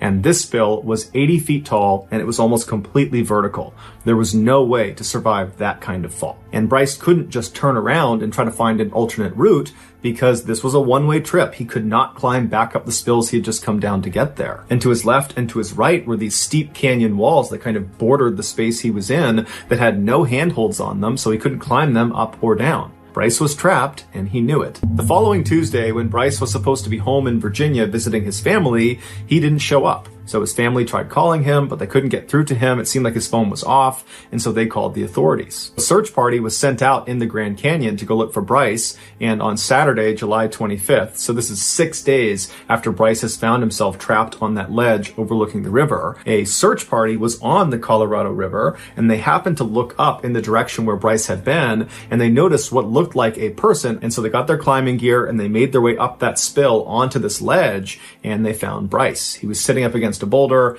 and he was deceased. He had died from heat stroke and dehydration. In his hand was his BlackBerry cell phone. It wouldn't have had any service inside of the canyon, but Bryce used it as a notepad to write a final message to his family and to his friends. In it, he writes, "Life is good whether it is long or short. I was fortunate to do much more than most people, and for that I am very thankful." His message also had some humor thrown into it. He said to his family that he was really thankful he had his BlackBerry phone because it would have been a lot harder to etch his final message into a rock. He also said that he didn't know what the afterlife held for him, he just hoped they had water. Then, with his phone's battery dying, he wrote one final sentence. "I feel like going into the wild is a calling we all feel. Some answer it, and some die for it." Then, shortly after writing that message, Bryce clutched his phone to his chest, and he passed away. He was just 20 years old. So that's going to do it, guys. If you found the secret in today's episode, let us know in the comments what it is and where you found it. And if you're the first person to do that, we will pin you at the top of the comments section. If you got something out of today's episode and you haven't done this already, please replace the like button's salted butter with unsalted butter. Also, please subscribe to our channel and turn on all notifications so you don't miss any of our weekly 3 or 4 video uploads. If you want to get in touch with me, you can direct message me on Instagram or on Twitter. My username for both platforms is the same. It's JohnBallen416. I also have a ton of content over on TikTok where my username is MrBallen's. I also have a second YouTube channel called MrBallen's Shorts where I post random short videos and lost episodes. If you have a story suggestion, please submit it to our subreddit just called Mr. Ballen. It's linked in the description below. So whether I see you on Instagram, Twitter, TikTok, Reddit, YouTube, or some combination, just know that I really appreciate your support, and until next time, that's going to do it. See ya. Today, I'm going to share with you 3 progressively more disturbing stories, and at the end of each of them, I'm going to reveal the picture or pictures that are famously associated with them. But before I get into today's stories, if you're a fan of the strange, dark, and mysterious delivered in story format, and you've come to the right channel, because that's all I do, and I upload 3, 4, even 5 times every week. So if that's of interest to you, please offer to make the like button breakfast, but instead of powdered sugar, use baby powder on their French toast. Also, please subscribe to this channel and turn on all notifications so you don't miss any of my weekly uploads. All right, let's get into today's stories.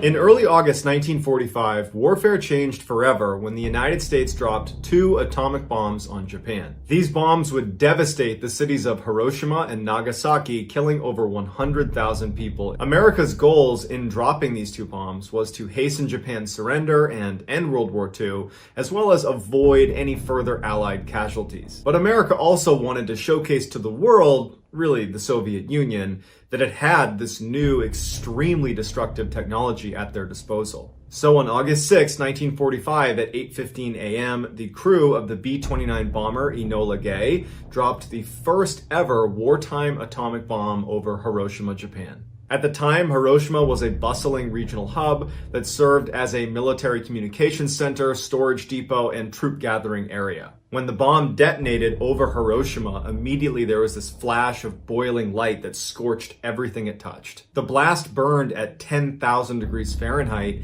and the 70,000 people that were within 1,600 feet of the initial blast radius were instantly incinerated. After the dust had settled, 5 square miles of the city were just rubble. The Sumitomo Bank was within that blast radius. That morning before the bomb detonated, an elderly resident of Hiroshima had been sitting on the front steps of the bank waiting for the doors to open. They were clutching their walking stick and they had their other arm against their chest right as the bomb exploded. And when it did, they were one of the 70,000 people that were instantaneously vaporized. This Hiroshima shadow, as it's called, is all that is left of this person. Their shadow remained on the front steps of this bank for over 20 years before they finally removed that section of the stairs and brought it to a museum.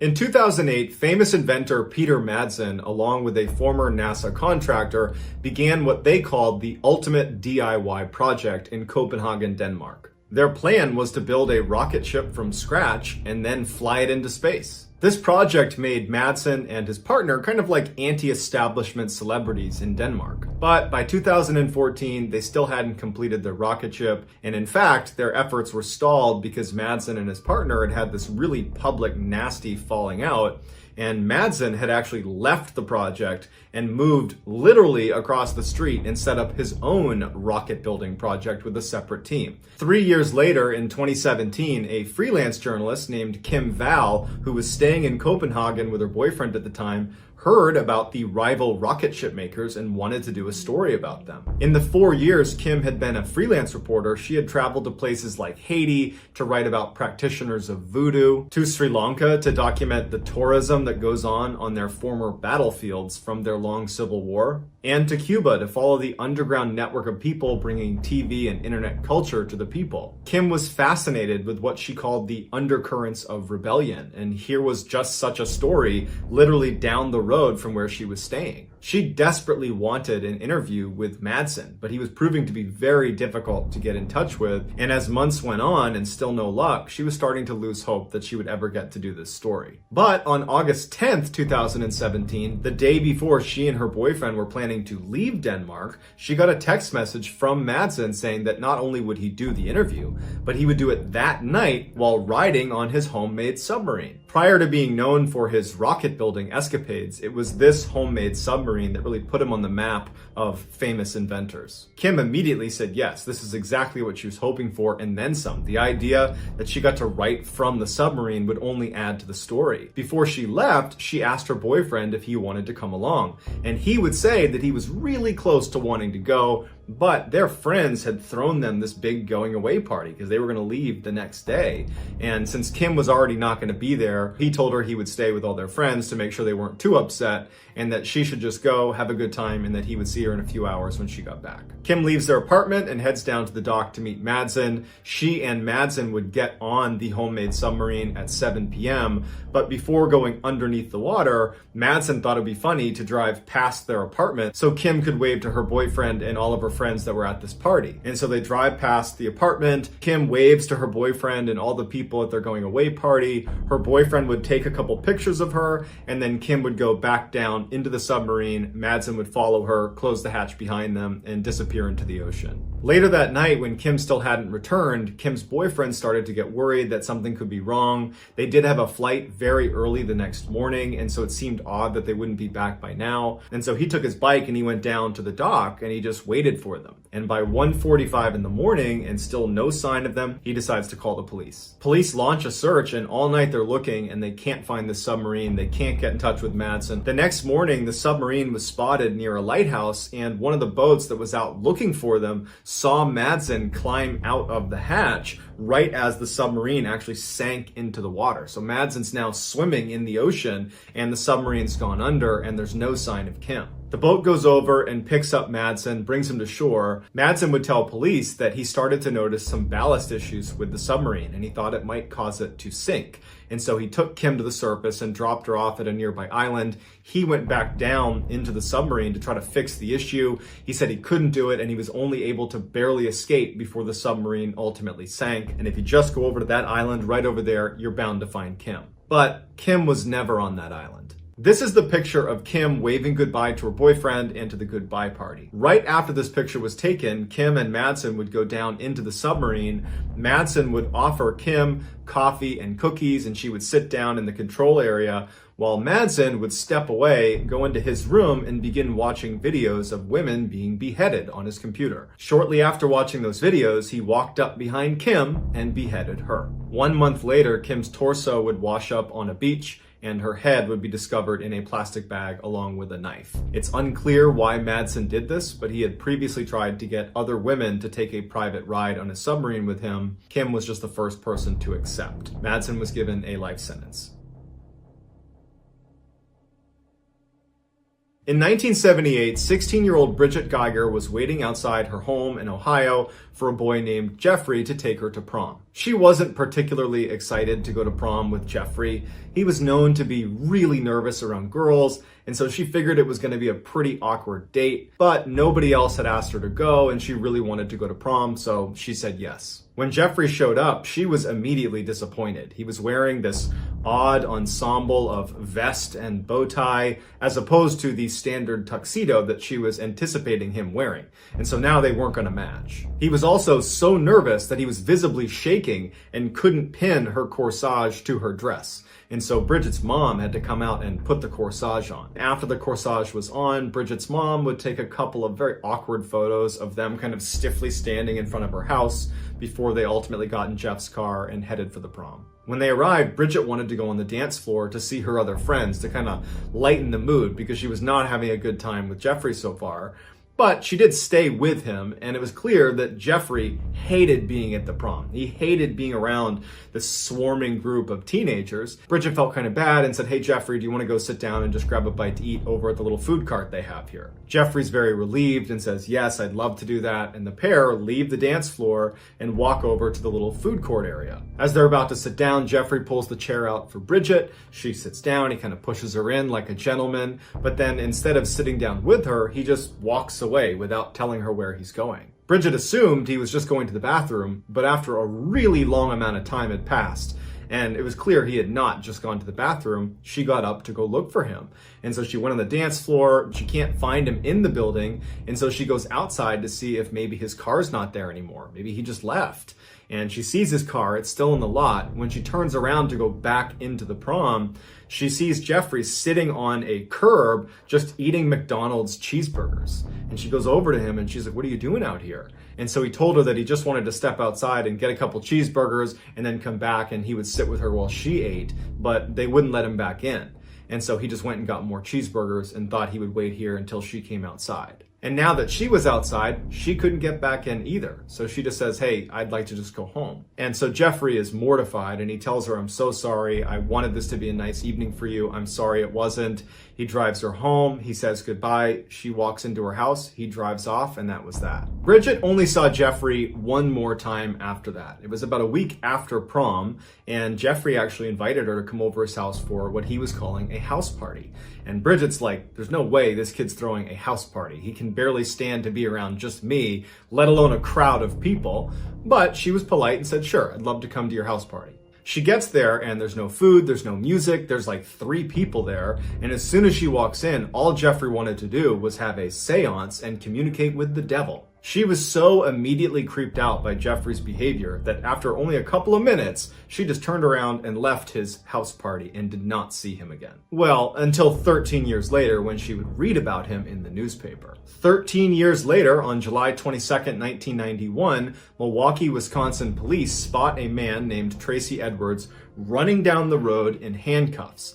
They run over to him and they say, "What's going on?" And he says that a man was holding him hostage in his apartment, that he threatened to kill me. I was able to overpower him and escape, and here I am. The police go to this apartment that he apparently escaped from and they knock on the door. The door opens and the police are confronted by this tall man who introduces himself as Jeffrey. He tells police this is all a big misunderstanding and that Tracy Edwards is a friend of his and I don't know what's gotten into him. And the police were actually close to believing him. They would even say he was really convincing. But as they're talking to him, one of the officers kind of looks behind Jeffrey into his apartment and he sees on the coffee table what are clearly pictures of dismembered body parts. And so they arrest Jeffrey, and when his apartment was fully searched, a house of horrors is revealed. In addition to photos of body parts, the apartment itself was littered with human remains. There were several human heads in the freezer and the refrigerator, and in his bedroom was a 57-gallon drum containing more dead bodies that were decomposing in chemicals. There was also evidence that suggested Jeffrey was eating these people. Now, Jeffrey lived in a crowded apartment complex,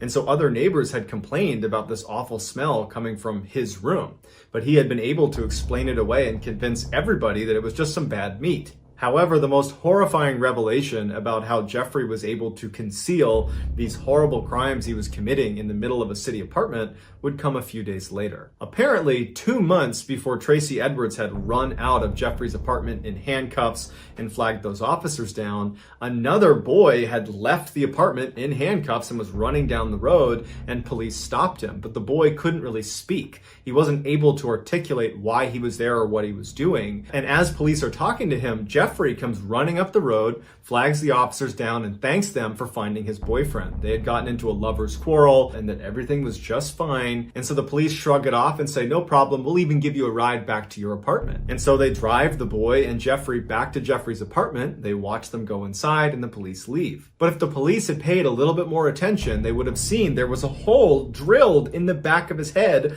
by Jeffrey. He had been pouring acid into this kid's head to try to control him, and that was why this boy couldn't speak. And as soon as the police let them go back into the apartment, Jeffrey killed the boy, because Jeffrey, Bridget's prom date, turned out to be none other than infamous serial killer Jeffrey Dahmer, who killed 17 people over a 13-year period. Just days after this picture was taken of Jeffrey and Bridget, right before they headed off to prom together, Jeffrey would kill his first victim and start that 13-year killing spree. Dahmer was ultimately given a life sentence, but was killed by another inmate. So that's going to do it, guys. Let me know what you thought of these 3 stories in the comments, and I will pin the best comment at the top of the comment section. If you enjoyed today's video and you haven't done this already, please offer to make the like button breakfast, but instead of powdered sugar, put baby powder on their French toast. Also, please subscribe to this channel and turn on all notifications so you don't miss any of my weekly uploads. If you want to get in touch with me, you can direct message me on Twitter or on Instagram. My username is the same on both platforms. It's JohnBallen416. I also have a ton of content over on TikTok. My username over there is MrBallen. If you have a story suggestion, please submit it to our subreddit just called MrBallen. It's linked in the description below. So whether I see you on Instagram, Twitter, TikTok, Reddit, YouTube, or some combination, just know that I really appreciate your support. And until next time, guys, that's going to do it. See ya.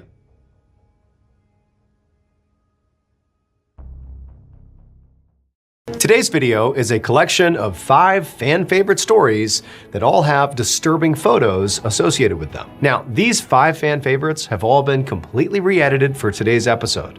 So even if you may have heard or seen them before, it'll still feel like a brand new viewing experience. And for all you longtime fans of the channel, make sure you pay extra close attention to find the secret image inside of one of these stories. The first person who finds the image and can correctly identify it and list the exact timestamp of where it is in the video, and you put that in the comments, the first person to do that, I will pin your comment to the top of the comment section. But before we get into today's 5 stories, if you're a fan of the strange, dark, and mysterious delivered in story format, then you've come to the right place, because that's all we do, and we upload 2, 3, even 4 times a week. So if that's of interest to you, please offer the like button a free session of acupuncture. But don't tell them, instead of needles, they'll be using rusted nails. Also, please subscribe to our channel and turn on all notifications so you don't miss any of our weekly uploads. Okay, let's get into today's 5 stories.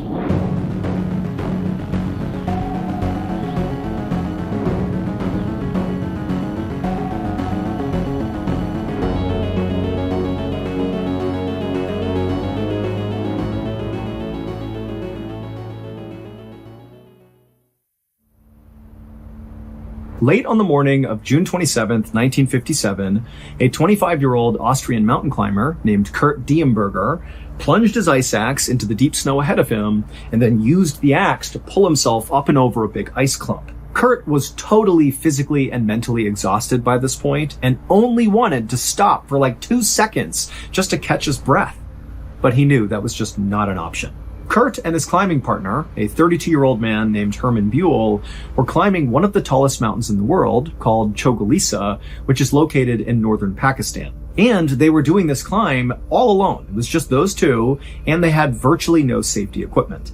Now, for reference, this was not normal. Anybody who climbed Chogolisa did so with Sherpas and guides and oxygen masks. I mean, this was a dangerous climb, and so serious measures had to be taken to ensure it was safe. But Kurt and Herman felt like, that takes all the fun out of mountain climbing. There has to be, like real risk here for this to be worth doing. And also, critically, Kurt and Herman were well aware of the fact that if they successfully climbed Chogolisa with no safety equipment, so what they were planning to do, that would be a new world record, because nobody had ever done that before on this mountain.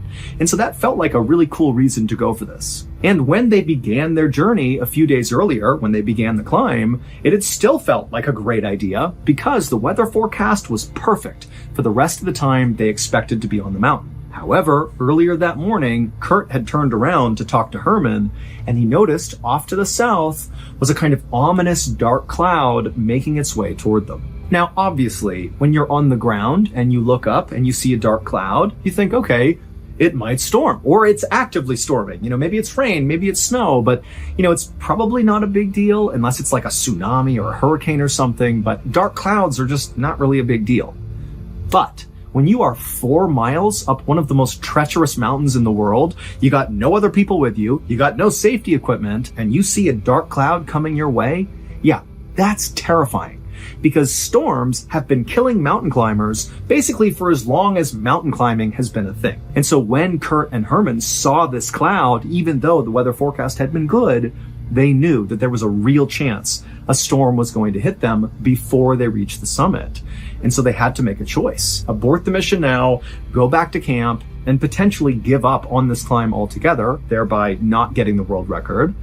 Or they could risk it and just try to speed their way up to the summit before the storm arrived. And because Kurt and Herman were actually within about 1,000 feet to the summit when Kurt noticed this dark cloud, they decided, you know what, let's just risk it. We can get up there to the summit, get this thing done before this cloud ever gets to us. And so that was the decision they made. And it was also why Kurt and Herman knew there was no way they could slow down even for a second, because basically this was a sprint to the top. And if they slowed down, they might die. So even though Kurt was totally exhausted from trying to make this last push, this is why he knew he could not stop. Stopping basically equaled death, because the storm will catch up and you're screwed. And so, panting and exhausted with the wind whipping up like mad, Kurt and Herman just kept moving up that mountain as fast as they possibly could.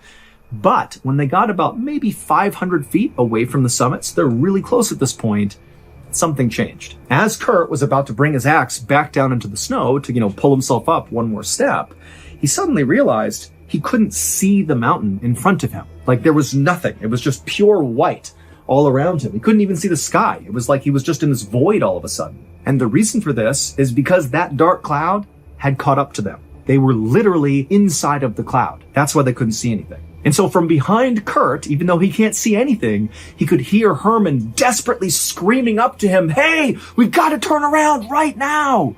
And Kurt obviously knew, it's too late. We are not going to make the summit. We got to go. Kurt knew Herman was right. I mean, this is an absolute crisis. If the storm that's basically brewing all around them didn't kill them, certainly the result of the storm would. I mean, all the snow that's going to land is going to fill in their tracks, and it would be nearly impossible to find your way back down again. And so this was like, we totally miscalculated, turn around and get out of here as fast as possible. And so that's what Kurt and Herman began to do. As fast as they could, they began going down the mountain, following along their tracks they had left on the way up. And pretty quickly, Kurt and Herman began making serious progress. And so Kurt was starting to feel optimistic that, maybe they had managed to escape this just in time. But right at that moment, the ground underneath Kurt began to vibrate. Then Kurt looked down, and even though his visibility was basically nothing, he could tell from his legs that the ground was basically shifting underneath him.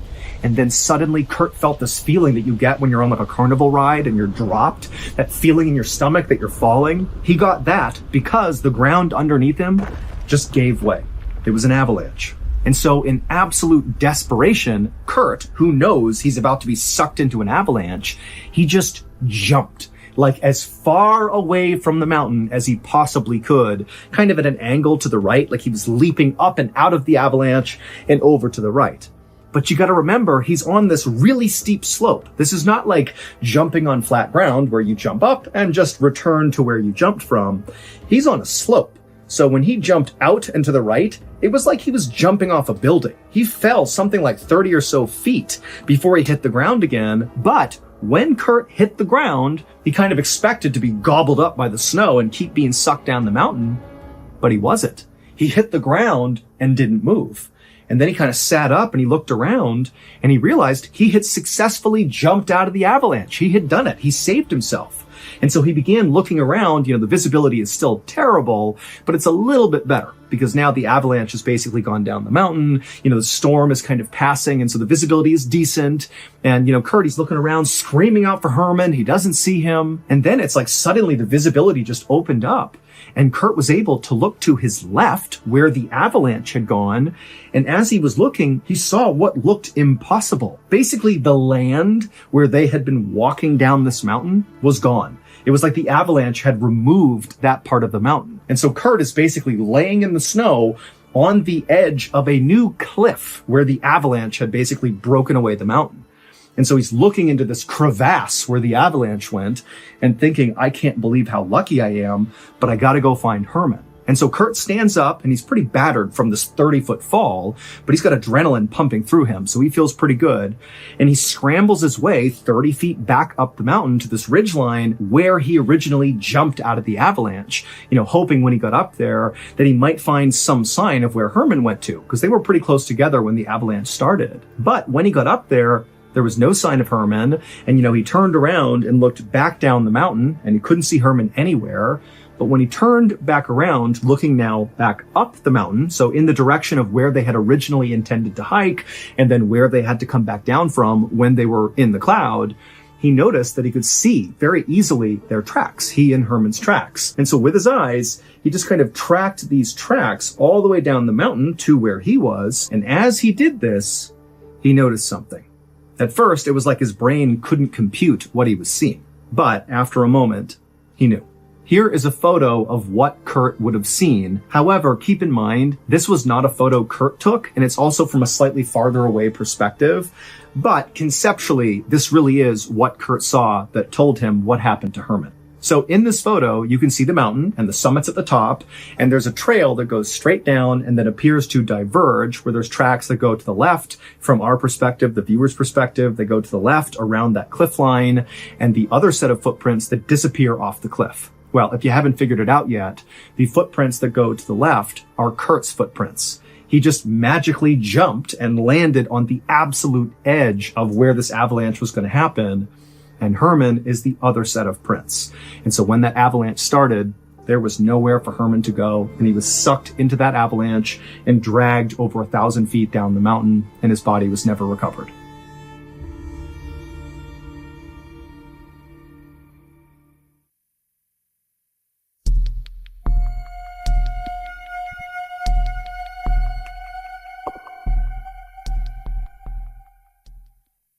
In 2014, a 20-year-old man living in India named Maqsood Khan had become completely and totally obsessed with tigers. His wife and his family weren't entirely sure what caused him to be so fixated on tigers, but they noticed after a kind of random trip to the zoo that he took that he came home and all he could talk about were tigers. So they figured he must have seen tigers at the zoo and just become totally enamored with them. But Maqsood's obsession with tigers was not just, love and affection for these animals, although certainly there was that. It was more of a dark fascination with tigers' savage nature. The story Maqsood used to tell all the time to his friends and family was about this tiger that was in captivity, and one day its two trainers had gone into the cage to put a garland of flowers around its neck for maybe some ceremony or something, and the tiger just wasn't having it that day, and when they went to put it on its neck, the tiger kind of snapped and killed the two trainers. Now, Maqsood was not telling the story to kind of glorify the violence of it, or even to act like it wasn't a big deal that these trainers had been killed. He was telling the story with a reverence for these creatures that were kind of untamable, that even in captivity, they were in control, and he was just totally fascinated by them. In May of that year, Maqsood lost his job, something that unfortunately happened all the time for him because he was known to be kind of lazy and kind of happy-go-lucky, didn't take things very seriously. He had actually been fired from a job one time when he was supposed to be unloading sacks from a truck and got distracted by some small animal and ran after it, and his employer fired him for it. But his family depended on him, and they said, Maqsood, you got to go out and get another job. And so during the day, Maqsood would go out and tell his family, I'm going out job hunting, but what he was really doing is spending the little money his family had to go to the zoo to go look at these tigers that he was so in love with. So for the next 4 months, Maqsood would just lie to his family and would go to the zoo and stare at the tigers in their exhibit. And so one day, when he was doing just that, on September 23rd, 2014, he was looking into the white tiger exhibit. Now, the way it was set up is there was an outer fence that all of the people who were at the zoo could stand right against, and it was an open-air exhibit. Right on the other side of that fence, all the way around, was a little bit of land that protruded into the exhibit a little ways, and then it would drop straight down into a moat that was another layer of protection between the tigers and people, so they were not interacting. If you continued straight past the moat, it would go back up again to this little island right in the middle of this exhibit where all the tigers would spend all their time. For some reason that we don't fully understand, although one could guess that it was simply because Maqsood wanted a better look at the tigers, he climbed over that first fence, the one that no visitors are allowed to cross. And he walked to the edge of that piece of land that sits over that moat. And he's looking down at the tigers, and the guards are telling him to go back, get back on the other side of the fence. All of the other people that are there watching the tigers as well, the other visitors, they're saying, hey, come back, don't do what you're doing. And at some point, Maqsood fell 15 feet into the tiger enclosure. Immediately, an alarm goes off, waking up the tigers in their habitat, so they don't know what's going on. They're kind of looking around. And the people that are watching this happen from the safety of behind this fence, they're screaming and yelling, and they're trying to get security to come over, and they're trying to save this guy. It's just chaos. But what's really happening is they're totally inciting the tigers to see what the heck's going on. And very quickly, one of the tigers notices that there is now a person, Maqsood, who's in the moat. And the tiger jumps down into the moat and walks right over to Maqsood. And Maqsood is sitting there, and he's absolutely terrified. And people said that he was just praying, and he's huddled up against the side of the moat. And the tiger's just looking at him. The tiger's not showing signs that it's going to harm Maqsood. But the people that were watching this happen that are on the other side of this fence are either taking videos and pictures of the event, or some of them begin picking up rocks and throwing them at the tiger to try to, I guess, get the tiger to leave Maqsood alone. 10 minutes goes by of people throwing rocks at this tiger, and the tiger gets really upset. And so what do you think happens once the tiger gets upset? It attacks Maqsood. The tiger clamped down on Maqsood's neck and dragged him over to a grassy kind of hidden section within the enclosure.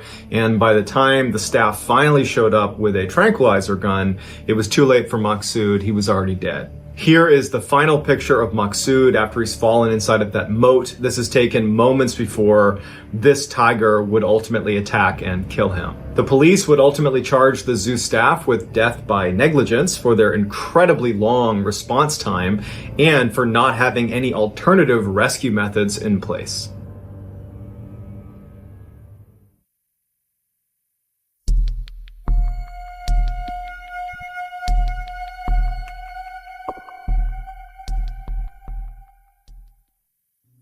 John Jones and his family were avid spelunkers, which is a term given to people who explore underground caves. In November of 2009, 26-year-old John was back home in Utah celebrating Thanksgiving with his family. During his visit, someone in his family suggested they go cave exploring like old times as a way to kind of reconnect.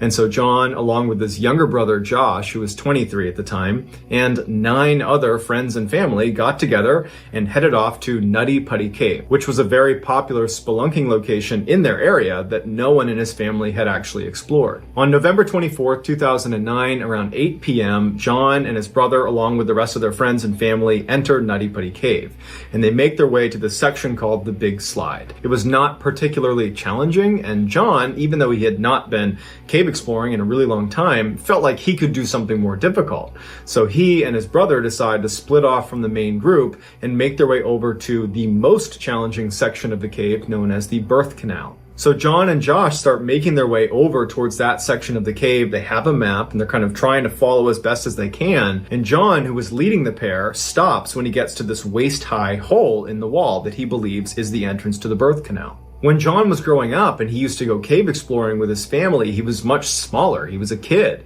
Now he's a grown man. He's 6 foot, over 200 pounds, but he still had the mindset of when he was a kid. And so like a child, he sees this hole and literally goes headfirst into it without any second thoughts. So John begins painstakingly inching his way down this tunnel that's completely tight on his body. His arms are pinned under his body, and with every movement he's making, he's getting tighter and tighter. But he's convinced that this is the birth canal and that it just takes certain people that are brave enough to push past that discomfort, that claustrophobia, that if you just push past this tight section, you'll get to a place where it opens up. So John, believing this is the birth canal, kept going farther and farther into this tunnel until he's completely wedged. He has a little bit of tunnel still in front of him that actually kind of bends down in front of him. And he thinks, man, that's it. I just got to go all the way down there and I can get into that opening. And so he's caught up against a lip of rock that's underneath his ribs. And so in order to get past it, he breathes all of the air out of his lungs and he pushes himself just past the lip. And then he breathes in again, and his chest expands, and his rib cage is literally caught up on that lip because he's now moved past it. He can't bring himself back over the lip. And what's worse is as soon as he got over that little lip, he got a better view into this hole he was going down, and it dead ends. It just gets to a point. There was nothing there. It was not the birth canal. It was an unmarked tunnel somewhere in this cave. So he's trapped, and he knows it. And to make matters even worse, John was almost completely upside down. John yells to his brother and says he's stuck. Josh starts going down this tunnel and he almost immediately gets stuck. And from where he is, he can barely see his brother, who's way down this tiny little tunnel. And he knows that if he's stuck up here, his brother's really stuck. This is a very, very bad situation they're in. So Josh barely gets himself out of this tunnel and he yells to John that he's going to go get help. But it would take 3.5 hours for the first rescue worker to arrive on scene because they are way down into this cave. This is not an easy to access area.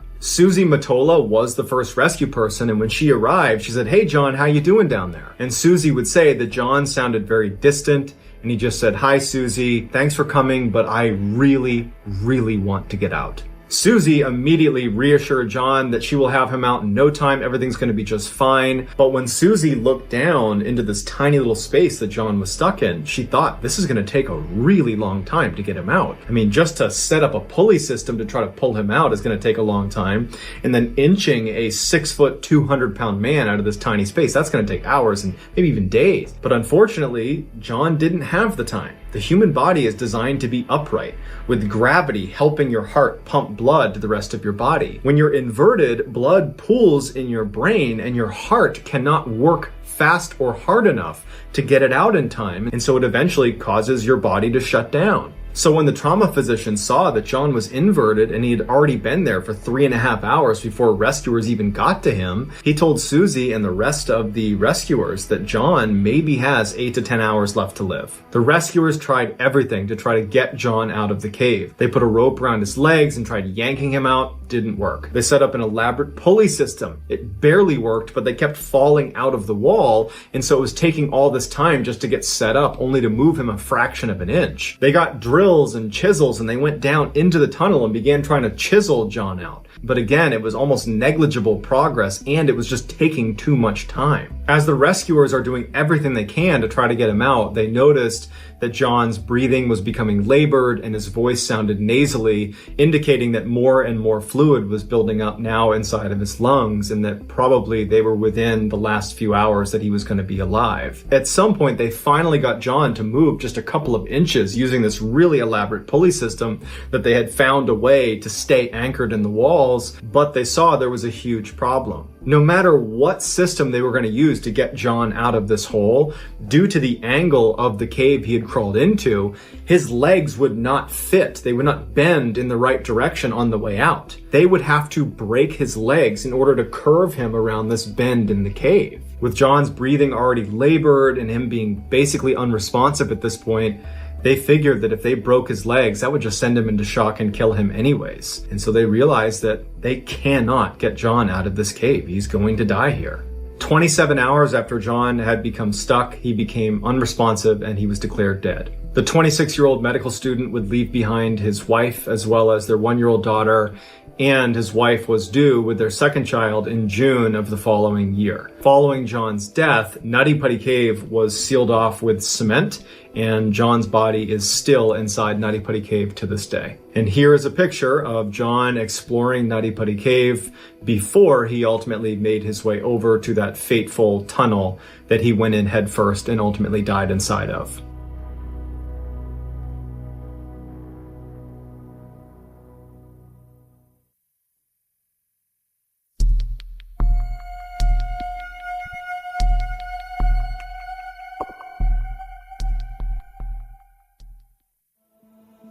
In 2019, 21-year-old Samantha Josephson was a senior at the University of South Carolina. She was a brilliant student who aspired to be a lawyer. Specifically, she wanted to practice international law. And so in order to do that, she needed to be able to speak other languages besides English. And so during her college years, she had really leaned into Spanish and become quite good at it rather quickly. During her college Spanish studies, one of her professors was a woman named Daniela Jaimes. Daniela very quickly recognized in Samantha that she had this incredible intellect and work ethic and just knew she was destined for greatness. In fact, she compared Samantha to Amal Clooney, who is George Clooney's wife and is considered to be one of the most famous international lawyers ever. And so just out of a general interest to see Samantha succeed, Daniela offered to Samantha to kind of be there for her if she needed anything beyond just Spanish, that she was there to help her with law school applications, or if she needed advice on something, or if she just had ideas she wanted to bounce off of her, she would be available. And Samantha had taken her up on this offer, and by 2019, in Samantha's senior year, the pair had become very close, forming a sort of mentor-mentee relationship. Early that year, Samantha got accepted into her target law school, Drexel University in Pennsylvania. And so after telling her mother and father, Samantha ran to Daniela's office to tell her mentor the great news. And the two hugged and laughed and celebrated right there in the office. It was clear that everything was falling into place for Samantha, and Daniela was just very, very proud of her. A few weeks later, on March 29th, Samantha decided to go out with her friends for some drinks. Now, Samantha normally spent a lot of her time studying, even on the weekends, but since she was about a month away from graduation and she was already accepted to law school and really didn't have that much work since it was the end of the year anyways, she decided she could cut loose for that weekend. So she, along with her friends, head out to this downtown area called 5 Points, which is right near the University of South Carolina, and it's an area that's full of shops and restaurants and bars, so on the weekends it is packed with college students. Samantha and her friends hop from bar to bar, they're having a great time, and then around 2 a.m. the group found themselves in a bar called Bird Dog, and while they were there, because it was so crowded, the group of friends got separated. Now, initially the friends were trying to reconnect with each other through texts and phone calls, but they were just really struggling to locate each other. And kind of in the middle of all that, Samantha decided that she was just too tired and didn't really feel like staying out any longer. And so she texted her friends and let them know that she was going to head back to her room. So Samantha leaves the Bird Dog Bar on her own. She hops in an Uber and she starts driving back towards her campus. Several hours later, after all of Samantha's friends had also finally gone home and then woke up that following morning, they realized Samantha was not in her room. And so they called her, she didn't pick up. They started asking around to other friends who might know where she was, but no one did. And so pretty quickly, Samantha's friends were very, very worried about her because the last they had seen her, she was leaving the bar on her own. And so they were really worried something might have happened to her. And so by 1:30 p.m. that day, on that Saturday, the day after they had gone out, they called the police and reported her missing. At the same time that Samantha was reported missing, there were these two men who were in their mid-20s that were located 70 miles to the east of the University of South Carolina. They were out in this forest and they were hunting for turkeys. Earlier that day, these two men, whose names were Anders and Ryan, they had had no luck actually finding these birds. And so they were getting frustrated. And so by the afternoon, they had split up and were kind of combing this forest on their own to see if they would have more luck solo. And so Ryan, he posted up next to their truck, which was parked on this dirt road that was butted up against the edge of this big forest. And Ryan, with his binoculars, was scanning out across this field that butted up against the tree line of the forest. And he was kind of scanning the tree line, but he still was having no luck finding any turkeys. And then Anders, he actually had walked into that forest, which was right next to Ryan, and he was just kind of walking around looking for the birds as well, but he too was still having no luck. And so around 4:30 p.m., Anders, who's the one in the forest, he finally is just ready to admit defeat and leave empty-handed. And so he turns around and begins walking out of the forest in the direction of Ryan. And so at this point, he's maybe 100 or 200 feet away from Ryan, but the trees are very thick and they can't really see each other. And so Anders is just kind of walking in that direction. He's not looking for birds anymore, so he's not scouting around. He's just kind of looking straight ahead. And as he's walking, something catches his eye off to the left behind some trees. It was pretty far away, but he instinctively turned and looked, and he couldn't really tell what it was. It wasn't a turkey, but it wasn't anything that should have been in the forest. And so he decided he would go get a better look. And so he turned away from Ryan and went left and started cutting through the trees. And he kept walking until his view of this thing was no longer obscured by trees. And when he got a full look at this thing that had caught his attention, he stopped where he was. He yelled for Ryan, who couldn't see him, but he yelled for him to come into the woods and look at this. And as Ryan is running into the forest to see what's going on, Anders is pulling his phone out and calling the police. When the police finally show up, they find Anders and Ryan, and they're very shaken up, and they're sitting on the back of their truck on that dirt road where Ryan had been. And so the police pull up to them, they speak to them and get directions of how to get to what they saw inside of the forest. And then the police officers walk into the forest, they follow the directions, and before long, they're looking down at Samantha. 14 hours before her body was discovered, Samantha left the Bird Dog Bar and walked out front where there's lots of other students, and she walked to this corner of this road right in front of her, and she hailed an Uber. And then the Uber car pulls up, she hops inside, and then the car backs up and drives away. Except that was not an Uber car. That was a car driven by a 24-year-old named Nathaniel Rowland,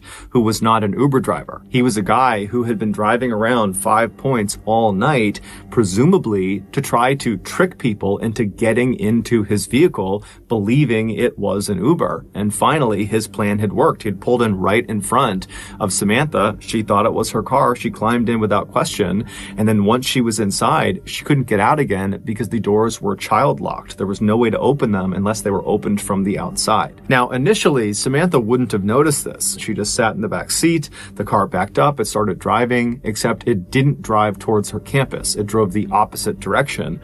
And the drive from this bar to the campus was only a couple of minutes long. And so even if she wasn't really paying attention, she would have recognized fairly quickly they were going the wrong way because, again, she's expecting to get dropped off within a couple of minutes. Now, we don't know what actually happened inside that car in terms of how Samantha actually handled this realization that he was taking her the wrong way. We don't know if she confronted him. We don't know if she tried to open the door and then realized it was child locked. We just don't know. All we know is that Nathaniel drove Samantha to some isolated area, most likely 70 miles to the east, near that forested area where her body was found.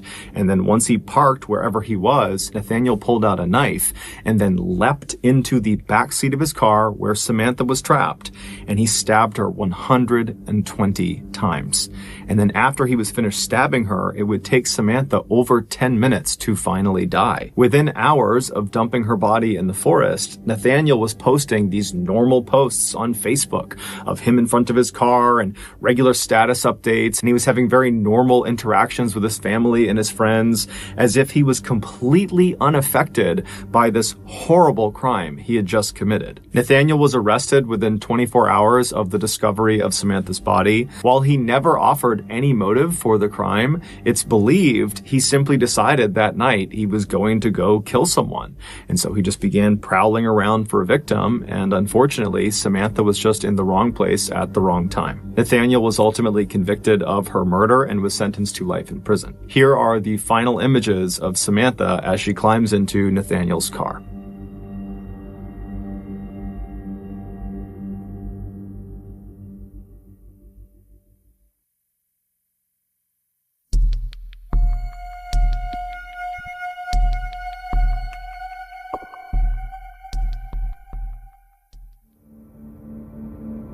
On the evening of December 29, 1986, a California Highway Patrol officer named Craig Pyre drove his cruiser down Interstate 15 in San Diego, California. With him was an NBC News reporter in the back seat, and there was a cameraman in the passenger seat. They were filming a segment about highway travel safety that was set to air on the evening news later that night. Officer Pyre was following his typical patrol route, but after a few minutes, they passed by a sign that said Mercy Road. It was an exit. And at that point, Officer Pyre turned to the news team, pointed at Mercy Road, and said, "That's where they found the body." So a little more than 36 hours earlier, at around 4 a.m. the previous morning, a 20-year-old college student named Kara Knott had been found strangled to death in a creek right near the Mercy Road exit. Kara had been on her way home from her boyfriend's house when, for whatever reason, maybe car troubles or maybe she was trying to help someone, but she wound up in that cul-de-sac. And then while she was there, she clearly encountered someone dangerous who took her life. And so this was actually why the California Highway Patrol and NBC News were collaborating on this news segment, because Kara's killer was still not caught. And so the idea behind this segment was basically to tell drivers along this highway, how to stay safe while they were out there, especially if for whatever reason they had to stop somewhere along the highway, what to do in that situation. And so as Officer Pyre passed by the Mercy Road exit and continued down Interstate 15, he turned to the news crew, and as they filmed, he began talking about the basics of highway travel safety. Specifically, he said, look, one of the most hazardous things that can happen to you beyond an accident on the highway is if you have some sort of car trouble that forces you to stop on the highway. Because once you stop, there's an inclination for a lot of people to want to leave their vehicle. But that's a very dangerous thing to do. Officer Pyre also warned people not to get into a stranger's car, because there was a running theory at this point that perhaps Kara had gotten into her killer's car. As this particular segment was filmed, the one you just watched, Officer Pyre was looking ahead, and he noticed there was a car pulled over on the shoulder of the highway with its hazards on. So he turned to the news crew and basically said, look, here's a chance for us to actually show the people in real time what to do in case your car breaks down on the highway. So he pulled his cruiser over right behind the stalled car, he got out, and then gestured for the news crew to come with him. Officer Pyre walked over to the passenger side door of this car, and through the open window, he asked the driver to get out and talk to him. The driver did, and as the camera rolled, Officer Pyre asked him to explain, what's going on here, what happened to your car. The driver said he had run out of gas and then gotten stranded on the side of the road. And then he had left his car and walked to a gas station to get a gas can, came all the way back, he put the gas into his car, but his car still wouldn't start. Now, at this point, Officer Pyre is realizing that this driver is doing basically exactly what he shouldn't be doing, according to the safety tips Officer Pyre had given. And so on camera, he basically says to this guy, do you understand how dangerous it is to have left your car like that and walked alone on this highway? Do you understand what a hazard that is? And the driver just kind of looked at him and shrugged yeah, I guess so. After that, Officer Pyre called the man a tow truck. His car was towed and the man was on his way. And Officer Pyre got back into the cruiser with the news crew and they carried on. After that, Officer Pyre and the news crew wrapped up filming, and then after he dropped them back off again, they told him what time to expect his segment to air on NBC that night. And sure enough, that evening, Officer Pyre was in front of a TV as the broadcast started. And when Officer Pyre's actual segment aired on TV, to him and to the California Highway Patrol, it went great. It was 1.5 minutes long. It sort of hit all the high points. It showed Officer Pyre, talking about how to be safe on the highway and talking to the stranded motorist.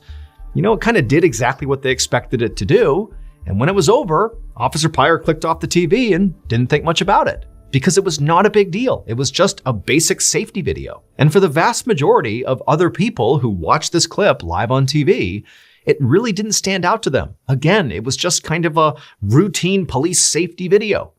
But there were a few people, when they watched this clip, that noticed something very specific. And within an hour of this clip airing on TV, those few people were calling the police in droves to tell them, we know what happened to Kara Knott. And the police would follow up on these tips. And sure enough, just over 2 weeks later, they had gathered enough evidence that they were able to arrest Kara Knott's killer. It would turn out all the clues the police needed to solve the Kara Knott murder case were right there in that 1.5 minute long video. Because what happened to Kara had almost happened to over 24 other women in San Diego. And those young women were the ones who saw the news segment when it happened live, and they noticed this particular detail that clearly telegraphed who Kara's killer was. They were the ones who called police. On the night of Kara's murder, December 27th, 1986, she pulled off Interstate 15 on the Mercy Road exit, and she came to a stop in that cul-de-sac. Now, we don't know exactly why she came to a stop in there, but either way, she was there, and that's where she encountered her killer. Now, the other 24 women who encountered the same person, the killer, they were terrorized and kind of tortured and held hostage for a couple of hours, but eventually were let go. But Kara wasn't. During her encounter, at some point, the killer clubbed her over the head and then strangled her to death with a rope. Now, the killer, at first, had gotten away with this, until they were featured on that 1.5 minute long video. And some of those women who had survived their attack, they're watching the segment, and suddenly their attacker is on TV. Now, they had previously reported their attack to police, but to this point, nothing had been done. And now they're staring at, for sure, the person who attacked them, who's right on TV. And critically, as part of this segment, they're hearing about how this other young woman had been attacked and killed on this highway. And they're thinking, oh, this person did that to me. I barely got away. I bet they killed this girl. And on top of that, as they're watching the news, staring at their attacker, they can see there's a fresh cut over their eye. And so put that all together and they thought, boom, that's the person who killed Kara Knott. And sure enough, the police would follow up on these tips and they would confirm that the man in the video with the cut over his eyebrow was Kara's killer. And Kara's killer was none other than Officer Craig Pyre. Officer Pyre was found guilty of murder and sentenced to 25 years to life in prison. Since being incarcerated, he has gone up for parole 2 separate times and been rejected both times. However, he is up for parole again in 2027. Thank you so much for watching. Let me know what you thought of today's episode in the comments. And remember, we have hundreds of videos for you to binge right now. But if you're looking for a recommendation from me of that one video that's worth your time, well, it's this one right here. So give it a watch. All right, until next time, see ya. My actual reaction to today's top story when I first learned about it was, oh my God, that might actually be the worst thing that can happen to you. But before we get into today's stories, if you're a fan of the strange, dark, and mysterious delivered in story format, then you've come to the right channel because that's all we do, and we upload 3, 4, even 5 times every week. So if that's of interest to you, please kidnap the like button, cover them in barbecue sauce, and then drop them off on the beaches of Niku Island. Also, please subscribe to this channel and turn on all notifications so you don't miss any of our weekly uploads. All right, let's get into today's stories.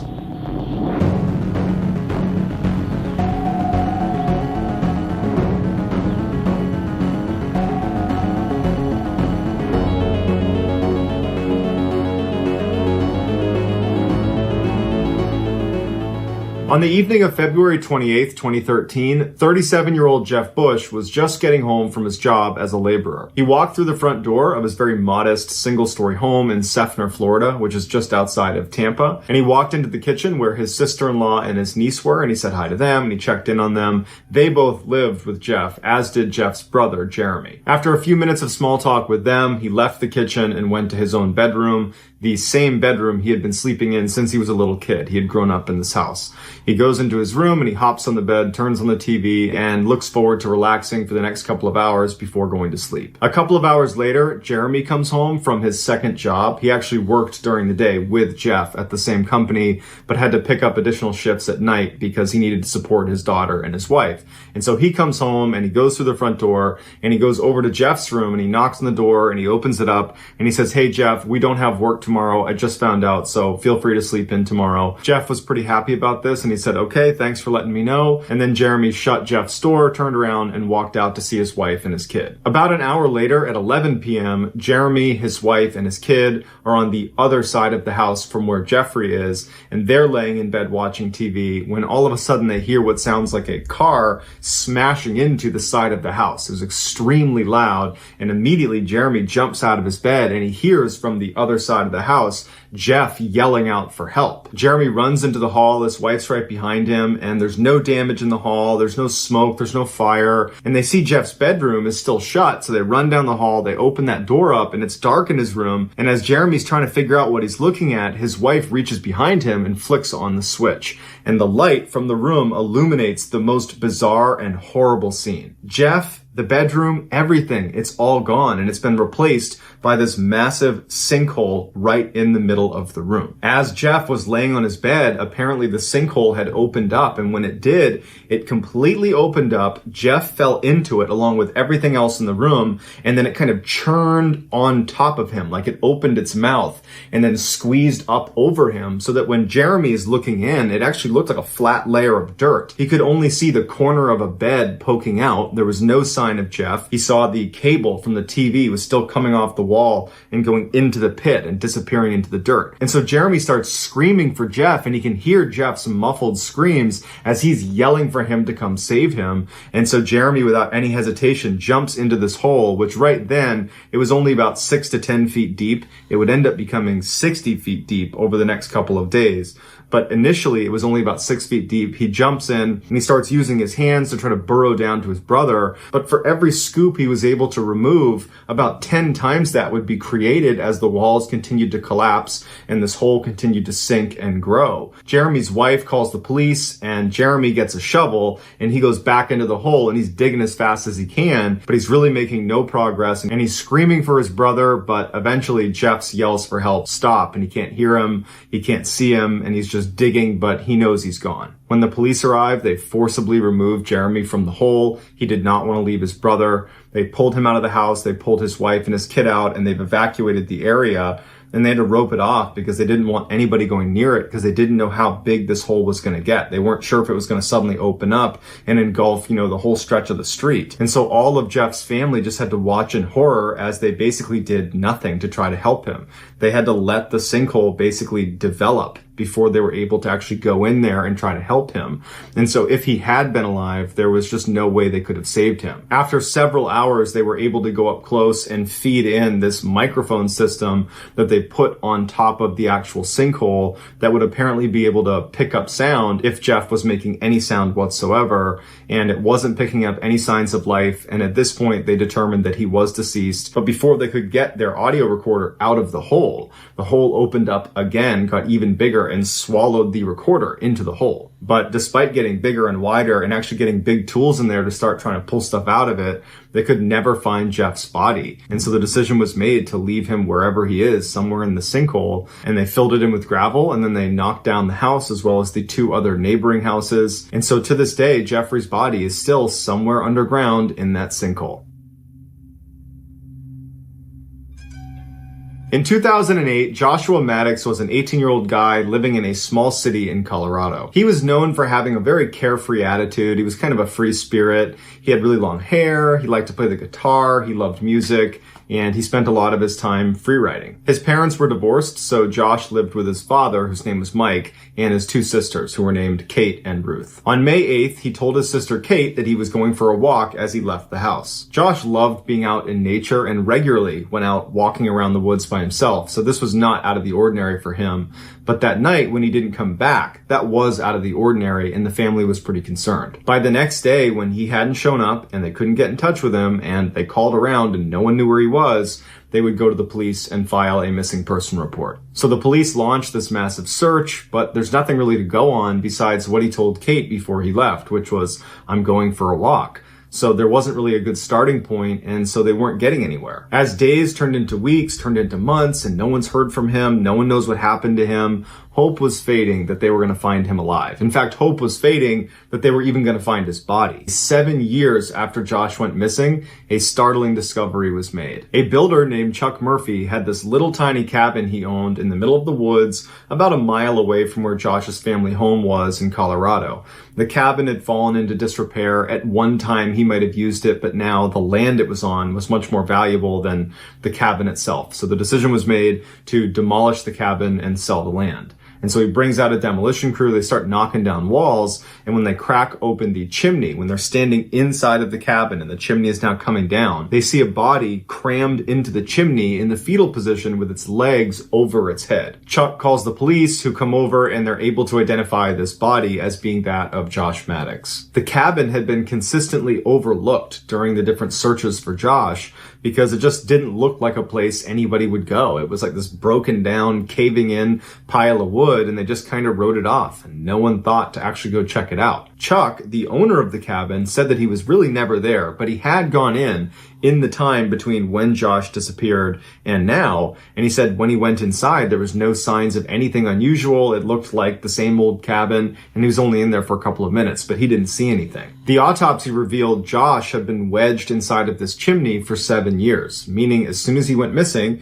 he wound up wedged in the chimney less than a mile from his house. He had no drugs in his system, he had no trauma to his body, so no broken bones or knife marks or gunshot wounds. Initially, authorities said this death was an accident, and what must have happened is Josh came to this cabin and he wanted to get inside. It was locked, and so he thought he would go through the chimney and he got stuck. But Chuck Murphy said, no, that's not possible, because I put this really heavy-duty rebar cage over the top of the chimney cap to prevent animals and other debris getting inside the chimney. And certainly a person could not have fit through there. However, they couldn't go back and confirm there was indeed this chimney cap because the cabin had already been demolished. In addition to the chimney cap that kind of contradicted this whole accident hypothesis, there were a few other significant unanswered questions about this case. The first one was there was this big breakfast bar, this wooden breakfast bar that was ripped off the wall inside of the cabin and placed up against the fireplace. And if that wasn't there, you would be able to see the underside of Josh because he was tucked up just underneath where you could see. So that means either Josh ripped it off the wall and put it in front of the chimney before going into the chimney,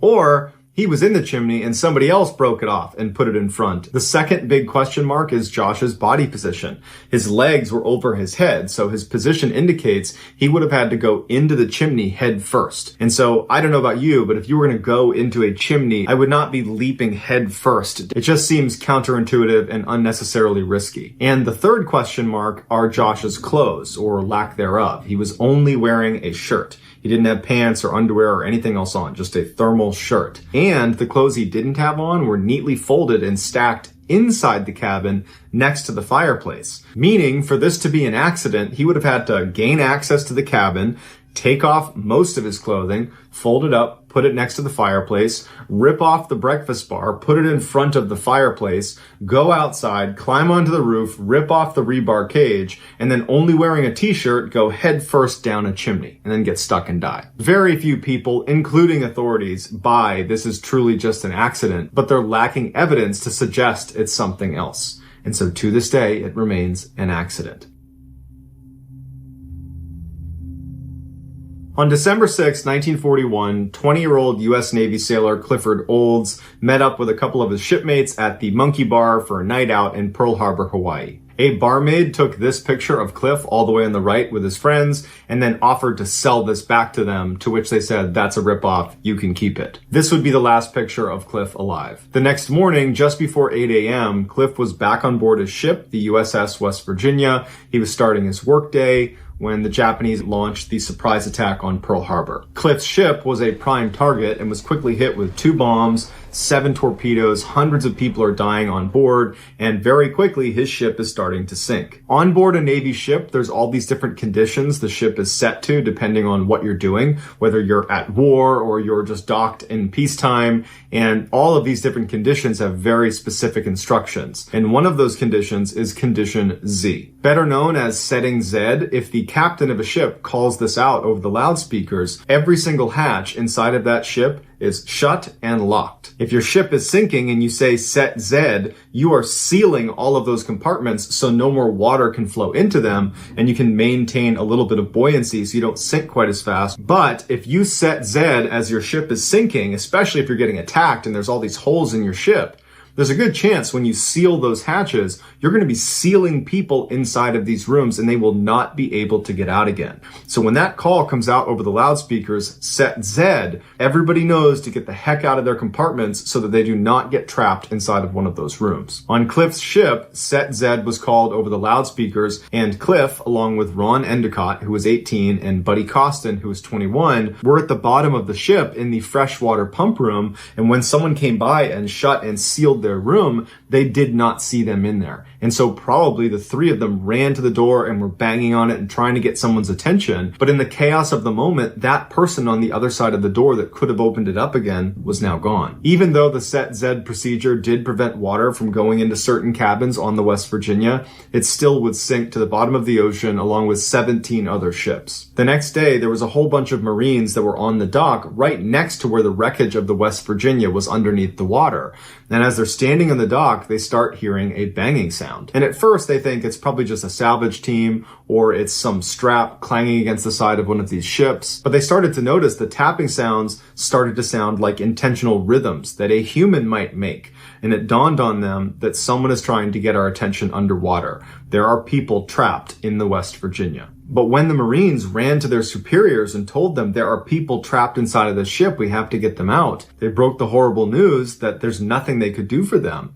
If they went down and began trying to cut a hole in the side of the ship so they could swim out, as soon as there's even a tiny little hole on the side of that ship, there's so much pressure that it would rush inside and fill that space almost immediately, and they wouldn't be able to cut a hole big enough, fast enough, and so cutting into the ship is going to kill them. Also, just lighting that torch presents a unique problem because there's so many chemicals in the water from all of the attacks that happened the day before. We run the risk of lighting a fire or lighting off an explosion that could take even more life. And because they were still months away from being able to raise the ship out of the water, which would save them, the decision was made that we're going to have to let them die. And so for the next 16 days, Marines and sailors were put on guard duty right next to the wreckage of the USS West Virginia, and they would listen to the tapping as they desperately tried to tell people, come down here, save us, we're alive, we're not going anywhere, please help us. And the Marines and sailors were so distressed about this. It was so horrible to listen to.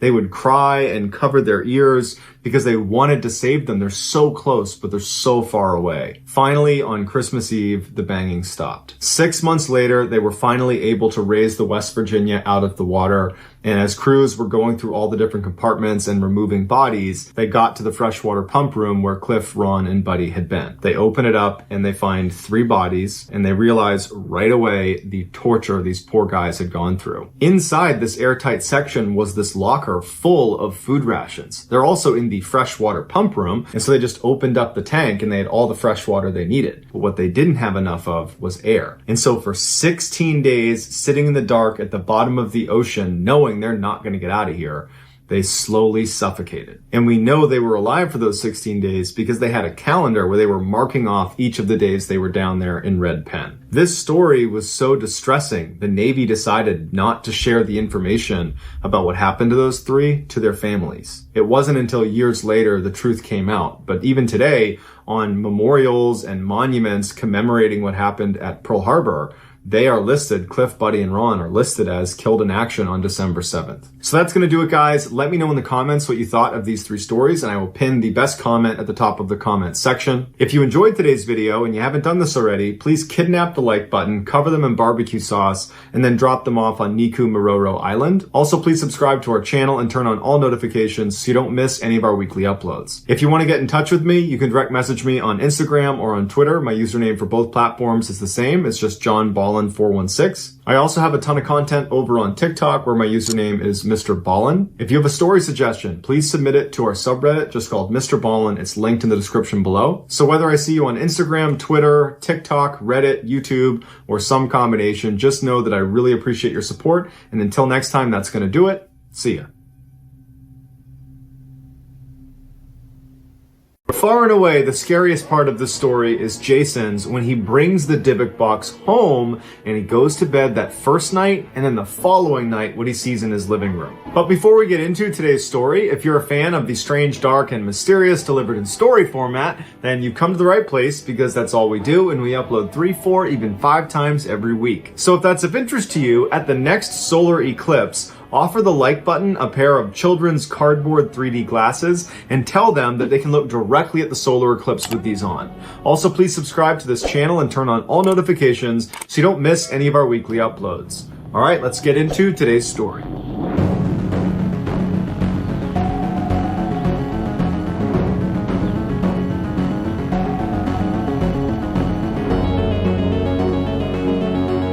In 2003, Kevin Mannis owned an antique shop right in downtown Portland at the base of the Burnside Bridge, which is considered the gateway to the city. Because Kevin owned this antique shop, he was always at yard sales and estate sales looking to find the next thing he could sell at his shop.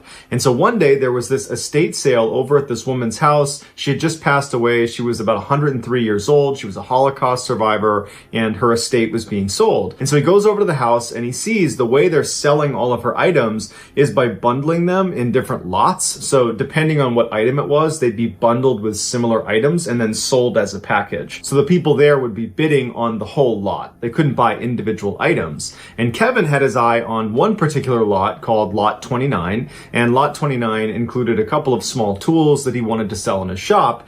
And it had this mystery box, and that's exactly as it was labeled. It just says mystery box on it. And he was intrigued by it. And so he placed a bid on lot 29, and ultimately he won the bid, and he was really happy about it. So he takes the contents of lot 29 and he wheels them over to his car. And as he's loading stuff into the back of his car, someone behind him says, "Oh, so you went with the Dybbuk box, huh?" And Kevin in his head went right back to his childhood because growing up, he had always been scared of Dybbuks because a Dybbuk is a malevolent spirit in Jewish folklore, and Kevin was Jewish, and so his parents used to say, "Oh, you better not do that, Kevin, or the Dybbuk's gonna get you." And so he grew up terrified of Dybbuks, and so his interest is piqued. And Kevin turns around and he says, "Did you just call this box a Dybbuk box?" And the woman's like, "Yeah, and my grandmother was terrified of it, and she said no one could ever open it." And Kevin turns to look at the box, and it's about 2 foot high by 1 foot wide, and there are these little doors that swing open on the front, and then on the bottom there's a drawer that comes out, and there's one lock that sits across the 2 doors, and it's currently locked with a little padlock. And he looks up at her and he goes, "Why can't you open it?" And the woman just says, "We never knew, but our grandmother would always go every time we said the word Dybbuk, and so it was weird enough that we just never asked any questions and we stayed away from her Dybbuk box." Kevin agreed that was pretty weird, and he finished loading his car, shut the trunk, said bye to the woman, hopped in his car, and he drove away. And he never really gave it a second thought. At this point, he's not thinking the Dybbuk box is anything malevolent. He thinks it's just some random chest that he won at an auction. Kevin drives back to his antique shop and he begins unloading all the things he won at the auction.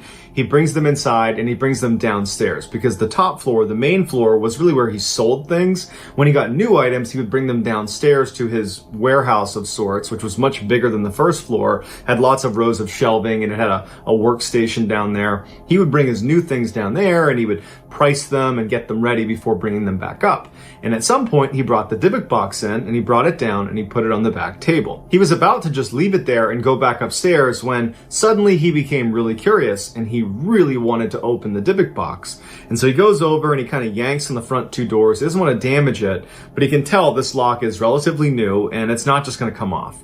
And so he doesn't have the key to it and he doesn't have a way to clip the lock. And so he takes a screwdriver and he basically wedges it underneath the actual metal clasps that are attached to the wood. And he slowly kind of bends it up and bends it off and pops it out of the wood. And as soon as he does that, the doors swing open and there's like a mechanical device inside of the Dybbuk box that activates the drawer. Basically, anytime the doors open, the drawer also opens at the same time. And Kevin remembered thinking how silly it was that this kind of old, crummy looking wine closet had this fairly complicated mechanism inside of it that still worked. Inside the Dybbuk box were 2 pennies from the 1920s. There was a used candle. There were 2 locks of hair. There was this small tombstone that said Shalom on it. And there was also a small wine goblet that was inside. And that was it. And Kevin immediately thought, well, this is just some older woman's keepsake. And these things maybe have sentimental value to her, but they don't to me. And so he shut the Dybbuk box, pushed it to the side of the desk, and walked upstairs and didn't give it another thought. Kevin had one employee at the antique shop. Her name was Jane. She was a younger woman. She was an incredible saleswoman.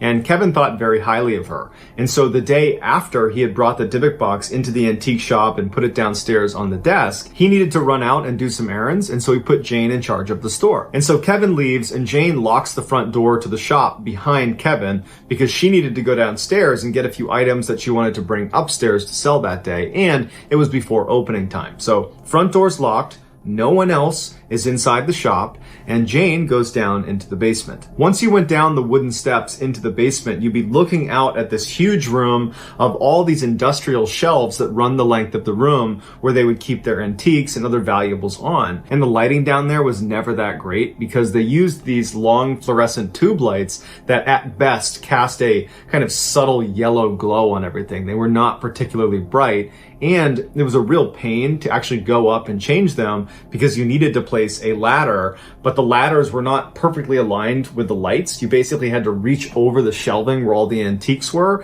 and you ran the risk of knocking things over. And so a lot of times Jane and Kevin would wait until you were down to like 1 or 2 crappy working lights before they'd say, okay, we really got to go up there and replace some of these bulbs. And so as it happens, this day, they're down to like 2 or 3 working lights. So in classic horror movie fashion, she's going into this dingy basement with very poor lighting. And so once she gets to the bottom of the steps, she walks to the far end of the room, a little bit away from where the Dybbuk box was placed on that back table. She's in the other corner in the back of this basement, and she's getting some things off the shelf when all of a sudden she stops. And she can't help but shake the feeling that she feels like someone is watching her. Now, she is down in this basement all the time, whether it's well lit or dark, whether Kevin is there with her or she's alone. This is a place she goes all the time. And she's never had this feeling before. There's no way to get into the basement unless you come down the stairs, and she locked the front door, and she was the only one who came downstairs. She hasn't heard anything. There's no other way to leave this space. So she doesn't know where she's getting this feeling from, but she really can't shake it. And as she's kind of looking around and she's starting to get a little bit paranoid, the phone rings. They had a landline that was on a table right at the base of the stairs. The phone rings down there and it startles her. And then it kind of jumps her back into reality, and she's like, okay, I'm getting paranoid. And she walks over and she picks up the phone, and it's actually her friend who was planning on coming by the antique shop that day. So as they're chatting, Jane hears what sounds like a broom. Imagine if a push broom is lined up against the wall and then it falls over, the sound that the wooden stick would make as it hits concrete. That's the sound she hears as she's on the phone. And it startles her again, and she goes, hey, let me call you back. She hangs up on her friend and she's looking out, and because the lighting is terrible from where she is, she's now at the foot of the stairs looking down all these rows, and she's heard that stick land on the ground on the far side back where she had been originally. She's kind of looking around and she can't see anything. And so she takes a deep breath and she begins walking down the rows to see what fell over. And as she's walking down the row, something smashes behind her, and she turns around and one of the fluorescent tube lights has fallen from the ceiling and smashed onto the ground. And so all of a sudden she doesn't want to explore this falling broom that's behind her in the dark corner of the basement. Instead, she's ready to leave. And so she starts walking back towards the stairs to get out of here. And as she's walking down one of these rows, a wooden chair that is on one of the shelves comes flying off of it and lands squarely in the middle, blocking her path. And there's no way this could have happened unless someone pushed this chair, and suddenly she thinks someone's down here with me, and she screams and she hurdles the chair and she runs to the steps. She starts running up, and to her horror, there is a metal door that locks the basement at night. So if someone were to break in, it's another layer to protect the store from thieves. And it was shut and locked. It can only be locked from the outside and with a key. So there's no way she would have done this by accident. And now she's freaking out because she's trapped in the basement with some person running around, pushing chairs over and breaking lights. And so she grabs the gate and she starts shaking it, and she's yelling for Kevin, thinking maybe he came in and forgot I was down here and shut and locked the gate. And she's checking over her shoulder, looking down into the basement, and she starts hearing more lights falling off the ceiling and shattering on the ground. She is in absolute panic mode. She's just waiting for someone to come bounding up the stairs towards her. She has no idea what to do. She pulls out her phone and she calls Kevin. Meanwhile, Kevin is making his way back to the antique shop. He's only a couple minutes away, and he sees his phone ringing that was sitting on the passenger seat, and he picks it up, and it's Jane, and he answers, and immediately Jane is hysterical, and she's screaming that someone's in the antique shop that's breaking things, and Kevin's like, slow down, what's going on? And all he can hear in the background is the sound of what sounds like glass shattering and things falling and breaking. And he's like, wait, what's going on? Are you okay, Jane? Like, where are you? And he hears her say, someone's in the basement. And he goes, well, where are you? And she's like, I'm in the basement. And he was like, get out of the basement, call the police. But as he's trying to get her to do that, the phone cuts out. Kevin was only about a block away from his shop, so he floors it to his shop. He parks outside and he's thinking to himself, what am I walking into? Is there going to be like an active burglary going on? Is she going to be held hostage? Like, are the police going to be there? But he just knows he needs to get in there to Jane, and he gets to the front door and it's locked. So he unlocks the front door and he goes inside and it's silent. When he's looking around, there's no damage to the first floor. There's no damage anywhere. And he yells for Jane. There's no answer from Jane. And he starts walking kind of tentatively through the store towards the back. And he gets to that door leading down into the basement, the same one that Jane couldn't open when she ran up the stairs to get out of the basement. And he looks at it, and Jane's not at the top of the stairs anymore. And he's thinking, I didn't lock that door, and I'm the only one with the key to lock that door. How is it locked right now? Does Jane have a key that I don't know about? And why would she lock it? Does that mean Jane's up here somewhere? Is that what happened? And he's like, Jane, come out. Did you lock this door? But Jane's not on the first floor, and their first floor is very small. And so he thinks, okay, she has to be downstairs. And so he opens up the gate, he swings it open, and he starts walking down the steps. And he's really cautious as he's going down because, again, he has no idea what he's walking into. He hits the lights, but the lights don't work down there. And as he starts to bend around the corner where he can actually see into the basement, he sees Jane sitting at the chair right next to that table where that phone is. And she's just sitting there kind of stunned. And he goes to Jane and he's like, what happened down here? And he glances out quickly at all the rows and he sees all this furniture that's come off the shelves, and there's glass all over the ground. And he's looking at Jane, and Jane's just showing no reaction. She's sitting there like she's in shock. And he turns to Jane again and he says, come on, you got to tell me what happened down here. And Jane just goes, I don't know. I don't know how to explain what happened down here. I was walking down the row, and then I felt like someone was watching me, and then things are falling off the ceiling and the shelves. I've never seen anything like this before. Now, at this point, Kevin's adrenaline is through the roof. He came charging in here thinking he was going to have to save Jane from some person breaking in and breaking stuff. But as far as he can tell, there's no one here but Jane. And so he decides he's going to take a flashlight and he's going to explore the basement because either there's someone here or Jane did this. So he grabs his flashlight and he starts walking around, and all he sees is a bunch of broken glass and some furniture that's come off the shelves and a couple other things that are on the ground. But other than that, there's no one down here, and there's no other way to come in or out of here besides the stairs. So after Kevin is certain that no one else is here, he turns to Jane, and he regrets this now. He says in an interview that he feels horrible about this now, but at the time, he's thinking to himself, you know, this had to have been Jane. Who else would have done this? I don't know why she did this, but there's no one else here. And he goes, Jane, did you do this? And this is when Jane's emotions came through, because before she was in shock, now she's mad. And she goes, F you, Kevin. And she leaves. And she doesn't say another word to him, and she doesn't come back. She quits on the spot. But at the time, Kevin believed she had done it. So he was kind of like, oh well.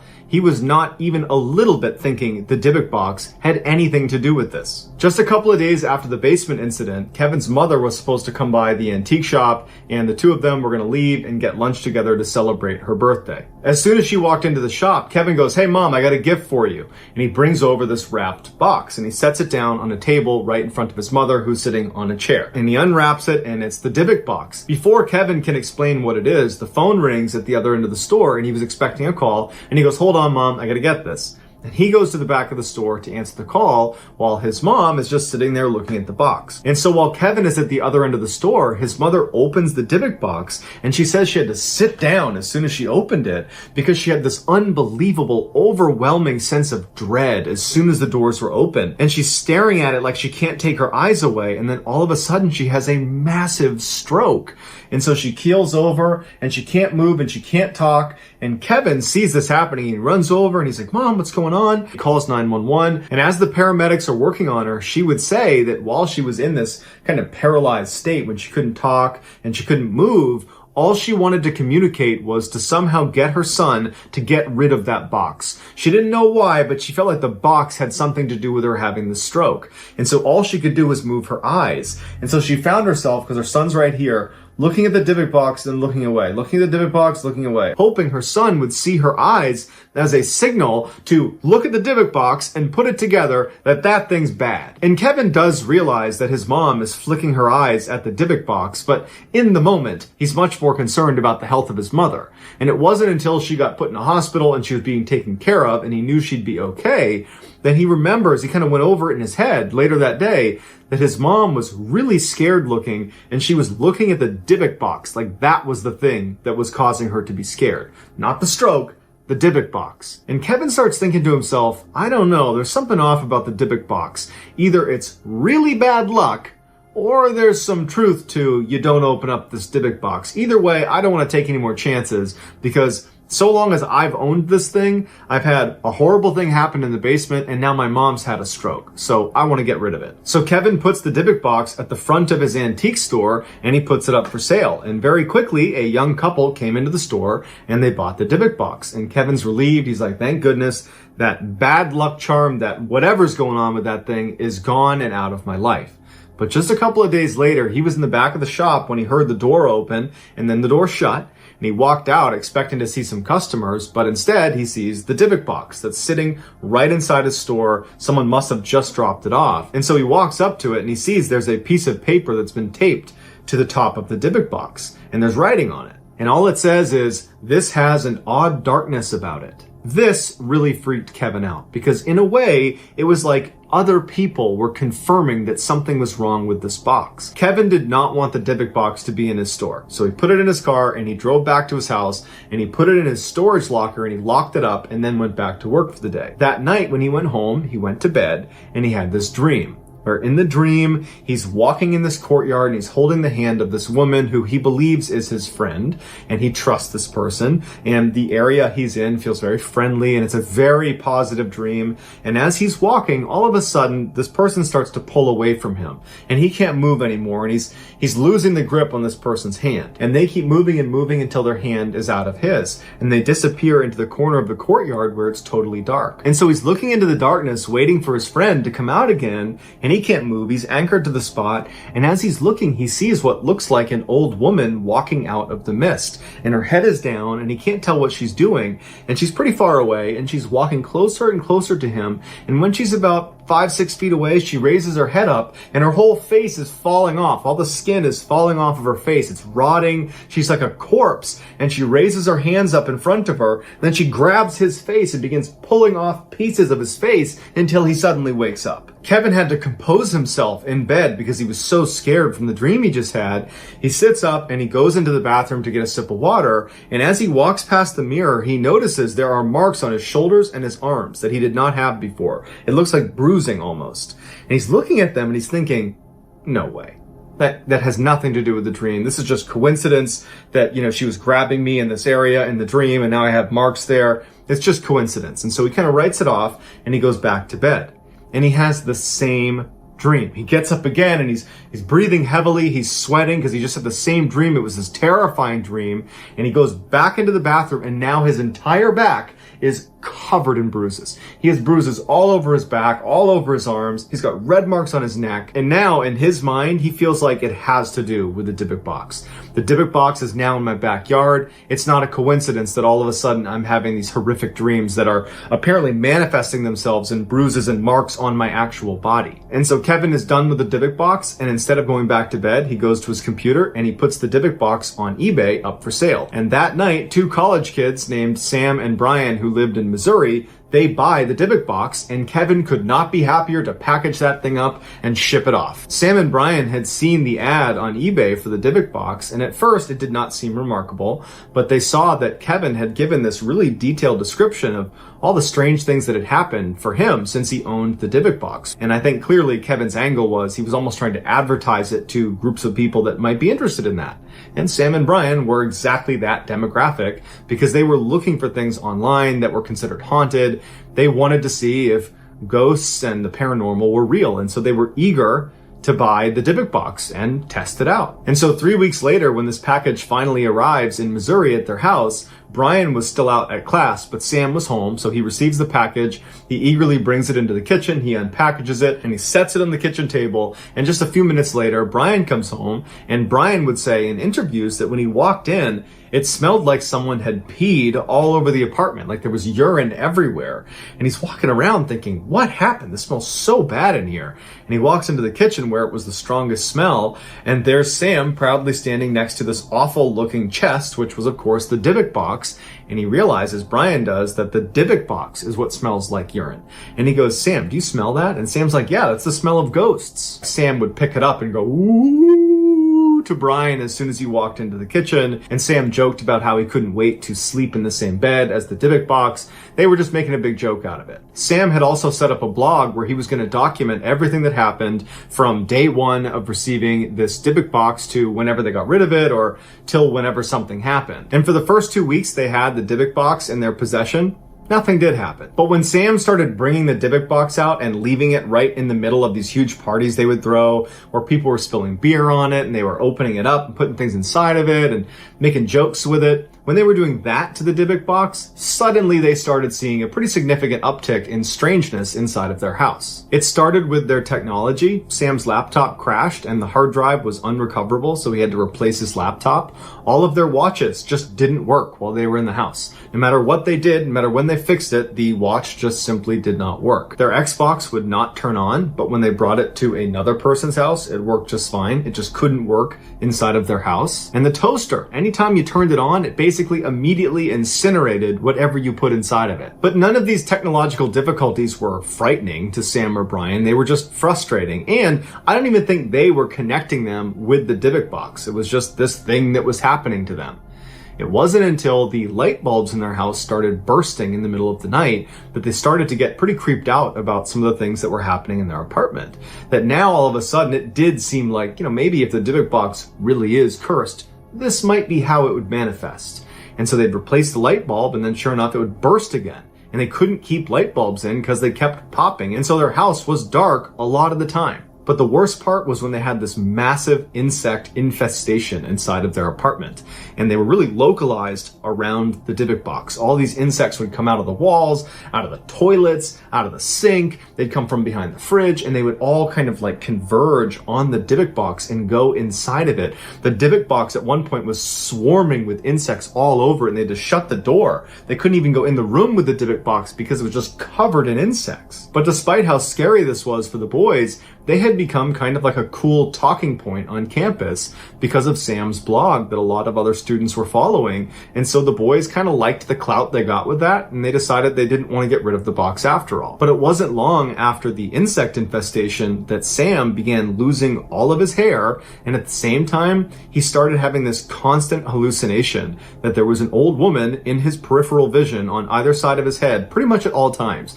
Anywhere he went, there basically was someone he couldn't quite see following him around. Whether he was well rested, whether he was totally exhausted, it didn't matter. He always saw this shrouded dark figure that he believed was an old woman, and it scared him so much he couldn't sleep, and so he began going into Brian's room and sitting on Brian's bed, because it was the one place he felt a little bit of comfort. And as he's sitting on the bed, he would see these dark figures standing on either side of him all night. And so finally, no matter how cool their blog was, it became too much and they decide we have to get rid of the Dybbuk box. And so they put it on eBay, and very quickly it gets sold to a guy named Jason, who is this museum director over at this other university in Missouri. And he had actually been following along with Sam's blog. He was very interested in what was going on with the Dybbuk box. And when it was listed for sale, he was all over it. He wanted to buy it. So the boys eagerly ship off the Dybbuk box, and Jason receives it in the middle of a workday. So he puts the package in his truck and he goes upstairs and he works for the day. And then afterwards, when everyone's left the office,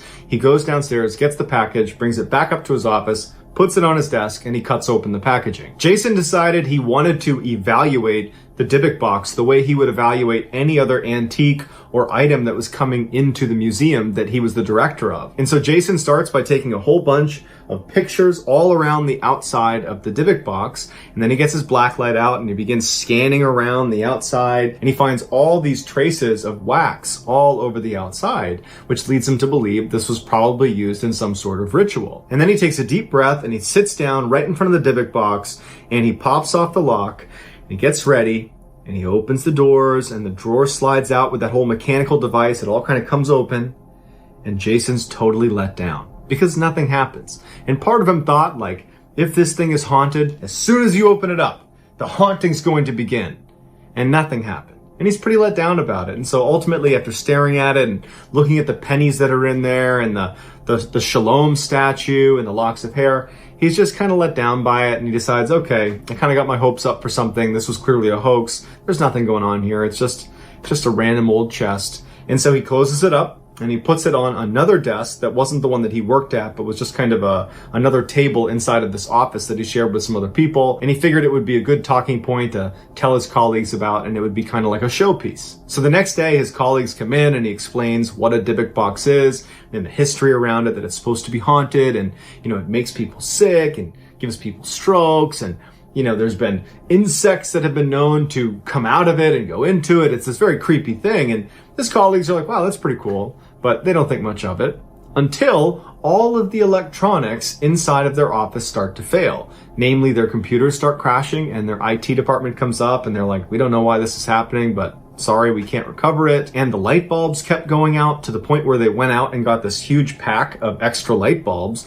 to replace the light bulbs as they went out. Something they never had to do before. But all of a sudden, the Dybbuk box is in the room and the light bulbs are going out left and right. And then finally, Jason's coworkers that share that space with the Dybbuk box, they all got sick and they blamed the Dybbuk box. They said, you know what? We were fine until that thing came in here. And now all of a sudden our computers don't work, the lights don't work, and we're getting sick. Get rid of it, Jason. So that day after work, Jason goes and takes the Dybbuk box, puts it in the back of his truck, and his truck had a cover on the back. So he secures it in the back, he drives home, and he doesn't want to bring it inside because it just seemed weird to bring a cursed object inside that his coworkers just made him get out of their space because it was making them sick and it was ruining their things. So he thinks, okay, I'll leave it in my truck overnight and I'll figure out what I'm going to do with it tomorrow. He goes inside, he says hi to his family, and before long it's time for bed and Jason goes to sleep. In order to understand what happened to Jason, you need to understand the layout of his house.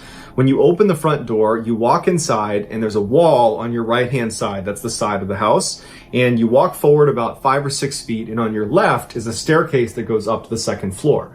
If you walk up that staircase, straight ahead of you is going to be a bathroom. If you go left and walk down the hall another 5 or 6 feet, you come to the master suite where Jason and his wife would sleep. If you walk through that door, there is a wall on your left where there's a big bay window that looks out onto the street. And there's a big street light that sits right outside that projects very orangey yellow light into their room at night. Even though they have a shade up, it's this orange glow that comes through this window right here on this side. And then on the other side of the room is the bed. And the bed is situated where the feet are pointed towards this window over here, and the head of the bed is against this wall. And it's centered on this wall here. And Jason, if you were looking overhead at the top of this bed, Jason's on the left side, so he's the farthest into his room, and his wife is the closest into the room. So that night, Jason goes to bed and he falls asleep. But just a couple hours later, he wakes up suddenly and he can't move his body. He can only move his eyes. He's laying on his back and the light from the street light is very strong. It's this orangey glow in their whole room. And he's laying there trying to move his hands and his legs, but he can't do it. And as he's doing that, he starts hearing footsteps out on the stairs. And they're they're distinctive sounds. Slow, plodding steps all the way up to the second floor. And Jason's laying here with his eyes looking towards the door because his door is open and he can barely see into the second floor landing, and he's waiting to see who came up the stairs. And his heart's racing and he's looking, and out of the corner of his eye he sees what looks like a dark figure begin to walk into the room. And his heart starts racing even faster when he can tell it's definitely not someone he knows. It's this woman, this older woman with a shawl over her head, and her head is tucked down so he can't see her. And this is all out of the corner of his eye, and because of the orange hue coming in from the window, he can definitely tell that there is a real solid figure right there. This is not in his imagination, it's right there. And this woman begins shuffling her way across the foot of the bed, and right at the foot of the bed, as Jason's looking at her, she turns and looks directly at him.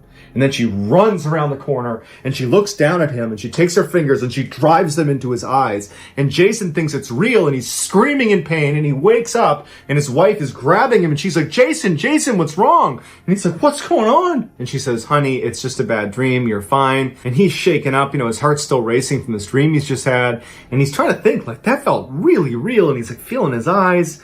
And he can't believe that that was a dream. That was the most vivid dream he's ever had in his life. And so eventually he goes back to sleep. And then the next morning when he gets up, he goes in the bathroom and he looks at his eyes, and they're all red around the outside, and the whites of his eyes are covered in blood. His eyes look horrible, like he's having this terrible allergic reaction to something, or it looks like someone might have punched him in the eyes, or maybe gouged his eyes. That's how it looks. And his wife comes in and she's like, what happened to you? And he's like, oh my God, I have no idea. It was around this time that Jason began to think the Dybbuk box might just be cursed, because the two previous owners have said in their disclosures on eBay that horrible, vivid dreams just like the one he had, to include physical manifestations, are part of having this Dybbuk box. Jason considered just dumping this thing in a dumpster somewhere, but then he was concerned that he might be passing on this Dybbuk box to someone who wasn't ready for it. And so he decided he would give it another day and he would do some research about how to properly dispose of a Dybbuk box. And so that night when Jason came back from work, he left the Dybbuk box in his truck covered up in his driveway. And so Jason goes inside, he has dinner with his family, and then he's sitting down in the TV room and he's watching TV with his son. And as they're watching TV quietly, Jason hears his son say, "Hey Dad, who is that?" And he looks over at his son, and his son is pointing behind him. And Jason turns around, and standing right behind him is the same woman who had come in his room with a shawl on that gouged his eyes out in his dream, and then she suddenly disappears.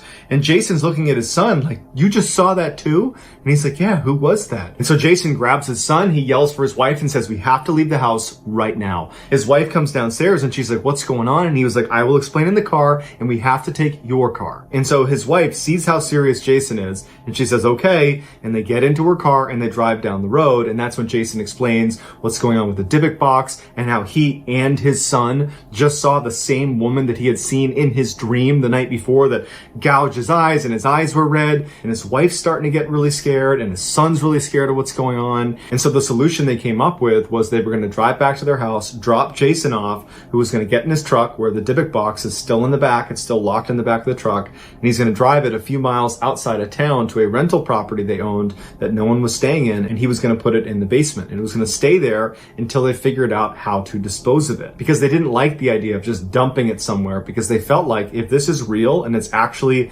this cursed Dybbuk box, then somebody else is going to be cursed by this Dybbuk box unless we find a way, or at least attempt to find a way to contain it and destroy it. And so Jason gets dropped off, he gets in his truck, he drives to the rental property, he puts it in the basement, he seals it up, and he goes back to his house. Once Jason got back to his house, his wife and his son came back as well. And that night, Jason would go on eBay and he would find the contact information for Kevin, the original owner of the Dybbuk box, after the estate sale. And he called him that night, and Kevin actually picked up, and the two of them spoke, and Kevin ultimately agrees to help Jason find a way to properly dispose of this Dybbuk box. And what Kevin offers to do is drive back to the house where he had originally purchased this Dybbuk box and see if he can get some more information about what it is and what they do with it. The next day, Kevin, the antique shop owner, he goes back to the house where he originally bought the Dybbuk box at the estate sale. He knocks on the door, and an old woman comes to the door, and Kevin introduces himself, and he says, "Hey, I was here not too long ago, and I purchased lot 29 that included that Dybbuk box, and I wanted to know some more information about it. And the woman reacted and she's like, I told my family not to sell that. I know what was inside of it, and I know you're not supposed to open it, and I tried to tell my family and they didn't listen. I really hope you didn't open it. And Kevin's like, actually, yeah, I did open it. And he described all the horrible things that happened, and he described selling it and all the subsequent owners, how they've had all these issues and how they've arrived at this place now where Jason in Missouri is having all these issues and they're trying to find a way to dispose of it. And that's when Sophie describes what's actually inside of this box. Sophie said she lived in Poland before World War II with her cousin Havila, who was the woman who had passed away, and all her things were being sold at the estate sale. And she said that at the time, it was all the rage to have seances and try to talk to dead people and spirits, and they would just do it for fun. Sophie, Havila, and their mother, they would do this for fun. And Havila had made this Ouija board where she had stitched letters onto this blanket, and they put it over this table, and they would all hold this pendant that was suspended by a chain, and they would ask questions, and they would hope that, a spirit that they were interacting with would interact with this chain, and it would swivel around the pendant, and it would point to the different letters whenever they asked a question, and it would spell out, whatever their answer was. And Sophie said nothing ever happened. It was just kind of a fun thing for them to do. But one time it did work, and they said the chain would go rigid, and it would point over and over, and it would spell the words, "Release me, release me, release me." Sophie said the women were incredulous and didn't believe it at first, but then they started to worry that if they didn't help this thing, that if it were a Dybbuk and were a malevolent spirit, they would find a way to attach itself to one of them. And so Sophie said they devised this ritual where they released it, but into this wine box that they were able to shut and lock. And that wine box became the Dybbuk box, and that Dybbuk box is the same one that was sold to Kevin. Kevin told Sophie that, what do? We've already opened it up.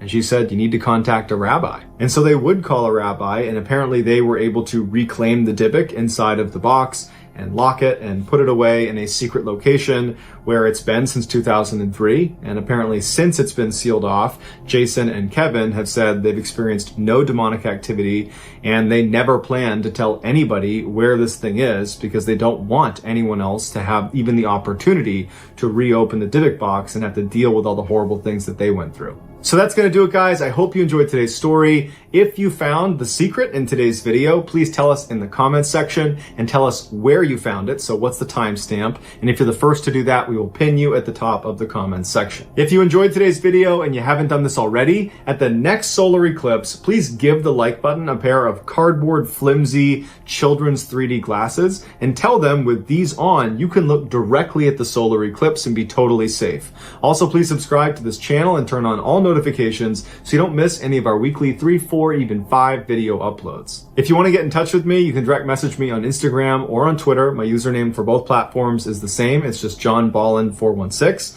I also have a ton of content over on TikTok where my username is MrBallen. If you have a story suggestion, please submit it to our subreddit just called MrBallen. It is linked in the description below. So whether I see you on Twitter, Instagram, TikTok, Reddit, YouTube, or some combination, just know that I really appreciate your support. And until next time, that's going to do it. See ya. Today's story is about a real-life nightmare that occurred on a thin stretch of black water in northern Australia. This particular story has inspired 2 fairly popular horror movies from 2007.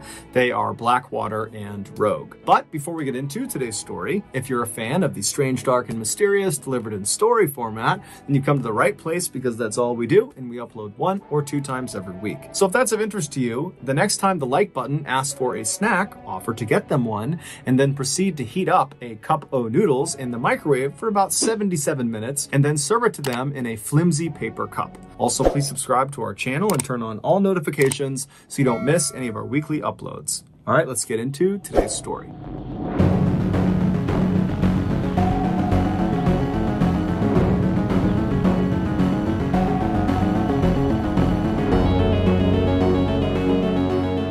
At 11:40 11:40 a.m. on December 21st, 2003, three young men who were longtime childhood friends hopped in a truck and began traveling south.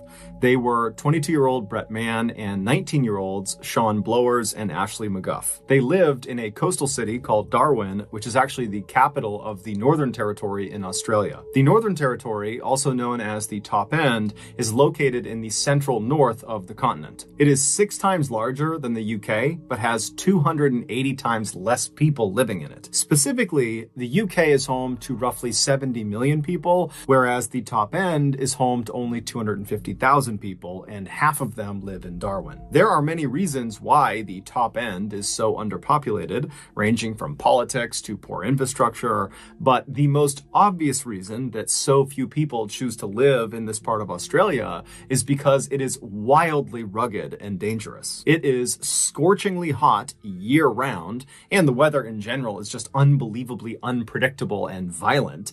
And as the old saying goes, all the animals there are trying to kill you and each other. But Brett, Sean, and Ashley had grown up in Darwin, and so they were accustomed to the hazards of living in the Top End, and so they weren't really concerned about them. What they were concerned with was finding things to do and not getting bored in the city. That particular day, in order to ward off boredom, the trio had decided they would head out to a salt flat that was located about 50 miles to the southwest of Darwin. It was this wide open plain that they could just race around on their quad bikes on. And so they loaded these quad bikes into their trailer, attached it to their truck, they hopped in their truck, and at 11:40 a.m., they started heading south out of Darwin. The first road they were on was this fairly desolate dirt road that wound around through the wilderness, and it passed by the iconic eucalyptus trees that are very well known in Australia. It passed by palm trees and giant termite mounds. And after driving on this dirt road for about 30 minutes, the trio passed by the Tumbling Waters Holiday Park,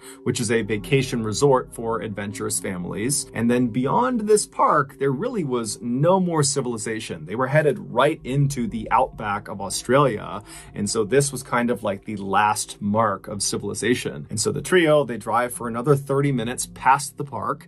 And at some point, all of the trees on either side of the road start getting more and more dense until they begin kind of encroaching over the road, as if it looks like you're driving directly through the heart of a jungle. And they would have recognized this change in scenery as meaning they were nearing the Finnis River, which was off to their right beyond all of the trees. So they couldn't see it, but they knew they were close.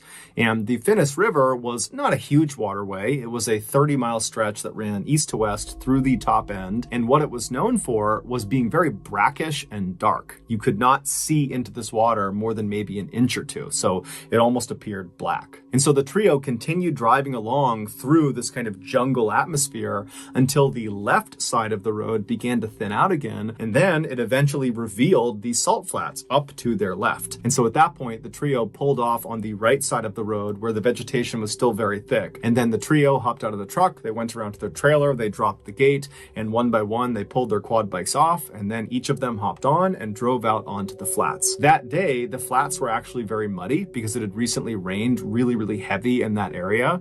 And so the trio spent just as much time racing each other on the flats as they did trying to drive close to each other and spray mud on each other.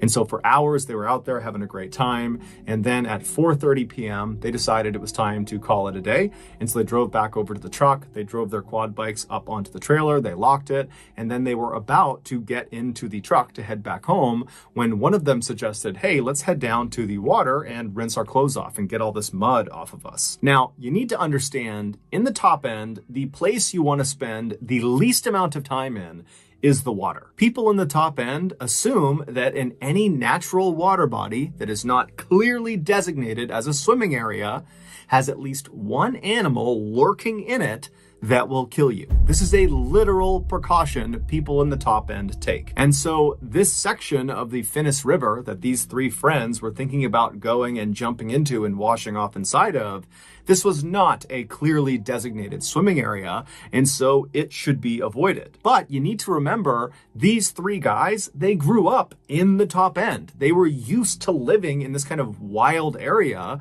and they'd also come to the salt flats so many times over the years, and they had jumped into the Finnis River before to wash off and go swimming, and nothing had ever happened. And so really, the idea that the Finnis River could be dangerous to them, it didn't really cross their mind. They felt like, you know what, what, we've been there, done that. Nothing's going to happen to us.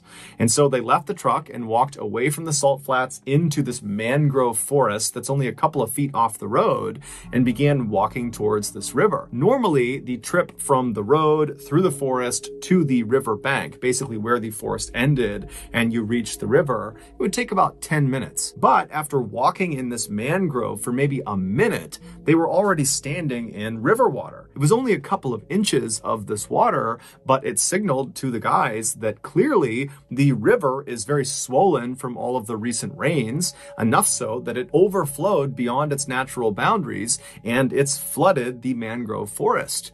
But the three guys, they look at each other and think, meh, what's the big deal? I'm sure we'll be fine. And so the guys continued moving on, but as the mangroves began to thin out, they began to slow down dramatically because the riverbanks on the edges of the Finnis River were very, very steep. If you were standing on dry land, if there was no flooding, and you were right on the edge of the Finnis River, if you took even 1 or 2 steps into the river, you would slip down under the water and the water would be over your head. Now, as these guys are walking, because the ground is flooded with this black, brackish water, they couldn't see the ground, and so they couldn't tell where the drop-off into the river was. And so they began to slow down, and then when all the trees were practically gone, they knew they were close, and then one of them actually slipped and kind of tumbled down the edge for a second, but he turned and he grabbed one of the roots of the mangrove tree and pulled himself back up. And then the other two, after seeing this, they walked over and stood next to him, and the trio just stood there looking out at this pitch black looking river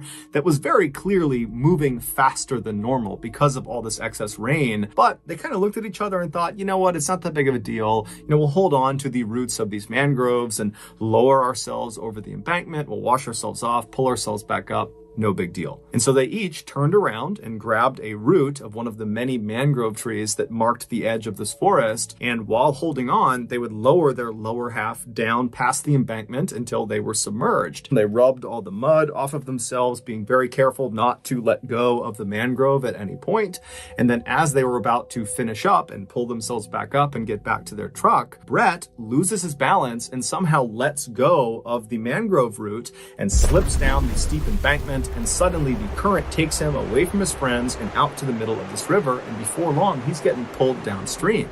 And so he yells out to Ashley and Sean, who had their backs turned to him. They turn around, they see their friend, and they instinctively leap into the river to try to go get him and help swim him back to the side.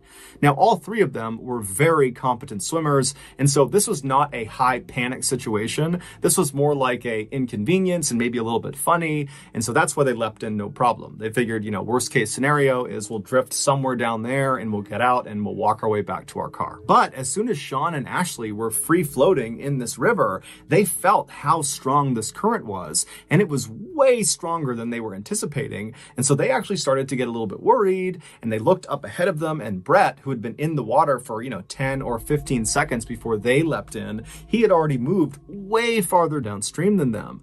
And so they decided, you know what, we have to get out, but we need to get to Brett first. We all need to get out at the same place. And so they decide they're going to swim downstream, meet up with Brett, and then get the heck out of that river as fast as they possibly can.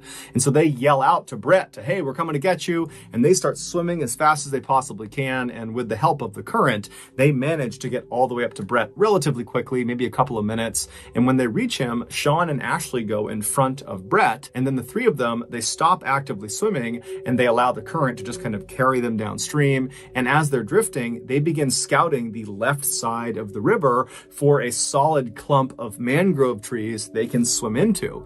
Because unless there's something to grab onto on the edge of this river, they can't pull themselves out. And so at this point, the trio is definitely uncomfortable being in the water because of how strong that current is, but they're confident they're going to find a viable landing spot and they're going to get out of here and it will be a great story. And so Sean is in the front, Ashley is right behind him, and then Brett is behind Ashley. And they're all about an arm's length away from each other. And they're drifting down this river for a couple of minutes. They're looking on the left side for a viable landing spot. And then all of a sudden, Ashley just yells out, hey, I see something in the water. We need to get out. Find the nearest tree. Get out, get out, get out. And so Sean, he starts panicking. He doesn't even turn around to see what's going on behind him. Adrenaline kicks in and he swims as fast as he possibly can to a tree that's popped out of the river. It's literally growing in the middle of the river. And so he swims up to this tree. He manages to climb up to the first highest fork of the tree, which is maybe 6 or 8 feet above the water. And as soon as he's up there, he turns around and looks down and he sees Ashley. He reaches down and he hoists Ashley up to the first fork with him. And then the pair turn around again to grab Brett,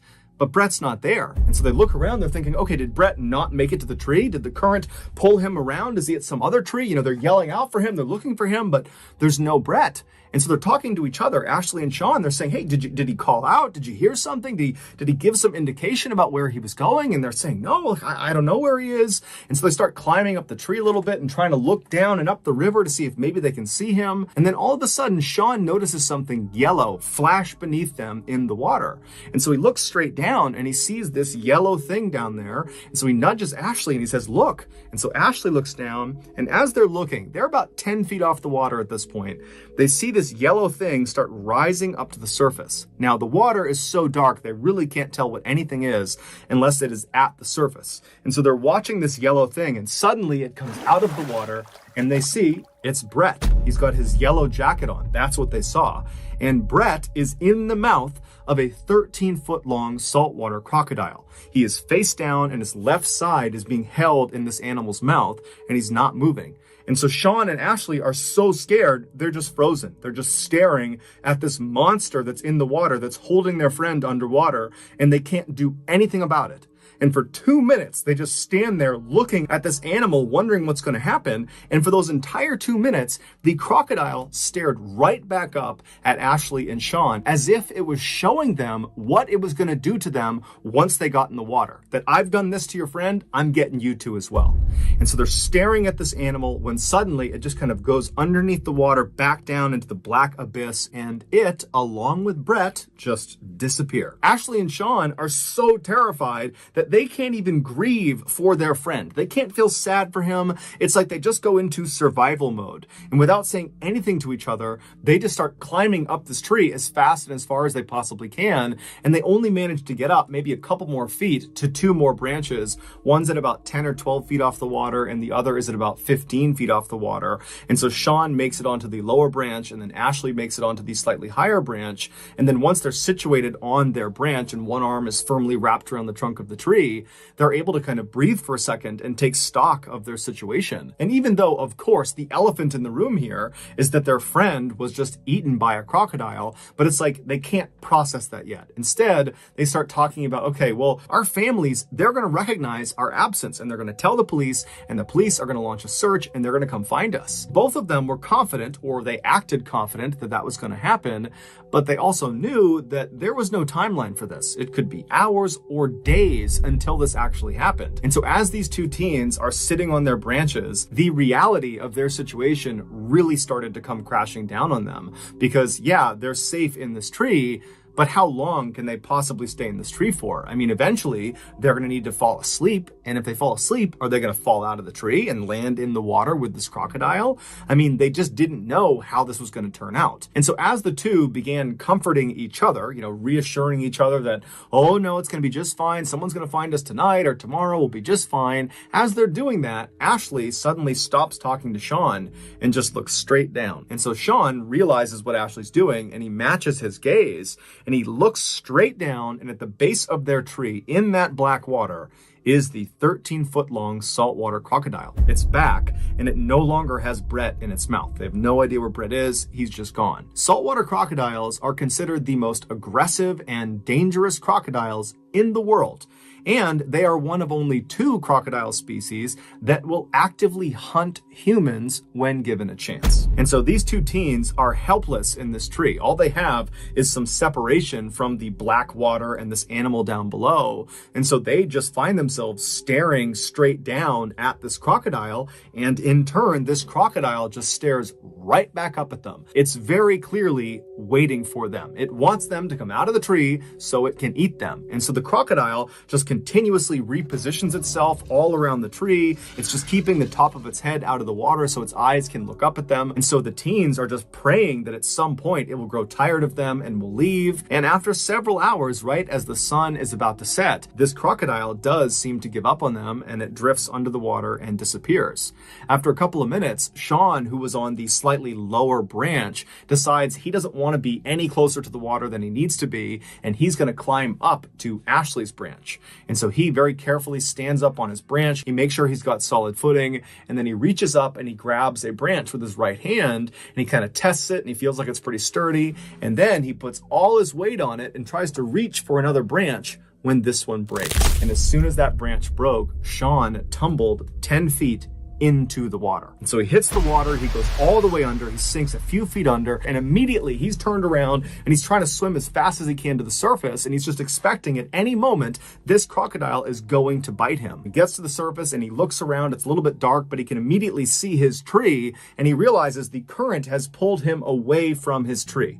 And so in a panic, he starts swimming and kicking his legs as hard as he possibly can to get back to this tree. And he knows the whole time he's kicking his legs, he's just attracting the attention of this crocodile, but he's got nothing else he can do. He's got no other tree he can reasonably get to that will provide safety from this animal. And so with every ounce of energy he's got, he kicks and swims, and finally he manages to grab a root of this tree that his friend is still inside of, and he begins pulling himself with his lower half still submerged in the water. And so as he's dragging himself towards the trunk of this tree, he's just waiting for this crocodile to bite down on his legs, and finally he gets to the trunk of the tree and he's able to pull his body out of the water, and he clambers up to that original branch he was on. And then he and Ashley work to get him up to Ashley's branch. And as soon as he sits down next to Ashley and he's secure, they both look down, and just a little ways away from the tree, basically in the area where Sean had just landed in the water, they see with the little light that is left, this crocodile swimming right back over to the tree, and it camps out right underneath. Sean had gotten out just in time. When the sun finally did set about 10 or 15 minutes later, it became pitch black. There's no ambient light in this part of the world. There aren't any buildings or cities close enough to this area, and so it is truly pitch black. And so they could no longer see the crocodile down below. But they knew it was there because periodically they would hear it repositioning itself right underneath them. Also, because it was so dark, the two teens could not actually see each other. And so they began holding on to each other, and then anytime either of them moved, they would announce their movement to the other, just so they knew they had not fallen asleep and were not falling out of the tree to a horrible death. And so a few hours went by like this, where it was silence with the exception of the sounds of this crocodile repositioning itself periodically. A little after midnight, a huge storm rolled into this area, and it began absolutely downpouring, and the raindrops that were hitting the river were so loud that the teens could no longer hear the sound of this crocodile. And so they had no idea if it was still down below them or not. But every time lightning would strike, it would illuminate the sky for that flash of a second, and in that flash, they would look down, and there would be the crocodile. After several hours of this super intense downpour, the two teens also started to become concerned that all this additional rain could raise the water level of the river all the way up high enough that this crocodile might be able to jump out and reach their legs. But because it was so dark, they couldn't actually see the top of the water, and so they had no way of knowing if the water levels were actually rising or not. And so they both kind of sucked their legs up onto this branch and tried to make themselves as small as they could while still remaining anchored to each other and also to the branch. And that's how they sat for the next several hours, just hoping they would survive the night. Finally, when the sun came up that following morning, the teens immediately noticed that the crocodile was still right below them, just lurking at the base of the tree waiting for them. And they also noticed the water level of the river had clearly come up quite a bit. And so if they weren't rescued soon, there was a good chance that another heavy rainstorm, that crocodile would be in range of them, and there was nowhere they could go. They were as high up as they could get.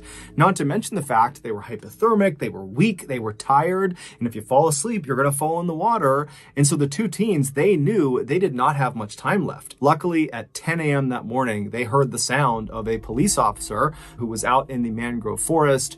It turned out their families had recognized their absence. They had called the police, and that morning a search had been launched. They had found their truck and then had been walking down the river yelling out to them, and then they finally did find them. Initially, Initially, when they located these two teens stuck in the tree, they called in a helicopter to hover over them and lower down a ladder that could climb back up.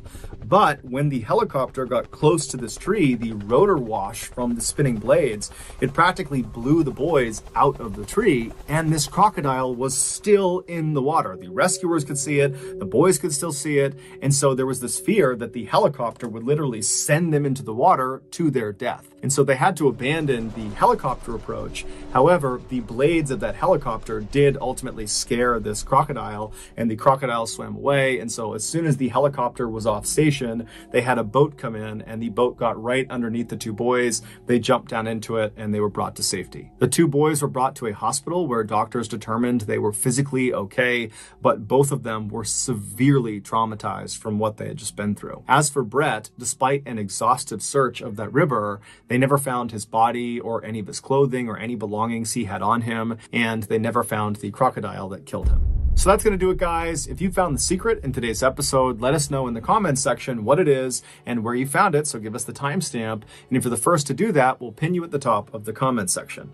If you got something out of today's episode and you haven't done this already, the next time the like button asks for a snack, offer to give them one, and proceed to heat up a cup o' noodles in the microwave for about 77 minutes, and then serve it to them in a flimsy paper cup. Also, please subscribe to our channel and turn on all notifications so you don't miss any of our weekly 1 or 2 video uploads. We are now selling merchandise like flannels and hats and sweatshirts and all sorts of stuff. If you're interested, go to shop.MrBallen.com. If you want to learn about upcoming deals and promotions for our shop, go to our shop's Instagram page. The username is shopMrBallen. If you want to get in touch with me, you can direct message me on Instagram or on Twitter. My username is the same for both platforms. It's just Mr. Ballen. I also have a ton of content over on TikTok where my username is also Mr. Ballen. We have a second YouTube channel just called Mr. Ballen Shorts where we post random short videos and lost episodes. We also have a Facebook page just called Mr. Ballen where we post condensed versions of the longer episodes you see on YouTube. If you have a story suggestion, please submit it to our subreddit just called Mr. Ballen. It's linked in the description below. So whether I see you on Instagram, Twitter, TikTok, Reddit, YouTube, Facebook, or some combination, just know that I really appreciate your support. And until next time, that's going to do it. See ya. Sometimes the truth is stranger than fiction. And today, I'm going to tell you 3 stories that demonstrate that. But before we get into those stories, if you're a fan of the strange, dark, and mysterious delivered in story format, then you've come to the right place because that's all we do, and we upload once a week. So if that's of interest to you, please send the like button a really nice gift basket for their birthday. But don't tell them you've doused it entirely in anthrax. Also, please subscribe to our channel and turn on all notifications so you don't miss any of our weekly uploads. Okay, let's get into today's stories.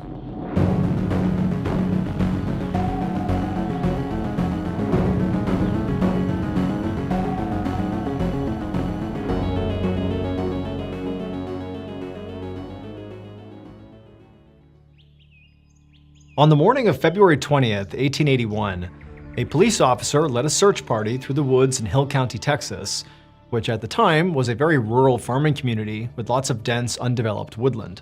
The officer and the search party were looking for a father of 7 named George Arnold, who had vanished from his home 2 days earlier. The day that George had gone missing was a Sunday, and he, his wife, and their kids always went to church together on Sundays. But on that morning, George had told his family, for reasons unknown, that he actually wanted to stay home, which was very out of character for him. Nonetheless, his wife and kids had gone to church without him, and then when they had returned, George was gone. Now, there was no sign of a struggle or any issues at the house. The only clue as to where George may have gone was a letter he left behind for his wife. And in this letter, he said he had gone off into the woods and that she should not follow him. And so again, that was 2 days ago. And so now the police officer and the search party were searching the forest near the home where George lived. The lead officer is trudging through the woods. You know, they're way off the beaten path at this point. They eventually came to this pretty decent sized clearing. And in the middle of the clearing is this one huge tree. And at the base of the tree was George. So at this point, you need to understand that there was some nuance to the letter that George left behind for his wife. He didn't just say, "I'm going into the woods, don't follow me." He said, I have to go into the woods. And the way the letter ended was George saying how much he loved his family and wished he didn't have to do this, but he'd given it some thought and it had to be done. Back in the woods, the Maine police officer and the search party, they see George at the base of this tree and they hustle over to him. But even before they were right on top of him, it was obvious he was dead. However, that wasn't the main sentiment as they're walking over, that, oh my gosh, George is dead. Instead, it was like, what happened here? George was chained by his ankle to the tree he was sitting next to. There was a padlock on the chain. There was no way to get it off.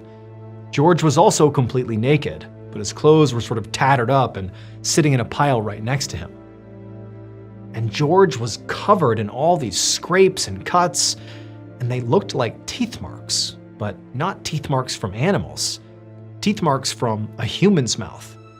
And then next to him on the ground, along with his clothes, were all these little, like, white stones. But when the officers walked over and looked more closely, they realized the white stones were actually teeth, George's teeth. And the tree that he was lying up against had all these deep gouges in it that sort of looked like if you took your own teeth and began biting into the wood to the point where you were breaking your teeth off, which is apparently what George was doing. And then also scattered amongst his teeth were many of George's fingernails, because apparently George had also been raking his fingernails against this tree until he tore out his nails. And so the officers and the search party are looking at this thinking, why would he do this? This all basically looks self-inflicted. What's going on? Well, it would turn out, quite recently, something very bad happened to George. He was bit by a dog who was carrying rabies. Now, today, if you're bit by an animal that has rabies, you just get a rabies shot. You're good, it's totally curable. But in 1881, the cure didn't exist. And so if you got rabies, it was a 100% death sentence. And so very likely, shortly after getting bit by this dog, George would have begun to have early symptoms of rabies. He would have begun to feel sick and been very irritable. And also, he would have very likely begun to have some hallucinations. And for George, he apparently understood what this all meant. He had rabies, and he knew what was coming next. And he didn't want to put his family in harm's way. Now, George was a very religious guy, so he didn't believe in the idea of taking your own life. And so instead, what he did is he wrote this letter to his wife that sort of broadly explained that I have to do this and I'm so sorry. And then he went into the woods, chained himself there, and basically allowed himself to die this horrible death, where he must have been in so much agony and pain that he's doing things like biting the tree until his teeth broke off and his nails fell off. His death must have been absolutely wretched and painful, but he did it to protect his family.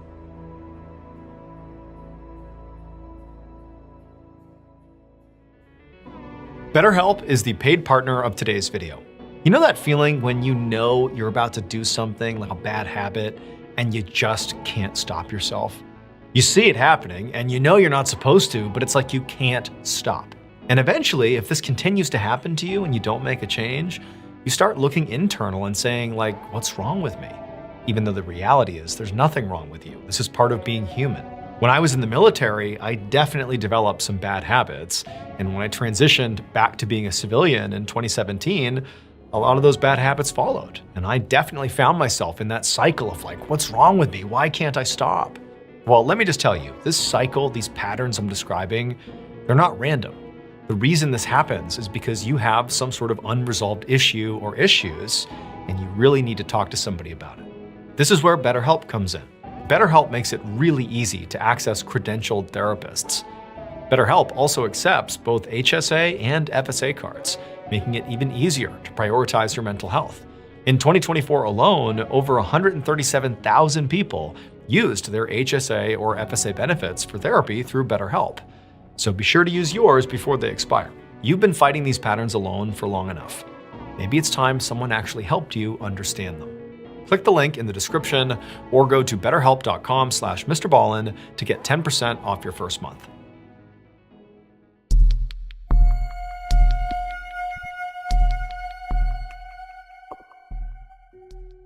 There is one person in history whose name is so tied to horror that in many ways it's become sort of synonymous with evil.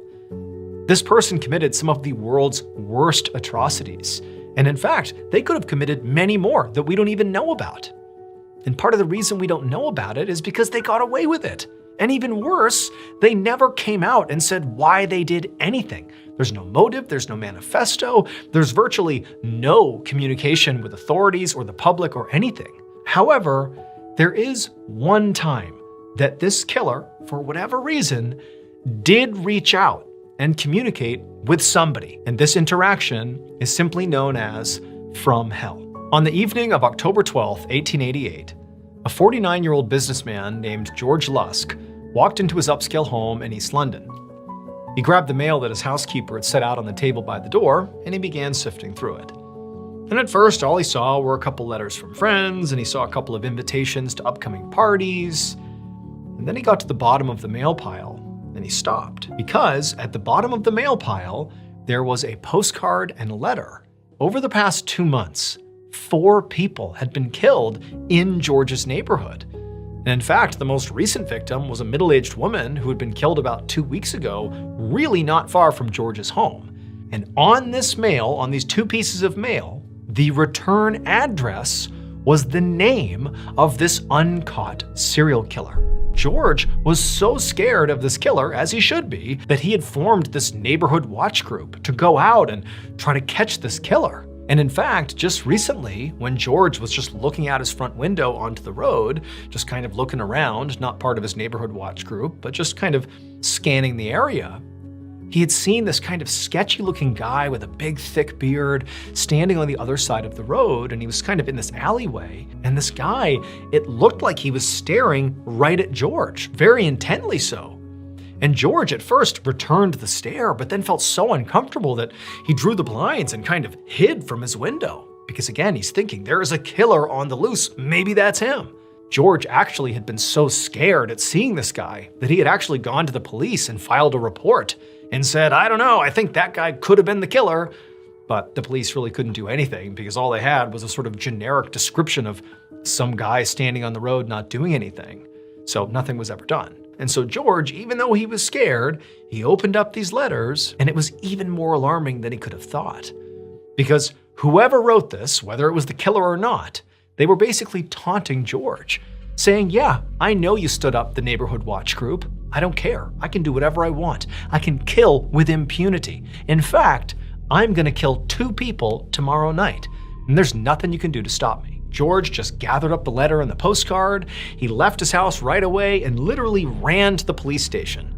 And when he got there, he showed them the letters and said, look, this is from the killer. It feels authentic. He's gonna kill 2 people tomorrow night. You gotta do something. And so the police, they took the letters and they read them and they agreed that they did seem, authentic. But at the same time, they're like, there's really no way to tell if these are real. I mean, this could easily be a hoax. And even if this was real, what do we do? Who are the 2 people the killer's gonna go after? How can we possibly protect them? George was told to go home and, just play it safe, stay home, stay inside, and let the police do their job. Over the next couple of days, George was basically sitting on pins and needles waiting to find out that, sure enough, a double homicide was committed somewhere in the neighborhood. But there was no news of any homicides. Things were calm. There was no news of the killer anywhere. And so George told himself that, he was overreacting. Clearly those letters he got must have been hoaxes. But then, on October 16th, so 4 days after George received those 2 pieces of mail from the killer, he came home and he went inside, and like normal, his housekeeper had set the mail on the table right inside the house. In addition to all the paper mail, stacked on top of it was this little package, and it was wrapped in brown paper. He picks up the box, and very apprehensively, he begins to unwrap it. And once it opens up, he sees there's a letter sitting on top of this box. And the letter at the top, it says, from hell. That middle-aged woman who had been murdered just a couple of weeks earlier right near George's house, well, when she was found, 1, they identified that she clearly had been killed by the same serial killer that was still uncaught. But 2, she was missing something, her kidney. The package that George received inside of that box itself included half of a kidney. And then the body of the letter explained that this was the other half of that woman's kidney because the killer had eaten the other half. And this half was a gift for George. The letters and the box containing that half of a kidney are considered to be potentially the only authentic communications from Jack the Ripper.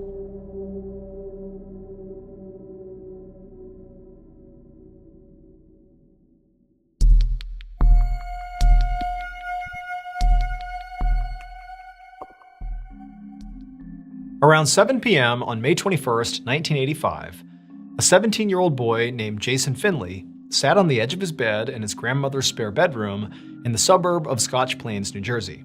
He took a deep breath and then grabbed the landline phone next to the bed and then punched in the number of the girl he had been seeing for the past couple of weeks. Jason really liked this girl. Her name was Kathy, and tonight he wanted to finally ask her to officially be his girlfriend. As the phone rang, Jason found himself staring out the window at the raging thunderstorm that was going on outside. In fact, it had been raining so hard that day that Jason and his twin cousins and his grandmother had all basically had to stay inside the whole day. Jason had actually admitted to them earlier in the week that he really wanted to call this girl, Kathy, and ask her to be his girlfriend, but he didn't have the nerve to do it. And they had immediately begun ridiculing him, so now stepping away to make this phone call was kind of like the first moment of peace for Jason. Jason heard Kathy pick up the phone. And when he heard her sweet voice, it was like all his thoughts of his annoying cousins disappeared from his mind, and suddenly Jason was overwhelmed with this urge to just blurt out, "Will you be my girlfriend?" He took a breath like he was about to tell her, about to finally ask her this question. But right before the words escaped his mouth, he felt this unbelievably shooting pain in the back of his head, and then everything went black. At the same time this was happening, down the hallway in the kitchen, Jason's grandmother had just finished making dinner, and so she called out for Jason and the cousins to come set the table. The twins came into the kitchen, but a few moments went by and Jason hadn't shown up yet. So Jason's grandmother told the twins to, go down there and see what he's doing and get him in here for dinner. They walked down the hall, they went into the room where Jason was, and then a moment later, Jason's grandmother heard screams. She rushed down the hallway, she goes into the bedroom, and she finds the twins standing over Jason, and Jason is slumped over in bed, and the phone receiver is up against his ear, but he's not moving. It sort of looked like he was asleep, but when they would shake him and yell to him, he was totally unresponsive. She picked up the phone and she dialed 911. Not long after, an ambulance arrived at the house and EMTs rushed in. They grabbed Jason, they put him on a stretcher, and they rushed him into the ambulance and back to the hospital. But when they got there, Jason was declared dead. Jason was 17 years old and completely healthy. And doctors, when they received him, they would say that there did not appear to be anything wrong with him. Nothing medically anyways. And so basically, Jason's heartbroken family was told, "We don't know what happened. He just died." But Jason's family could not accept that. The family pushed for a much more thorough forensic investigation into his death. And that's when things got weird. At first, the autopsy showed basically what the doctors at the hospital first thought, which is there isn't a clear reason for why he died. And although it's very tough to accept that, it is the case that people do sometimes just die, even perfectly healthy people. However, the forensic investigator that was doing this very thorough autopsy did discover one thing that the hospital didn't find. And that was that Jason had a ruptured eardrum. Now, generally speaking, this would not have been a big, wow, we figured it out moment. However, the forensic investigator was trying to come up with all these different theories about what could have killed Jason. And when they found the ruptured eardrum, paired with something else they had sort of zeroed in on, which was the weather at the time of Jason's death, they put those things together and realized they had figured it out. It would turn out, when Jason was on the phone speaking to Kathy, lightning struck the phone line outside. The electricity carried through the line, through the phone, into Jason's head, killed him instantly. As for Kathy, she would later say that she could tell Jason was almost certainly going to ask her to be his girlfriend. And she said, had he asked, she would have said yes.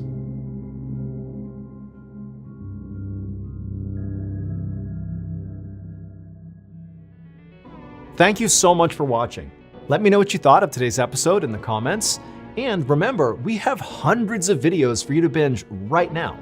But if you're looking for a recommendation from me of that one video that's worth your time, well, it's this one right here. So give it a watch. All right, until next time, see ya. In 2008, a teenager was hiking through a very dense forest in Northern California when he decided to stop and make camp for the night. He walked several hundred feet off the main trail into the forest where he found a small clearing, and there he would set up his tent and he would climb inside and go to sleep. A few hours later, he would wake up because he thought he heard something outside of his tent. But there were no windows on his tent and it was totally pitch black outside, so he can't see anything. And so he's just laying there listening, trying to discern what's going on outside. And as he's laying there, he hears it again. And it's the sound of footsteps slowly approaching his tent. But before we get into that story, if you're a fan of the strange, dark, and mysterious delivered in story format, then you've come to the right place because that's all we do, and we upload once a week. So if that's of interest to you, please hide a Bluetooth speaker in the like button's bedroom, and then proceed to play Siberian Husky screaming audio at full volume all night long. Also, please subscribe to our channel and turn on all notifications so you don't miss any of our weekly uploads. Okay, let's get into today's story.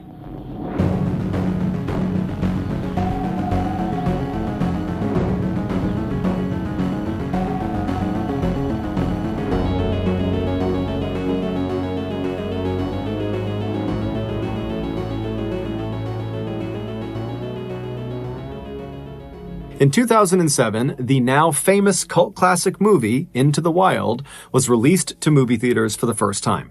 The movie, which is based on a true story, centers on the life of a young man named Christopher McCandless. In 1990, Christopher graduated from a really good school with honors, and by all accounts, he could have gone on to get a really good, high-paying job, but Christopher didn't want a job. He wanted freedom. And so without telling his parents, because they would not have been happy about this idea, he gave away all of his possessions, he gave all his money to charity, and he headed off to Alaska to live off the grid by himself. He eventually would find this rusted out old city bus in the middle of the Alaskan wilderness, and he would make this bus his shelter, and he would live inside of this bus for 113 days before he unfortunately died of starvation. While Christopher's story is obviously tragic, the movie about his life, Into the Wild, really focuses on Christopher's unrelenting spirit and his constant drive towards getting the thing he wants the most, which is freedom.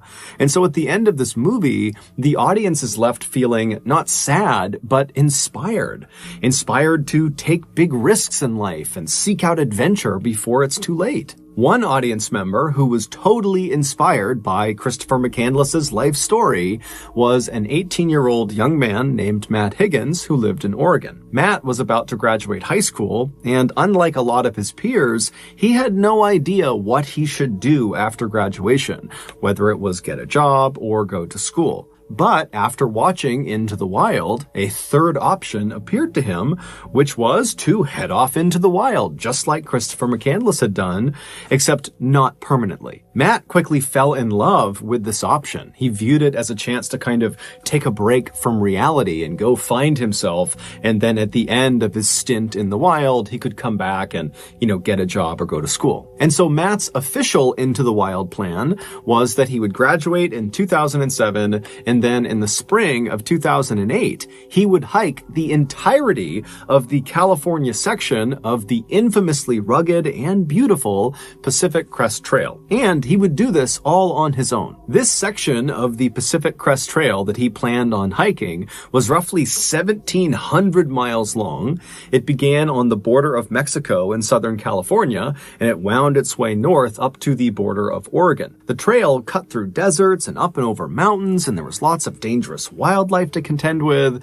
And on top of that, there were many points along this trail where hikers were very isolated. They were not anywhere near civilization. And so if anything were to happen to them, they'd be on their own. And so naturally, this hike was not a beginner hike. However, Matt was not a beginner hiker.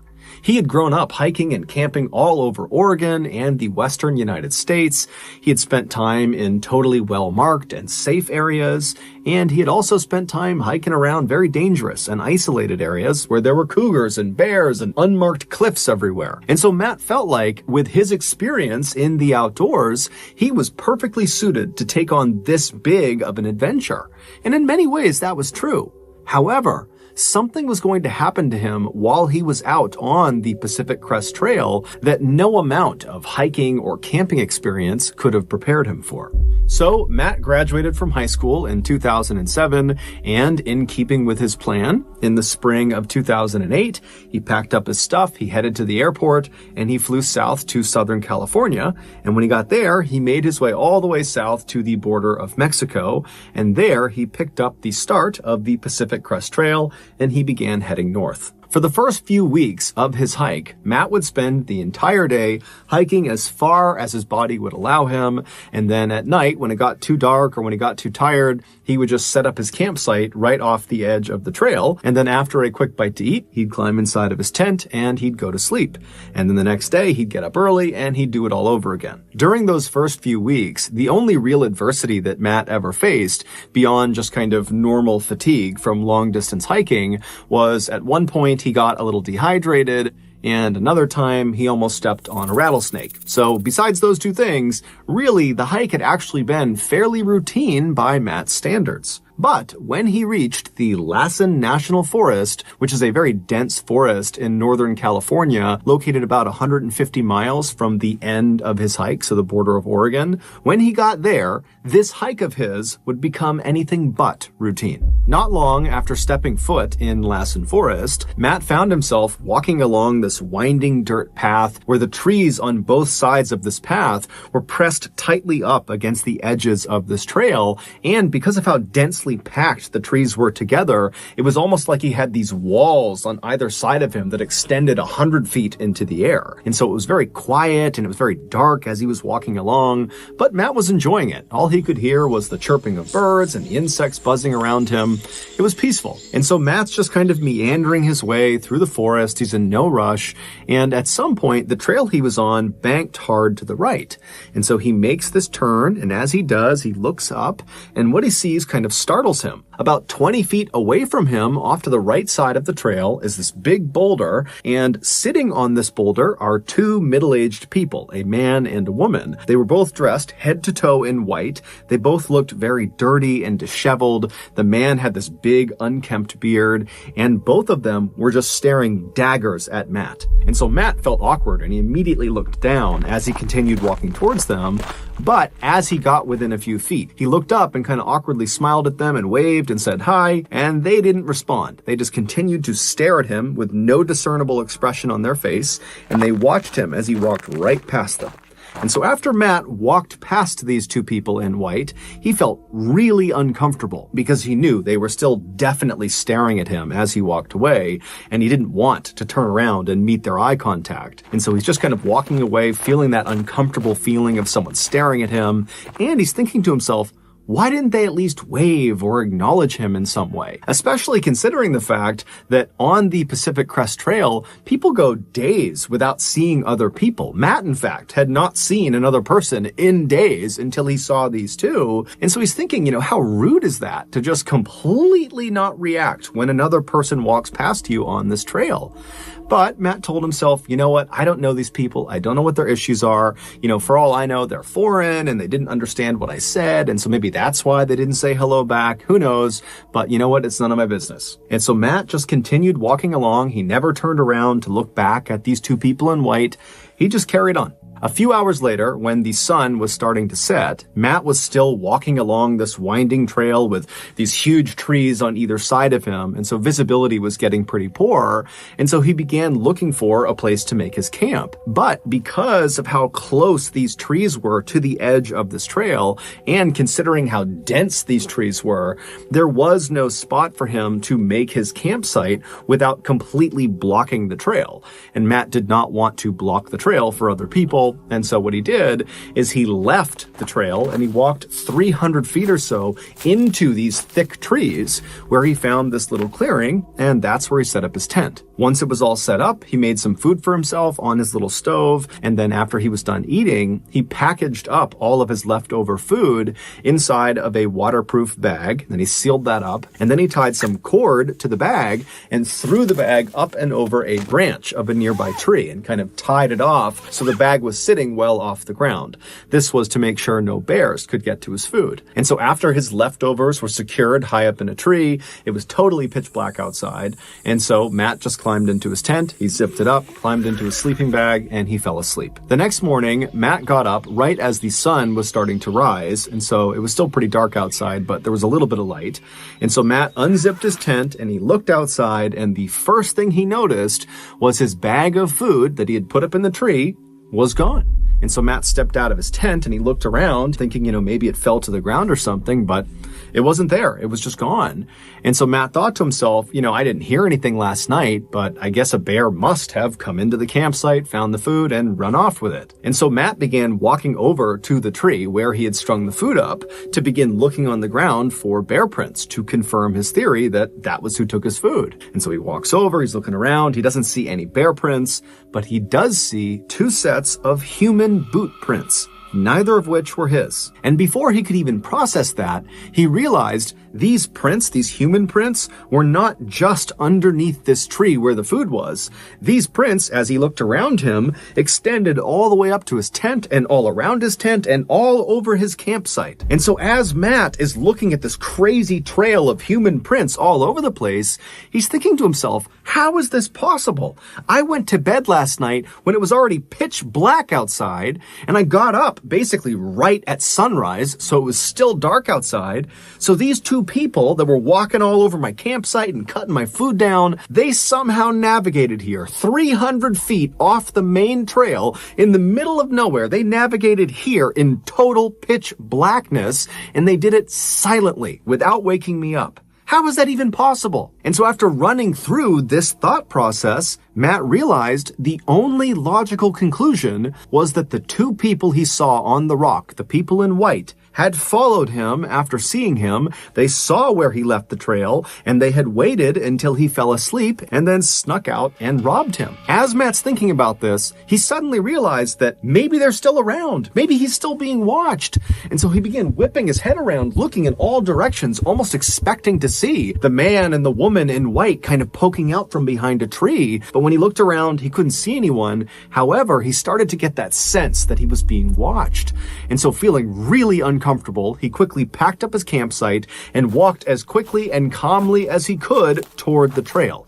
And as he walked, he kept thinking to himself that these people are going to jump out from behind a tree, or they're going to grab me from behind. And so he's walking faster and faster and faster. And he finally gets to the trail, and he looks down the trail and up the trail. He kind of looks all around. He doesn't see anybody. And so he tells himself, okay, they're gone.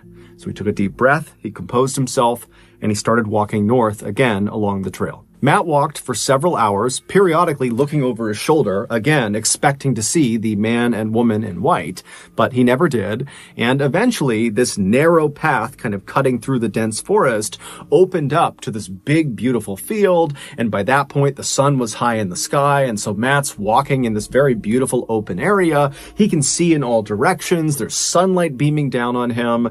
And so even though he was totally rattled by what had happened the night before, he found himself kind of becoming more at ease about the situation. He was far less paranoid, and he began telling himself, as creepy as it is that those people in white almost certainly followed him and snuck up on his campsite in the middle of the night, as bad as that is, he thought, what? They probably were just super hungry, and they clearly needed the food more than he did. And so, what? Those people, they can have my food. Whatever. And so Matt just continued on telling himself he would never have to deal with the people in white ever again.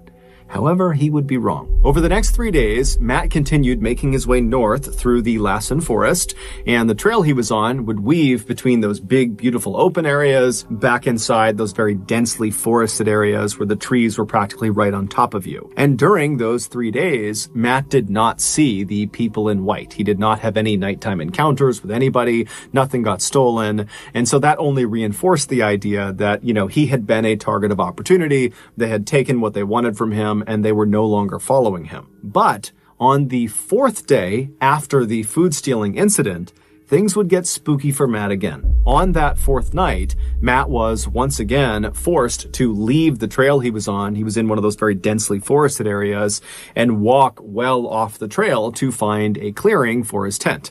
And so he walked, several hundred feet away. He finds this clearing. He sets up his tent. And then also he sets up a perimeter of sticks all around the outside of his campsite. This was a precaution he had begun taking after the food stealing incident. These sticks were an early warning system where if any animal or person came too close to his campsite, they would step, in theory, on these sticks and they would break and they would alert Matt in the middle of the night. And so after his campsite was all set up and all prepared, Matt sat down and had a quick bite to eat, and then after storing his food, he climbed inside of his tent and he fell asleep.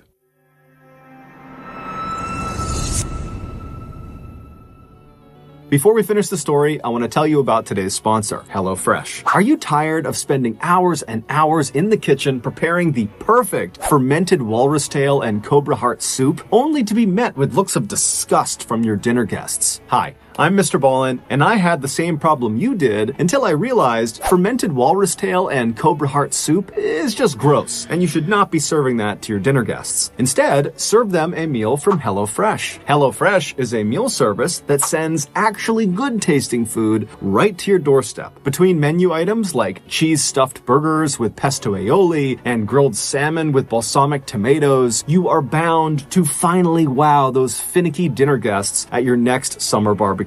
And don't worry, HelloFresh recipes are very easy to follow, and they make for a joyful cooking experience for you and your family. Speaking of family, HelloFresh has a very popular kid-friendly line of recipes that are perfect for families looking to try something new while school is out for the summer. So if you're ready to finally stop jam-packing your fridge full of all those uneaten fermented walrus tails and cobra hearts, packing your fridge full of uneaten fermented walrus tails and cobra hearts, then you need to sign up for HelloFresh.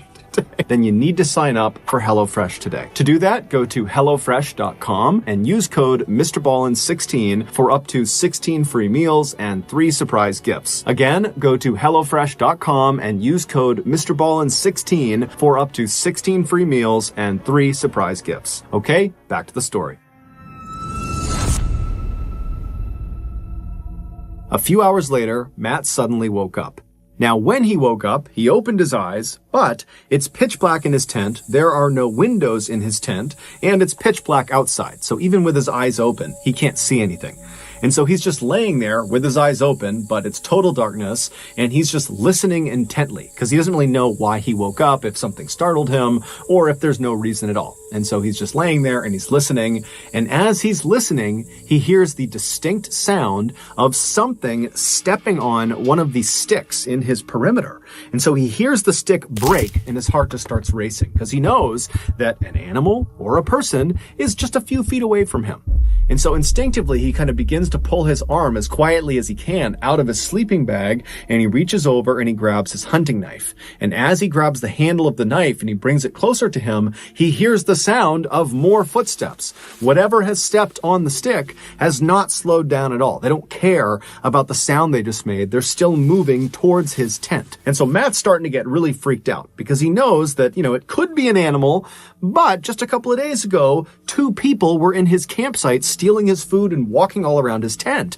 And so that's what's going through his head. And so Matt's laying there preparing himself to potentially have to slash out if anybody came close to his tent. I mean, he's in the middle of nowhere. If a person is out here, it's not his friend. And so he's laying there, he's kind of shaking, and he's listening really intently, and the footsteps are just getting closer and closer and closer to his tent until they stop right next to his head. They are literally about a foot away from him. And so he can't see anything. He's just listening really intently. And then he starts to hear whispering. But the whispering is not coming from this person right here. The whispering is coming from everywhere in the forest. It's coming from all different directions. And so Matt doesn't know what to think about this. And as he's hearing this whispering, which is getting more and more frantic, whoever is standing right outside of his tent begins circling his tent. So now he hears footsteps just walking in a circle around his tent while frantic whispers are coming in from all directions. And so at this point, Matt is so terrified, he's just frozen. He knows that he's holding that knife, but he won't be able to do anything with it. He's just petrified. And then as soon as this total nightmare had begun, it just stopped. The whispering, silence. The footsteps stopped.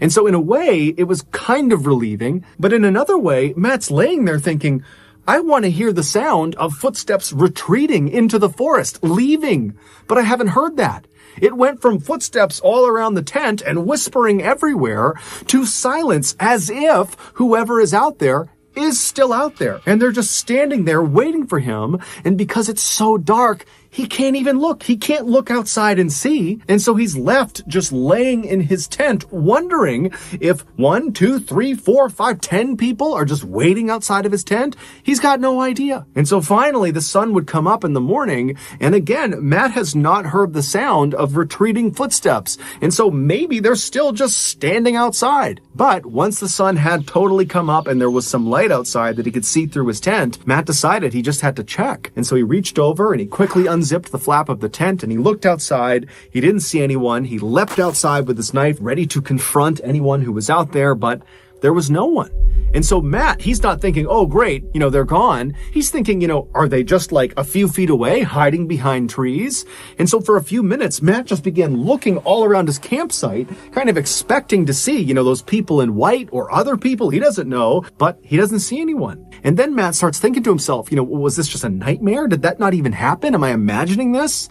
But when he looked down, he saw clear boot prints all over his campsite, including a nice track all the way around his tent.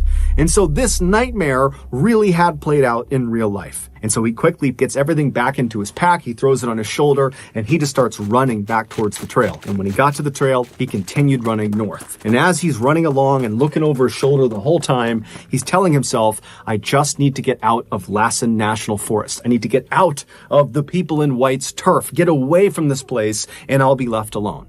And so that motivated him to spend the whole day moving as fast as he possibly could. And by that afternoon, he had finally escaped Lassen National Forest. He was out and he was in one of these smaller towns that kind of butted up alongside this forest. And so that night, he camped out right near this town. He wanted to be as close to civilization as possible to ensure his safety. And so as he's laying in his tent that night, he began thinking about what had happened over the past couple of days. At this point, he was nearly certain that the people in white that he had seen on that boulder, they had to be behind these nighttime encounters. They just had to be. And so he's thinking to himself, okay, well, the first encounter I had with them, when they stole his food, yeah, that's creepy, but it makes sense. They followed him, they went to his campsite, they stole his food. Okay, fine. That makes sense to him. But the second encounter, the one that had happened the night before, that didn't make any sense. Assuming it was, again, the people in white responsible, that meant they had been following Matt the whole time, and he had not seen them somehow, even though over the last couple of days, he had been looking over his shoulder constantly, looking for those people, but he didn't see them, and they still managed to follow him all the way over several days to this other unmarked campsite, hundreds of feet off the main trail. So how did they do that? And then two, once they were at his campsite and he's laying there listening to them, walking around the campsite, whispering to each other, what were they doing? And then how did the footsteps and whispering just stop immediately and he didn't even hear the sound of them retreating into the woods? How did they do that? And so Matt would go over this until finally he would fall asleep. And then the next morning when he got up, it was the first thing he was thinking about. The people in white. What were they doing and why and where were they? And so as Matt packed up his campsite that morning, it did cross his mind, that maybe he should just stop the hike right now and call his family, have them come pick him up and get out of here. But this hike, this huge hike he had planned, was really important to him, and he was only about 100 miles away from the finish line, which meant he had already hiked over 1,600 miles, and he just didn't want to quit. He wanted to finish what he started. And so he packed up his stuff, he threw it over his shoulder, and he continued on. And so that day, Matt would leave that little town, and he would make his way up into another very dense forest called the Mount Shasta Forest. Mount Shasta was a lot like the Lassen Forest, except Mount Shasta has a very disturbing backstory. Specifically, lots and lots of people go missing inside of Mount Shasta, and often they go missing under baffling circumstances. The most frightening of these missing persons reports are when someone comes back, the survivor of the event, and they will say, they saw their hiking companion. They clearly saw them. And then they turned their back on them just for a few moments, few minutes, whatever it was. And when they turned back around, the person they were with was now gone. No trace of them, nothing. They're just gone. And despite a massive search for them, they're never found again. There is a distressing number of missing people in Mount Shasta that sound just like that. It's totally terrifying. So with that in mind, Matt makes his way into the Mount Shasta forest, and even though it totally stressed him out to once again be walking on these dirt pathways where the trees are very tight on either side of you, they're very dense, and as he's walking, he's kind of looking in both directions, expecting to see somebody watching him.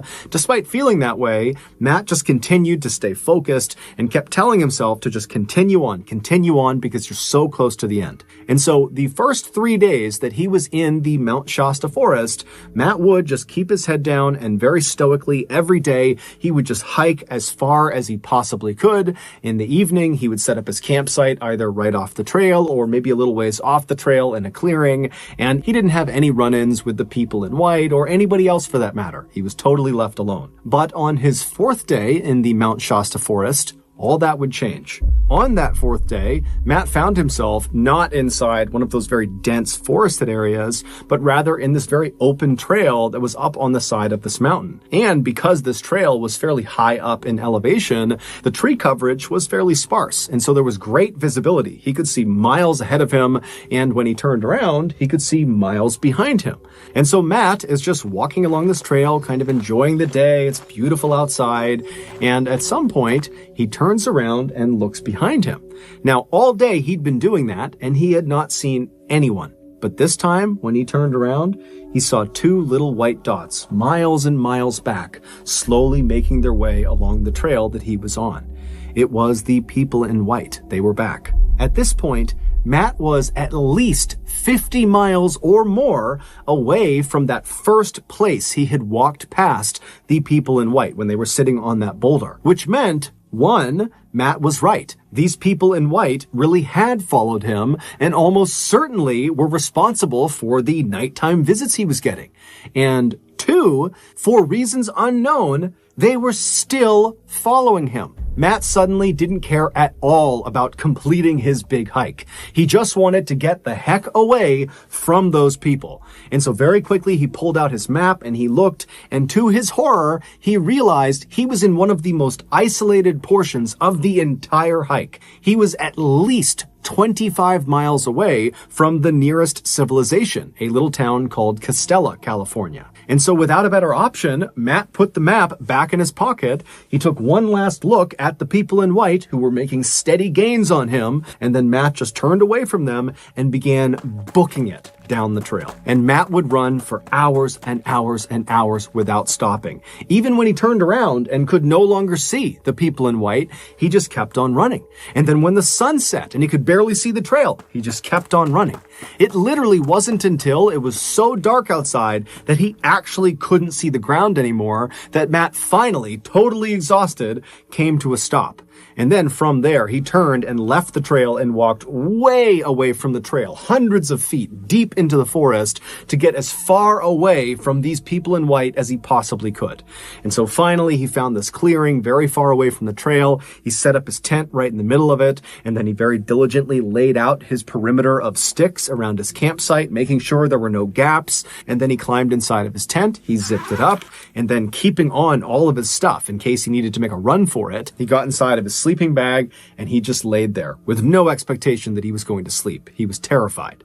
As he laid there, he thought to himself, okay, I have now run at least several miles ahead of them. I know that was them. I know I got some distance on them. There's no way they saw where I turned off the trail and where I've set up this campsite, so they can't possibly find me. And so Matt would lay in the tent for several hours just waiting to fall asleep. And then finally he would start to get tired because at this point it's totally quiet outside. He hasn't heard anything. And so he begins to doze off to sleep. And as he's getting more and more tired, he hears the sound of someone stepping on his perimeter of sticks. And as soon as he hears that stick break, he hears the all too familiar whispering pick up all around the forest. And then something new happens. Before Matt can even do anything, his tent lights up like a Christmas tree. Someone is shining a light on his tent. Someone has snuck up on his campsite in the middle of nowhere, hundreds and hundreds of feet off the trail, in the middle of the night. They've found him, and they're shining a light on him. And then the light clicks off, and it's silent. And at this point, Matt's fight or flight instinct kicks in, and he rips off his sleeping bag, he jumps outside and begins screaming nonsense and flailing around with the knife, trying to intimidate these people to get away from him. And then after he stops for a second, he hears a stick crunch right behind him. And he whips his head around to look at who is standing right behind him. And as he's turning out of his peripheral vision, he sees a dark figure running towards him.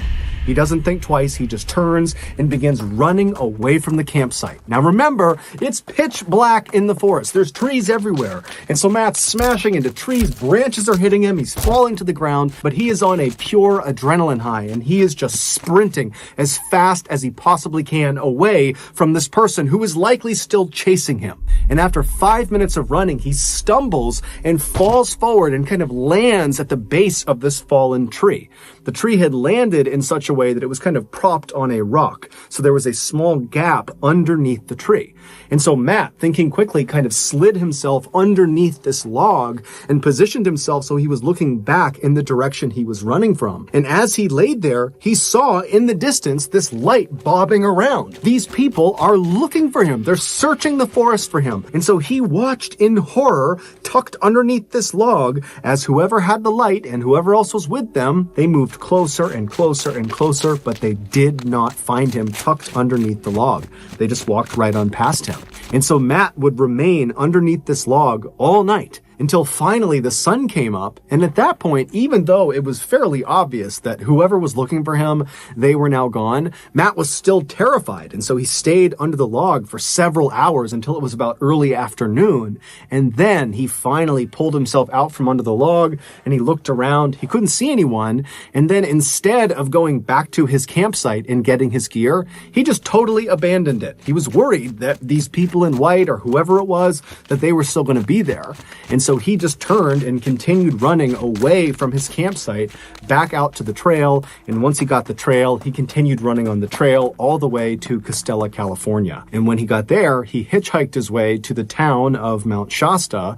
And there he would speak to police as well as the Forestry Service about what he had experienced. And so they would take all of his information down and they would put him up in a motel for the night. And then the next day, Matt would get in touch with his family and they would drive from Oregon to Mount Shasta.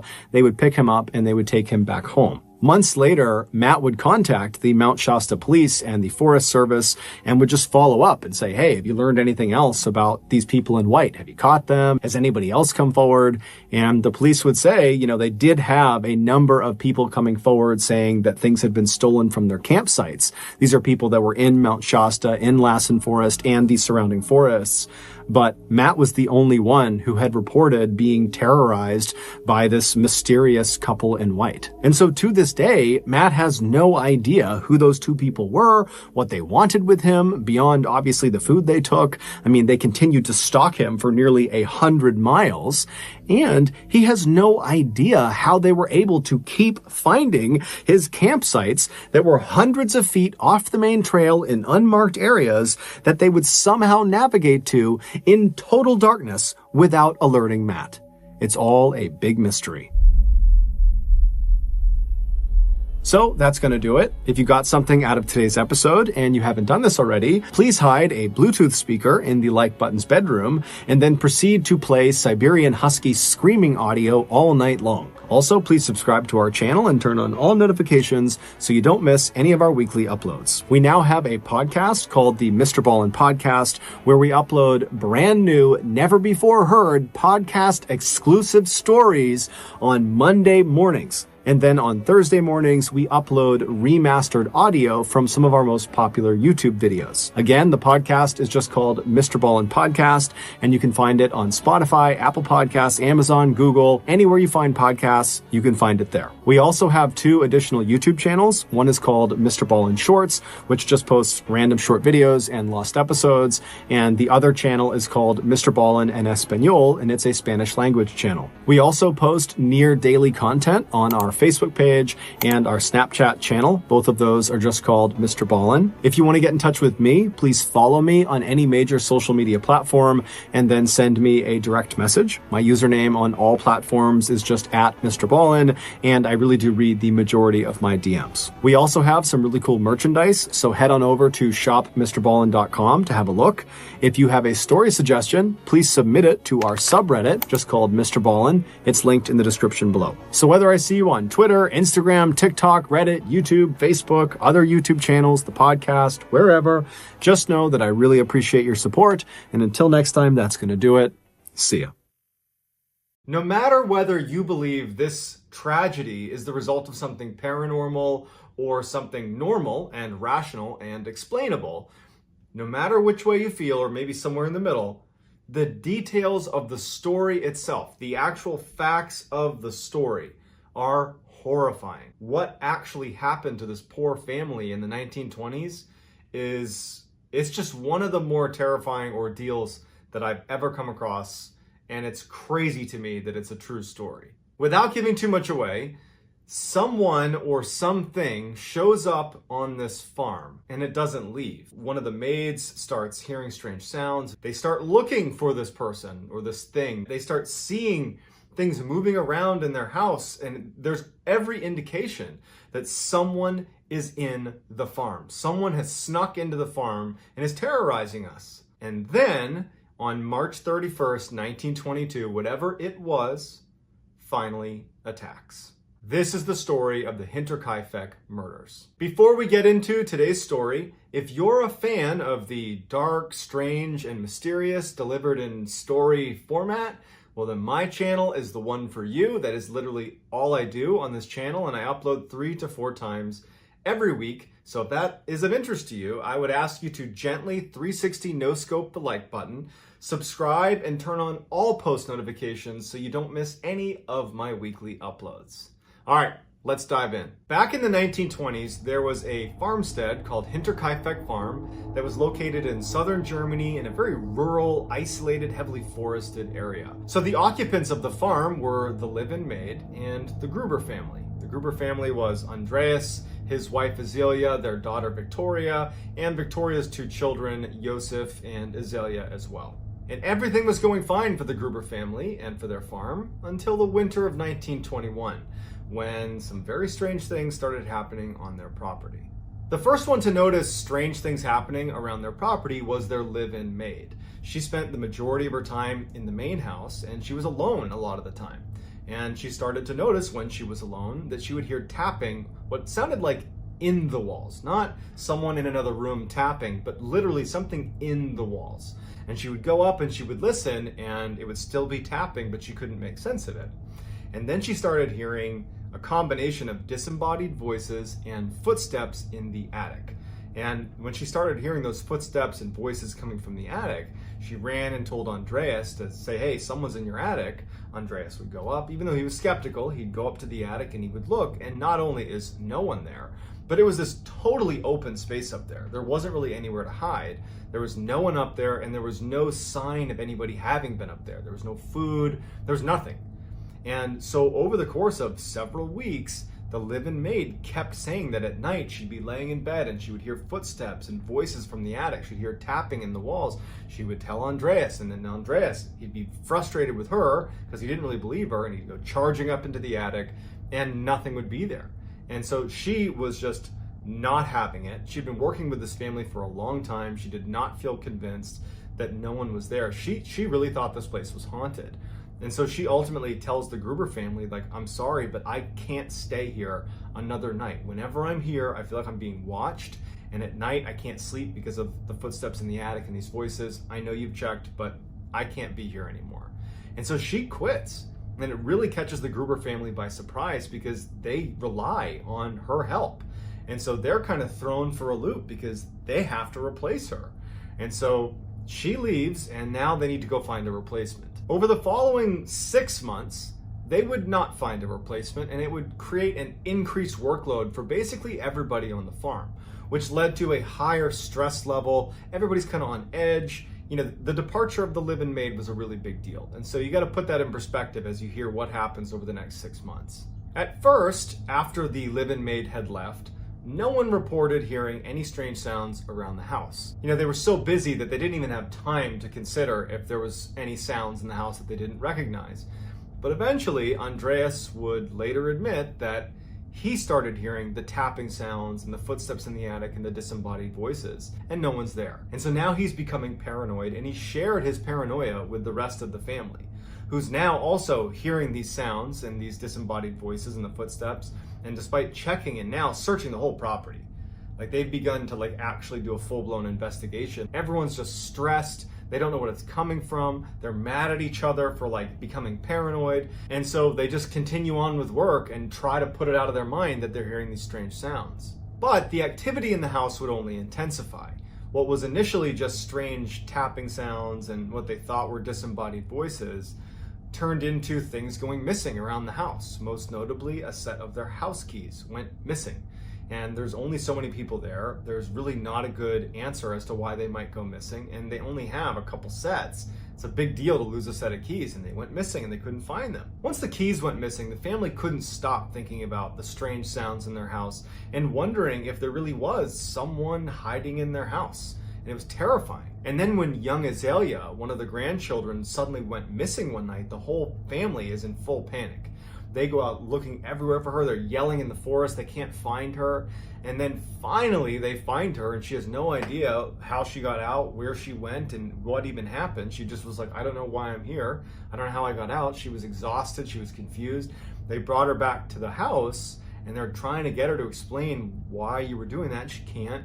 They go back inside, and sitting on the table is a newspaper that Andreas didn't subscribe to. No one in the family had brought. No one even in the area, it would turn out, subscribed to this particular kind of obscure newspaper, and it's just sitting in their house. A couple days after that, they noticed that someone had clearly tried to break into their tool shed, which had loads of tools in there, very expensive. There was a lock on the outside, and there was very deep gashes into the metal. It looked like someone had been, hacking away at the lock to try to break it open. But, they're living in a very isolated part of Germany where there isn't much ambient sound.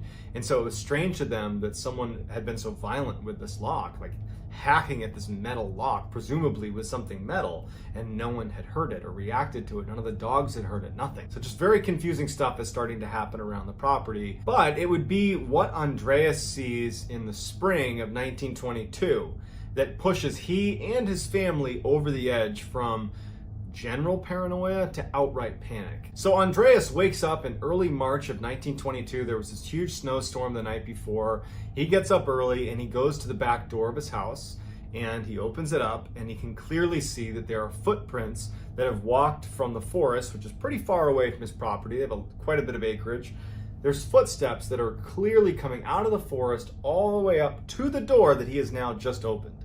And he's looking down at these footprints, and there's no return set of tracks.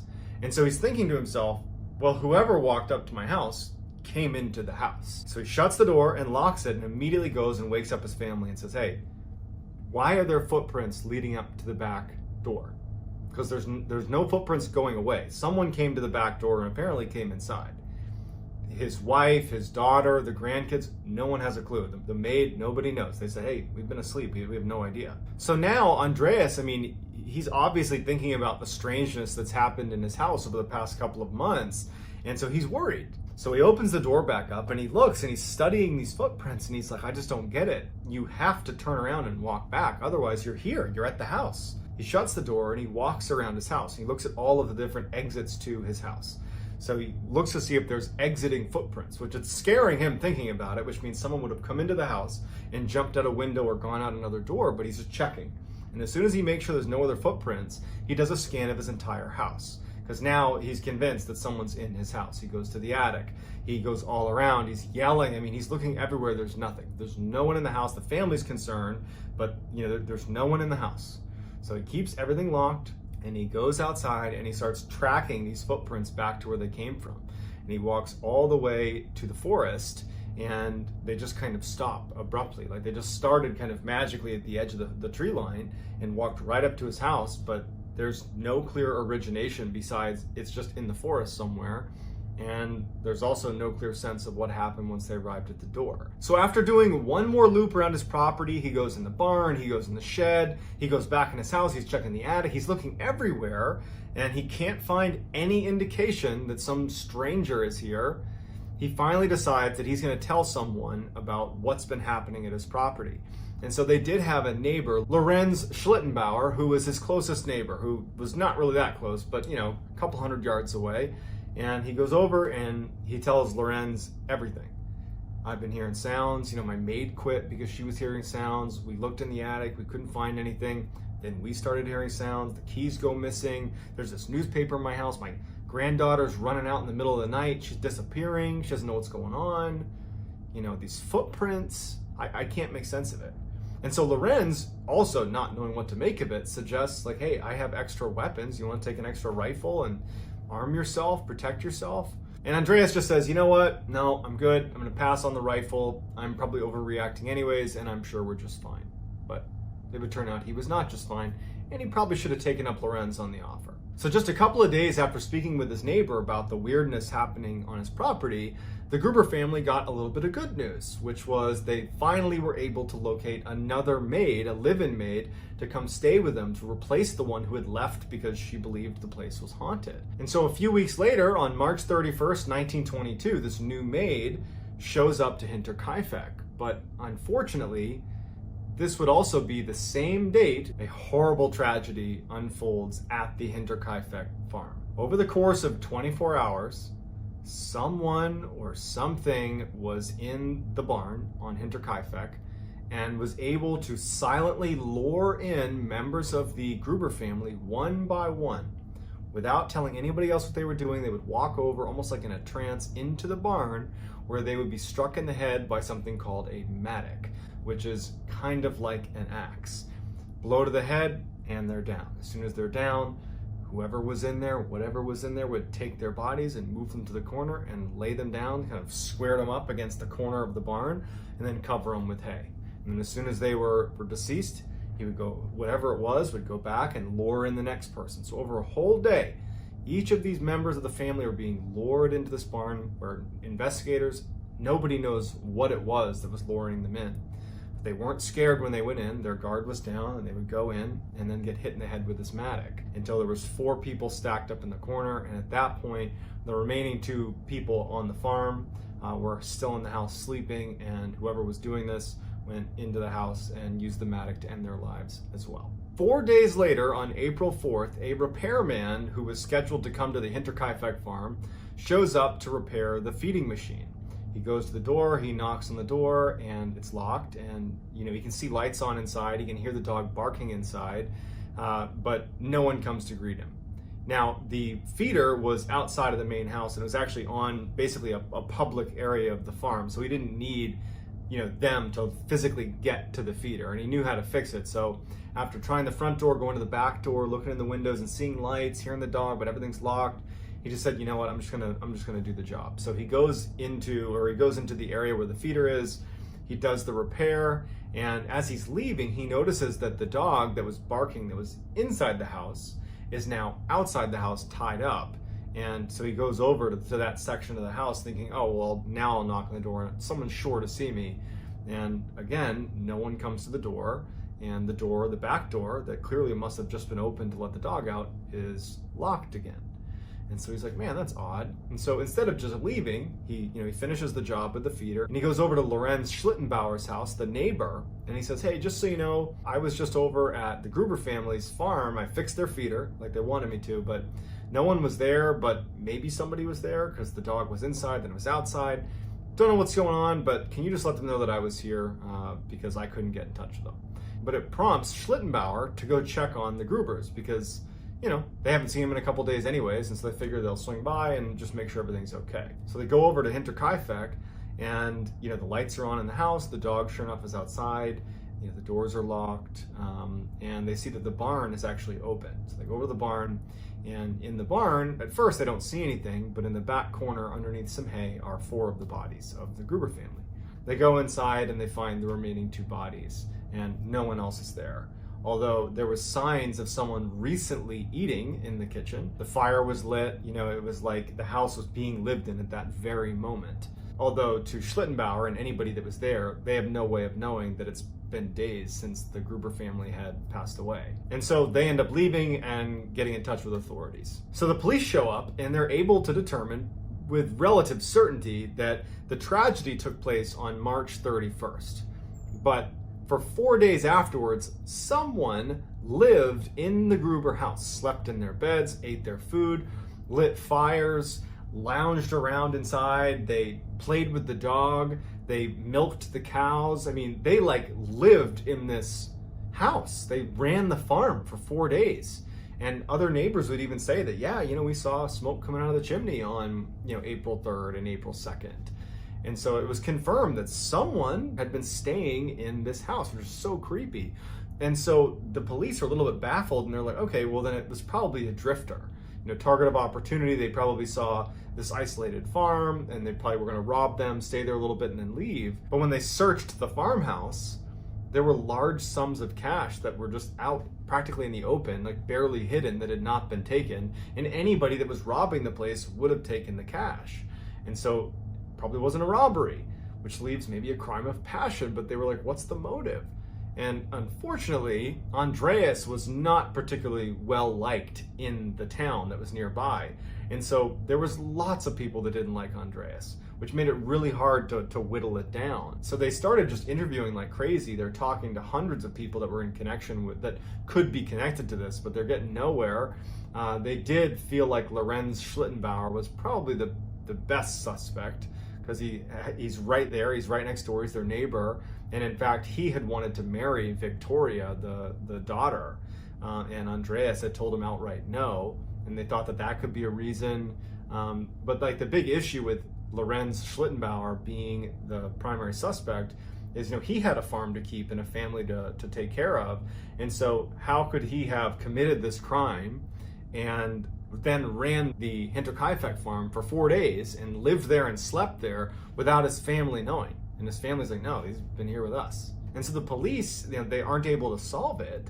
They don't really have any decent suspects. And so they kind of leave it with, well, whoever did this probably had been there for about 6 months, potentially, before they committed the crime, and then stayed there for a few days afterwards and then vanished. And to this day, they have not been caught. And they even reopened this case in 2007. But they found that, despite the number of suspects and despite the evidence available, it just wasn't enough to provide any sort of clarity on what actually happened. So it remains a huge mystery. So like any other high-profile unsolved mystery, there are literally hundreds of potential explanations for what could have happened. But what I'm most interested in is what you all think could have happened. I will do my best to look through your comments, and I'll respond to the ones that are the most interesting or the most plausible. So please, if you would, in the comment section, let me know what you think happened at Hinterkaifeck. And if you haven't already, please gently 360 no scope the like button, and then please also subscribe and turn on all notifications so you get more content just like this in the days to follow. That's gonna do it, guys. I hope this was interesting. If you want to get in touch with me, you can reach out to me on Instagram. My handle is JohnBallen416. And I'm also very active on TikTok. My handle is MrBallen there as well. And that's gonna do it, guys, and I will talk to you soon. Today, I'm going to tell you 2 stories. The first story is about this woman in China who goes on a hike into this beautiful forest, and it quickly spirals into a complete nightmare. And the second story is about this small village in Taiwan where this very strange event happens. And it spooks the villagers so badly that the Taiwanese government actually investigated. And what they discovered defies any logical explanation. But before we get into those stories, if you're a fan of the strange, dark, and mysterious delivered in story format, then you've come to the right place, because that's all we do, and we upload once a week. So if that's of interest to you, on the Like Button's birthday, offer to bring the cake. But when you sing them happy birthday, make sure you replace the candles with TNT. Also, please subscribe to our channel and turn on all notifications so you don't miss any of our weekly uploads. Okay, let's get into today's stories.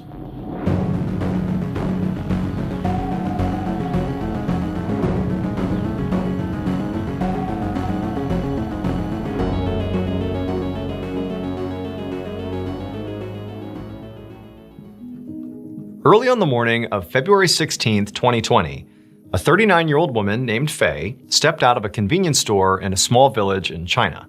She was wearing a bright red distinctive coat, and in her hands were a whole bunch of snacks that she had just purchased. So Faye had lived in this village her whole life. She was a very simple person, and she had a really specific daily schedule that she basically always adhered to. And it was, she would get up early, she would throw on her jacket, and she would head out to this convenience store, get some snacks, and then she would either go back home where she lived with her husband, or she would go to her parents' house or her sister's house to pay them a visit. And that was basically what she did every single day. And so this day had started exactly the same as every other day. And after she left the store and she began eating some snacks and, thinking about where she was going to go next, whether it was her house or a relative's house, she's walking down this road when suddenly she hears people calling out to her. And so she stops and she turns, and there are these 5 people that are clustered together standing at the top of this trailhead. So Faye's village was home to this beautiful hiking trail that started right where these people were standing. The trail went up this mountainside and up into this huge forest where there were all these ponds and waterfalls. I mean, it was strikingly beautiful.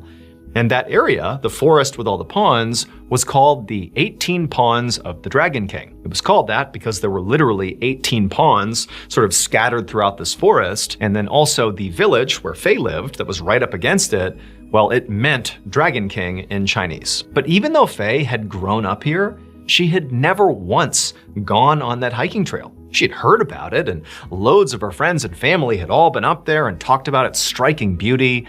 But Faye, she had always stayed away. But there was actually a pretty good reason for that. So Faye, when she was younger, she had this tumor. And in order to get rid of it, she had to take all this medication that was pretty physically harmful and left her with some pretty serious long-term effects.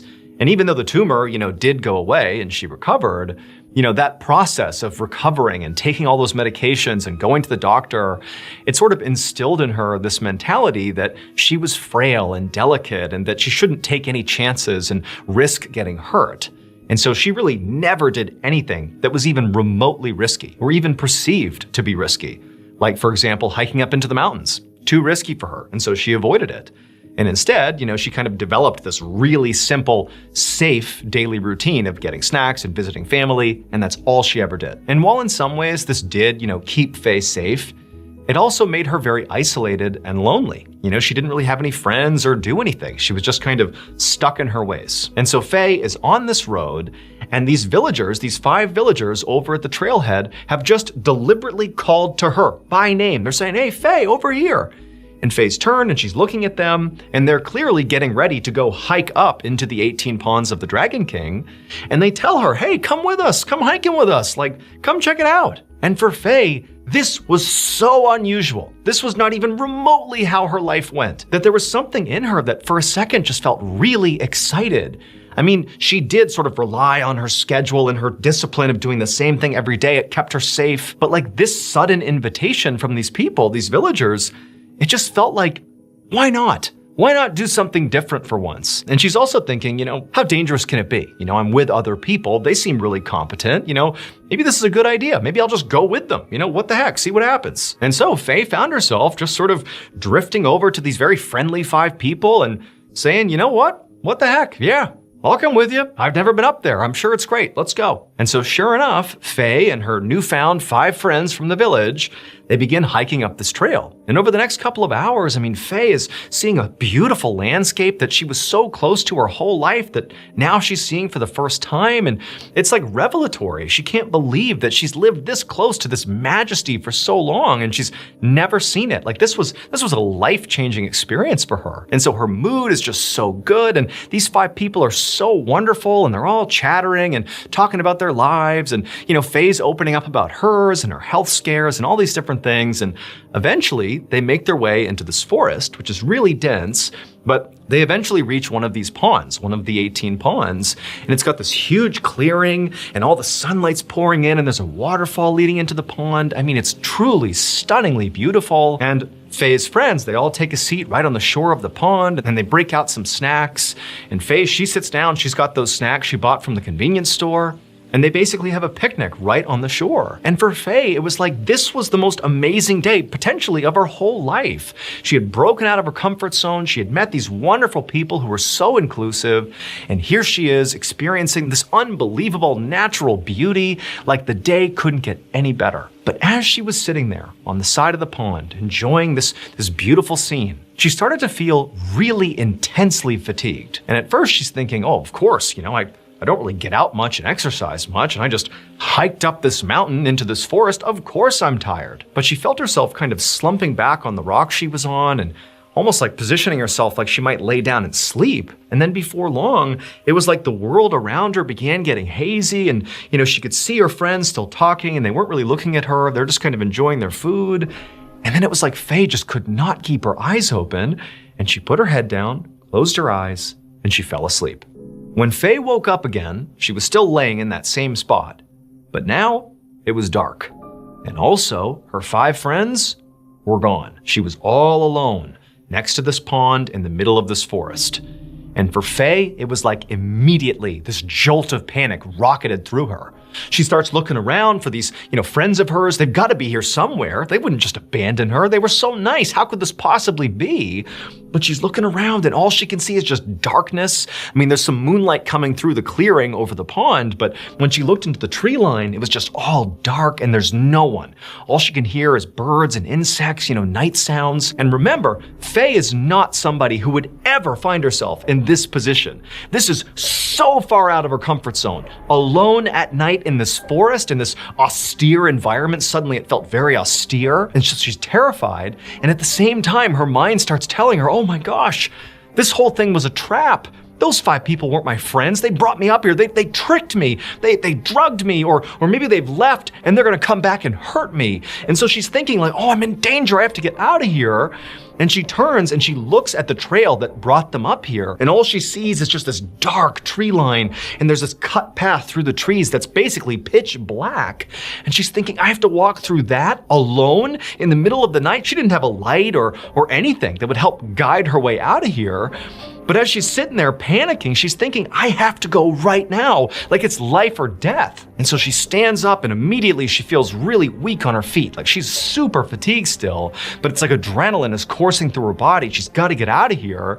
And she starts stumbling her way into the tree line where it's super dark. And she's trying to stay on this trail, but she keeps deviating because it's so dark. And she's bumping into trees and she keeps hearing noises all around her that she's convinced are these 5 people coming back to hurt her or animals or she doesn't know what. I mean, she is in full panic mode here, but just for hours or what felt like hours, she just stumbled through these trails, getting completely disoriented. And finally she comes to the stream and she just stops and she's sitting there and she realizes, the sun is starting to come up. So she kneels down and she scoops some water into her mouth. And right as the sun comes up across the mountainside, there's enough light that miraculously, she realizes she can actually see a path down the side of the mountain that she believes will bring her back to her village. Like she's gonna get out of here unscathed, presumably. And so she kind of catches her breath, she gets another sip from the stream, and then with the help of the sunlight, she navigated her way to this trail that she could see, and down the mountain she went. And as she was going down this mountain, she looked down towards her village, and she saw clearly there was a big group of people, presumably villagers, out looking for her, that were right down on the trail, sort of like the beginning of the trail. And Faye, she's waving and calling out to them, and a few of the people in the crowd, they're looking up at her, and maybe from the distance they couldn't really tell who she was or what she was doing, but there was some level of recognition, but she couldn't really tell what the reaction of the crowd was. But she had gotten their attention, and Faye's so excited, and down the hill she goes. Suddenly she feels totally rejuvenated because she's gonna be okay, and she gets closer to this big crowd of people, and she sees now it's friends, it's family, it's definitely her people. But the looks on their faces are not the looks that Faye is expecting. I mean, she did understand that, clearly I've been out here at least for several hours. They must have organized the search party. They've been worried about me, but here I am. Like, they gotta be relieved now, right? Like, they found me. But no, the looks on all these people's faces were of shock, were of horror, not really sure what to make of Faye coming down the mountainside toward them. And then, when Faye got close enough to the group that she could actually make out individual faces, Faye saw her sister in the crowd. And she waved to her sister and said, "Hey, I'm okay, it's okay, everything's fine, like, come on, everything's fine." And Faye's sister kind of broke ranks very hesitantly, and then she finally jogs up to Faye and the two embrace, and it's this really emotional moment. And Faye's sister says to Faye, "Where have you been?" And Faye kind of steps back from her and says, "Oh, yesterday or a few hours ago, I don't know, I kind of lost track of time, but I think it was yesterday. I saw these 5 people and, we kind of made our way into the mountains. I don't know, I shouldn't have done it, but I fell asleep and, here I am. I'm so sorry if I scared you, but I'm okay." But Faye's sister, it's like she was hearing what Faye was saying, but couldn't process it. And eventually her sister kind of stepped back and looked at Faye and just said, "That can't be true. You've been gone for 17 days. Faye didn't really have time to appreciate what she had just been told, nor did the group really have time to appreciate that Faye apparently has shown back up again. Because pretty much immediately, Faye was rushed to the hospital where doctors discovered she had lost 60 pounds. She was horribly malnourished and dehydrated. They didn't understand how she was still alive. And while Faye is being treated, she began to hear what had happened over the past 17 days she had been gone. They had security footage that showed when Faye went into the woods because she had on that bright red distinctive coat. They caught her walking into the forest. There she goes. So they knew she was up in the 7.5-mile stretch, which is this, 18 Ponds of the Dragon King. It's a distinctive 7.5-mile plot. They knew she had to be up there. And also because this was around the time of COVID, there were really strict checkpoints of all the other villages in the area. So anybody going in and out of these villages, they'd be documented. And they knew Faye had not gone into any of the surrounding villages. So she had to be in the 18 Ponds of the Dragon King, that 7.5-mile stretch. But despite launching a huge search party into that 7.5-mile stretch to go look for her, and also firing off fireworks left and right to try to get her attention, not only did nobody find any trace of Faye, but Faye would also say, "I never heard fireworks, I never heard or saw any searchers." From her perspective, it literally felt like she had just fallen asleep for a few hours and woken up, and here she was, not 17 days. But eventually, Faye would actually go into detail about the specifics of what she remembered about this ordeal.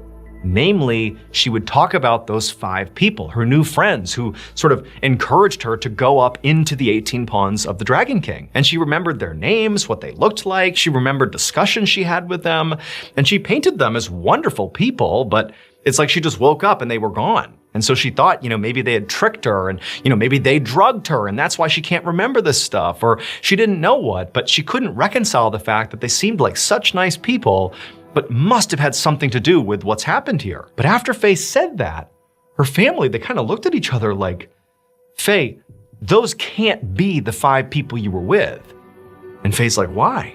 And they're like, "'Cause the 5 people you named and described, they've been dead for a long time." Now, Faye was incredulous, but when they reviewed the security footage that showed Faye clearly in her bright red distinctive coat walking up the trail into the 18 Ponds, there was nobody else with her. Those 5 people, they're not on camera. So the 18 Ponds of the Dragon King is not just a beautiful hiking destination. It's also believed to be haunted. Locals claim that when they look up at the mountainside that the trail passes through and then up to that forest as well, they can sometimes see these eerie blue lights moving around in the trees that nobody can explain. There's a story that, people that have died, their spirits sort of haunt this area looking for living people to switch places with. In fact, when Faye began coming down the mountainside and she looked and saw that huge crowd of people that she believed was basically, her search party out to look for her, well, in reality,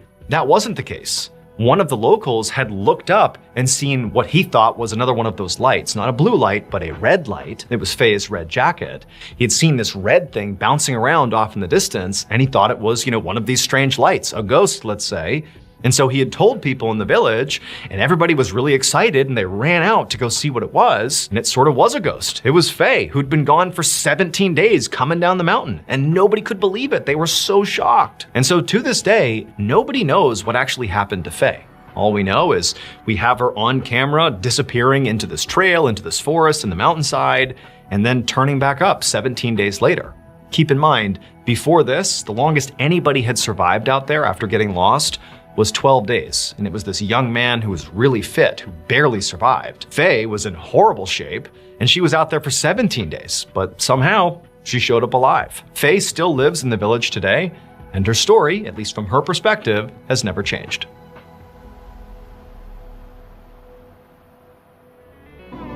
Thank you to BetterHelp for sponsoring this video and for allowing me to talk about therapy and how it helped get me to where I am today. When I got out of the military in 2017, that was arguably one of the hardest times in my entire life.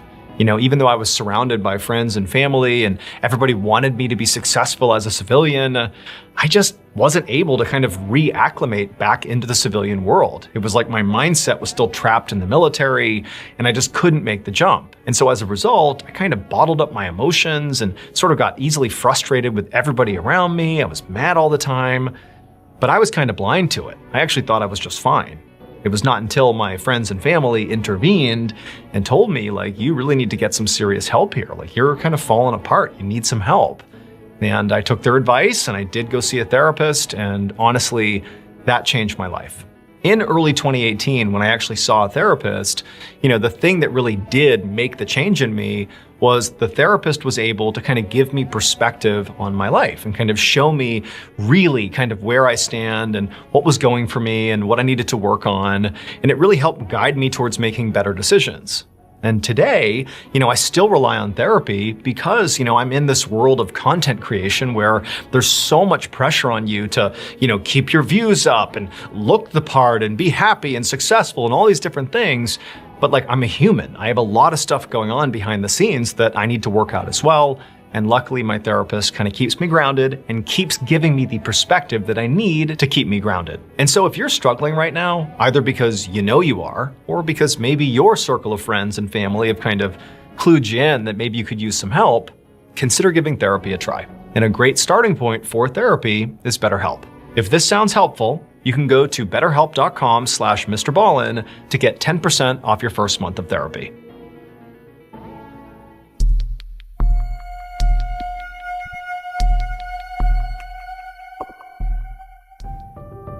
One morning in the spring of 1959, a middle-aged civil engineer named Wu Chiu biked through his rural town in Taiwan. He was on his way home from work, and normally he sort of enjoyed this bike ride home. He would take his time and look at the beautiful temple and all the marketplaces. But today, he was not looking at the scenery. He was in a huge rush because he had gotten word that his wife had become horribly sick. And so Wu is pedaling as fast as he possibly can, trying to get home to his wife to help her and take care of her. But as he got to his neighborhood, he started to realize that he was really gassed. Like, literally pedaling to his house was just unbelievably exhausting. Now, he was sort of sprinting, but at the same time, Wu was a pretty athletic guy. And so this type of a ride was something that he should have been able to handle. But it just sort of seemed like there was a weight attached to him, like he was pulling an extra 100 pounds or something. But regardless, Wu pushed through the pain, knowing he had to get to his wife at all costs, and he turned the corner onto his street, and as he was making his final approach to his house, he saw one of his neighbors. And even though Wu was completely in a rush, he was also very polite. And so even though he's like, you know, sweating and hustling, he still took the time to turn and wave to his neighbor. And his neighbor, who clearly looked at Wu, made eye contact with him, saw it was Wu. Instead of waving back, they kind of scowled at Wu, like they were disgusted by him. They didn't wave back and they turned and just went the other way. And Wu's like, what was that about? What did I do? But again, Wu has to get home. So he sort of wrote that off and he's like, okay, keep on pedaling. He gets even closer to his house. And then it just so happens another neighbor comes outside. And again, Wu's politeness comes through and he's like sweating profusely. He's like, hey, how are you? And this neighbor as well looks at Wu with this look of total disdain on their face. Like there's something wrong with Wu.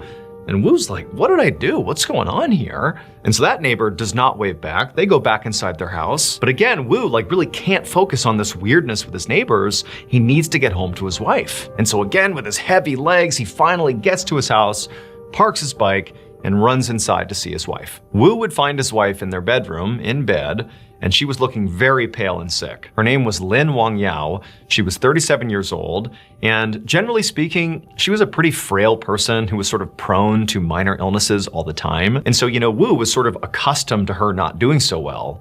But as soon as he saw his wife, he could tell that whatever was going on with her was serious. This was not one of her typical bouts of, minor illnesses. Something was wrong here. And so Woo immediately began to tend to his wife. He made her some soup and some tea, but, Lin barely could sip either of them. And Lin also, she had this fever that just kept getting worse and worse. And, Woo was hoping she would break the fever at some point. But, all night as Woo was up tending to her, her fever just kept getting worse. And so Woo, he really didn't know what to do. And this is 1959. They're in a rural village in Taiwan. And so it was difficult to get to a hospital. And so Woo really wanted to find a way to treat his wife at home. And he was just praying that, over the next 24 hours or so, she would show signs of getting better. But over the next couple of days, Lin did not get better.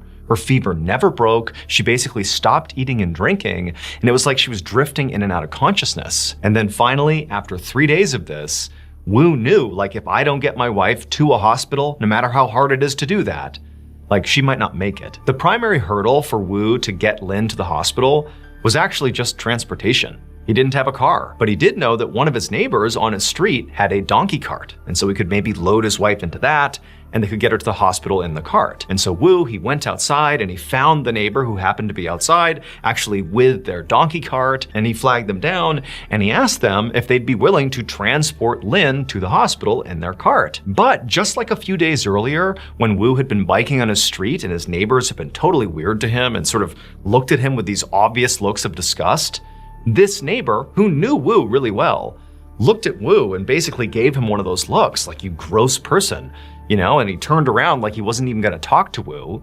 But then Woo, in desperation, just says, look, my wife, she's dying. She needs to get to the hospital. Please do it for her. And at that, this neighbor, clearly despite their misgivings, sort of turns back around and says, fine, we can use the cart and get her to the hospital. And so Woo and this neighbor, they go into Woo's house, they scoop up Lin, they put her on the cart, and it takes several hours, but they do eventually get her to the hospital. And by the time they're there, Lin is basically unconscious.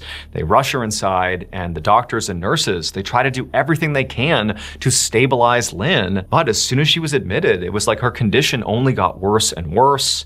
And that night, she slipped into a coma, and then she died. Woo was devastated. He and the neighbor took Lin's body, put it back on the donkey cart, and brought it back to their town. And then Woo began setting up for a funeral service. So in Taiwan, it's customary during funerals to have the body of the loved one be brought into the house where it stays for 7 days before they're cremated. And so Woo, after getting Lin's body back home, he put her into a coffin, set her up in the living room, and then over the next several days, Woo was at home next to his dead wife as friends and family, and even the neighbors who, clearly had some issue with Woo, they all came in to pay their respects. And while this was happening, Woo, who was already devastated at the loss of his wife, as he would listen to people come in and pray over the body and sort of talk to the body as if she was still alive and talk about how wonderful she was, it really hit Woo hard because it was like he was suddenly realizing how different his life was going to be without his wife. Lin was a very simple woman. She was illiterate, she really didn't travel, and she was very introverted and quiet, but she was a wonderful wife. She took care of Woo. She cared about him deeply. She was a wonderful cook. And just generally, she made people around her feel safe and happy. And so, Woo, it's like he just found himself over and over having these fits of just crying. Like he can't believe that Lin is now gone. But on the third day after Lin had passed away, so now we're about halfway through this funeral service, which takes about a week, Woo was in his living room dealing with this overwhelming sadness about losing his wife, and there's this procession of people coming in and out of the house. And as Woo was sitting there, there was sort of a cadence and a rhythm to how the days were going. But at some point, it was like everybody in the room just suddenly went completely silent, And then people began to gasp. And Wu, he was sort of head down, dealing with his sadness, and he sort of noticed the change in the room, and he heard people gasping, and he looked up, and he noticed a few of the mourners. They weren't just gasping, they were open-mouthed and horrified, and they were looking at the casket.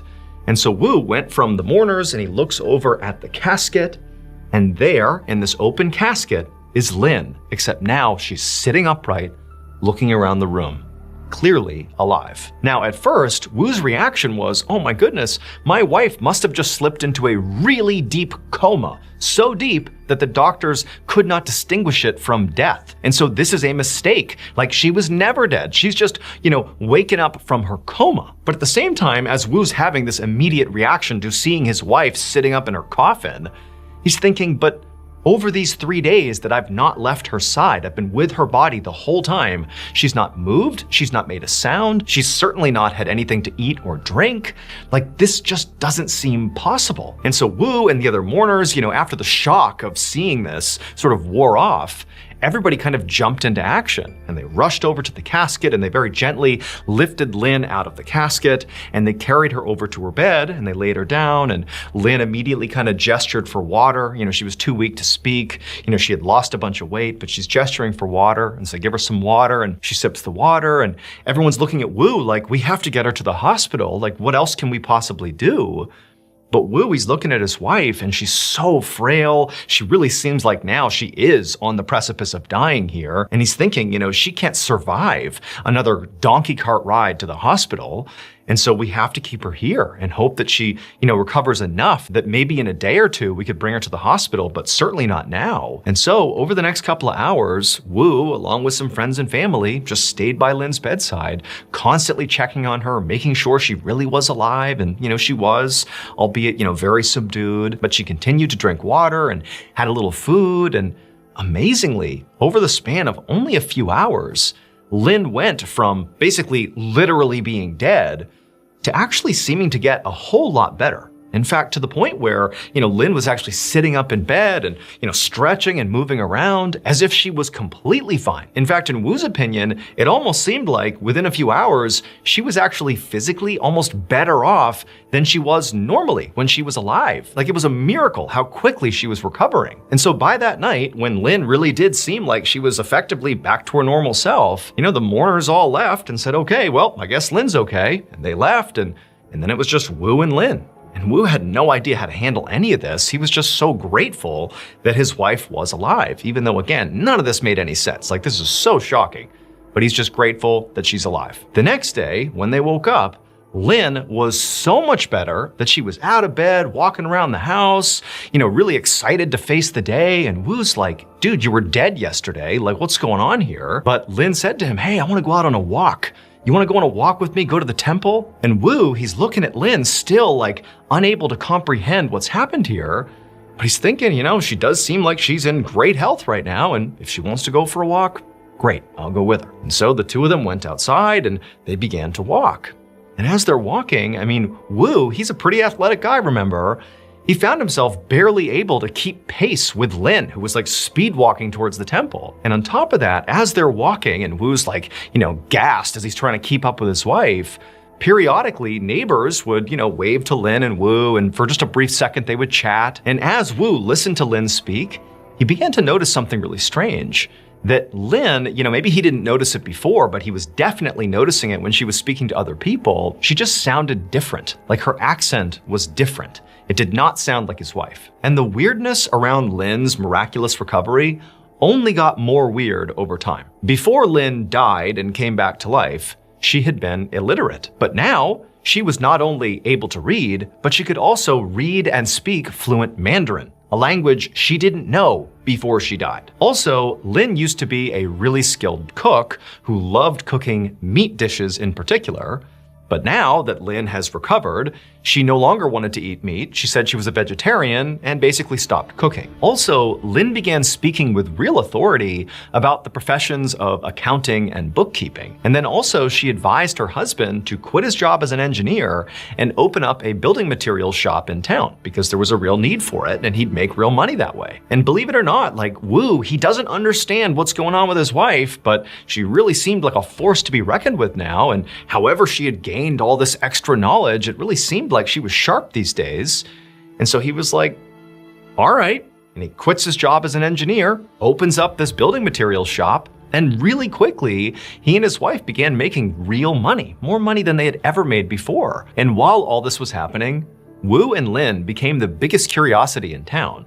I mean, the story of how Lynn had miraculously come back to life with all these bizarre personality changes, not only was that spreading all around town, but it eventually spread all across the country. It was like everybody was talking about Lynn. In fact, this story spread so far that it eventually reached the Taiwanese government. And when they heard about it, they were so intrigued, they decided they would investigate. And so on March 17th, 1962, the Taiwanese government sent for Lynn. And Lynn was very happy to go. She was ready to tell her story and answer any questions they had. This was all just kind of exciting. The idea that the government wanted to know how she had made this unbelievable recovery. And so the government, they scoop her up and they bring her to this army hospital and they tell her she's going to be meeting with the chief physician there. And so the chief physician, he's inside of the room. He's waiting for Lynn. He's never met her before. He's only been told roughly what the story is. There's this woman who's acting really funny after coming back from the dead. And okay, fine, I'm going to talk to her and see what's going on. And so Lynn, she walks in the room and the chief physician, he looks at her. She's an ordinary looking woman and she walks over to him. And before he can even begin a line of questioning, Lynn looks at him like with a double take, like there's a moment of recognition. And she says to the chief physician, "Uncle?" And the chief physician is like, "Why are you calling me uncle?" And then Lynn would go on to explain why she had just called him uncle. And the chief physician was so shocked by her story that he left the room and he called for his wife. And then when his wife came to the hospital, he didn't tell her what was going on. He just said, "Come with me." She walks into the room with the chief physician, he and his wife, and Lynn, who's never met this woman, and the woman has never met Lynn, they see each other for the first time, and Lynn looks at her and just goes, "Auntie." And it was at this point that Lynn revealed to the chief physician and his wife that Lynn really was not her name. That's what people called her, but that wasn't who she was. Her real name was Zhu Shuhua, and the chief physician and his wife literally couldn't believe it because they had not given any information about their personal lives to Lynn. They've only listened to her story, and she's just offered up what she claims her name is. She's called them uncle and auntie, and wouldn't you know it, the chief physician and his wife, they did have a niece whose name was Zhu Shuhua, and a year earlier, she, their niece, had gone missing. She'd gone missing during the Chinese Civil War, and she had been presumed dead, but nobody had ever found her body. According to Lynn, Zhu did die during that war. She was robbed and murdered by a group of fishermen.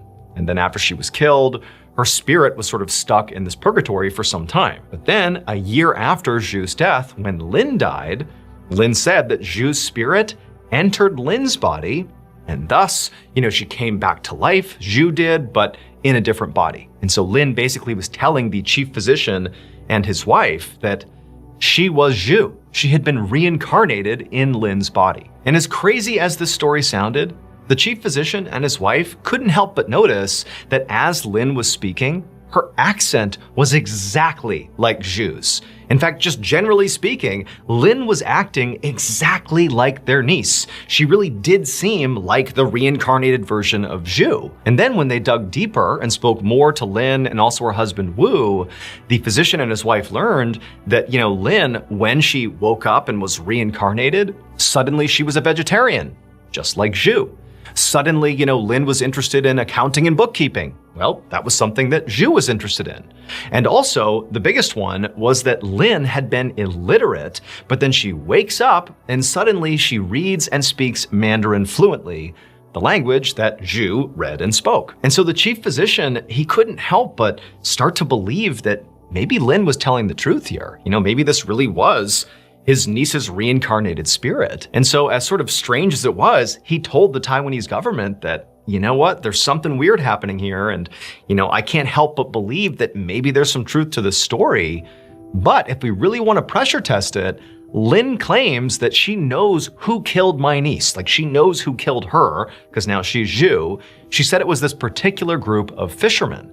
And actually, Lynn had given the names of these fishermen that apparently robbed and killed Zhu. And so the chief physician told the government, why don't we investigate my niece's disappearance as a murder and go talk to those fishermen and see if that holds up. And so that's what the government did. They tracked these fishermen down, but unfortunately, only one of them was still alive. But they interviewed this guy, and Lynn would actually say that particular fisherman, he was not one of the aggressors. He was actually the only fisherman in the group who tried to save Zhu, even though obviously she did get killed, but that fisherman had tried to stop what was happening to her. And when the government talked to him, he would say that, yes, unfortunately, she was killed, and I did try to stop it, but I just couldn't. Keep in mind, this fisherman had not been given any information. This is entirely like a brand new investigation. He has no idea what they know.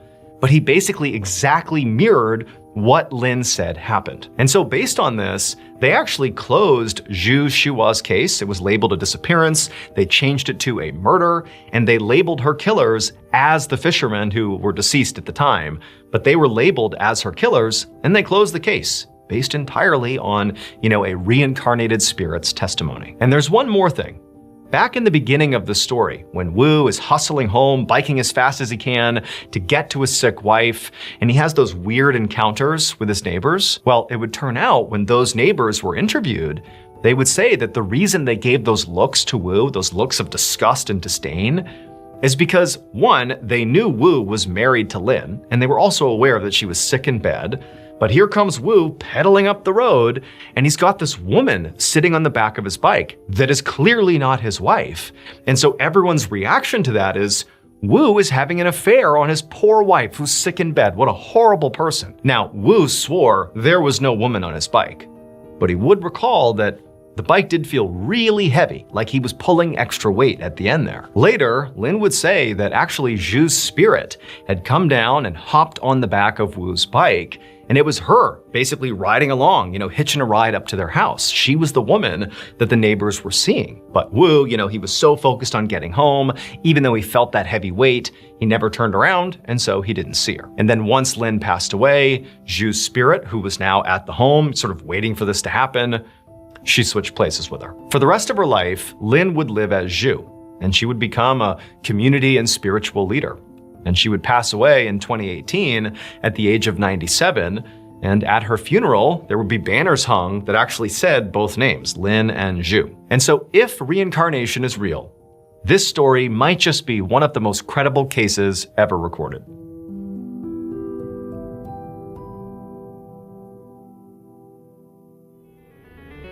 Thank you so much for watching. Let me know what you thought of today's episode in the comments. And remember, we have hundreds of videos for you to binge right now. But if you're looking for a recommendation from me of that one video that's worth your time, well, it's this one right here. So give it a watch. All right, until next time, see ya.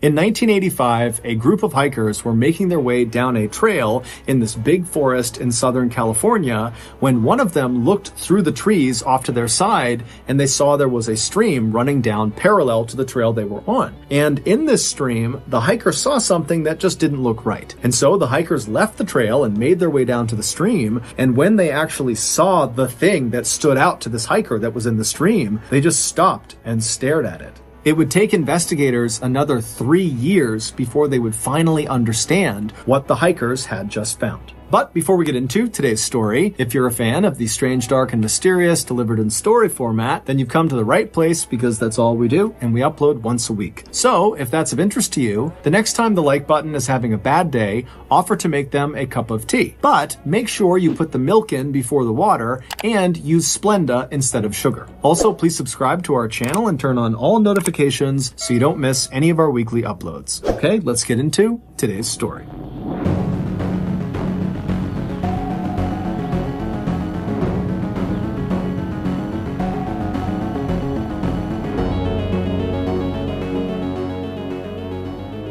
In 1985, 17-year-old Michelle Avila, who just went by the nickname Missy, was a high school junior living in the working-class town of Arleta, California, which is located just north of Los Angeles, California. Despite Missy being very physically small, she was under 5 feet tall and barely weighed 95 pounds, she had a big presence about her, and it made her very popular at her school. Not only was she incredibly beautiful, with boys and girls falling over themselves to try to win her affection, but also Missy was just very kind and gentle and didn't seem to take herself very seriously. But life for Missy was not all perfect. A year earlier, during her sophomore year, a nasty rumor had been spread around Missy's high school that Missy had apparently been sleeping with all of these boys who were in established relationships with girls in the school, and even though this rumor was a total lie, by the time the rumor reached the girlfriends of these boys that Missy had apparently slept with,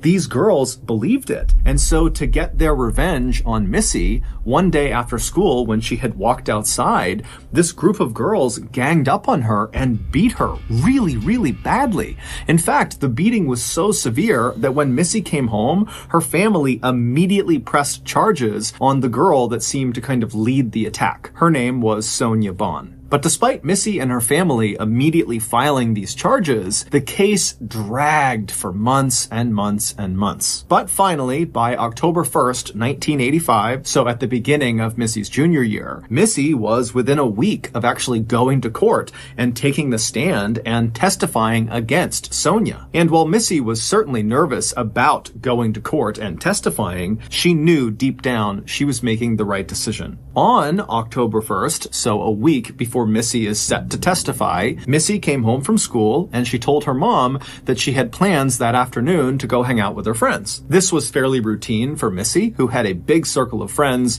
and so her mother, Irene, told her that was totally fine, but you gotta be home by 6 p.m. Missy agreed, and then just a couple of minutes later, a 17-year-old girl named Laura Doyle, who was very close with Missy, she pulled up outside of Missy's house and she honked the horn. And so Missy heard her, she said goodbye to her mom and to her brother, and then she left the house, ran to Laura's car, hopped inside, and the two girls drove off. A few hours later, at 6 p.m., Missy had still not come home yet. However, her mother, Irene, was not that surprised. Missy was not really a troublemaker, but she really liked staying out with her friends, and so it wasn't that uncommon for her to stay out past curfew and then come home and ask for forgiveness, or she would stay out past curfew and then she would call her mother and ask for more time. And shortly after 6 p.m., the phone rang inside of Missy's house. And so Irene, she hears the phone ringing and she's expecting it to be her daughter. And so she walks over, she picks the phone up and says, "Hello," but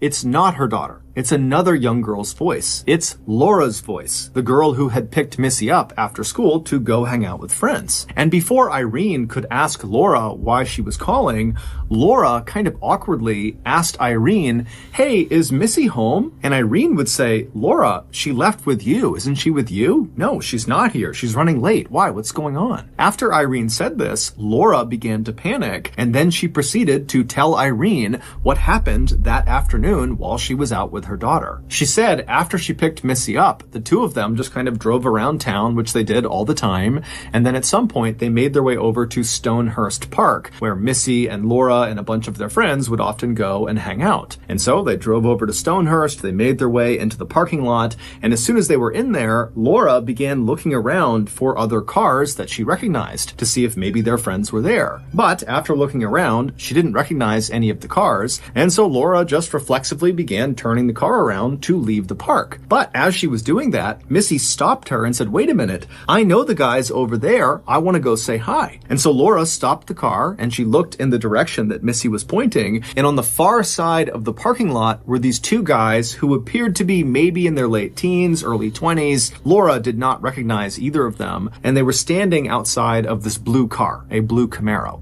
Now, Laura was accustomed to Missy just kind of knowing everybody in town because everybody loved Missy Missy, and Missy loved everyone. And so this type of situation was not totally uncommon. However, Laura was just not very excited at the prospect of going and hanging out with these two total strangers to her.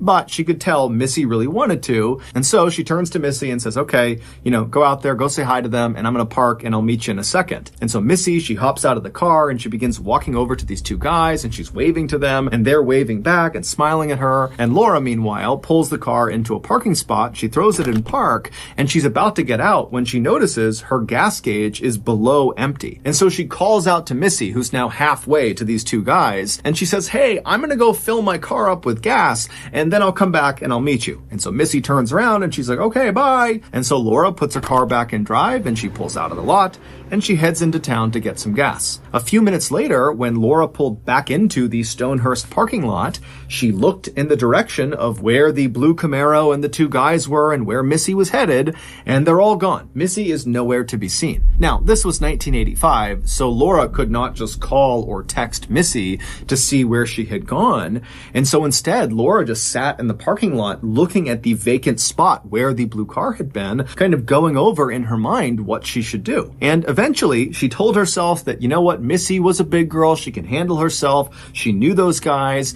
I'm sure everything is just fine, and those guys will drop her off at her house when she needs to go home. And so even though Laura is telling herself this, she would leave the Stonehurst parking lot and spend a while just kind of driving around town looking for Missy and looking for this blue Camaro and these two guys, and after finding none of them, she would head home. And then, right after 6 p.m., Laura picked up the phone and she called Missy's house because she knew Missy's curfew was 6 p.m. and so she should be home by now. But of course, when Missy's mother, Irene, picked up the phone, Laura would learn Missy had not come home. And so Irene and Laura are immediately really worried about Missy, but not to the point where either of them think they should involve the police. Instead, Laura and Irene would spend the next couple of hours after that 6 p.m. phone call calling everybody they could think of that might know where Missy was. And when that yielded no results, Laura and Irene actually met up that night and began going door to door to all of Missy's friends and acquaintances' houses,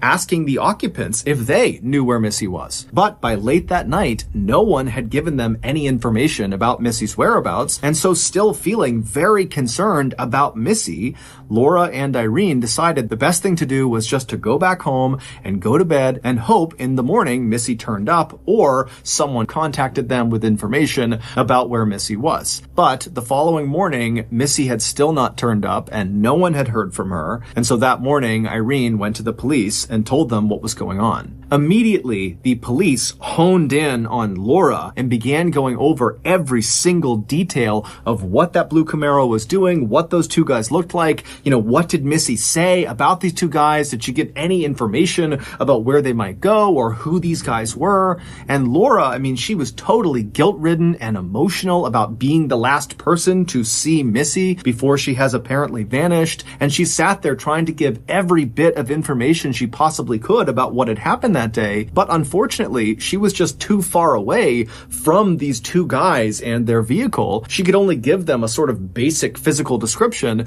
which Laura even admitted was not very accurate because it was really far away, and frankly, she wasn't looking that hard. And so after getting all the information they possibly could from both Laura and Irene, the police launched a very extensive search all over Arleta, California, and the surrounding areas. And while they were doing that, Irene and other members of Missy's family, along with Laura and other close friends of Missy's, began their own search. But after a couple of days, neither the professional search nor the amateur search had turned up any new information about Missy's whereabouts or the whereabouts of those two guys and their blue Camaro. But then, on October 4th, just 3 days after Missy went missing, Missy would be found.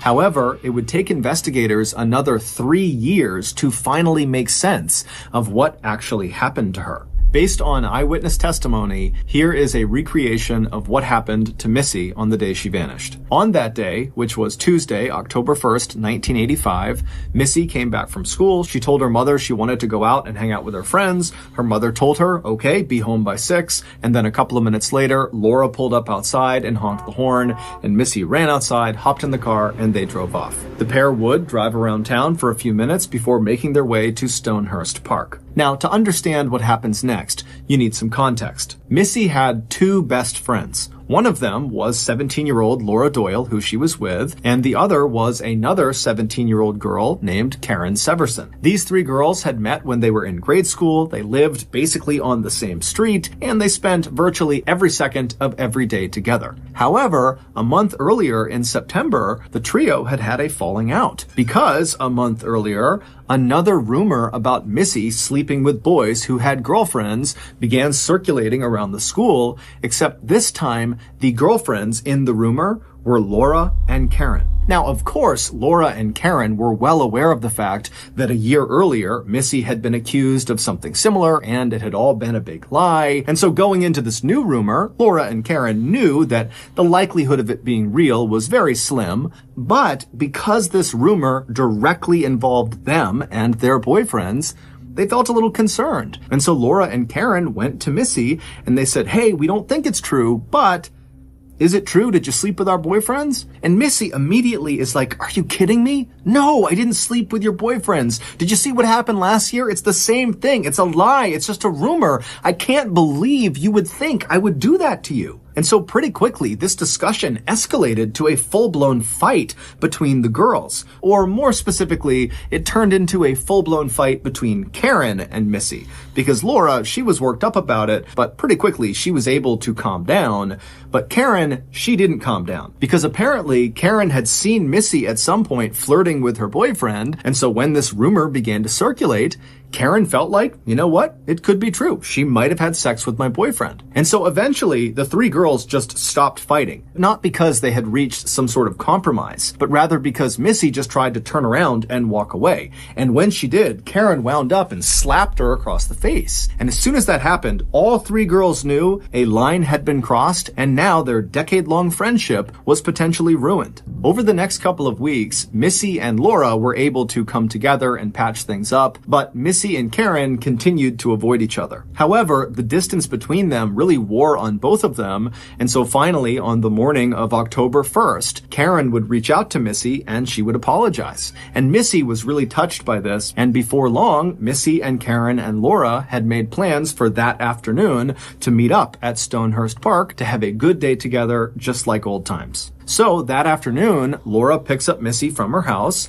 and the two of them drive around for a bit before heading over to Stonehurst Park, where they're planning to meet Karen. But when Laura pulls the car into the parking lot, they look around and Karen is not there. And the blue Camaro and those two guys standing around it on the far side of the parking lot, they weren't there either. Because Laura had made up the blue Camaro and those two guys. They never existed. That was all just a big cover-up for what happens next.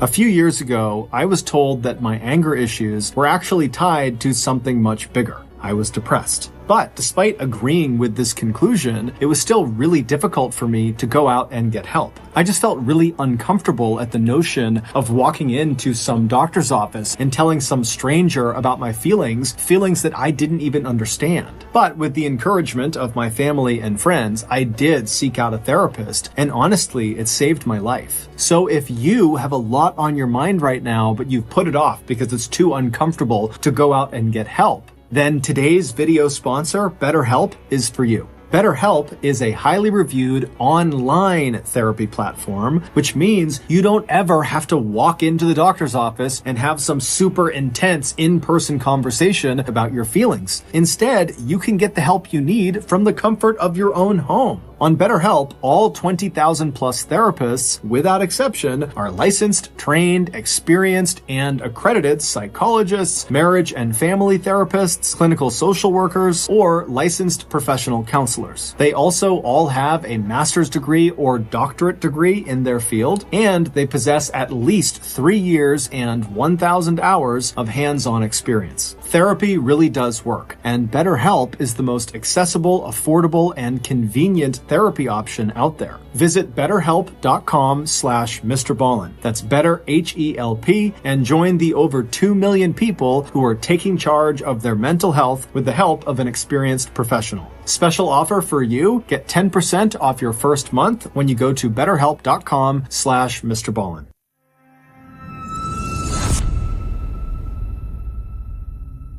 So Laura and Missy, they pull into the parking lot at Stonehurst, and they park in a spot and proceed to wait for Karen. And Karen would show up just a couple of minutes later. But when she showed up, all hell broke loose. Karen came flying into the parking lot and came to a screeching stop right up alongside Laura's car. Karen had parked her car so close to Laura's car that Laura literally couldn't open her door without striking Karen's car. And in Karen's car, in the passenger seat, which was closest to Laura's car, was a terrified-looking 17-year-old named Eva Cherambolo, who was friends with all three of the girls, and that day, Karen had apparently asked Eva to come over for dinner, but after picking Eva up, without giving her any explanation, she had flown over to Stonehurst and then came to this screeching stop right next to Laura's car. And so Eva is sitting in the passenger seat looking at Karen and looking over at Laura and Missy having no idea what's going on, and Karen begins yelling at Eva to roll her window down. And so Eva rolls her window down and Laura and Missy are looking over in absolute astonishment, and then once the window is down on Eva's side, Karen begins screaming across Eva out the window at the car that Laura and Missy are in. And so Laura and Missy exchange totally confused looks, and then Laura rolls her window down, and suddenly Laura and Missy can hear what Karen is yelling. And Karen is hurling the most vile and horrible insults at Laura, not at Missy. It takes Laura a second to realize what Karen is yelling about, but once she realizes that Karen is just ruthlessly insulting her, Laura just turns and begins hurling insults back at Karen. And so the whole time, Laura and Karen are just screaming at each other. Missy and Eva are just sitting in their respective passenger seats, having no clue what's going on. And just as quickly as Karen had arrived and begun screaming at Laura, Karen put her car back in drive and sped right out of the parking lot. And Laura, at this point, is totally incensed and enraged at Karen for some of the things she had said. And so Laura fired up her car, threw it in drive, and before Missy could tell her otherwise, Laura had sped out of the parking lot after Karen. And for the next 45 minutes, Karen and Laura drove like absolute maniacs north of the city up into the mountains, where the whole time they're driving, Karen is swerving side to side, and she's speeding along these desolate roads, and Laura would speed up and get right on her bumper, like she was experiencing this extreme case of road rage. Now, for the first few minutes of this, both Missy and Eva were desperately trying to get their drivers to calm down and just pull over. Whatever you're fighting about, it's not worth crashing and dying over. But little did Missy or Eva know, there was something much, much bigger going on between Laura and Karen. And so their requests to stop the cars fell on deaf ears. Finally, after this 45-minute white-knuckle insane drive along these mountain roads came to an end when the road they were on kind of funneled them into this dirt parking lot in the middle of this huge forest. And as soon as they reached this parking lot, Karen came to a stop, and Laura narrowly avoided smashing into her and came to a stop right next to her. And as soon as the two cars were stopped, both drivers hopped out and were immediately in each other's faces, shoving each other,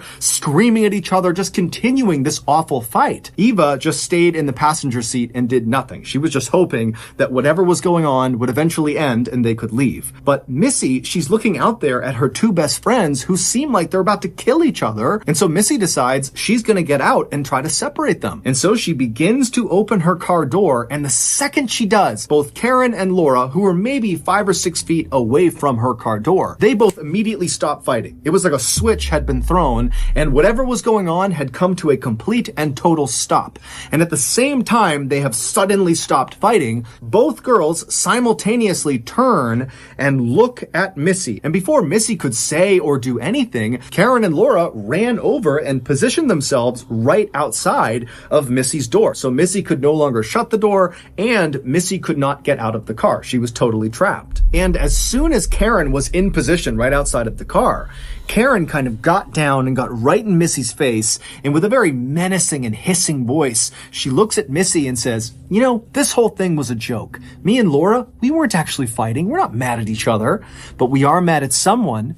We're mad at you." And then Karen and Laura would reach down and pull Missy out of the car, and they would slam her back up against the side of Laura's car. And then Laura and Karen pressed up against her and began screaming at Missy that she had slept with their boyfriends, and they knew it. And this whole time, Missy is trying to tell them, no, I didn't. I did not sleep with your boyfriends. I don't know what's going on. But at some point, Karen and Laura were screaming so loudly, and they were right on top of her, that Missy just kind of began to shut down, and she went quiet and kind of tucked herself into a ball. And as soon as this happened, Karen and Laura, they grabbed Missy and they began pushing her away from the car towards a trail that led into the forest. And Missy, she's 4'10", 95 pounds. She's tiny. And Karen was 5'2", over 200 pounds. And Laura was 5'6" inches tall and weighed 135 pounds. And so Missy knew she could not put up a fight. She had no chance against these two. And so Missy just kind of began shuffling her feet, walking towards this trail. And periodically, Karen and Laura would walk up and push her to walk towards this trail. And as this is happening, Eva, who had been sitting in the car the whole time, she finally got out and kind of walked up behind the group, but didn't participate. She just walked along behind them. And so after a couple of minutes, Karen and Laura had managed to push Missy all the way to the actual start of the trail, this narrow trail that left the parking lot. And at that point, Laura walked around Missy, so she was in front of her, and Karen stayed behind Missy. And the two girls ordered Missy to keep following them into the woods. And Missy did not put up a fight. She just put her head down and continued walking along the trail behind Laura, with Karen behind her, periodically pushing her. And then several steps behind Karen was Eva, who just continued to do nothing. After the girls had walked for a little while on this trail and were out of sight of the parking lot, Laura came to an abrupt stop and she turned around to face Missy. And by this point, Missy was genuinely terrified. She was crying, she had her head down, and she was just hoping that her captors were going to let her go. But once they stopped and Missy looked up at Laura, Laura wound up and decked Missy right in the face. And as soon as she hit Missy, Karen immediately jumped in. And before long, Missy was on the ground getting punched and kicked and stomped on by Laura and Karen. And again, Eva just stood there watching, doing nothing. Eventually, Laura and Karen would stop beating Missy. And at that point, Laura would pull out a knife. And she would reach down and she would grab Missy's hair and she began hacking it off. Missy was not a vain person,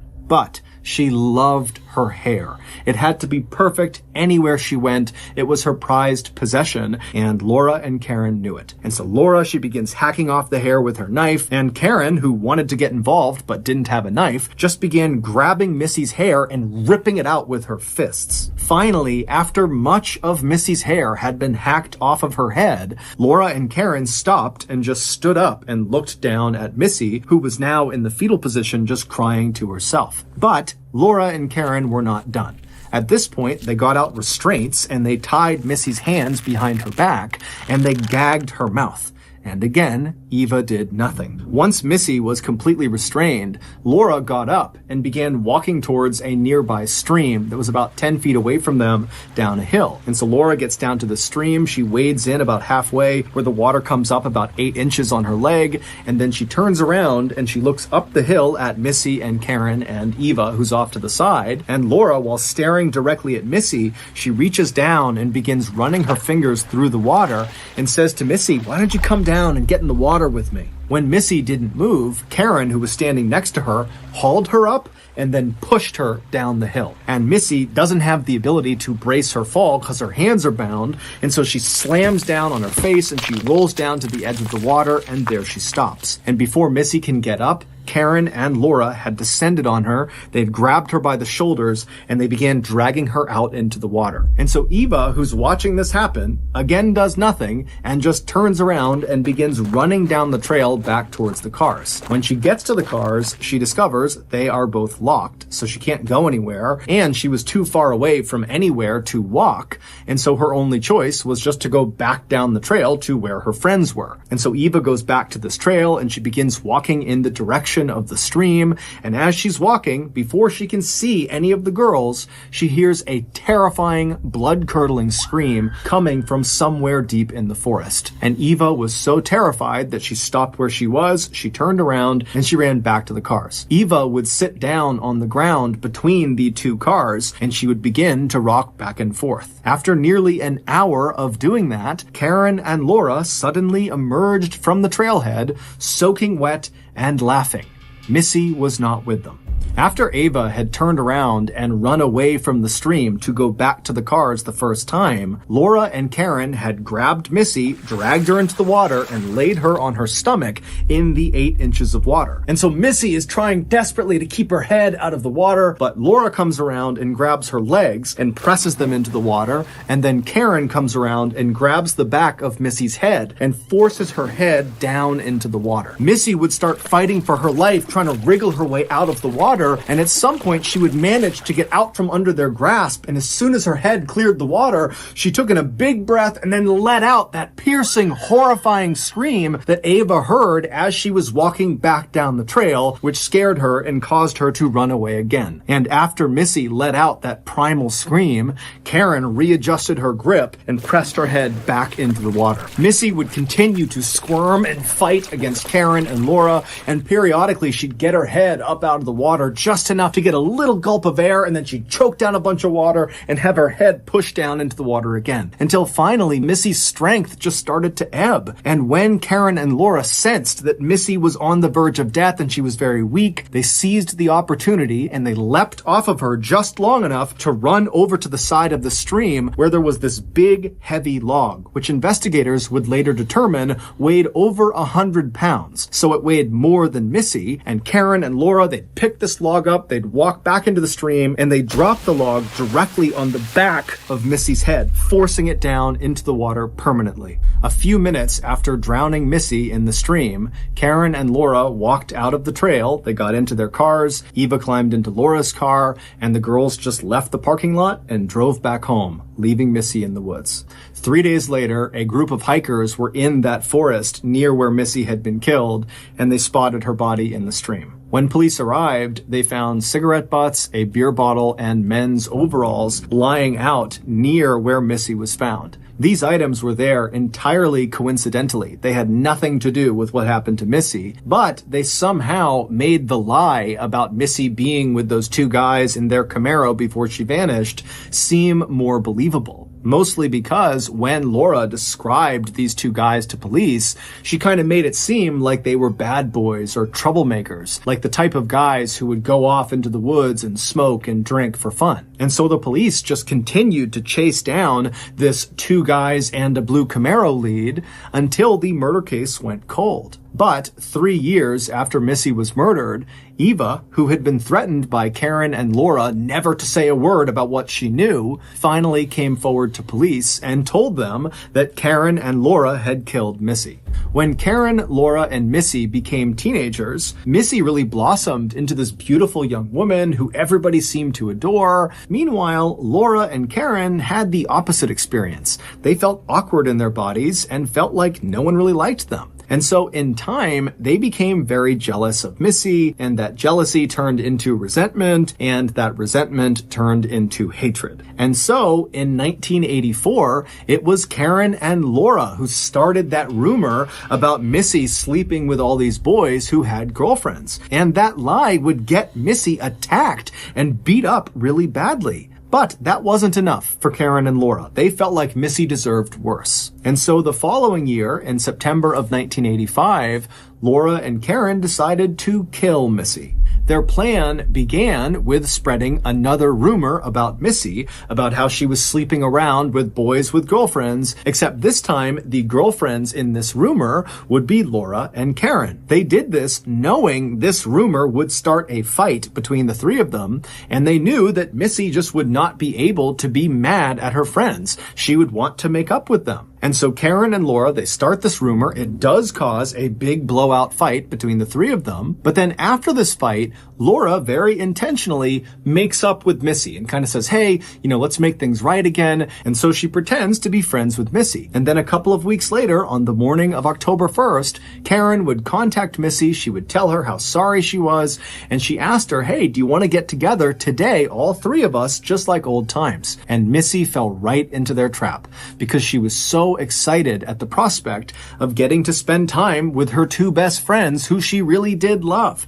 And so she quickly agreed to meet up with them. And so Laura and Missy, they arrive in the parking lot of Stonehurst Park, and then Karen comes flying in, and there's this huge fight, and there's this 45-minute drive up into the mountains where they reach this parking lot, and Karen and Laura are fighting with each other, and Missy has no idea what's going on, and then all of a sudden, the fighting stops. Because the fighting wasn't real. It was all rehearsed. Laura and Karen had done that in order to throw Missy off guard and to get her up into this forest up in the mountains where they could kill her. It's unclear why Laura and Karen brought Eva along, but most likely she was brought along as a decoy as well. After Missy's body was found and the police were on this mad hunt to find these two guys and the blue Camaro, Karen actually moved in to Missy's family's home. She told them she just wanted to offer support during this really difficult time, but in reality, she just wanted to keep close tabs on the investigation, and any chance she got, she wanted to make sure she threw police and Missy's family off of her and Laura's trail. And so for months, Karen slept in Missy's bed.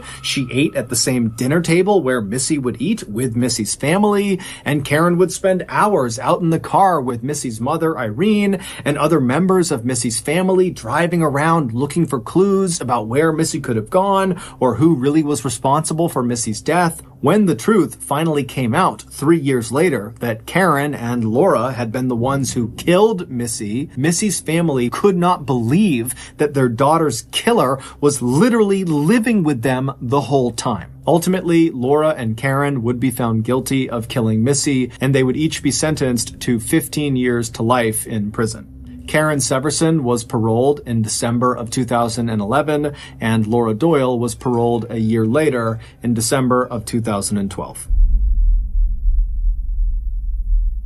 So that's going to do it. If you got something out of today's episode and you haven't done this already, the next time the like button is having a bad day, offer to make them a cup of tea. But put the milk in before the water and use Splenda instead of sugar. Also, please subscribe to our channel and turn on all notifications so you don't miss any of our weekly uploads. We now have a podcast called the Mr. Ballin' Podcast, and we upload twice a week, once on Monday and once on Thursday. Mondays are brand new podcast exclusives, and Thursdays are remasters of our best YouTube videos. It's called the Mr. Ballin' Podcast, and you can find it on YouTube, Spotify, Apple Podcasts, Amazon, Google, basically anywhere you find podcasts, you can find this one. We now have a registered 501c3 charitable organization called the Mr. Ballin Foundation that makes it as easy as possible for you to join me, my family, and my team in supporting those whose lives have been most impacted by violent and heinous crimes. Monthly donors to the Mr. Ballin Foundation Honor Them Society will receive free gifts and exclusive invites to special live events. But the real reward is helping to create a new ending to the story for victims of violent crime. Go to MrBallen.Foundation and click on Get Involved to join the Honor Them Society today. We also have 2 additional YouTube channels. One is called Mr. Ballin Shorts. The other is called Mr. Ballin en Espanol. We also put out near daily content on Facebook and Snapchat. Both of those channels are just called Mr. Ballin. If you want to get in touch with me, please follow me on any major social media platform and then send me a direct message. I really do read the majority of my DMs. We also have some really cool merchandise, so head on over to shopmrballin.com to have a look. And if you have a story suggestion, please submit it to our subreddit, just called Mr. Ballin. It's linked in the description below. So whether I see you on Instagram, Twitter, TikTok, Reddit, YouTube, Facebook, other YouTube channels, the podcast, wherever, just know that I really appreciate your support. And until next time, that's going to do it. See ya.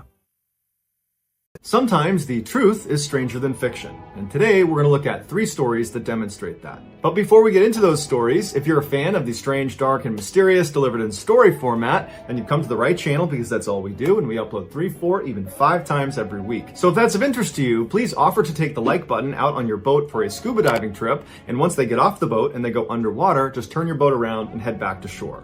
Also, please subscribe to our channel and turn on all notifications so you don't miss any of our weekly uploads. All right, let's get into today's stories.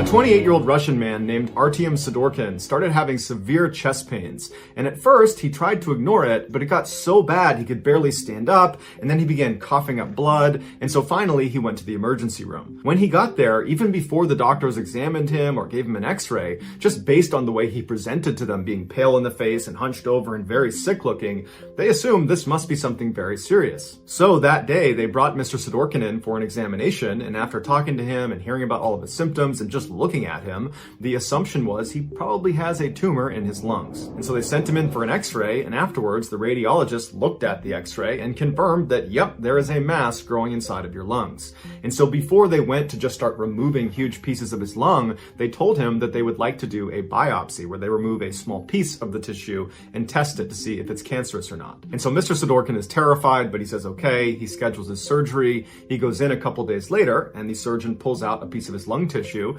and as it's sitting on the tray, he looks down at the tissue, the surgeon does, and he realizes there is something hidden inside of the tissue, as if the tissue was like an envelope holding something inside of it.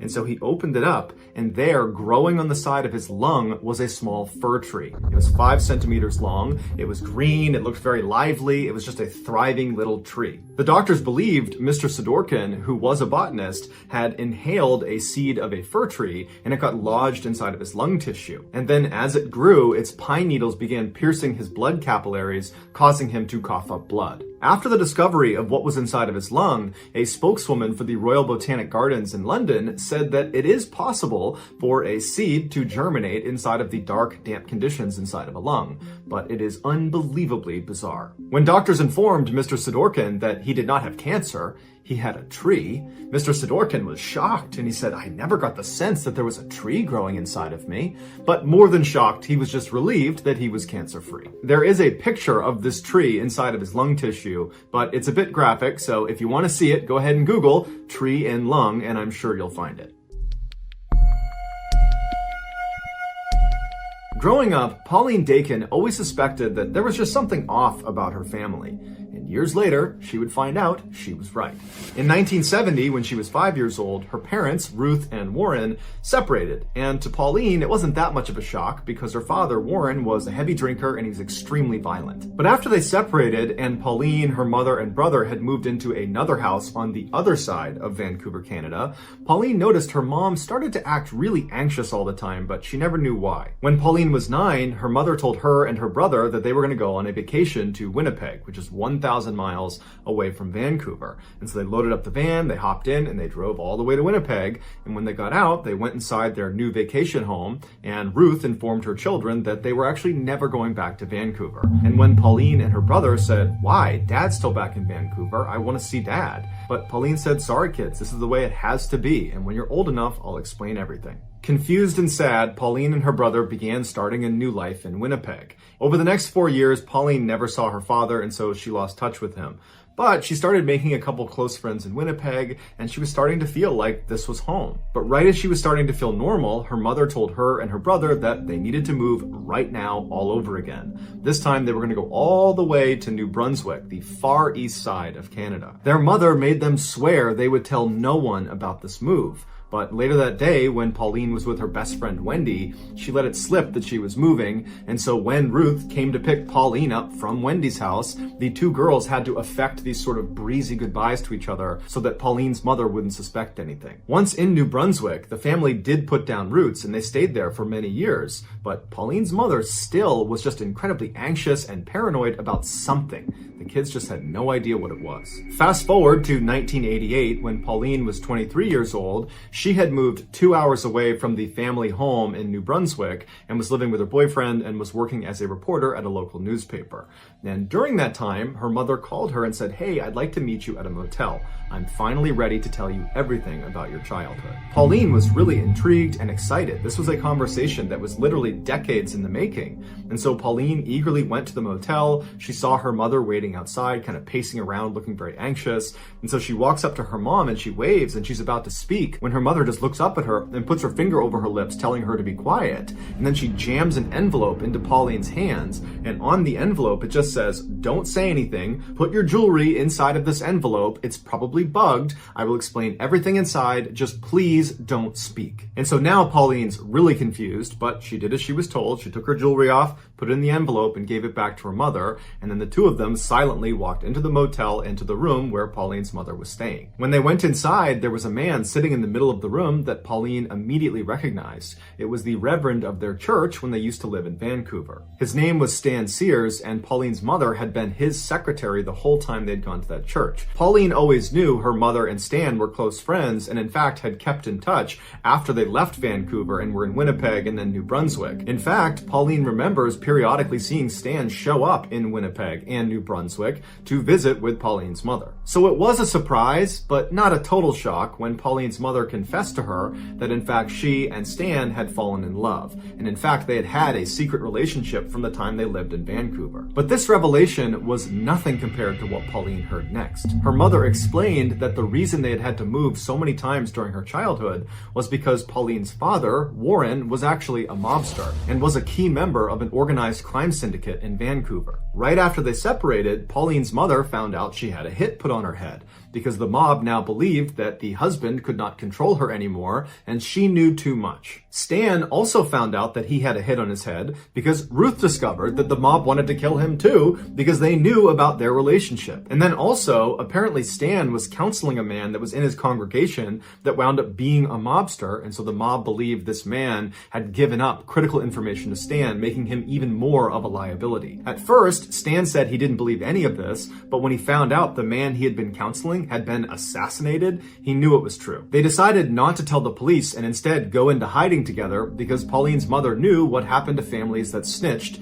on the mob. They were made examples of. And so when Pauline and her family moved to Winnipeg and then to New Brunswick, Stan actually moved there as well in tandem, which is why Pauline had seen him periodically showing up at their house to visit with Pauline's mother. Pauline was understandably completely shocked, but at the same time, she was kind of happy to have some sort of explanation for all the strange things that had happened in her childhood. And so over the course of the next several hours, Pauline sat in this motel room with her mother and Stan and asked them every question she could think of. And she discovered that whenever she came home from school and she found her mother furiously pulling all the food out of the fridge and the pantry, throwing it all away with no explanation, that was actually because they found out the mob had tried to poison them. Or these 6 different times Pauline was unenrolled from the school she was at and then moved to a different school across town, that was because there was a credible threat the mob had discovered where Pauline was going to school. And so by the end of the weekend, Pauline not only learned about this totally crazy past she had, but she also learned that she was still in danger. And so before Pauline headed back home, she asked her mother and Stan what she should do to stay safe. And Pauline's mother said, "Well, that's actually the reason we called you here now, because after all these years, we were just tired of being in hiding, and so we've already spoken to the authorities, and they've moved us into a special witness protection program for families connected to the mob. When you enter this program, it's referred to as entering the weird world, where basically you're not really safe, but you have agents that follow you around that are undercover, that track what you're doing and make sure there's no assassination attempt on you." And before Pauline could even ask, her mother told her that as a measure of her and Stan entering the weird world, they asked that a couple of agents monitor Pauline and her brother, even though they didn't know they were being monitored. At this point, Stan reached forward with a radio and he said, "Here's a radio that actually broadcasts to the agents that are following you pretty much all the time. But you should only use it if you're truly in a desperate situation, because as soon as you call out for help, there are going to be people that are risking their lives to come save you." As Pauline is holding this radio, she looks at her mom and Stan and she says, "Well, what happened to Dad? Is he in jail? And at this point, Pauline's mother says, no, he's not. He's in the weird world too. And she handed Pauline a letter that was from her father addressed to Pauline, and it basically spelled out that he had been moved into the weird world and he was looking forward to Pauline joining them at some point when she was ready. So now Pauline has this radio and this letter, and she's looking at her mother and Stan, and she's just totally overwhelmed, and her mother just tells her, go home, think about what you want to do next, and if you want to join the witness protection program and join the weird world with us, just let me know and we'll make it happen. And so Pauline, who's in a total state of shock, gives her mom a hug and gives Stan a hug and says, okay, bye, I'll be in touch. And she leaves the motel and she gets in her car and she's about to back up when she looks and sees Stan running outside holding something in his hand. And so Pauline stops, Stan runs up to the window, and he says, hey, I forgot to give you this. And he held up this round piece of metal that he told her was a GPS transponder. It was magnetized, and she should put it out of sight underneath her car. And what it does is it constantly gives off her location to the agents that are following her. So if she was in trouble, it would be easier for them to find her. And so Pauline thanked him, put the transponder under her car, and Stan went back into the motel. And so Pauline went back home with the intention of just digesting this information, knowing that she was being watched, she had this radio, she was, relatively safe, and her plan was to just give it a couple of days before she committed to joining the witness protection program and joining the weird world. But after only a couple of days, her paranoia was so high that she dumped her boyfriend, she quit her job, and she moved out of her house into a separate apartment, and she called her mother and said, I can't take it anymore, I feel totally unsafe, I want to join the weird world. Her mother and Stan were delighted at her decision, but they told her it wasn't a simple process getting into the weird world, that a lot of people were involved in her basically giving up her old life and entering this new one. And so Pauline's mother told her that she would be in touch with one of her agents and they would contact Pauline when it was time for her to go. And so anxious and scared, Pauline began to wait and wait and wait. And her mother said, oh, just give it some time, they'll be in touch soon. But the waiting dragged on for 5 years. And in that time, Pauline met a new boyfriend, Kevin, who became her husband. And in conversations with him, Pauline started to doubt this whole mafia thing was even true. And so she decided, in order to find out if this really was a real thing, that the mafia was actually after them, that Pauline would need to set up a sting operation on her mother and Stan. And so Pauline called her mother and very convincingly told her that, oh my goodness, someone just broke into my apartment. I think it was someone from the mafia. I don't know what happened, but can you tell me what to do? Should I call the police? What do I do? And her mother said, no, don't call the police. Whatever you do, don't call the police. I'm going to get in touch with Stan and see if he knows what to do. And just a couple of minutes later, Pauline's mother called back and said, okay, honey, I spoke to Stan and he spoke to the undercover agents that sit outside your house and have been watching you for all these years. And they said that, yes, unfortunately, not one, but 2 men from the mafia broke into your house today. But luckily, they went up, they grabbed them, they're in custody, so you're safe now. And Pauline said, Mom, I made that up. No one's been in my apartment. I've been here the whole day. I lied to you. No one broke in. And it was at this point that Pauline realized her mother and Stan had been living a lie since she was 5 years old. There was no mafia. Her father was not a mobster in some Vancouver crime syndicate. It was all made up. It would turn out Stan was suffering from something called delusion syndrome, where totally normal people that are totally lucid and have normal lives have one distinct delusion. And sometimes that delusion is not a big deal. But sometimes it is, like they believe the mafia is after them. And during his relationship with Pauline's mother, he passed on his delusion to her through something called folie à deux, which translates to madness for two, which is shared delusion syndrome, where someone who's delusional, who's a dominant personality, can pass that on to a subordinate personality. After confronting her mother and then also confronting Stan at a later date, neither of them said, this is a lie, you're right, you caught us, because they believed it, and they took to their graves the belief that the mafia was after them. Their biggest concern after Pauline said this isn't true was not that they had been exposed as potential frauds. It was that, oh no, Pauline's going to expose herself to the mafia because she's not using her GPS transponder or her radio or living in the weird world with us. She's going to get assassinated by the mafia. And so even though Pauline never got an apology from her mother or got to really talk about the insanity of this whole situation, because again, her mother and Stan took to the graves the belief that the mafia was in fact after them, Pauline ultimately made peace with the situation by writing a best-selling memoir called Run, Hide, Repeat. It is linked in the description below. Check it out. In November of 2004, 52-year-old Peter Porco and his wife, 54-year-old Joan Porco, were like so many other middle-aged, middle-class Americans. They lived in Del Mar, New York in a comfortable two-story home, and they worked for a living. Peter was an appellate court clerk and Joan was a speech pathologist. They had been married for over 30 years and they had 2 sons. Christopher was a 21-year-old student at the University of Rochester, and his brother Jonathan was a 23-year-old naval officer stationed at a submarine base in Groton, Connecticut. On Monday, November 15th, 2004, Peter woke up to start his typical Monday morning work routine. He got up, he got out of bed, he went into the bathroom, he relieved himself, he looked in the mirror, he shaved, he got dressed in his work clothes, he went downstairs, he put on a pot of coffee. While the coffee was brewing, he unloaded the dishwasher and then put the dirty dishes into the dishwasher and started it. He wanted to get his newspaper, so he went outside, he got his newspaper, but he realized he locked himself out of the front door, so he got the spare key out from underneath the mat, opened the front door, went inside, he sat down, had some coffee, read the newspaper. After a few minutes, he put his coffee cup in the sink, he packed himself a lunch in his lunchbox, and then he headed for the door to head for work. Peter was known as a very reliable employee who was also very punctual and rarely missed work. So when he didn't get to work that Monday morning, the court was a little bit confused. They called him to see if he was okay. He didn't pick up. So they dispatched a court officer to go make sure he was okay. And so the officer arrives at his house. He sees cars in the driveway. The front door's shut. He goes up. He knocks on the door. Nobody answers. He tries the handle of the front door. He realizes it's open. So he opens the door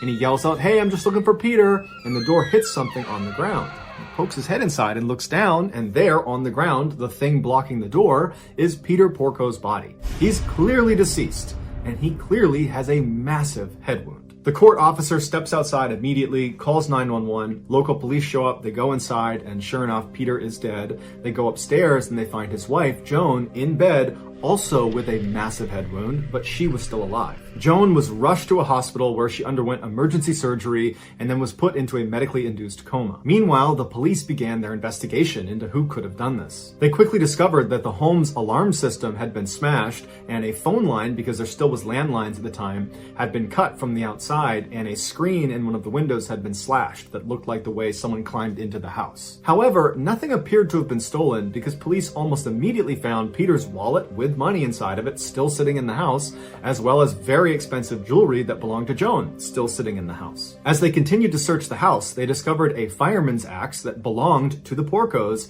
hidden inside of one of the bedroom closets, and it was very clear this was the murder weapon. The Porco sons had been away during this attack. John was on his submarine in Connecticut, and Chris was at the University of Rochester. And in fact, Chris found out about the attack on his parents when he saw a news report, because this story of this innocent, typical-seeming American couple in a quiet suburb getting struck down by some axe-wielding maniac had gone totally viral, and it was all over the news. And so Chris called the police to get more information about his parents' death. Here's the recording. Hi, my name is Chris Porco. I was just called by the Times Union saying that my parents were found dead this afternoon. I was wondering if you had any information for me. Hey, Chris, whereabouts are you? I'm at school in Rochester, New York. Okay, you're in Rochester? Yes. Okay, and you're hearing from the Times Union? Yeah, they said my parents were found, I guess, dead. I don't know. They didn't say how or anything.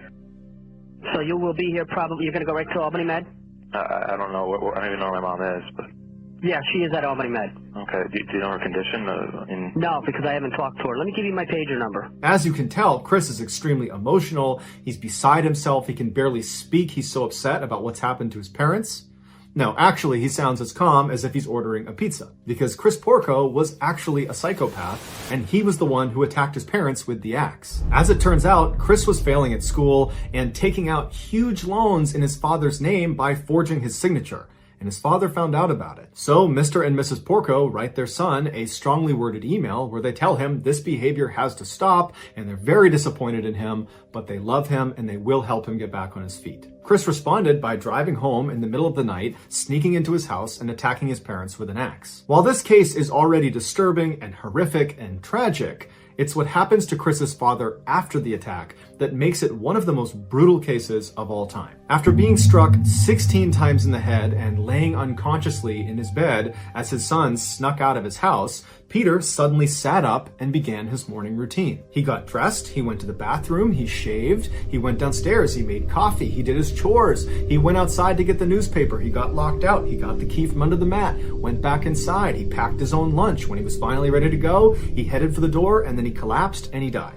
Due to the severity of Peter's head wound, his brain was basically broken and it was unable to recognize he had been gravely injured. So in his final moments, he believed it was just a typical Monday morning going about his work routine, when in reality, he had a gaping head wound and he was basically dead after the 16th blow to his head. One of the more surprising and heart-wrenching details of this case is that Joan Porco, she did survive the attack. And after she came out of that medically induced coma, she said she forgot all the details of the attack, even though when she was discovered in her bed, she did indicate that Chris, her son, was the attacker. Nonetheless, she got together $250,000 to post Chris's bail, and she allowed him to come stay with her during his trial. And the two attended the trial together, walking into the courthouse hand in hand. Chris was very quickly found guilty of killing his father and attempting to kill his mother, and he was sentenced to 50 years to life in prison. Despite the verdict, Joan Porco still speaks to Christopher over the phone and frequently visits him in prison. It's unclear if she still believes he is innocent. So that's going to do it, guys. If you found the secret in today's episode, let us know in the comments what it is and where you found it. Give us the timestamp, and if you're the first to do that, we'll pin you at the top of the comments section. If you enjoyed today's video and you haven't done this already, please offer to take the like button out on your boat for a scuba diving trip.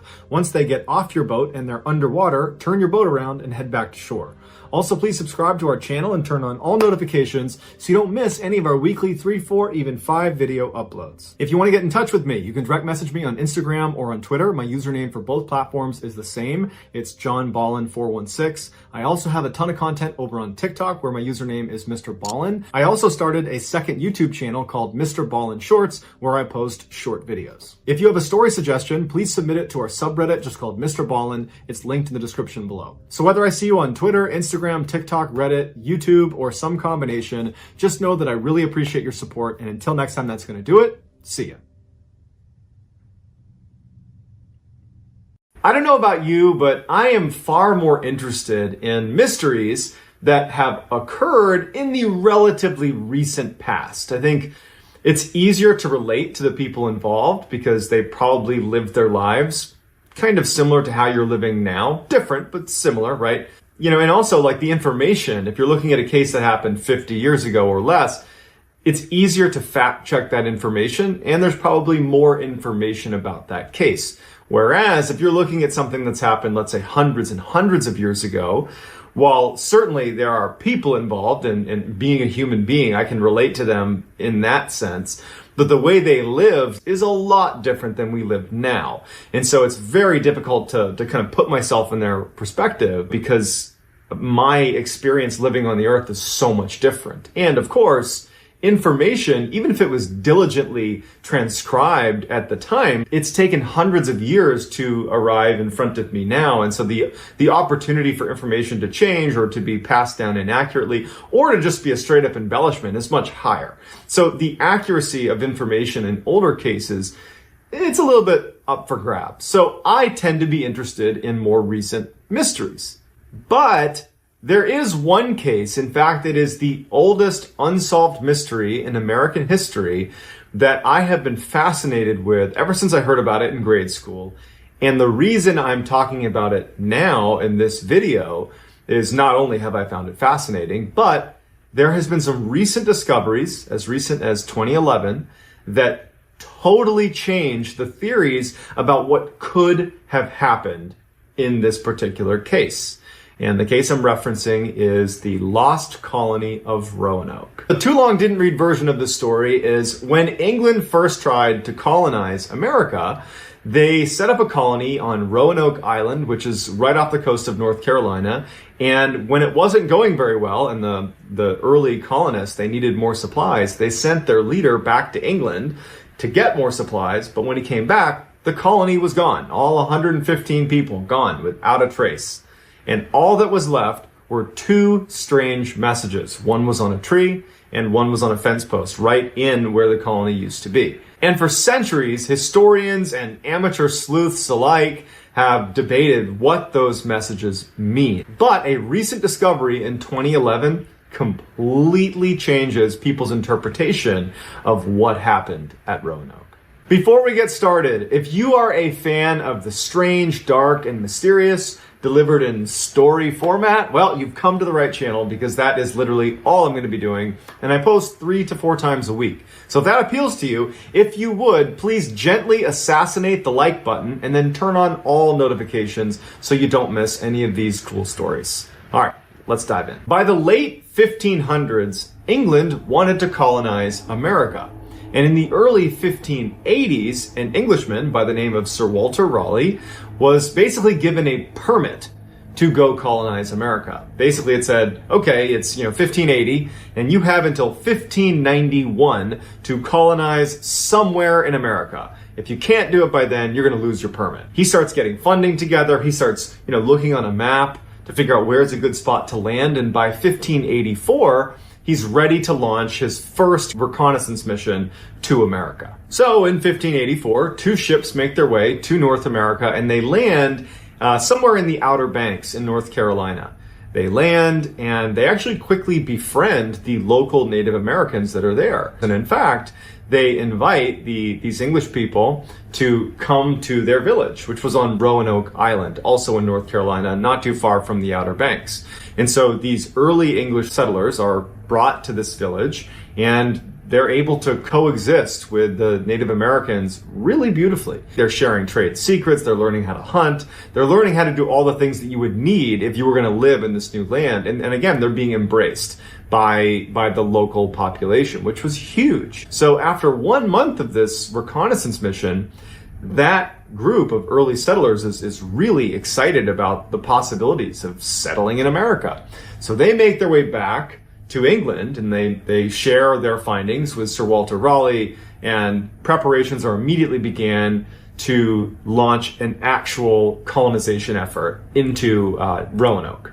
So 1 year after this initial reconnaissance mission, Sir Walter Raleigh is ready to launch this full-fledged effort to colonize America. And so he sends 7 ships with 600 men and supplies that were designed to last that group of people for a full year. And so everything's going beautifully. They're sailing their way over to America. And when they reach the Outer Banks, their flagship, the biggest and best ship they had that was carrying the bulk of their supplies, their food, their fresh water, it ran aground and a lot of their supplies fell into the ocean and were spoiled. And so this is a devastating blow, and they know immediately that, well, not everybody on this fleet can actually land here. So they sent 500 men back to England and only landed 100 of the original 600 in Roanoke. Now, as soon as this second round of settlers, these 100 men, landed in Roanoke, they went and spoke with the local Native Americans. There was already good relationships built from that first reconnaissance mission, and these settlers were given permission by the local natives to build their colony in Roanoke. So they begin constructing their colony, and everything is going off without a hitch. In fact, the Native Americans were incredibly generous. They worked closely with the settlers and, did their best to support them however they could. Now, the settlers, they still needed more supplies. They didn't have this robust supply that they planned on having because much of it was destroyed in that shipwreck as they initially made their way in. So they had been promised by the 500 returning crew members that they were going to send supplies by the following winter. So they're anticipating this shipment of new supplies. And as they get closer to the winter time, the 100 settlers that are there, they're running incredibly low on supplies to the point where they actually basically run out. And so they had to rely on the local Native Americans' generosity just to stay alive. When the shipment that was supposed to be there in the winter did not show up, and in fact had actually been canceled, they didn't know this, it had been canceled by Queen Elizabeth, who basically said that wasn't important, we're going to focus on things that are happening in England. When that doesn't show up, the tensions between these 100 settlers and the local natives, the tension was growing because now there's a huge overdependency. That tension grew to the point where the leader of the settlers and the leader of the local Native Americans began to not trust each other. And in fact, the local natives, instead of being violent, decided that they would just abandon Roanoke and go to the mainland and would just kind of give Roanoke Island to the settlers, and that would kind of solve all the problems. But the English settlers took their retreat as a sign that they were actually going to the mainland of North Carolina, these Native Americans, and were going to be forming alliances with other tribes, and then they were going to come back out and wipe out the 100 settlers. We don't know if that's true, because what happens next is the English settlers, in kind of a fit of paranoia, they preemptively cross the water and they make it to the mainland and they attack the Native Americans that had previously been helping them and keeping them alive, and they actually wiped them out. These English settlers come back to Roanoke Island, and now the paranoia is even higher, because now they don't have supplies, they don't know how to live there, they've just basically started a war, and it just so happens that an English-bound fleet was passing by the area on their way back to England, and when they stopped at the colony, the settlers were basically in a panic. I mean, at this point, they've just recently, wiped out this Native American tribe. They're freaking out about what's going to happen to them. And they were in such a rush to abandon the colony and evacuate that only 97 of them got on the ships and left. They literally left 3 people there. They said, well, they're not here for the evacuation, so we're out of here. And so sure enough, that fleet took the 97 settlers and they left, leaving those 3 settlers to fend for themselves. As irony would have it, just days after this evacuation, Sir Walter Raleigh, he had sent additional ships with resupplies and reinforcements to Roanoke, and they literally arrived like a couple days after this mass evacuation. But when they arrived, the colony was abandoned and they didn't find those 3 men that were left there. So Sir Walter Raleigh's reinforcements just left. And then a couple weeks later, another English-bound fleet passed by Roanoke and stopped to check in on the colony, and they found it abandoned. And because they had so many people on this fleet that was passing by, they decided to leave 15 crew members at the colony because they felt like this is an English colony. It's not in total disrepair at this point, and perhaps this is going to be useful to the crown, or we can use it in some way. So they leave 15 crew members to basically guard the outpost while they go back to England and figure out what's going to happen next. So it would be months before anybody went back to Roanoke. So those 15 crew members were kind of hung out to dry a little bit. But a man by the name of John White, who had been a part of that initial failed colony in Roanoke, who had evacuated back to England, he was still eager to colonize America. And so he actually convinced Sir Walter Raleigh to launch a new expedition back to America to try to recolonize, not in Roanoke, but slightly north in the Chesapeake Bay, which was just viewed as a more fertile and just more advantageous position. And then in 1587, they send out 3 ships back to America to try this colonization effort all over again. It is important to note that unlike the first effort, which was much more kind of militaristic, it was literally 600 men that got sent to America. This time it was going to be a more kind of civilian approach, where it was men, women, and children being sent over to America to colonize. So with John White as the captain of these 3 ships, they're making their way towards America, and again, their plan was to go north to the Chesapeake Bay area, but they intended to pass by Roanoke on purpose because they knew about those 15 crew members that had been left there, almost a year prior. And so they intended to stop at Roanoke and basically have a meeting with those crew members, give them supplies if they needed it, and then make their way up to the Chesapeake Bay. However, something strange happens where the chief navigator, a man by the name of Simon Fernandez, who had navigated during the initial reconnaissance mission, the very first trip to America, also navigated for the second trip to America when they brought the 600 men, now navigating for this 3rd trip with John White. He had the charisma of a real leader and was frankly just very well respected. He's an incredible sailor. And even though John White was technically the captain, really it was Fernandez that really had the respect of all of the people on this trip to America. And so for some reason, Fernandez decided that he just didn't want them to go up to Chesapeake Bay. And instead, when they got to Roanoke to have this meeting with the 15 crew members, he just basically told everybody to get off. Like, we're not going to go north. Everybody that's here to colonize, go ahead and get off because we're out of here. And John White didn't put up a fight. I think he recognized that the pull this guy had was going to be too much. And the crew and everybody who was there just kind of accepted it.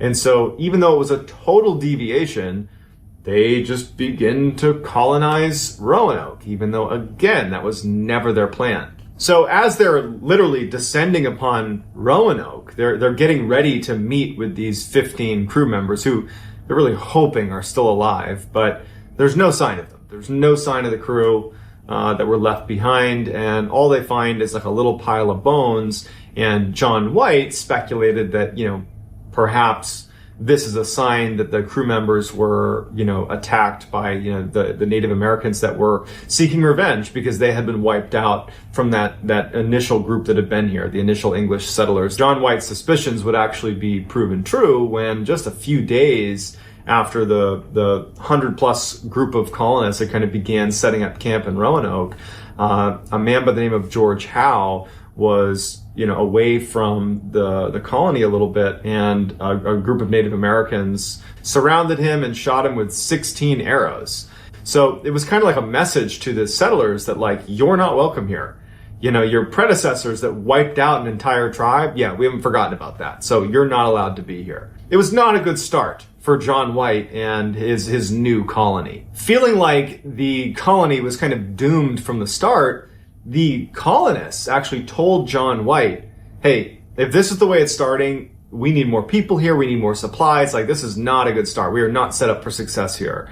You need to go back to England and get more supplies and bring them back here, because without that, we're doomed.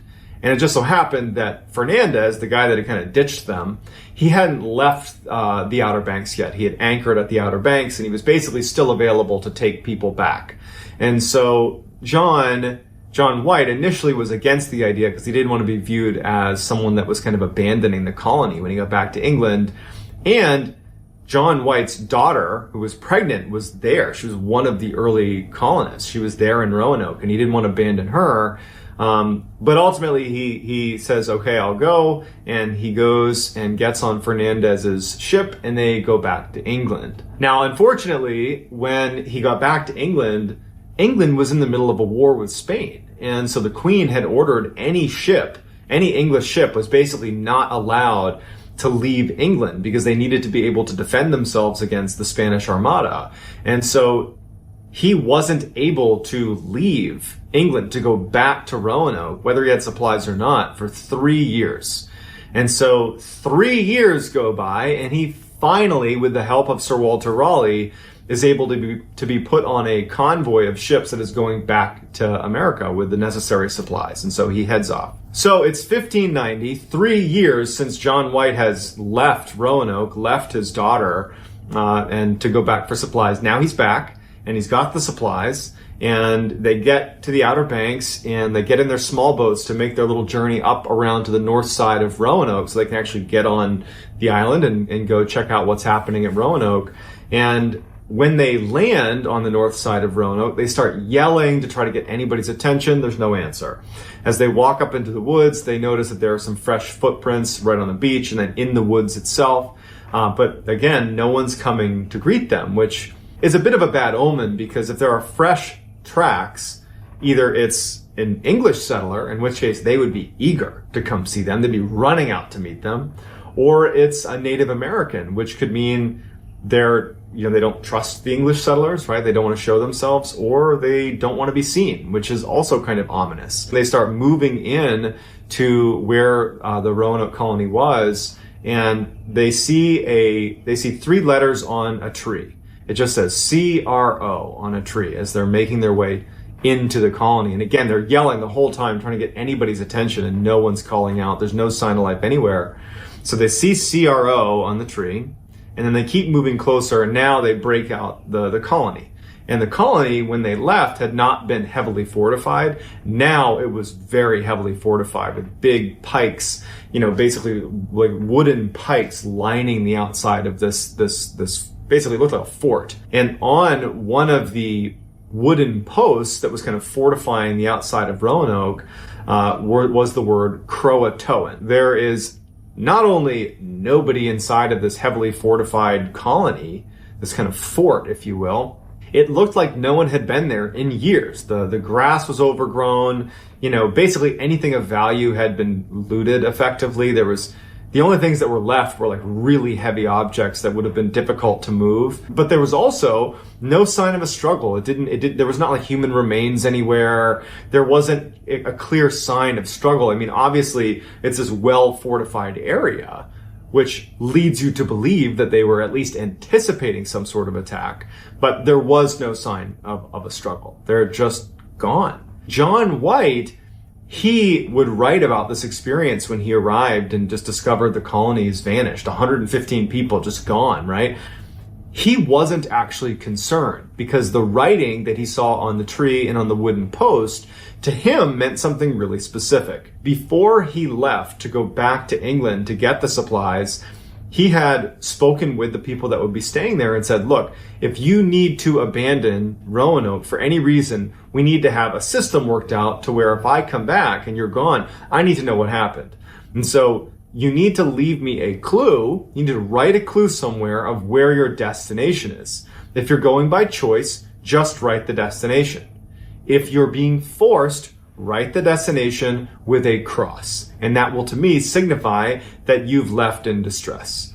And so when he sees Croatoan and crow on the tree, to him, that just means, they must have relocated to the island of Croatoan, which was 50 miles to the south. He would detail in his notes that before he left Roanoke in 1587 to go get those supplies, he said that the settlers had been talking about leaving Roanoke, abandoning Roanoke, and moving 50 miles north to the mainland, not 50 miles south to an island. The concern was the island was isolated and not a good place to have a colony, and so they were talking about leaving it.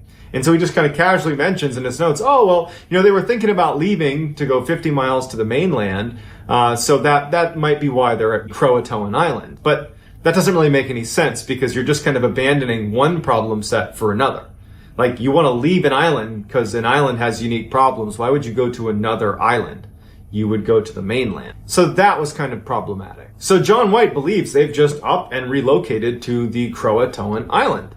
And so he quickly takes his men and he goes back to the ship, and they begin to turn and set their course to go south the 50 miles to the Croatoan Island. But as fate would have it, the anchor line snapped as they're trying to make their way south to the Croatoan Island, and the weather was getting progressively worse and worse, and they start drifting north and north until finally the captain of the crew just said, look, we cannot go to the Croatoan Island. It's not going to be possible. And so they had to return to England. John White never would return to America. So he actually would end up dying with absolutely no idea what happened to the colony. And in fact, no one really knew what happened to the colony. It was just this huge cliffhanger. The assumption is they've gone to the Croatoan Island, but no one could prove that they really had. Literally, for centuries, people just speculated as to what could have happened to this colony. I mean, there's the assumption that perhaps they did just go to Croatoan and eventually kind of assimilated with the Native Americans there, and they just became a part of the culture there. There was other theories that they were wiped out at some point by angry Native Americans, but it was all just assumptions until the 1930s, when a small stone was found by a man just out walking around, and he turned it into a museum, and they looked at it, and it was written by Eleanor Dare, who was the daughter of John White, the pregnant daughter that he had abandoned and didn't get to see again. And she detailed what had happened. And half of the colony got wiped out by Native Americans that were angry at them, and then another percentage were taken captive, and then there's a couple survivors that are barely able to survive that don't really expect to live very long. At the time this stone was found, I mean, everybody knew that the last we had heard from the Roanoke colony was that they more than likely had made their way to the Croatoan Island, because that was the word written on the post, the CRO on the tree. I mean, that's what made the most sense. And so why would there be this stone by the daughter of John White 50 miles to the north of Roanoke? Wouldn't it make more sense to have been found on either Roanoke itself or at Croatoan? Like, it didn't really add up. And so a lot of people speculated that that stone had to have just been a fake, a hoax. But in 2011, a major discovery is made in the Roanoke case that actually lends a lot of credibility to the stone that Eleanor Dare had apparently written on. John White was a painter by trade, and he had created all these maps of the colony, of Virginia, of North Carolina, of everywhere he went. He basically painted a map. It was customary when you were making a map, if you had small mistakes on your map, you would actually cut a new piece of canvas, and you would put the corrections on that piece, and then you would slap it over wherever your mistakes were made. And so it wasn't uncommon if you were looking at a map to see little patches kind of all over the map. And so for literally centuries, there were these maps that John White had created that had a number of these little patches on the map. And in 2011, somebody who was researching said, well, why don't we look under the patches and just confirm that they really were just that, little mistakes that were covered up and corrected with a patch.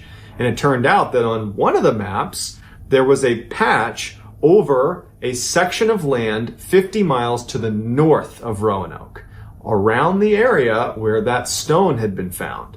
And underneath the patch was a star. And the star was set to resemble a fort. So basically there is an English fort built, basically where that stone had been found.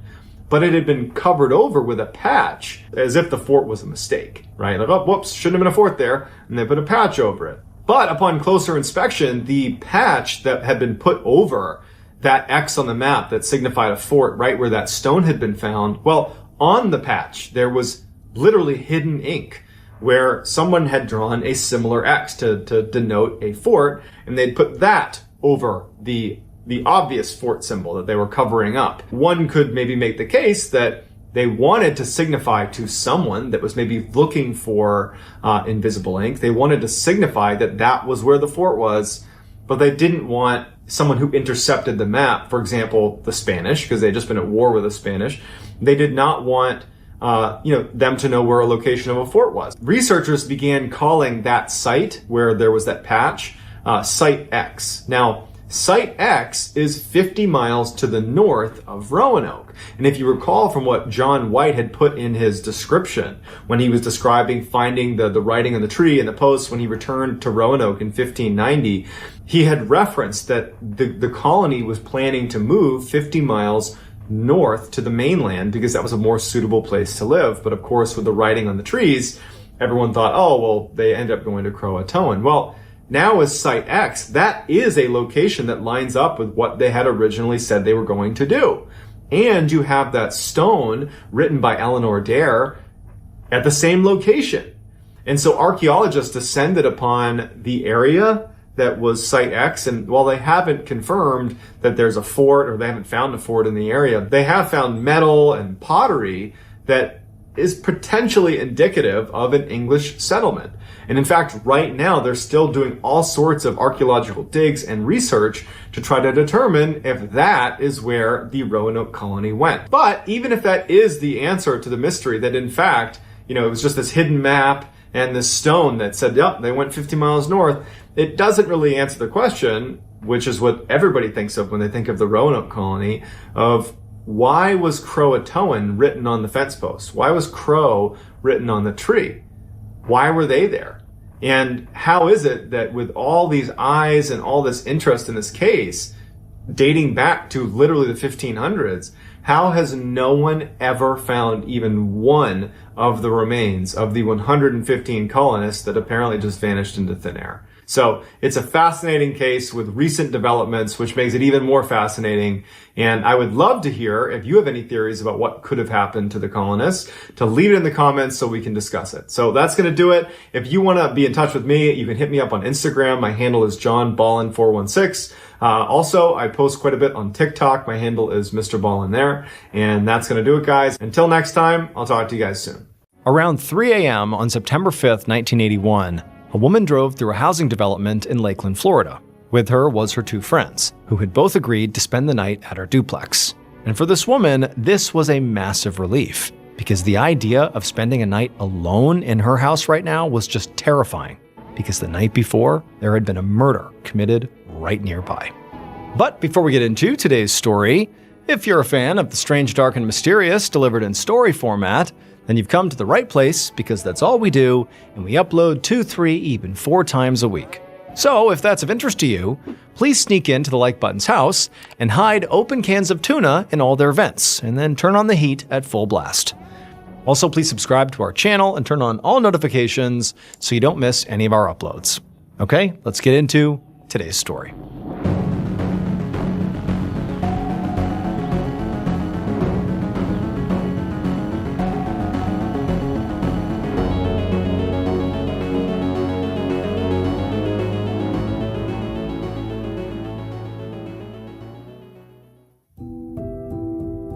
Just before 8 p.m. on September 3rd, 1981, 31-year-old Linda Slayton stood in her kitchen in Lakeland, Florida, staring into her cupboard. It was almost completely empty, except for a few cans of beans and a bag of flour. And seeing this gave Linda a pit in her stomach, because she knew she would somehow have to turn these sparse ingredients into a meal for her kids. Linda was a single mother of 2 boys, Jeff, who was 15, and Tim, who was 12. And Linda didn't have very much money. And so in order to take care of her kids, she had to be resourceful. Like, finding a way to make food with whatever ingredients she had, and she also would make her kids their own clothing. Anything to save money. Now, up until a few weeks ago, the family had lived in Alabama. But Linda had moved to Lakeland specifically because she had a lot of family and support there. And so Linda had hoped that, because of that support, that, her and her son's lives would, improve quite a bit. It wouldn't feel like such a struggle all the time anymore. But so far, the move to Lakeland had just been more of the same. Linda couldn't find a steady job, so she and the boys had been relying on government assistance and food stamps, which never seemed to be enough to keep these 2 teenagers well fed. And tonight, Linda's youngest son, Tim, was about to be dropped off after being at football practice. And historically, he was very hungry after practice, and so she really wanted to have dinner ready for him.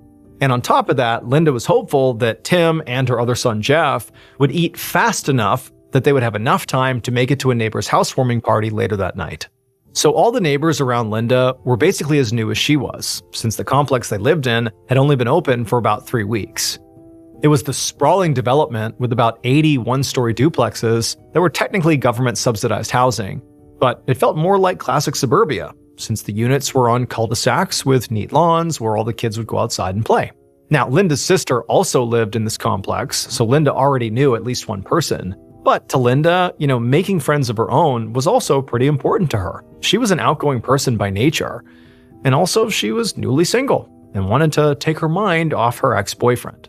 Until recently, Linda had been dating this guy named Brendan Fowler, who had been great at first and was even the one who told her about this apartment complex. But he'd started to get really controlling and possessive, and just 2 days ago, Linda had finally ended things. But believe it or not, Linda actually felt sort of hopeful. She had believed that by leaving Alabama and moving to Florida into this complex, that would sort of be the refresh that she and her kids desperately needed. But the truth was, it sort of seemed like actually the true reset had been the breakup with Brendan just a couple of days earlier. Like it all needed to happen, all this big change in order for their lives to really get on the right track. And so, feeling optimistic, Linda looked into the cupboard at her limited ingredients and suddenly realized she could actually do a quick bean casserole with just these couple of things. So she grabbed the cans and the flour, and she got started. About a half an hour later, Linda pulled a beautiful golden brown casserole out of the oven and set it on the counter to cool. And that's when her older son, Jeff, wandered into the kitchen to see if dinner was ready. Linda told him it was, but they needed to wait for Tim to get home from football first. And when she said that, Jeff sort of blew up at her. He said he was really hungry right now, and there was basically no food in the house, and so he couldn't even eat anything else to tide himself over, like, come on, let me eat. Now, Jeff's reaction made Linda pretty mad, but at the same time, it didn't really surprise her. I mean, Jeff had been talking back to her a lot lately, and the two of them seemed to fight all the time. Linda knew he was sort of just being a typical teenager, and he was really hungry, and so he's testing her limits. But she was just getting really sick of it. And so before she could even really think about it, she snapped back at him and said, well, if you don't like it here, you can leave. And at that, Jeff literally stormed out of the house and slammed the door behind him. Linda went to the window and watched her son pick up his bike and pedal off down the road. After that, Linda sighed and walked over to her phone and called her mom. She assumed, Jeff, her son, would go to her parents' house since they lived nearby. And when Linda's mother picked up, Linda warned her that Jeff might be there soon and he'd likely want to eat. Her mom said that was fine and they would drop him back off after dinner. Then her mom said she actually was glad that Linda called because another letter came. And as soon as Linda heard that, she felt this wave of anxiety come over her because she knew what kind of letter she was talking about. So Linda's ex-husband and Tim and Jeff's dad, Frank Slayton, lived back in Alabama. He was a violent, abusive alcoholic, and they'd been divorced for 7 years. But Frank had never stopped harassing Linda after they broke up. And since Linda and the boys had moved to Lakeland, he had been mailing threatening letters to Linda's parents, saying that Linda had ruined his life. And so now Linda was thinking, no matter how many fresh starts she started, that Frank was always going to screw them up. He was never going to go away. And so after taking a calming breath, Linda told her mom on the phone to just rip the letter up. She didn't even want to read it. Not long after she hung up, her younger son, Tim, came in the front door. He was all sweaty and dirty from football practice, and right away, Linda asked him, hey, did you thank your coach for giving you a ride home? And Tim said, yes, I did. So Linda, she didn't have a car because she couldn't afford one, and so Tim's coach always had to give him a ride, but Tim said, I thanked him like always. And so Linda told him to hurry up and eat because they had to go next door to the neighbor's party.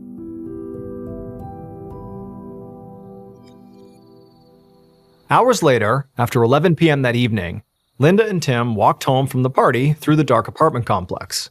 There were 7 other people who had been at the party, and it had been a lot of fun. Everybody just drank iced tea and played cards while they talked about the perks of living in this great new complex, like the great business district across the street and how responsive the maintenance team was. So Linda was glad they went. She was also exhausted, and her sister always came over for coffee in the morning, so she needed to go to bed now or she would never wake up. However, when she and Tim got back to their unit and opened up the door, Linda froze because there was already somebody inside. For a second, she thought it might be an intruder, but then she realized it was actually just her older son, Jeff, who had come back. He was standing in the kitchen, leaning against the counter with a sort of I'm sorry expression on his face. Tim saw the situation and immediately disappeared into the second bedroom to give his mother and brother some space. Linda went to join Jeff in the kitchen, but Jeff didn't say anything. So Linda spoke first and reminded him that it was not good to go to bed angry. However, Jeff still didn't say anything. And Linda knew from experience with her son, it was better not to force Jeff to talk. So she decided she would just give Jeff a minute, and she began washing the dishes. Finally, after a few moments, Jeff mumbled that he loved his mom, and Linda smiled. She felt relieved they could just move on from this. She said it was all good and that she loved him too. Then they both said goodnight, and Jeff went over to the cot in the living room where he slept, and then Linda wrapped up in the kitchen, turned off the lights, and headed into her own bedroom, closed the door, and she went to bed too. The next morning at 8:30 a.m., Linda's sister, Judy Butler, walked up to Linda's duplex. They'd had coffee together every morning since they moved to the neighborhood, so Judy expected to knock on her sister's door and go right in like she always did. But this time after she knocked, nobody answered. So Judy waited and then knocked again. And when there was still no response, Judy reached down and tried to open up the door, but she found it was locked. This had never happened before. Linda always answered the door, or at least called out in response. But Judy wasn't really worried. She just assumed, that Linda must have overslept or something. So Judy decided she would just go home for now and let her sister have a few minutes, and eventually she would call to check in on her and make sure she was okay. However, as she walked away from the home, she noticed something strange on the side of Linda's house. One of the back windows was missing a screen, and Judy knew that that particular room was Linda's bedroom, and it hadn't been like that yesterday. So seeing it now made her feel kind of uneasy, and so she went over to look inside. And when she looked inside, she saw her sister fast asleep in bed. And for a second, Judy was relieved, because this confirmed that this is all this was. Her sister had overslept, that's that. But then Judy realized there was something off about Linda, like the way she was positioned just seemed wrong. And when everything clicked for her, she staggered backwards and began to scream.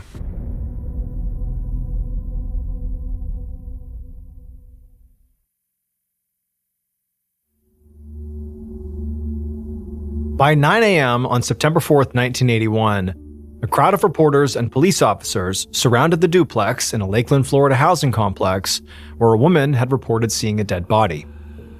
In the middle of all the activity, Sergeant Edgar Pickett of the Lakeland Police ducked under some crime scene tape and headed to the home's walkway with a bag of equipment slung over his shoulder. So Pickett was actually just a year away from retirement after 2 decades as a detective, and for the last few years, he'd been the head of Lakeland's crime scene unit, which meant he oversaw the collection and documentation of evidence at crime scenes. And so he wasn't the lead investigator on this case, but when it came to forensic analysis and fingerprint collection, he was the best they had. He'd already been briefed on the situation and knew that this was very likely a homicide, and the victim had been identified as 31-year-old Linda Slayton. Linda had been found in her bedroom by her sister, who had asked a nearby maintenance worker to call 911. Pickett also knew that when the first responder got inside the house, they found that Linda's 2 kids were still asleep and appeared to have no idea their mother was deceased in the next room, which Pickett knew would give investigators somewhat of a timeline to start with. Linda was clearly awake when her kids went to sleep and must have died sometime during the night while her kids were still sleeping.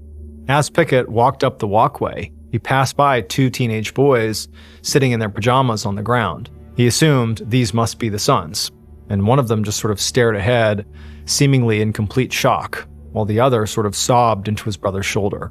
Pickett wasn't sure if anybody had spoken to them yet, but he knew they would likely be really helpful in focusing his search for evidence. Since they lived in the house, they'd know the habits and patterns of everybody who lived there, and might be able to tell him if anything seemed out of place. So Pickett made a mental note to make sure to check in with the investigators inside about that. Then he looked at the house and took a deep breath. Pickett liked to get a sort of first impression of the crime scene before he did any actual collections. So before he would go in, he would walk around the entire house and sort of assess the building. He had been told that all the doors were locked when the police first got there. And from what he could see, the bedroom window with the missing screen was the only sign of a potential break-in. So he took out his kit and spent some time dusting around that window area for prints. But he didn't find much there, or any noticeable shoe impressions in the dirt outside. And then when he finally headed inside, Pickett quickly moved past all the officers and detectives that were already in there and went straight to the bedroom. And the first thing he saw when he got inside was Linda's body on the bed with a metal coat hanger wrapped around her throat.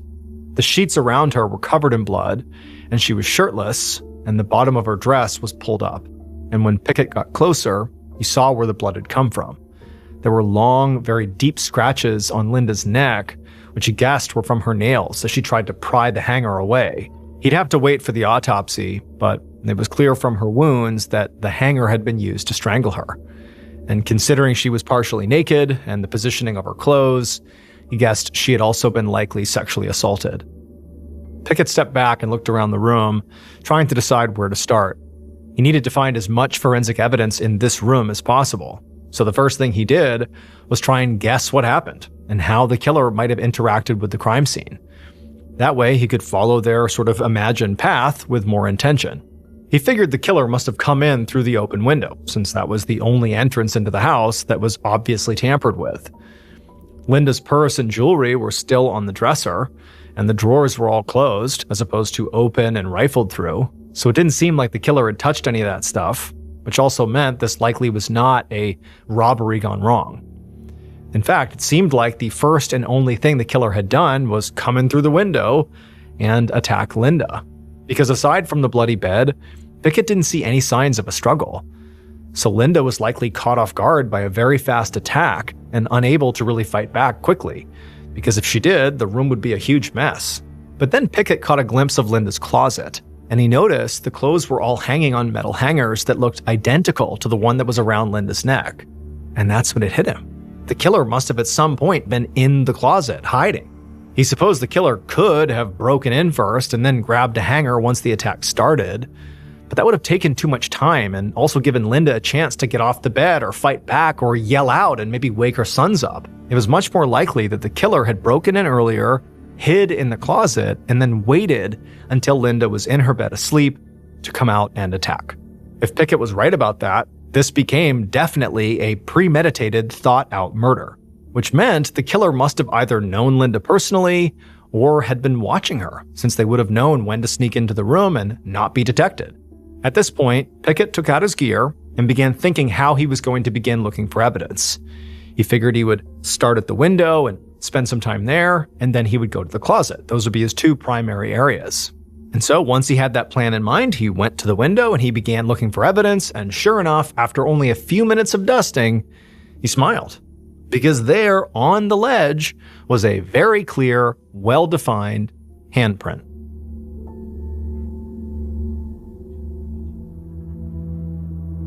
The following afternoon, over 24 hours after Linda's body had been found, Pickett sat in the precinct's fingerprint lab, comparing two sets of prints with a magnifying glass. He'd been at it for hours already, so his head was pounding.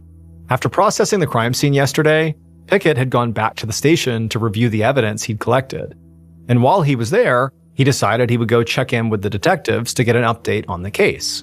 And what they would tell him is they had spoken to the neighbors, as well as Linda's family, and they did have a few solid leads and a timeline. According to Linda's kids, the older son Jeff got dropped off at home at about 9:30 p.m. after being with his grandparents. And Tim, the younger son, and Linda had gotten back from a neighbor's party just after 11 p.m. They all went to bed around midnight, and neither of the brothers heard anything until the police woke them up the next morning. And all of this had led the investigators to agree with Pickett's initial interpretation of the scene, that Linda's attack was very fast. It seemed like she had not been able to even scream, or it would have woken up her sons. The autopsy report had also come in, and it confirmed Linda died from strangulation and was sexually assaulted. The medical examiner had also been able to collect semen from Linda's body, which meant they were definitely looking for a man here. And since this was now clearly a sexually motivated crime, it meant that anybody Linda had been romantically involved with was now suddenly a top suspect. After speaking with Linda's family, the detectives discovered that Linda had two serious ex-partners. She had her ex-husband, Frank Slayton, and an ex-boyfriend named Brendan Fowler. Frank apparently had abused Linda when they were married and still sent her very threatening letters. And Brendan was apparently very possessive with a bad temper, and Linda had broken up with him just 2 days before her murder. And so some officers were already out looking for both of these men, and Pickett was eager to get both of their prints. But for now, Pickett was actually more focused on Linda's neighbors. When the detectives had done their canvass initially, the neighbors they spoke to had confirmed that Linda and her younger son Tim were indeed at that party.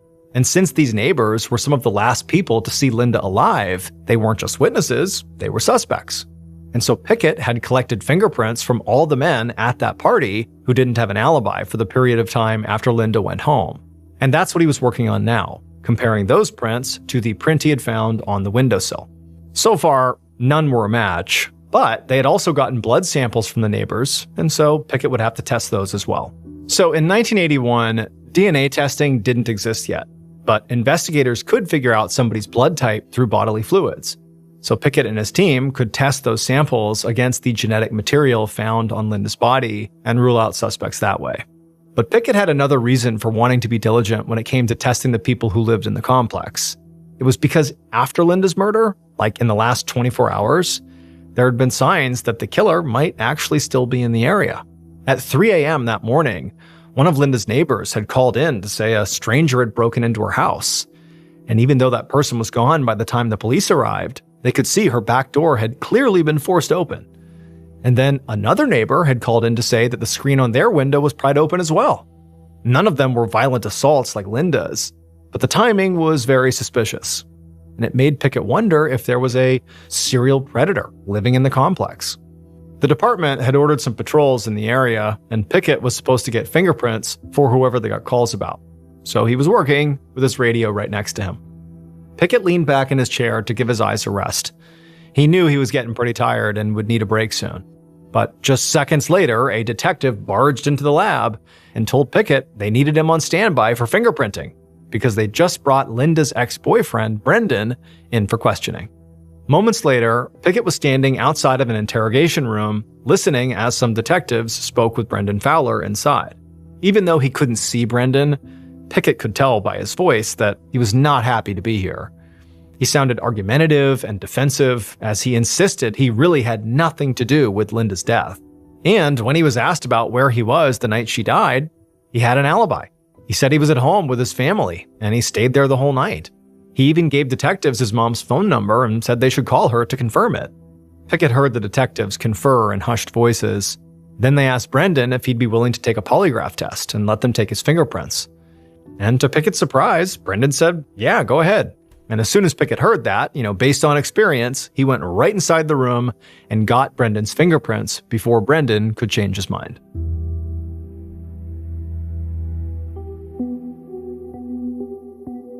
On September 11th, so 1 week after Linda's murder, Pickett sat down at his desk and opened the newspaper, and what he saw made him cringe. The Lakeland police chief had just given an interview where he admitted they would not be making an arrest now or in the next few days. And reading that in print reminded Pickett of just how little they had in this case. None of the neighbors' prints had been a match to the one Pickett had lifted off the windowsill, and they'd tracked down Linda's ex-husband, Frank, but found that he was in Alabama on the night Linda was killed. As for Linda's ex-boyfriend, Brendan, he had seemed pretty guilty at first because during his polygraph, the results had been inconclusive, and his alibi didn't check out. His family had said he was home at one point on the night Linda was killed, but they all went to sleep and couldn't say for sure if maybe he left or not. But when Pickett had looked at his prints, he had no choice but to clear him, because they clearly were not a match. So now Pickett knew the entire investigative team was scrambling for leads, which was why Pickett was not surprised by what he saw when he looked up from his paper. He saw a detective leading a suspect out of a precinct interrogation room after clearly questioning him, and it was Linda's own 15-year-old son, Jeff Slayton, and he was obviously crying. Pickett had heard that Jeff was being looked into as a suspect in his mother's murder, and had already been questioned a few times. Detectives had started getting interested in him when a few of Linda's family members mentioned that, Jeff and Linda had been fighting a lot before she died. And when investigators looked back at the crime scene photos, they realized Jeff's cot in the living room shared a wall with Linda's room. So it was strange he hadn't heard anything on the night she had died. But as far as Pickett knew, Jeff had a reasonable explanation for all of this. He had said that he and his mother's fights were not that serious, and they did fight the night she died, but it was over some dumb argument over what time dinner was. And he said he had no idea why he didn't wake up when she was attacked, because he wished he had so he could have gone in there and helped her. And also Jeff had taken and passed a polygraph test. But for some reason, it seemed like the investigative team was not done with Jeff. And Pickett just sort of felt bad for the kid, because he thought it was very unlikely at this point that Jeff was his own mother's killer. Pickett had kids of his own, and from his own experience, the fights Jeff was having with his mom just seemed sort of like typical teenage behavior, squabbling with their parents. It's pretty normal. And it also just didn't line up with the evidence. Pickett was absolutely certain that the attacker broke in through the window, which didn't make sense for Jeff if he was sleeping right next door in the living room. And Pickett had personally checked Jeff's prints against the one he lifted from the window, and he knew it was not a match. As the days turned into weeks, Pickett was starting to become convinced that the killer might be somebody without a personal connection to Linda. Maybe it was even a stranger. He knew that murders by strangers were much more rare than murders committed by a relative, partner, or friend, which was why he assumed the detectives weren't pursuing it. But through his forensics, Pickett had now eliminated pretty much everybody in Linda's life who had a motive or opportunity to kill her. and Linda was a very attractive young woman who was very outgoing. Pickett thought it was possible the killer could be a stranger who had only interacted with her once and then sort of became fixated on her. It seemed possible. And so after Pickett watched Jeff leave, he tried to go back to the newspaper, but he kept thinking about Linda. He'd been sure this case would be solved quickly by forensics, but now he wasn't sure if it would be solved at all. And that worry only got stronger and stronger as the months went by and fewer leads came in. And before long, a whole year had passed, and it was actually time for Pickett to retire. And when he left the precinct for the last time, he sort of had a pit in his stomach because he had a feeling that without him, Linda's case was going to get put on a shelf and forgotten.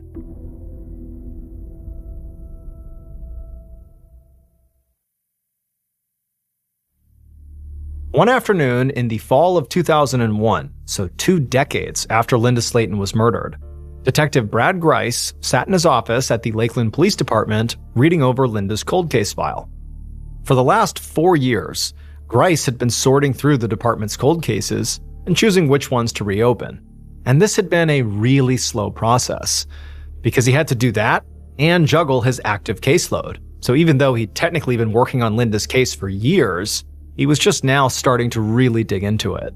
But the delay didn't worry him too much, since the whole reason this case appealed to him was because he was sure he could solve it quickly. Because it had DNA evidence. So back in 1981, when the murder actually happened, the genetic material that was found on Linda's body was only good for eliminating suspects through blood type. But now, in 2001, Bryce could use that same material to create a full DNA profile of Linda's killer. And he intended on reaching out to everybody involved in the original investigation to get their DNA to test against this new profile. But before he did this, he wanted to familiarize himself with the suspects from 1981. So there was Linda's ex-husband, Frank Slayton, who had abused Linda repeatedly during their marriage. And even though they had been divorced for years, he was apparently still sending her all these threatening letters around the time of her murder. And then her more recent romantic partner, Brendan Fowler, was known to have a bad temper and seemed very controlling of Linda. And they broke up only 2 days before her murder, so he could have still been furious about it. The neighbors at the party Linda had gone to were also suspects. Everybody in that group knew when Linda was heading home, so somebody could have maybe followed her and then snuck into her bedroom before she went to bed. And then finally, Jeff Slayton, Linda's oldest son, was actually in the house during the murder. His brother Tim had been too, but Jeff actually admitted to getting in a big fight with Linda earlier that same day. Now, all of these suspects had been cleared through fingerprints, alibi, or polygraphs. But Grice knew that DNA testing was way more accurate than any of those methods of elimination. And so basically, even if they'd been ruled out for one of those 3 things, DNA overrode that. And so he wasn't going to let these previous eliminations cloud his judgment. He had already decided that, basically no matter what, he was just going to focus on whatever the forensics told him and not be biased. But for now, he just wanted to kick things off by speaking with the 2 people who'd known Linda better than anybody else. Her sons, Tim and Jeff.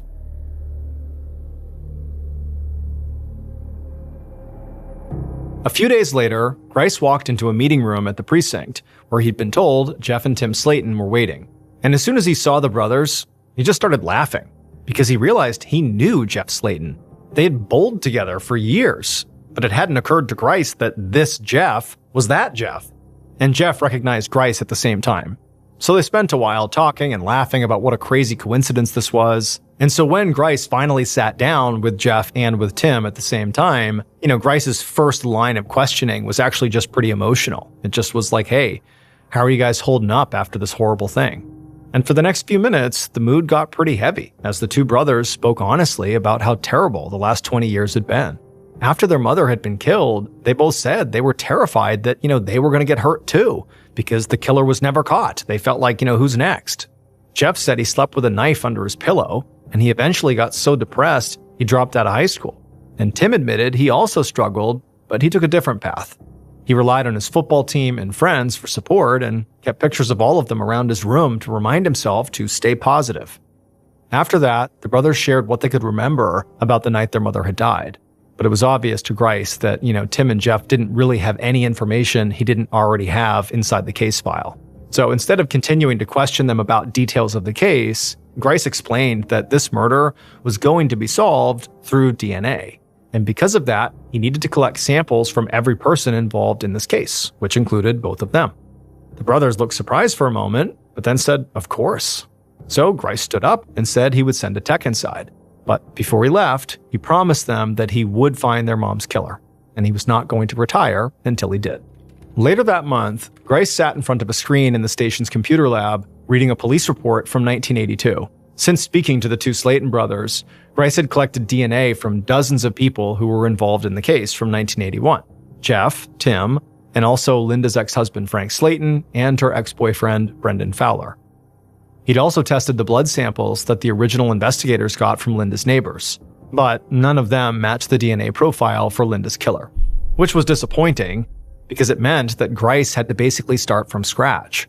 But when he had gone back to the case notes, he noticed the mention of break-ins around the complex shortly after Linda's murder, and it made him wonder if Linda was killed by a serial predator who was in the area at the time.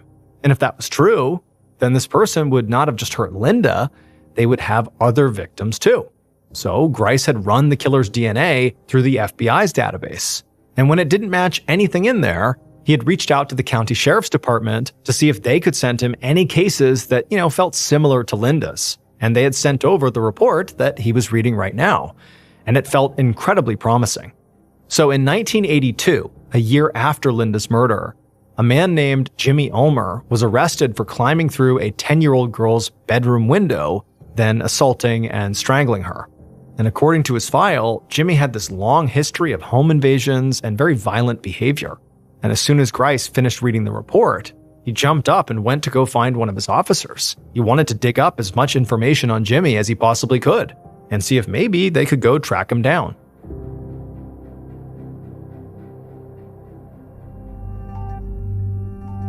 About a month later, Grice sat at his desk, staring at his phone in anxious anticipation. He was waiting for an incredibly important call, one that would confirm whether Jimmy Ulmer was Linda's killer. After doing a background check on Jimmy, Grice had found out that Jimmy actually knew someone who lived at Linda's complex and was literally staying with them when Linda was killed.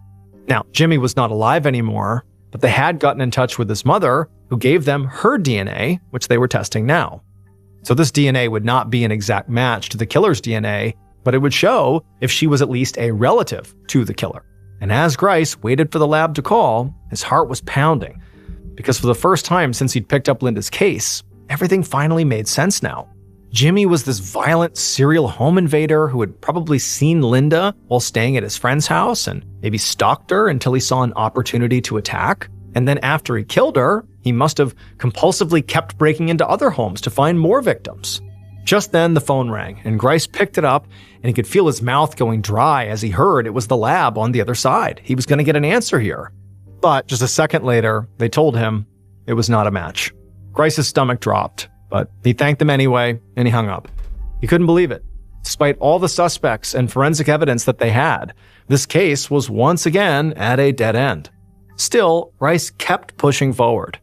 As the months passed by, he would regularly find new suspects and eventually clear them. He also kept sending the killer's DNA profile to the FBI to run it through their database in case any new additions were, added in that could be a match. But eventually, over a decade passed by, and Grice still had not been able to match anybody to the killer's DNA. And in 2015, his own health began to decline, and he finally had to make the call he hoped he would never have to make. He picked up the phone and dialed Jeff Slayton's number. And when Jeff picked up, Grice said he did need to retire, and he still had not found his mother's killer. In June of 2019, 4 years into retirement, Grice sat on the deck of his Florida home reading a newspaper. He was deep in an article when his cell phone rang. And when he looked at the ID, he was surprised to see it was from the Lakeland Police Department. He had not gotten a call from them in years, so he immediately picked it up to see what they wanted. And when he did, the person on the other end introduced himself as the detective who had taken over the Linda Slayton case. The detective said they knew Grice was retired now, but they figured he would want to hear this. They said they had hired a genetic genealogist to track down family members of the killer based on the DNA profile that Grice had ordered. And through that process, they had finally been able to get a match. And after they did, they also managed to get the suspect's fingerprints. And those prints did match the palm print that the head of the crime scene unit, Sergeant Edgar Pickett, had taken at the original crime scene 38 years earlier. Grice sat up and listened intently as the detective finally told him who Linda's killer actually was. And when he heard the name, he couldn't believe it. That suspect had been so close the whole time.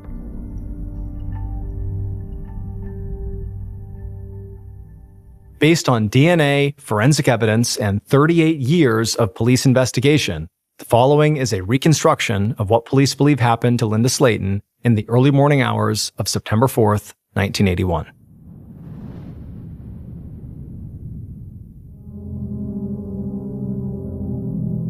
The house was all quiet as the killer waited patiently inside of Linda's closet. Hours earlier, when Linda was out, the killer had removed that screen from her bedroom window and crept inside. And then they had hid in this closet until she had come home.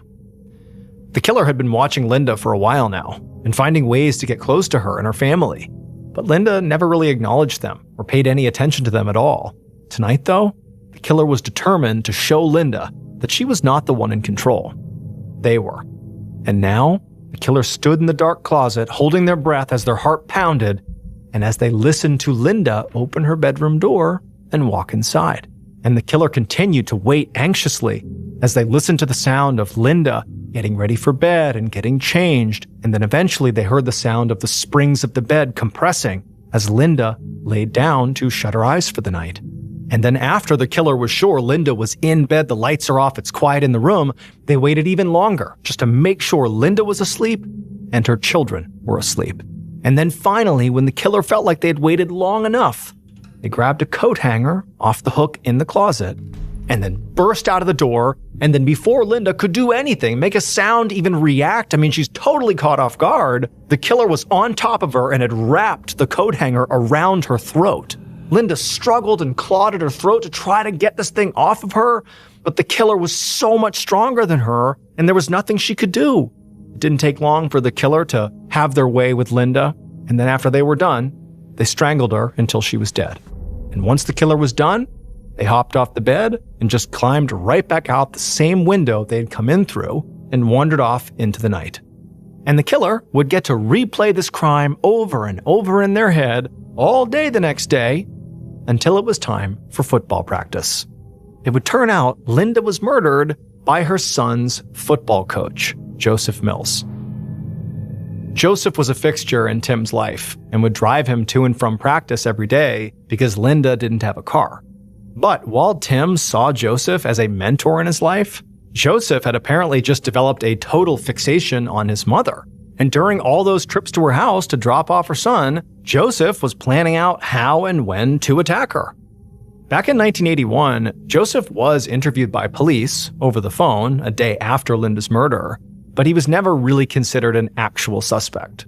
Instead, after Joseph murdered Linda, he just continued to drive her son Tim to and from football practice, and Tim would even very tragically begin to rely on Joseph for, emotional support, grieving the loss of his mother. But it's to her killer. He just didn't know.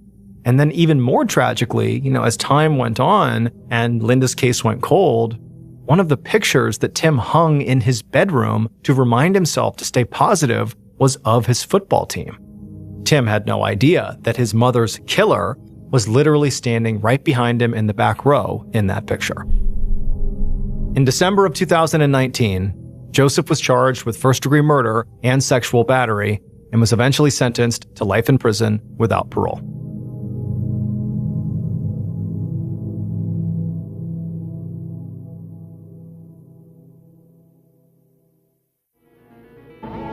Thank you so much for watching. Let me know what you thought of today's episode in the comments. And remember, we have a whole playlist of true crime episodes ready for you to binge right now. So click here and give them a watch. All right, until next time, see ya. I've covered a lot of cave diving stories on this channel, and today is no different. I'm going to cover another one. In fact, it's our top story today, but it's unique. There's not another cave diving story like it, and it might just be the scariest situation you could ever be in. But before we get into today's stories, if you're a fan of the strange, dark, and mysterious delivered in story format, then you've come to the right channel, because that's all we do, and we upload 3, 4, even 5 times every week. So if that's of interest to you, please offer the like button a bag of pistachios after you have meticulously removed all of the pistachios that can be opened, and you only leave in the bag the ones that are only ones in the bag are completely sealed. Only ones left in the bag are completely sealed up. Also, please subscribe to our channel and turn on all notifications so you don't miss any of our weekly uploads. All right, let's get into today's stories.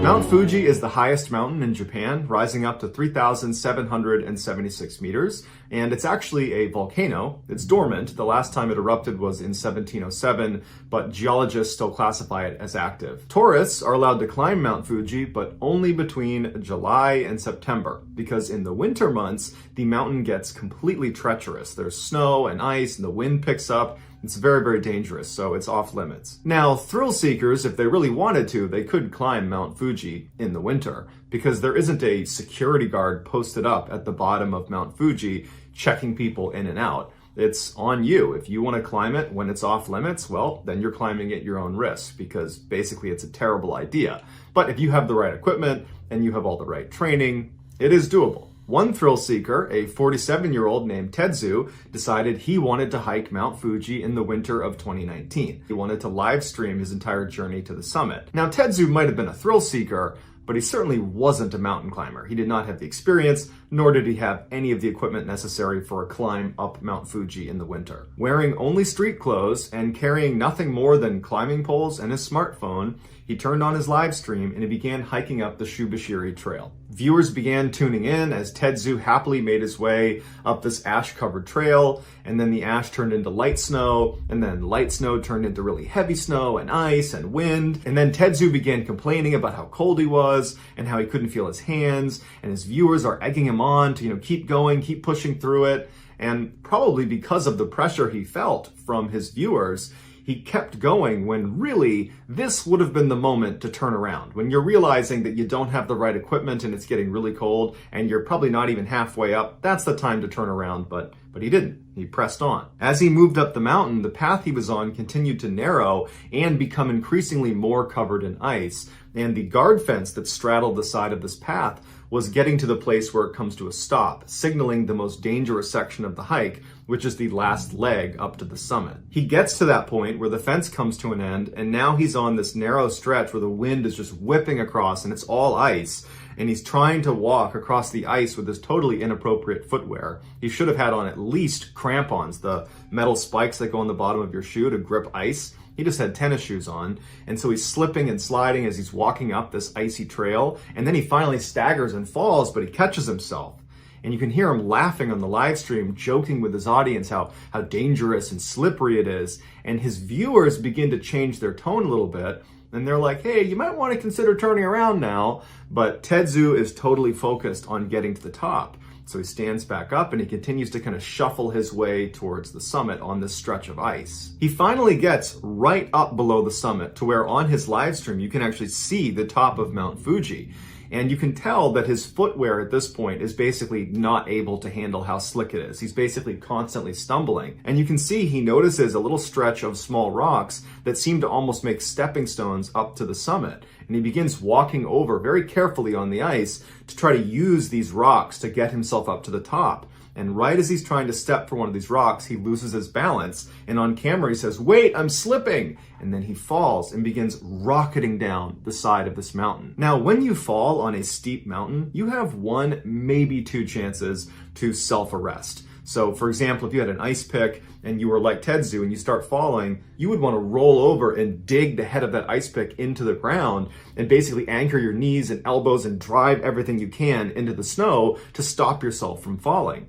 And so if you can't do that in 1 or 2 attempts, your momentum will pick up and you'll be going too fast and you won't be able to stop yourself. And then you just gotta hope you survive the fall. Tetsu did not have an ice pick or any other tool to help himself arrest, and he didn't have the training for what to do in a situation like this, so he didn't even attempt to roll over and dig his elbows or knees into the ground to try to slow down. So he just goes flying down the mountain, he's on his back, he's not slowing down, and he knows he's doomed. And he says on camera, well, it can't be helped, before he flies over the edge and falls hundreds of meters down to his death. His viewers who watched this happen alerted authorities, who found his body the next day over 1,000 meters away from where he had first fallen. Unfortunately, every year there is a handful of people that attempt to climb Mount Fuji in the winter, and they meet the same fate. On May 2nd, 2000, at approximately midnight Eastern Standard Time, the US government discontinued its use of selective availability. Selective availability was the intentional degradation of public GPS signals. It guaranteed that civilian GPS users would not be able to pinpoint locations on a map using their GPS. They could get to within maybe 50 to 100 meters, but that was the best they could do. Prior to the year 2000, there was some concern that if you gave the general public the ability to use GPS to precisely locate things on a map, that presented an elevated national security risk. But that line of thinking became antiquated, and so on May 2nd, just after midnight, the so-called Great Blue Switch, as GPS enthusiasts refer to it, was flipped, and instantly tens of thousands of GPS receivers received this incredible upgrade. People who were following this development were eager to test out this new capability, and one such GPS enthusiast, a guy named Dave Ulmer who lived in Oregon, decided he wanted to create a sort of GPS treasure hunt. So he got this box, and inside of it he put a notebook and a pen, and he brought it out to the middle of the woods in Oregon, and he got the precise GPS coordinates of where he put it. And he took those coordinates and he went to an online forum and he posted the coordinates and he said, go to these coordinates, and when you get there, if you find what you're looking for, there'll be a notebook. Record yourself in the notebook and I'll be out there to check who's done this. And if your name's in there, I'll give you credit on this forum. And so this treasure hunt went viral, and lots of people all over the world thought it was a really cool idea to use this new GPS technology to create treasure hunts all over the world. So people started hiding not just treasure chests with notebooks, but all sorts of random things all over the world, and then posting their coordinates online for people to find. This activity was given a name, geocaching, and it's alive and well today, and it's streamlined on the official geocaching app. But as geocaching has evolved over the years, so too has the level of difficulty at finding some of these caches. Sometimes it requires geocachers to climb mountains, other times it requires them to dive underwater, and in one case, geocachers in the Czech Republic had to climb into this strictly off-limits 5-kilometer long underground tunnel where the only 2 entry points were on the 2 extreme ends, and to get to the geocache, you had to go to the middle of the tunnel. And of course, periodically, this tunnel completely floods. On June 9th, 2018, 4 geocachers in the Czech Republic decided, you know what, we're going to go down into that tunnel and we're going to get that geocache. So they made their way over to the Metalski Brook Tunnel, which was one of the 2 entry points, and they climbed down inside. The reason this tunnel periodically floods is because rainwater gets dumped in there, and the second entry point is literally sitting in a lake. There is literally water sitting right up against the lip of this entry point. So even light rain will get the lake to rise just enough to where all the lake water pours into this tunnel. And so the day these 4 geocachers are going into this tunnel, the weather forecast called for torrential downpours, flash flooding, and either these 4 geocachers were not paying attention to the weather, or they somehow thought this wouldn't affect their ability to get this geocache. So these geocachers get down into the tunnel and they start making their way towards the center to collect their prize, when outside it starts pouring rain. It rained so much, so fast, that the lake entrance started dumping tens of thousands of gallons of water in on one side, and then on the other side, where this other entrance was at the bottom of a hill, you had all this water rushing in. So it was like 2 huge waves of water crashing in on them. And in fact, the survivors would say, because they were right towards the middle of the tunnel, they heard what sounded like a car or like a train. It was getting closer and closer and closer. And that's when they realized it it was two waves of water crashing in on them. In a panic, they turned and started running back towards the entrance they came in on, but as they're running, they're hit with this wave, and two of the geocachers got sucked underneath. And the other two were pushed up and were basically body surfing their way towards the lake entrance. And so as they're moving forward, the wave from the lake comes in and hits them, and now the water is dangerously close to the ceiling, and the two that have been pushed towards the lake entrance, they don't know what's happened to the other two, but they're just swimming as fast as they can towards the lake entrance. And they swam almost 2 kilometers in this tunnel as the water got higher and higher and higher, and they're barely able to breathe by the end. They only had about a couple inches of clearance by the time they got to the lake, and they finally pop out and they get in the lake, and then luckily there was someone that saw them and brought their boat over and picked them up. As for their two friends, unfortunately, they didn't get out of there in time and they both drowned. There's an island off the coast of Croatia called Šolta. Only 19 kilometers long by 5 kilometers wide, this tiny island is a short ferry ride and an ideal day trip from Split, which is Croatia's second biggest city. It's a hilly island with these beautiful pebble beaches and absolutely crystal clear water. It's a very popular tourist destination that's actually famous for its honey, as well as an underwater cave that kills virtually everyone who goes inside.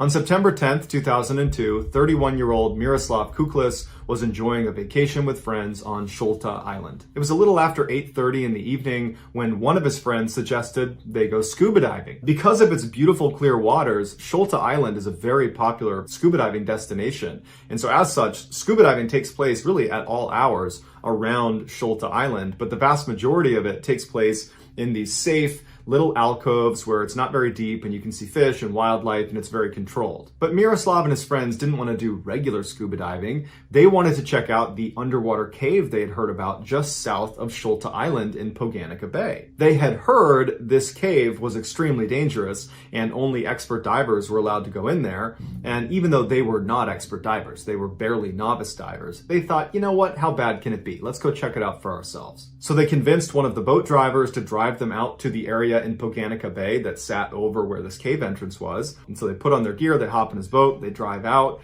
they jump in the water, and sure enough, right below the surface, about 10 meters down, is this hole on the sea floor. And that is the single entrance into this cave. When you go in this hole, you have to go down head first because it's so tight. And once you go down about 10 meters, you reach this junction where to one side, it leads to the shallow gallery, which is the space that goes down to 36 meters, and there's no other caves or entrances or anything off of it. It's just kind of like a chasm inside of the cave. From the junction, if you go the other way, it brings you to the deep gallery, which is just a bigger version of the shallow gallery, and it goes down to 57 meters.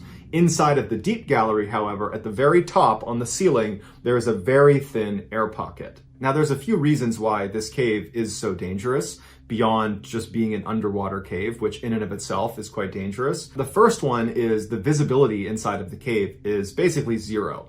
The only light that comes in is through that single entrance that leads to that junction, but the light doesn't make it past the junction into the two galleries. So it is truly pitch black inside of those two galleries. You also have all this silt that's caked to the inside of the cave. So as soon as you get in there, your flippers and your movement, it kicks the silt off the wall and muddies the water around you to where even if you had a flashlight, it's like driving in fog. The lights only pick up the fog right in front of you. You can't see beyond the fog. Well, in a tunnel, you shine your light on silt and you're just going to see the silt, not beyond it. So basically going into this cave, you're going to be blindfolded. Another significant danger of being inside of this cave is after you've gone down to your respective gallery, whether it's the shallow or the deep gallery, when you're going back up again on your ascent and you're getting to that junction point, it is possible to confuse the other entrance to the other gallery with the exit to the cave. And so if you make that mistake and you go into the other gallery, remember, you're blind, you got silt kicked up, it's already dark. You need to, by touch, figure out you've made a mistake and then backtrack and go out the right way you came. And so if you're low on air and you make this mistake, you better hope you catch it fast enough that you can get out before your air runs out. So a little after 9:15 p.m., Miroslav goes in first, followed by his other two friends. Miroslav reaches the junction and he turns towards the deep gallery. He goes all the way down to 57 meters, he touches the bottom, he turns around, and he starts making his ascent. On the way up, he gets to the junction, and he makes the critical mistake of going into the shallow gallery, believing that is the exit to the cave. He probably got in there, bumped his head, started feeling around, he's kicking up silt, he's starting to panic, he's looking for the way out again. He finds the exit to the junction, but instead of taking the exit out of the cave, he makes the same mistake again and goes into the deep gallery. And now he's in the deep gallery, he's feeling around, he's running low on air, and based on his dive computer, he was fumbling around in there for quite some time.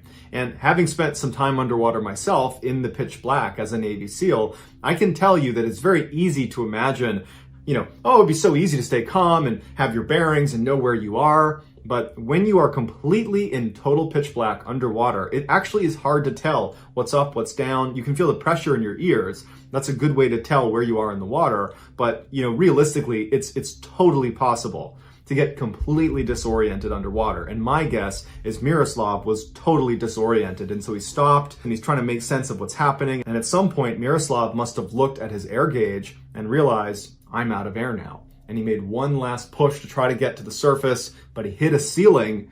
And that's when he realized, based on maybe the touch and feel, maybe he took his gloves off and he was feeling around, he felt that he was in the air pocket, that thin amount of air that sat right at the top of the deep gallery. He must have realized at this point that there was so little air down here that he probably only had maybe a few minutes that he could be down here breathing before he was going to drown.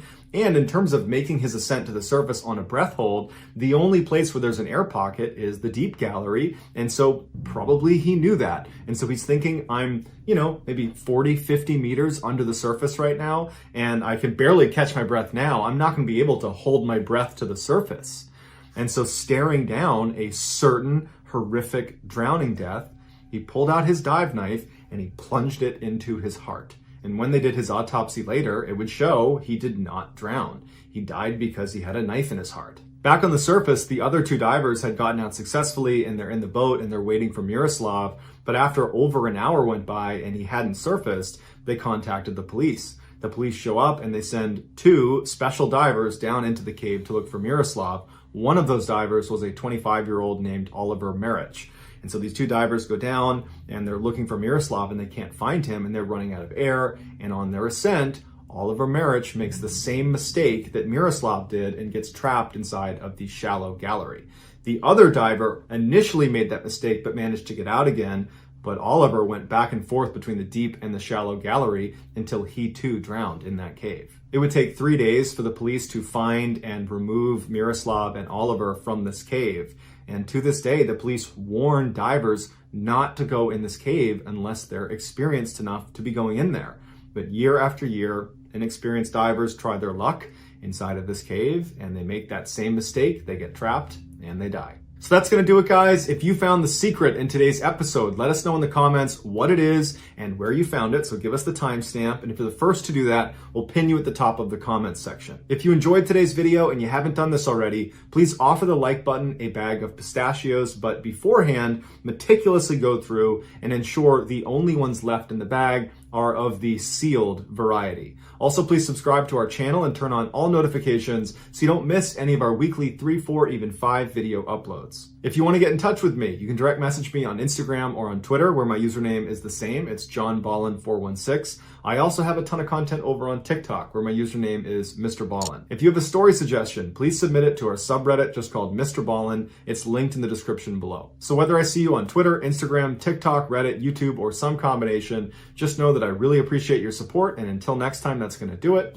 See you.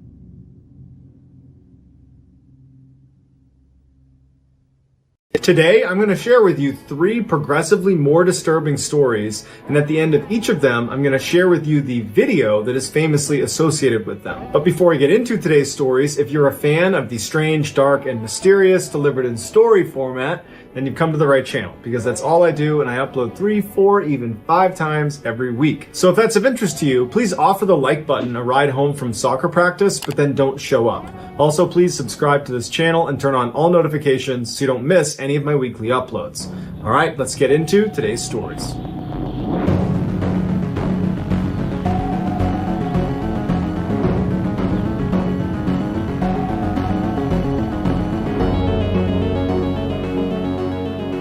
On On April 9th, 2015, residents of the tiny farming community Fairdale, Illinois, woke up to heavy rains outside and an ominous forecast. Severe thunderstorms were going to persist all day, and then at night there was a chance of a tornado. Meteorologists were telling residents of Fairdale that if you can, you should evacuate because it's not worth sticking around for.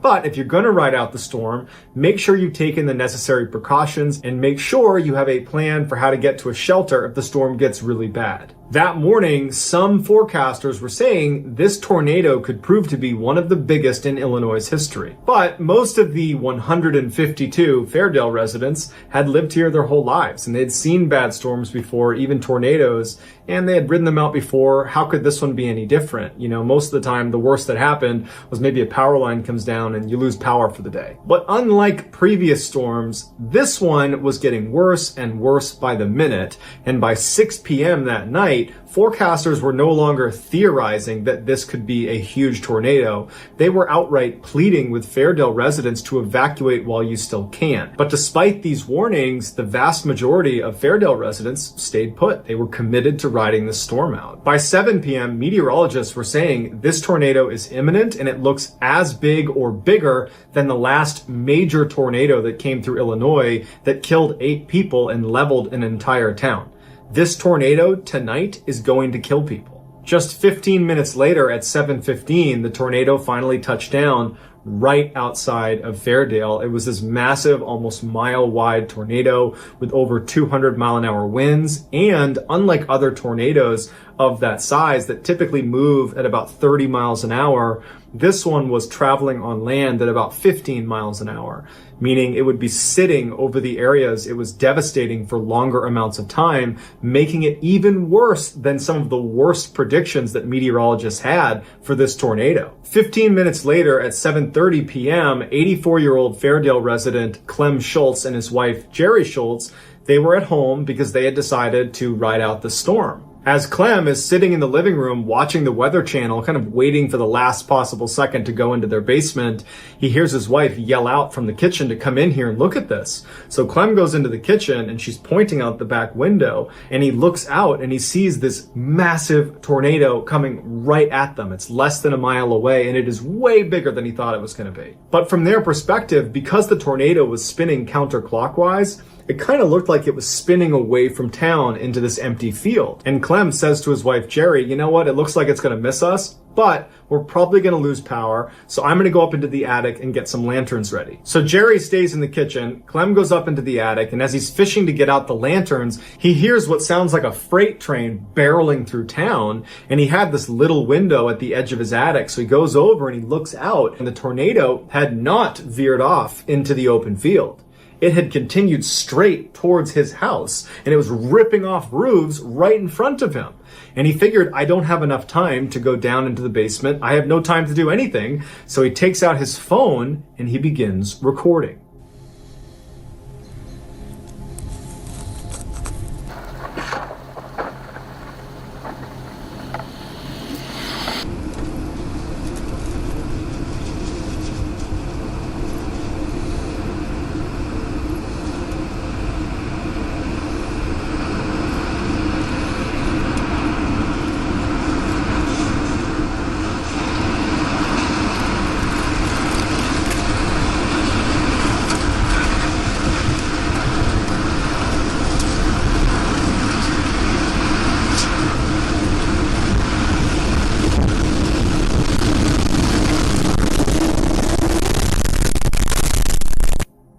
Clem's house, along with all the others in that video, collapsed. And initially, Clem thought he had died because it went totally quiet and it was totally dark. And he actually said out loud, "Am I dead?" But it was the pain in his back from a crushed vertebrae that told him, no, you survived. And he begins to kind of pull himself out of the rubble, and before long, a neighbor is pulling him out. And as soon as he's out of the rubble of his house, he looks around and his whole community is pretty much gone. And as he's standing there kind of bewildered, his neighbor says, "Clem, don't look down." And Clem says, "Why?" And his neighbor says, "Because your wife is under you and she's dead." When the dust had finally settled, not only had Clem's wife been killed, but Clem's neighbor had been killed as well, because the tornado went directly through their two houses. That video that Clem shot is now used to educate people on how dangerous tornadoes really are, and how anytime a tornado is coming through your area, never go outside to film it, seek shelter.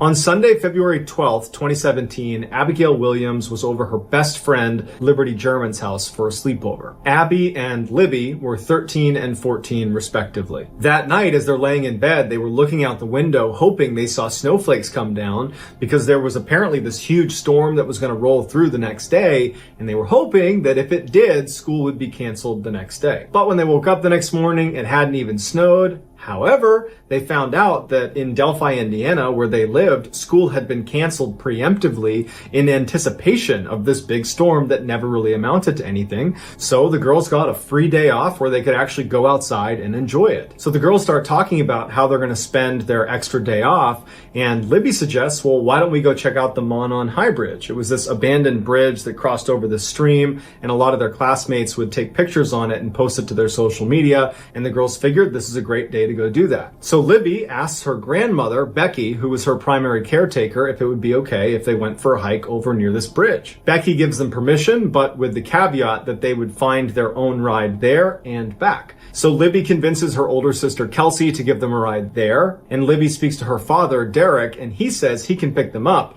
but he'd only be able to pick them up at a very specific time, which would only give the girls a couple of hours at the bridge, but they thought that was fine and that was plenty of time. So a couple hours later, at about 1:30 in the afternoon, Kelsey drops off the two girls at the start of the trail that's going to bring them to this bridge. We know the girls made it to the bridge because at 2:07 p.m., Libby posted a picture to her social media of Abby walking across the bridge. At 3:11 p.m., Libby's father, Derek, texted her and said, hey, I'm going to be there in a minute. Just want to make sure you guys are there to meet me. And she didn't text Derek back, and Derek would later say that that was pretty unusual for her. At 3:14 p.m., Derek arrives at the meeting spot, and the girls are nowhere to be found. And so Derek tries calling. There's no answer. He texts his daughter, no response. And so he ends up calling Becky, Libby's grandmother, his mother, and says, hey, did the girls contact you and change plans about where I was picking them up or when? And Becky said, no, I haven't heard from them. They said they'd be there at 3. They should be there now. I haven't heard from them. And Derek says he can't get in touch with them. So for the next 10 minutes, Becky and her husband, Mike, Libby's grandfather, just try calling over and over and over again to the girls, but nothing's going through. They can't get them to respond to text messages.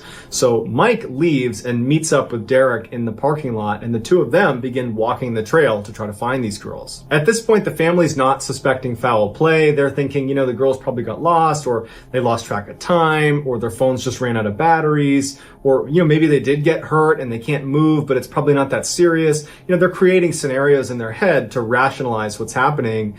But by the time the sun went down at about 5 p.m. and there was still no sign of these girls, they ended up calling the police and officially reporting the girls missing. By 6 p.m. that night, there is this massive search combing the trail looking for these girls, but all night they're looking everywhere with hundreds of searchers and there's no sign of them. The following day, on Tuesday, February 14th, one of the searchers was about a half mile away from the bridge where the girls had been taking those pictures, and they discovered the girls' bodies right next to a creek. The police didn't release their cause of death. However, they said without a doubt this is a homicide, because apparently the scene was incredibly disturbing and had at least 2 or 3 signatures. Signatures are things done to the victims that are above and beyond what is required to end their life. Things like writing on the victims or their body position, or much, much worse.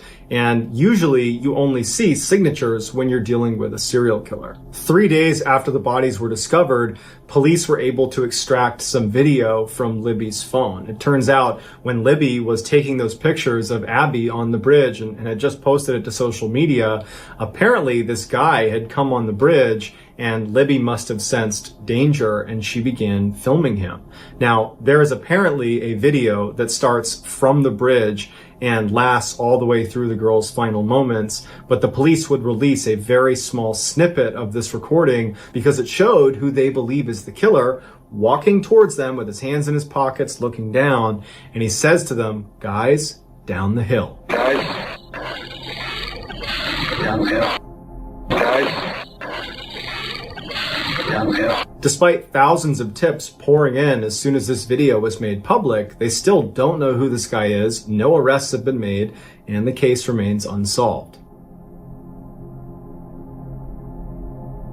Before The Bachelorette pitted 30 men against each other to win one woman's heart, Americans watched another show about random strangers competing for a mate. It was called The Dating Game. Starting in 1965, this reality show featured a woman asking 3 men questions without seeing their faces, and based on their answers, at the end of the show, she would choose one to go on a date with. On the surface, the September 13th, 1978 showing of The Dating Game looks like every other episode with lots of unsubtle innuendo, but this episode would go down in history as a one-of-a-kind, and not in a good way. At the end of this particular show, it was time for the Bachelorette, Cheryl Bradshaw, to make her decision, and she would choose Bachelor number 1, who would turn out to be this tall, good-looking, long-haired guy whose name was Rodney. Rodney comes around the partition and they see each other for the first time and everybody laughs and they hug, and the show looks like every other show, and on stage, Rodney looks like every other contestant that's ever been on the show. But after the show ended and Cheryl and Rodney went backstage and actually began having a real conversation that was not being filmed, Cheryl would say that Rodney completely changed. He became incredibly creepy and was saying things like, "I always get the girl." And then at some point he says, "Hey, you should come out with me tonight. It'll be a date you'll never forget." And she turns to him and just says, "No thanks." This would turn out to be a really wise decision because Rodney was a horrible, horrible person. Had the show done a background check on Rodney, they would have discovered that he assaulted an 8-year-old and went to jail for 3 years for it and was currently on parole. But even if they had done a background check on Rodney, the check would not have discovered what he did at night. Rodney was shamelessly cocky and self-confident, and unlike a lot of men, he had no issue walking right up to any woman anywhere and flirting with her. And he used that to his advantage. He would go up to women in bars and he would convince them that he was a fashion photographer and that they were so beautiful, would you come back to my apartment and do a photo shoot with me? And just like Cheryl on the dating show, these women were immediately kind of charmed by him and would say yes. Once they got back to his apartment, he would shut and lock the door and then become that creepy guy that Cheryl saw backstage. But unlike Cheryl, who at the time she saw this just said, "I'm not interested," and was able to leave, these women were trapped. And then whether they wanted to or not, they would do a photo shoot with him and then he would strangle them to death. Because Rodney Alcala was not your typical dating game contestant. He was a serial killer who by the time he stepped foot on that show and was chosen by Cheryl Bradford to win the game, he had already killed 4 people. And over a 2-year period, he killed as many as 130 people, which if you're doing the math, is over those 2 years, he was killing at least 1 person a week. Alcala was finally apprehended and he was sentenced to death. Here are some highlights from Rodney Alcala's episode of The Dating Game. And we're going to start by having them say hello to you and see how they sound. Number 1, would you say hello to Cheryl, please? We're going to have a great time together, Cheryl. Okay, and here we go. Bachelor number 1. Yes? What's your best time? The best time is at night, nighttime. Why do you say that? Because that's the only time there is. The only time? What's wrong with morning, afternoon? Well, they're okay, but nighttime's when it really gets good. Bachelor number 1. I am serving you for dinner. Oh. What are you called and what do you look like? I'm called the banana and I look really good. Can you be a little more descriptive? Peel me.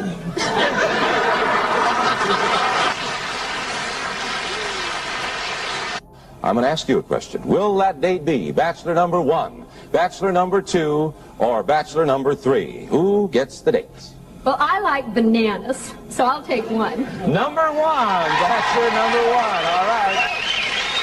He's a skydiver, so he's got a lot of nerve. He's into motorcycling. He's also a fine photographer. Say hello to Rodney Alcala. Rodney, come on and say hello. Congratulations, Rod. You did it with the 1 answer.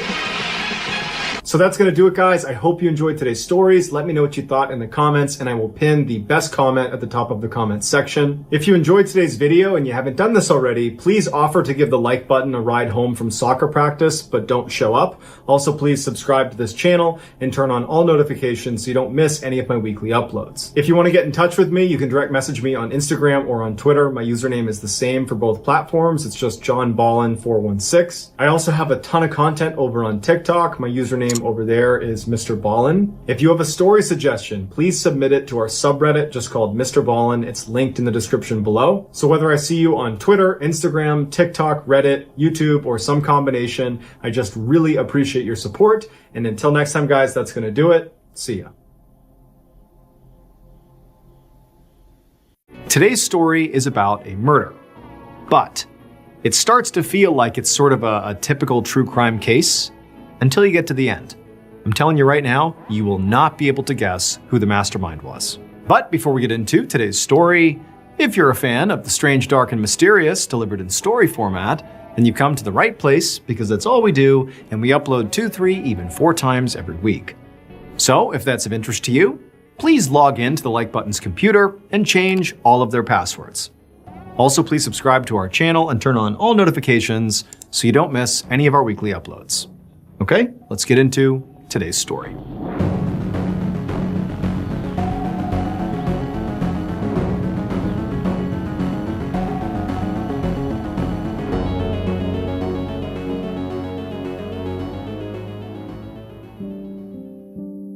Late on the night of October 13th, 2008, a 43-year-old woman named Hua Sai-hui sat in her parked car in a dark, desolate area off the side of Highway 61 in New Taipei City, Taiwan. Hua rolled down her driver's side window and then turned the engine off. And for a second, she just sat there and let the warm breeze blow in on her face. It wasn't often that she got a moment alone because she had 3 kids who all lived at home. So she just took a moment to enjoy the silence. And then eventually, she turned to the center console and she grabbed a piece of paper that was sitting there. And she tore the paper into tiny pieces and then tossed them out the open window. But when she did that, she didn't realize that the breeze kind of blew back in at the same time, and a few of those ripped up pieces actually found their way back inside of her car and settled in the pocket on the driver's side door. A little while later, around 3 a.m., a Coast Guard officer drove along Highway 61 doing his regular nighttime patrol. He went under an overpass and into an area where there weren't very many streetlights. And there, in the relative darkness, he saw something that was pretty odd. There was this gray sedan parked half on and half off the road. Intrigued, the Coast Guard officer pulled up behind the car, parked, and got out to investigate. The sedan's lights and engine were both off, and so the officer wondered if maybe this car had been abandoned. But as he got closer, he saw that the driver's side window was wide open. Now again, it was pretty dark, but the officer could make out the shape of what appeared to be a woman sitting inside the car in the driver's seat. And so the Coast Guard officer took out his flashlight to wake this person up, but when he shined the light into the car, he immediately reeled back in horror, because the woman was not asleep. Her entire head and her chest were covered in blood. A few minutes later, a police officer named Guo Hui-wen arrived on the scene along with a small team of other police officers and several EMTs. The EMTs quickly determined what basically everybody on scene already knew, which was the woman inside the car was dead. She had a small circular wound right below her left ear that authorities immediately recognized as a bullet wound. Officer Guo immediately pushed his men out to secure the scene.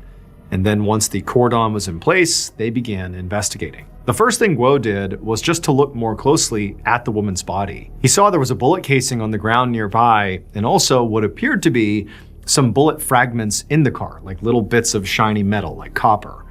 But there was no gun. And so at this point, Officer Guo and his team realized they were very likely dealing with a murder.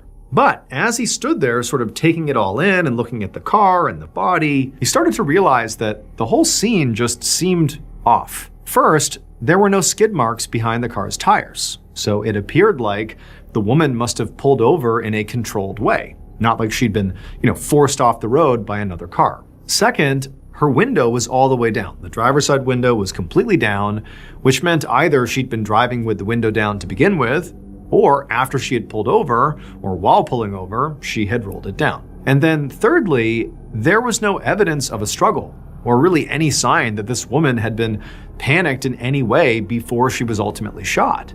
I mean, she hadn't even dropped her phone or taken off her seatbelt. And so overall, it just sort of seemed like this woman had been remarkably calm in her final moments, like she had no idea she was about to be killed. And this made Officer Guo think that whoever shot her was very likely somebody she knew and trusted. And so Guo knew he needed to identify this woman and then determine who was close to her. So he took down the license plate number of the car, and he was about to go run it through a system to see who the car belonged to, but suddenly another officer came running over, and they told him they'd found something really weird inside the car. They weren't sure if what they found was related to the crime, but in the pocket on the driver's side of the door, they'd found 4 small scraps of paper. And each scrap had what looked like numbers or word fragments handwritten on them. They said 65, Dao Leo, Z, and Da. Now, none of these fragments appeared to have any meaning on their own.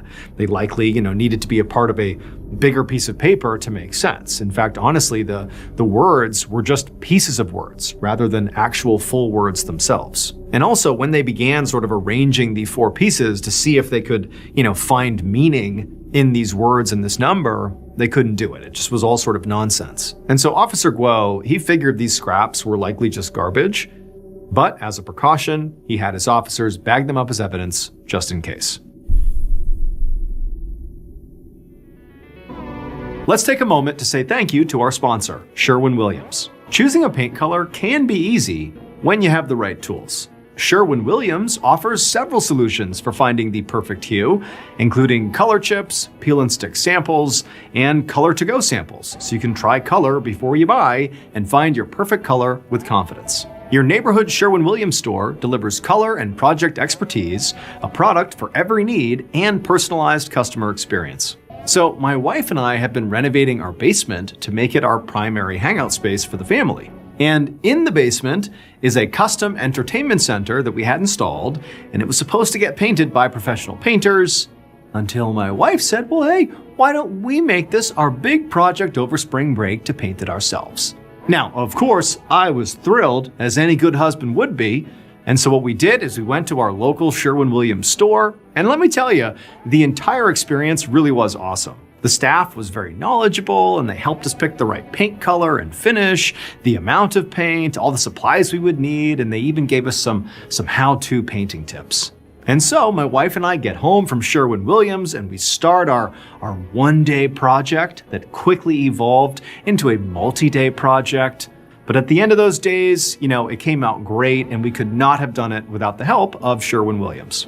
And now the entertainment center in the basement is the focus piece of the room, and I can proudly say we did that thanks to Sherwin-Williams. Head to swsamples.com to order color samples for your next project. Everyday life is full of moments that you plan for, and also moments that just happen, often when you least expect them. Whether it's part of your normal routine or something unexpected, Amazon is where you go for everyday essentials, making shopping simple and dependable. From running out of household basics to last-minute surprises, Amazon's great deals and low prices on everyday essentials make it easier to handle whatever life throws your way. Everything is in one place, so there's no extra stress or jumping through hoops when time is already tight. Whether it's something you buy regularly or something you suddenly realize you need right now, Amazon makes it easy to find what you're looking for quickly and at a price that feels good. It's straightforward, dependable shopping that makes everyday moments feel more manageable with less stress, fewer steps, and more confidence that your money is well spent. Shop Amazon and save on essentials. Save the everyday. A few hours later, Officer Guo, along with a member of his team, walked into this huge apartment complex in New Taipei City that was about 40 miles away from where they had found the woman inside of the gray sedan earlier that morning. They went to a specific apartment and they knocked on the door. And after a moment, a middle-aged man opened the door up, and he looked very surprised to see police standing at his door. Officer Guo asked this man if his name was Xu Bicheng. And the man nodded and said yes. By this point, Officer Guo and his partner had identified the murder victim. She was 43-year-old Hua Sai-hui. And when they'd started looking into Hua's relationships, they'd learned that she lived in this apartment with her 3 kids and the man who had opened the door, Xiu Bi-chung. He was her ex-husband. Even though the couple had actually gotten divorced 5 years earlier, they had ultimately decided to continue living together and co-parenting. As Hua's ex-husband, Xiu was an obvious person of interest in this murder. But at this point, Officer Guo wasn't sure how much Xiu even knew. So he had to be careful how he approached the conversation. Officer Guo started by introducing himself and his partner, and then asked Xiu if he had spoken to his ex-wife recently. And Xiu shook his head and said he actually hadn't spoken to her since the previous night. But he did say that their last conversation had definitely been kind of weird. He said that the previous night, around 8:45 p.m., Hua had left to go to this meeting with a pawn shop owner on the opposite side of the city. He said that she owed this pawn shop owner a lot of money, and they were supposed to be discussing a repayment plan. But around 9:30 p.m., while she was on her way to this meeting, Xiu said that Hua had actually called him to say she was out on Highway 61 and another car was now following her. Xiu had told her that very likely this was just somebody driving a similar route as her, like this was not a cause for concern. And so ultimately, Hua had sort of agreed and said okay and hung up. And according to Xiu, he'd tried calling Hua back a bit later, but she hadn't picked up. Xiu said he actually called Hua an additional 10 more times after this, but she never answered, and so Xiu said he really didn't know what became of his ex-wife. He didn't know how the meeting went, he didn't know where she was. Now, after hearing this, Officer Guo's first reaction was sort of to be like, that's absurd.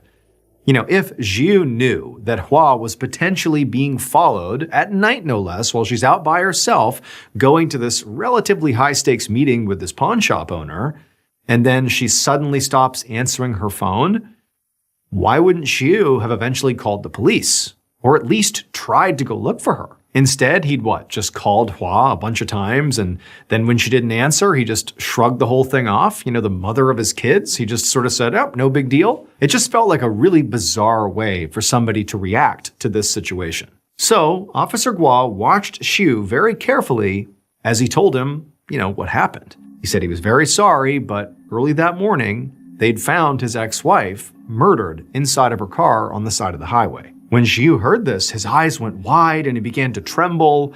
And, from Guo's perspective, it looked like sort of a shocked response, a genuine shocked response that he can't believe what he's being told.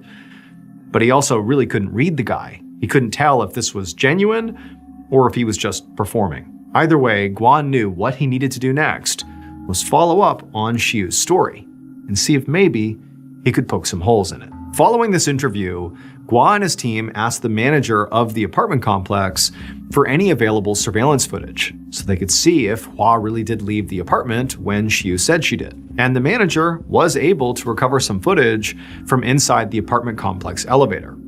And while it did prove that Hua left around 8:45 p.m., like Xiu had said, it also showed something else that struck Officer Guo as kind of strange. In the video, Hua rode down the elevator, supposedly on her way to meet with this pawn shop owner, but for some reason, her ex-husband, Xiu, rode the elevator with her. And during this ride, Xiu kissed Hua for 8 seconds straight, and then hugged her until the elevator stopped and the doors opened. Now, to most people, this would just look like a sort of normal, tender moment between a loving couple. But it was odd in this case, really for 2 reasons. First, because Hua and Xiu were divorced. As far as Guo understood, they were definitely not a romantic couple at all anymore. And then secondly, it was also weird because in Taiwanese culture, public displays of affection are very taboo, especially among older generations. Like, it would be really uncommon for a middle-aged couple to kiss and hug pretty much anywhere except inside their own home. So, Officer Guo felt like, the only reason that made sense for Xiu to behave the way he had on the elevator was if he knew something bad was about to happen to his ex-wife. And as they continued investigating Xiu's story, they found more problems with it. They learned that the pawn shop owner did exist, and Hua did owe him a lot of money. But when they actually spoke to him, he said he had not been planning to meet with Hua on the night of her death. He didn't know what she was talking about. Police also got access to surveillance footage from Highway 61, where Hua's body had been found. Now, the cameras didn't cover the part of the road where the murder actually took place, but police were able to get footage of Hua driving along the highway at 9:30 p.m., the time Xiu said she had told him she was being followed. But on this video, there was clearly no other car following Hua. Now, it was technically possible that Hua had lied to her ex-husband Xiu for some reason, but to Officer Gua, it seemed much more likely that Xiu was now lying to him and making up, this story about the car following his ex-wife. After learning all of this, Officer Gua and his team went back and looked at all the surveillance footage from the apartment complex, and they also got access to Xiu's cell phone GPS records to see if they could track his movements on the night of the murder. But what they found really only complicated things, because according to the footage and Xiu's cell phone pings, he was inside of his apartment all night. There was no way he was the one who shot Hua. But to Officer Gua, this didn't mean Xiu was innocent. He wondered if maybe Xiu had hired someone to commit the murder on his behalf. He didn't know, but he just felt like Xiu had to be involved. But that theory still left a lot of unanswered questions. Like, why would Xiu have wanted Hua dead in the first place? And why would Hua have calmly pulled over and opened her car window for a hitman potentially? And so Officer Gua thought about it for a little bit, and then he had an idea. Maybe the person Xiu hired wasn't a stranger. Maybe the hitman was somebody Hua knew and trusted. Several months later, Officer Gua and one of his teammates were sitting inside of an office in a high-rise building in New Taipei City. They were in front of this huge desk, and behind this desk was the man who worked in this office. And he was Hua's brother. So Officer Gua and his team were still working off the idea that whoever killed Hua likely knew her personally. So they'd spent the last few months methodically tracking down and interviewing everyone in her cell phone contacts list. Now, so far, they had not found any new suspects. But they had learned some pretty interesting stuff. Apparently, Hua had not just been in debt to that pawn shop owner. She also owed money to multiple banks, to friends, to family members. She even owed money to some very shady black market lenders. Altogether, she had the equivalent of nearly $500,000 in debt. And knowing all of this actually made Hua and her ex-husband Xiu's relationship make more sense. Several people had told Gua that the reason Hua and Xiu had gotten divorced was not because they wanted to. It was because Hua's credit was terrible because of all this debt, and Xiu wanted to keep his finances separate from hers. And so by all accounts, the couple, despite being divorced, were still very much in love, and they were both devoted to each other and to their kids. And so this new information had kind of left Officer Gua and his team floundering, because Xiu had initially seemed so suspicious, but Gua still didn't have any hard evidence against him, and now he didn't even seem to have a motive for him. So now, as Gua sat inside of this office across from Hua's brother, he just hoped that some new piece of information would come to light. Gua and his partner asked the brother to please tell them everything he knew about Hua, her marriage, and anything else he thought might be relevant. The brother nodded and started talking. But pretty quickly, what he was saying just sounded a lot like all the other stuff that Gua already knew. Like, this was not new information, it was the same as always. And so as the brother just kind of began to talk, Gua's eyes sort of left the brother and began wandering around the room. And eventually, Gua's gaze landed on a bookshelf behind the brother, behind the desk. He noticed there was a piece of paper sticking out from between two books on this shelf. Now, Gua could only see a little bit of it, but he could tell that there was handwriting on the paper that looked familiar. And so without saying anything, like while the brother is still talking, Gua got up, walked around to the bookshelf, and he pulled out that piece of paper. And right away, as he's looking at it, his heart began to race, because he saw that the handwriting on this piece of paper was the same handwriting that were on those 4 little scraps of paper that were found at the crime scene, those pieces of paper that were sort of ruled out as trash. He's seeing this is definitely the same handwriting. But more than that, Gua is seeing that literally the actual words or portions of words and the number that were on those fragments are literally on this piece of paper. Clearly, he's looking at a duplicate of whatever document was in the car that got ripped up. He only had 4 little pieces before. Now he's looking at the full copy of that document. And as Gua looked over this document, it was like everything just snapped into place. Those fragments that he saw, those things that were found in the car that now have been laid out in this document, those were bits and pieces of street names and addresses. The full message that Gua was now looking at was actually a set of geographical directions. And the directions would lead whoever was following these directions to the actual location where Hua was murdered. And so after this discovery, the police very quickly figured out what happened to Hua, like who the mastermind was behind her murder. But amazingly, the mastermind was not Hua's brother, despite this document being found in his office. No, it would turn out that the story of Hua's murder was far darker and far more tragic than anybody could have imagined. It all began 1 month before Hua's death. That was when 3 people who all wanted Hua dead met up. That was Hua's brother, Hua's ex-husband, and the mastermind. And the 3 of them, once they got together, they began formulating a plan. Now, what they all decided was none of them wanted to get their hands dirty, so they would hire a hitman. They decided that once they had this hitman, they would kill Hua in a neutral location. They would shoot her on the side of the highway. And they chose a date for her execution that was convenient, a time when that section of the road would be basically empty and also was an area where there were no cameras and few streetlights. And so on the night that Hua is going to be executed, the reason Hua's ex-husband, Xiu, rode down the apartment elevator with her and hugged her and kissed her in this big display of affection was because he knew what was going to happen to her. He was basically saying goodbye. And then after Hua left the apartment, Xiu contacted Hua's brother, who then called the hitman. And then the hitman used the directions the brother had written out for him, those same directions that Gua had found in his office. The hitman used those to get to the location where they were going to kill Hua. And when he got there, he just pulled off to the side of the road and he waited. A little while later, the hitman saw Hua's gray sedan pass by him and come to a stop on the side of the road. And so at this point, the hitman got out of his car, he walked up alongside Hua's car, her window was down, he pulled out a gun, and he shot her. It would turn out the 3rd person who met up with the ex-husband and the brother who wanted Hua dead, who was the mastermind behind Hua's execution, was Hua herself.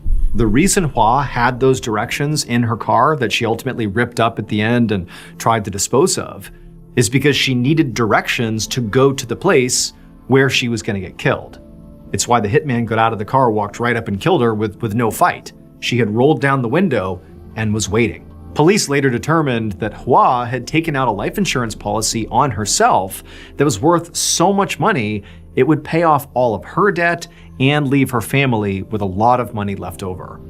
She'd planned her own murder as a sort of self-sacrifice in the hopes of giving her family a better life. She'd ultimately convinced her ex-husband and brother to help in exchange for a cut of the money. But her plan didn't really work out. Hua's death was ruled a suicide, not a homicide, so the life insurance company didn't pay out anything to her family. Xiu, Hua's brother, and the hitman all faced a number of charges, including facilitating suicide and fraud. They each received between 6.5 and 7 years in prison.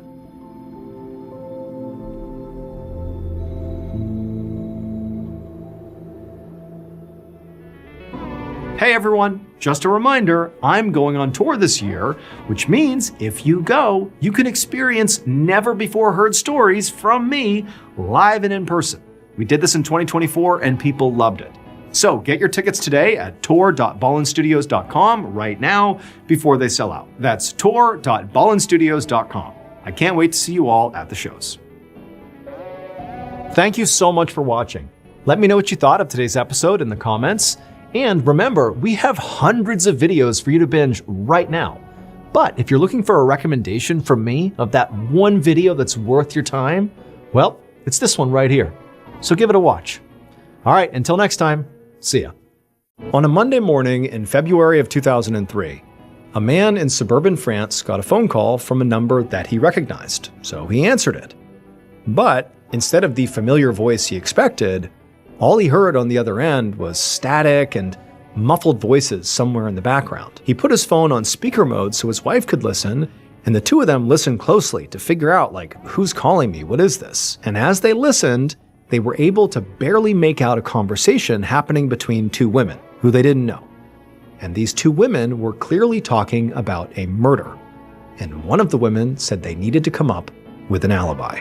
But before we get into today's story, if you're a fan of the strange, dark, and mysterious delivered in story format, then you've come to the right place because that's all we do, and we upload 2, 3, even 4 times every week. So if that's of interest to you, in the dead of winter, sneak into the Like Button's house and cut off all the sleeves to their coats and jackets. Also, please subscribe to our channel and turn on all notifications so you don't miss any of our weekly uploads. Okay, let's get into today's story.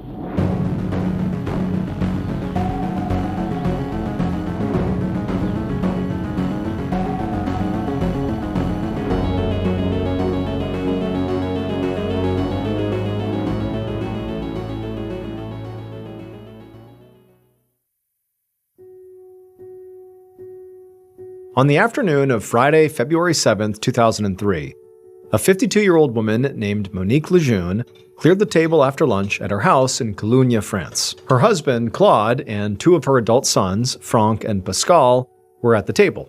And while Monique cleaned up, the men talked over what they needed to pack for the overnight trip they were about to take. They were heading to a family gathering near Paris, about 3.5 hours away, to celebrate Claude's sister-in-law's retirement. Monique was not going to go, and she had told her family it was because somebody had to stay home with their 4 dogs. And that was true, but there also was another real reason why Monique did not want to be there. And it was because she just didn't get along very well with Claude's family.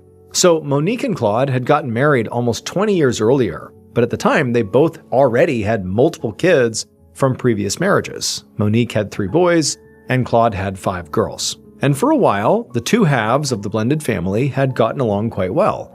But over time, there were some personality clashes between Monique and her 5 stepdaughters. When Monique and Claude got married, all 5 girls were at least teenagers, if not in their 20s. And so while they sort of accepted Monique as being part of their lives, they just couldn't view her as an actual motherly figure. You know, they were already close with their actual mother, Claude's ex-wife Beatrice, and so that was their mother, and Monique was like the add-on.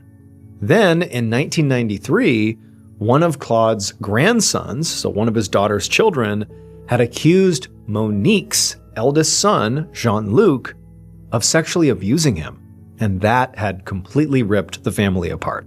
Now, this was never reported to the police, so there was no actual investigation into whether this really happened or not.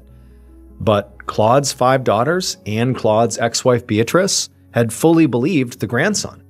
And Monique had defended her son, Jean-Luc, and Claude was kind of stuck in the middle of it. And it had gotten so ugly that the two sides of the family had just stopped talking to each other for a whole year. And so now the whole family was basically back on speaking terms as they were getting ready for this retirement party, but it was still extremely uncomfortable and tense. And so that is why Monique was not going to go, and also why her son, Jean-Luc, was not going to go as well. Finally, around 3 p.m., as Claude and the 2 sons wheeled their suitcases out to the car, Monique went to the front door and she said goodbye to them and then watched as they hopped in the car and drove off. A few hours later, around 6:30 p.m., Monique heard a knock on the front door, and when she opened it, it was her son Jean-Luc, and he was standing there holding up his bicycle. He told his mom he was just stopping by on his way home from work.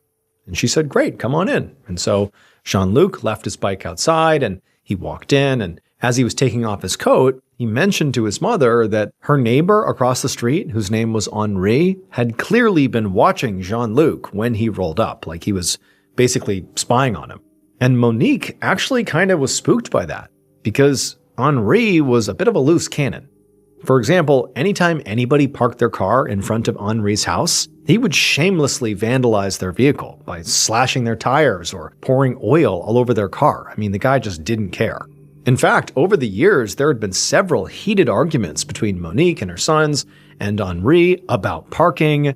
And in fact, one of those arguments had even escalated into a physical fight. But since Jean-Luc had shown up tonight without a car, he rode his bike here, Monique just hoped that, whatever issues Henri had, that it wouldn't go anywhere, because there's no car in front of his property, like we didn't do anything, leave us alone.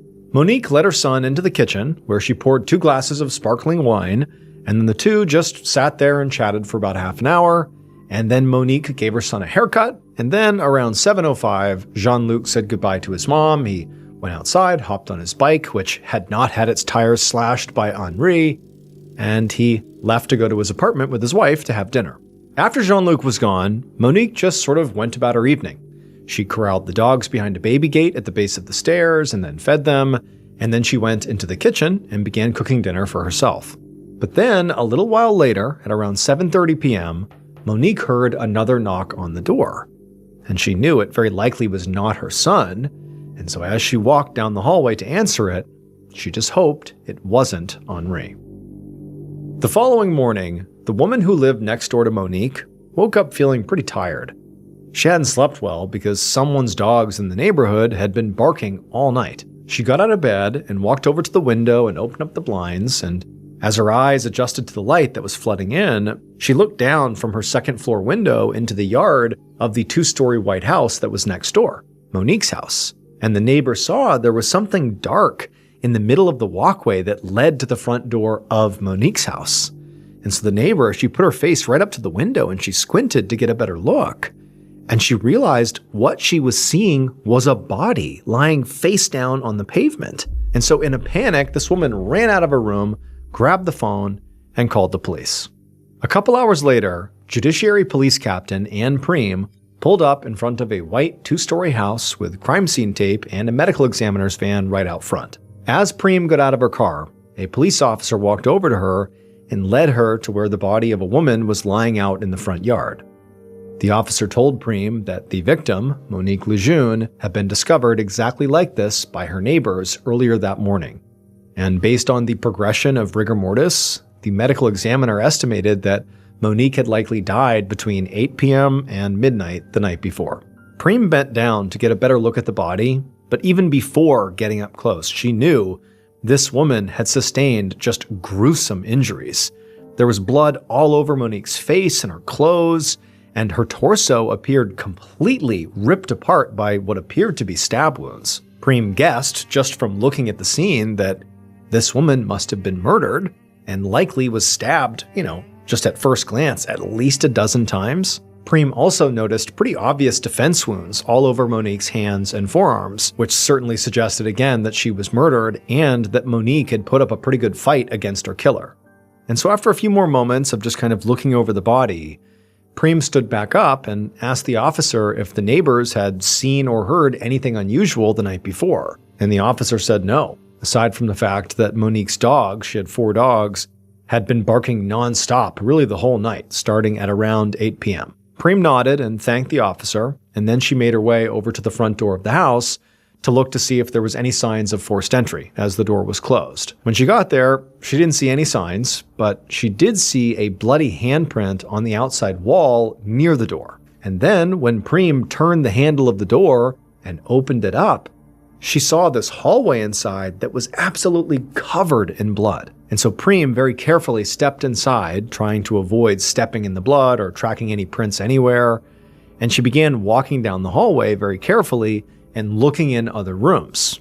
And she saw that for the most part, the blood spatter was pretty well contained in the entryway, which told her that the attack on Monique likely began and ended in the entryway. And so her running theory was, okay, Monique must have had someone come to the door, they knocked or whatever, and then Monique opened the door and was attacked immediately. But then, as Prem stepped back outside, she looked down at the front walkway and noticed something kind of unusual.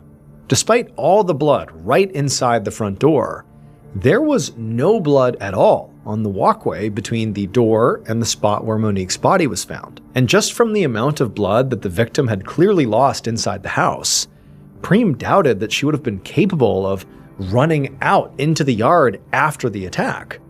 So she had to wonder if maybe the body had been moved post-mortem.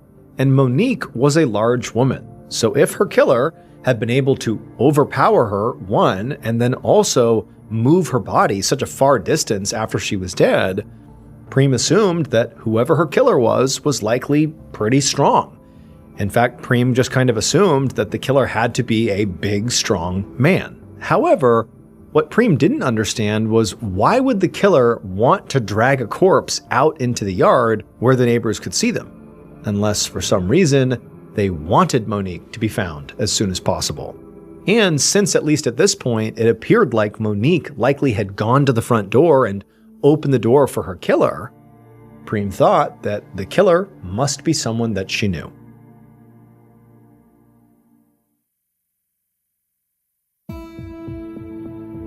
Around noon on that same day, so February 8th, 2003, Police Captain Anne Prem was about to go next door and speak to one of Monique's neighbors herself when suddenly a car pulled up at the curb and 3 men climbed out looking completely shocked and very concerned. By this point, Prem had learned from the neighbors that Monique had a husband and also adult sons, and so Prem assumed that these men must be them. So right away, Prem hurried down the walkway to cut the men off, to keep them from entering the crime scene. And the 3 men, they just began crowding around her, asking her, like, what's going on? Where's Monique? What's happened? And she told them that, unfortunately, Monique had been stabbed to death. And at first, all 3 of them just went completely silent. And then one of them, one of the sons, just began to cry. Prem then told them that they couldn't go into the house because it was still an active crime scene. So instead, she led them over to the curb, and they all sat down. Prem could tell the men were in shock, because as much as one man was crying, it just seemed like they couldn't even process what they were told. But it was important to find out what Monique's family knew as soon as possible. So Prem pulled out a notepad and gently asked them about the last time they had seen Monique. The husband, Claude, said that they had all left the house around 3 p.m. the previous afternoon, leaving Monique at home alone. They said they had gone to a family gathering near Paris that evening and stayed overnight, and they'd only now just gotten back into town, and they'd seen this whole scene out front, the police tape, and police, they had no idea what was going on. Eventually, Prem asked Claude to tell him all the names of all the people in their family, all their adult children, Claude's ex-wife, Monique's ex-husband, everybody. But as Claude was giving this information, he told her that he just couldn't imagine anybody in the family being involved in this. Prem nodded, but she knew that it was entirely possible that family was involved. I mean, unfortunately, this stuff does happen. But she didn't give that off. Instead, she just said, well, can you think of anyone who would want to hurt Monique? And Claude thought about it and just said no. She lived a pretty normal and uneventful life. But then one of the sons piped up and mentioned that actually there might be someone. He said her neighbor, Henri, and he pointed across the street at the house. A minute later, Prem was knocking on the front door of Henri's house. And after a few seconds, a middle-aged man answered the door. And he was very curious about what was going on across the street. And eventually, Prem told him that, well, your neighbor Monique has been murdered.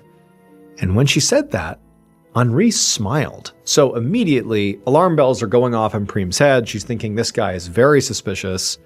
And she asked him, can I come in and look around then? And Henri didn't even seem surprised by this request. It was like he already knew he was going to be looked at as a suspect and said, sure, come on in. So he stepped aside and Prem came in and began searching every room in the house, the living room, the kitchen, the upstairs bedrooms.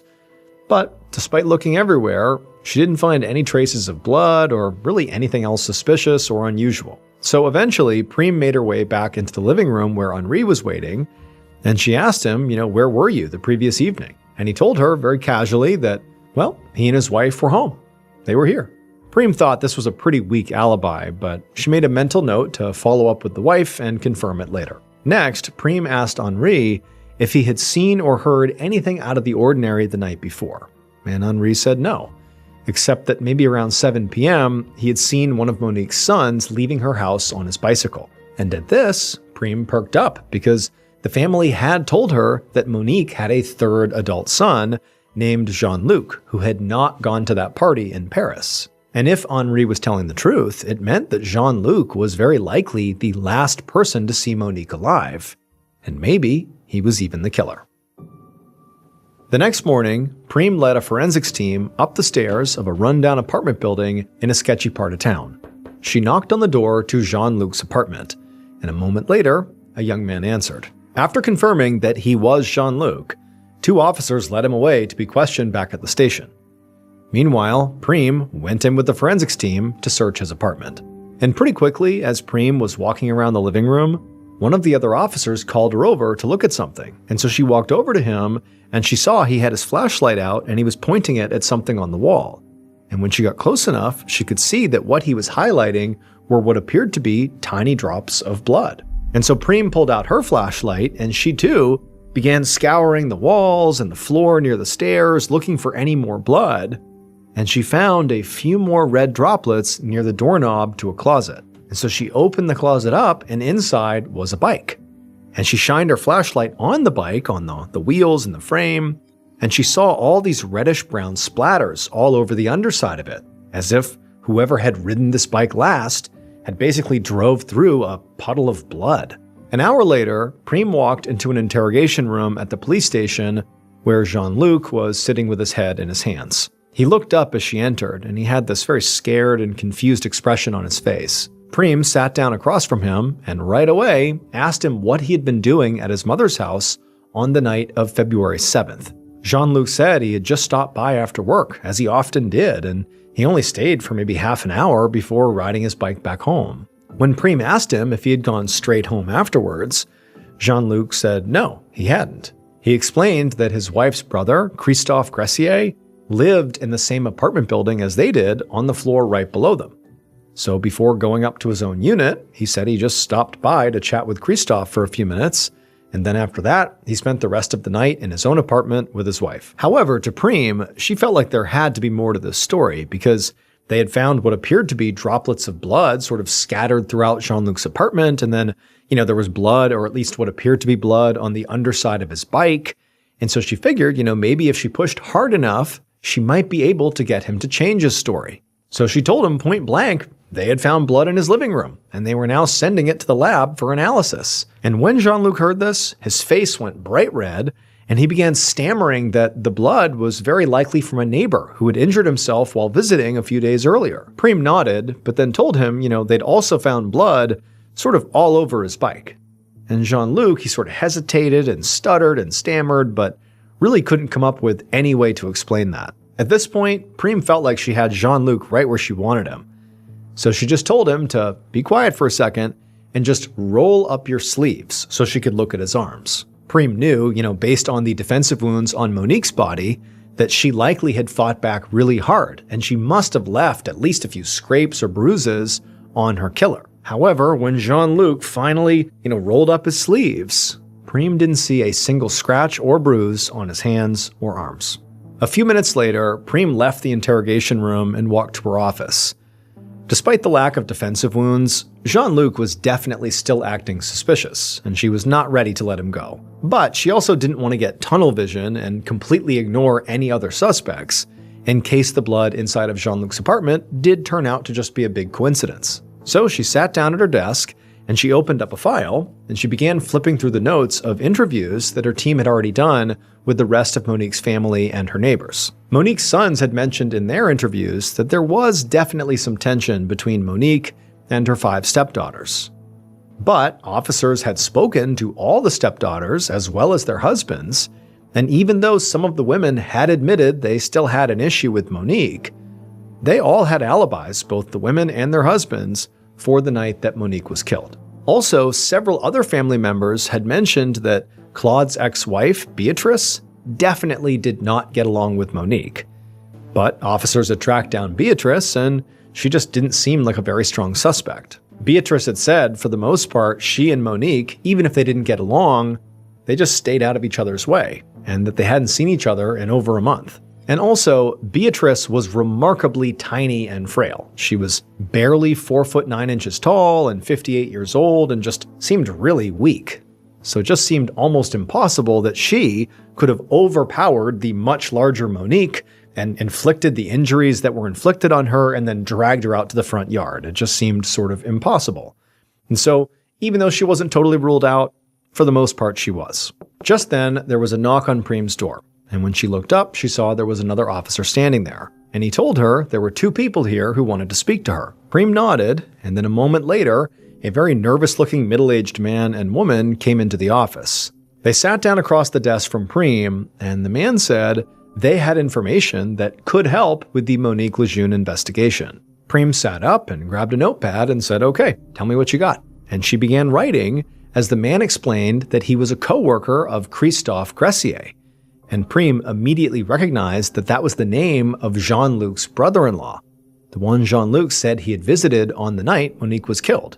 That was the person he saw apparently right after he left Monique's house. The man sitting across from Preem said that just a few hours ago, he'd gotten a call from Christophe's number. But when he answered it, all he could hear was a sort of muffled conversation between 2 women. And at first, this man thought what he was hearing was just an accidental call, maybe by Christophe's kid who was just pressing buttons at random. However, the man said when he put his phone on speaker, he and his wife, who was the woman he was with, they both started listening really closely, and they were able to make out a snippet of the conversation. The 2 women on the line were clearly talking about needing an alibi and saying something about a man named Jean-Luc. First, the women had said something like, "It's not Jean-Luc's fault, he's depressed." And then the women had mentioned something about a pair of pants that needed to be washed. Preem couldn't believe what she was hearing. I mean, any doubts that she had had about Jean-Luc being the killer pretty much disappeared. And so she took down the couple's names and contact info, showed them out of her office, and then once they were gone, she grabbed her keys and she headed out to go to Christophe's apartment.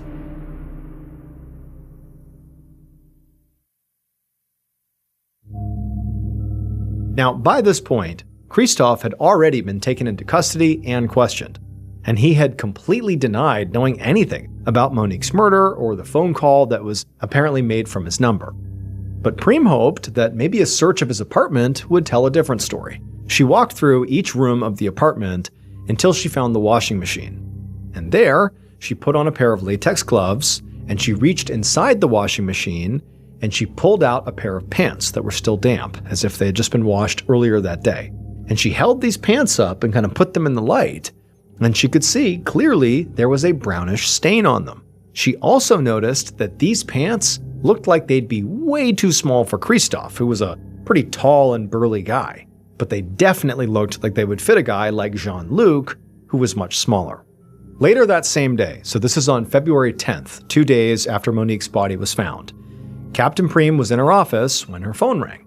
She answered it, and it was a technician from the crime lab telling her they actually already had the results from the samples that had been sent in for testing. And so Preem, she's geared up, ready to hear some potentially, case-breaking news. But the tech told her that the stains that were on the bike, it was blood, but it was animal blood.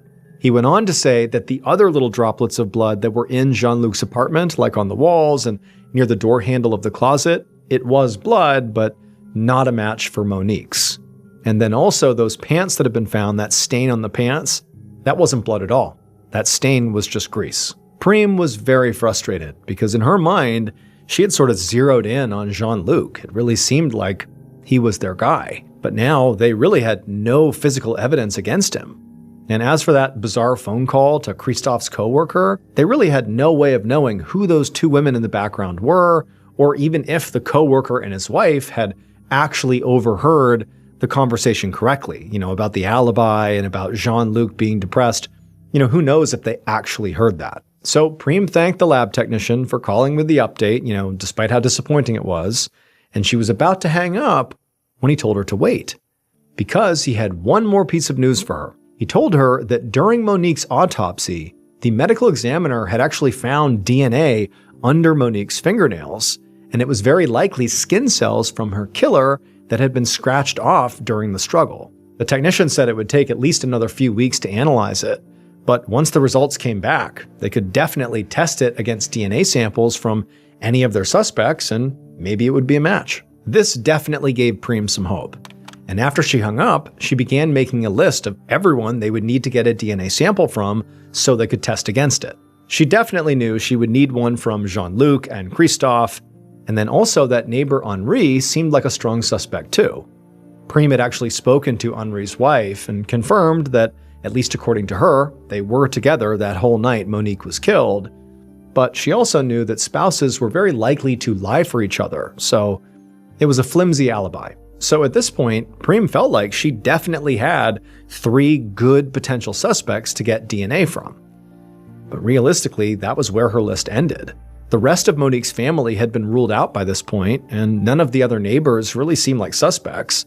And by all accounts, Monique lived a pretty quiet suburban life and just didn't really get into trouble with anyone, so there really was no one else. And so to Preem, it just felt like something was missing here.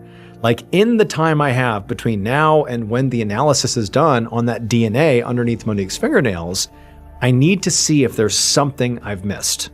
And so over the next few weeks, that's what Preem did. She pored over all the evidence they'd collected, and she re-interviewed all the family members and spoke to all the neighbors. But despite this huge effort, nothing new came up that brought any other suspects into view. However, at the same time, this is early March by this point, maybe 3-4 weeks after the tech had said they would test this DNA, Preem got another call from the crime lab, and the technician said that the DNA analysis had come back.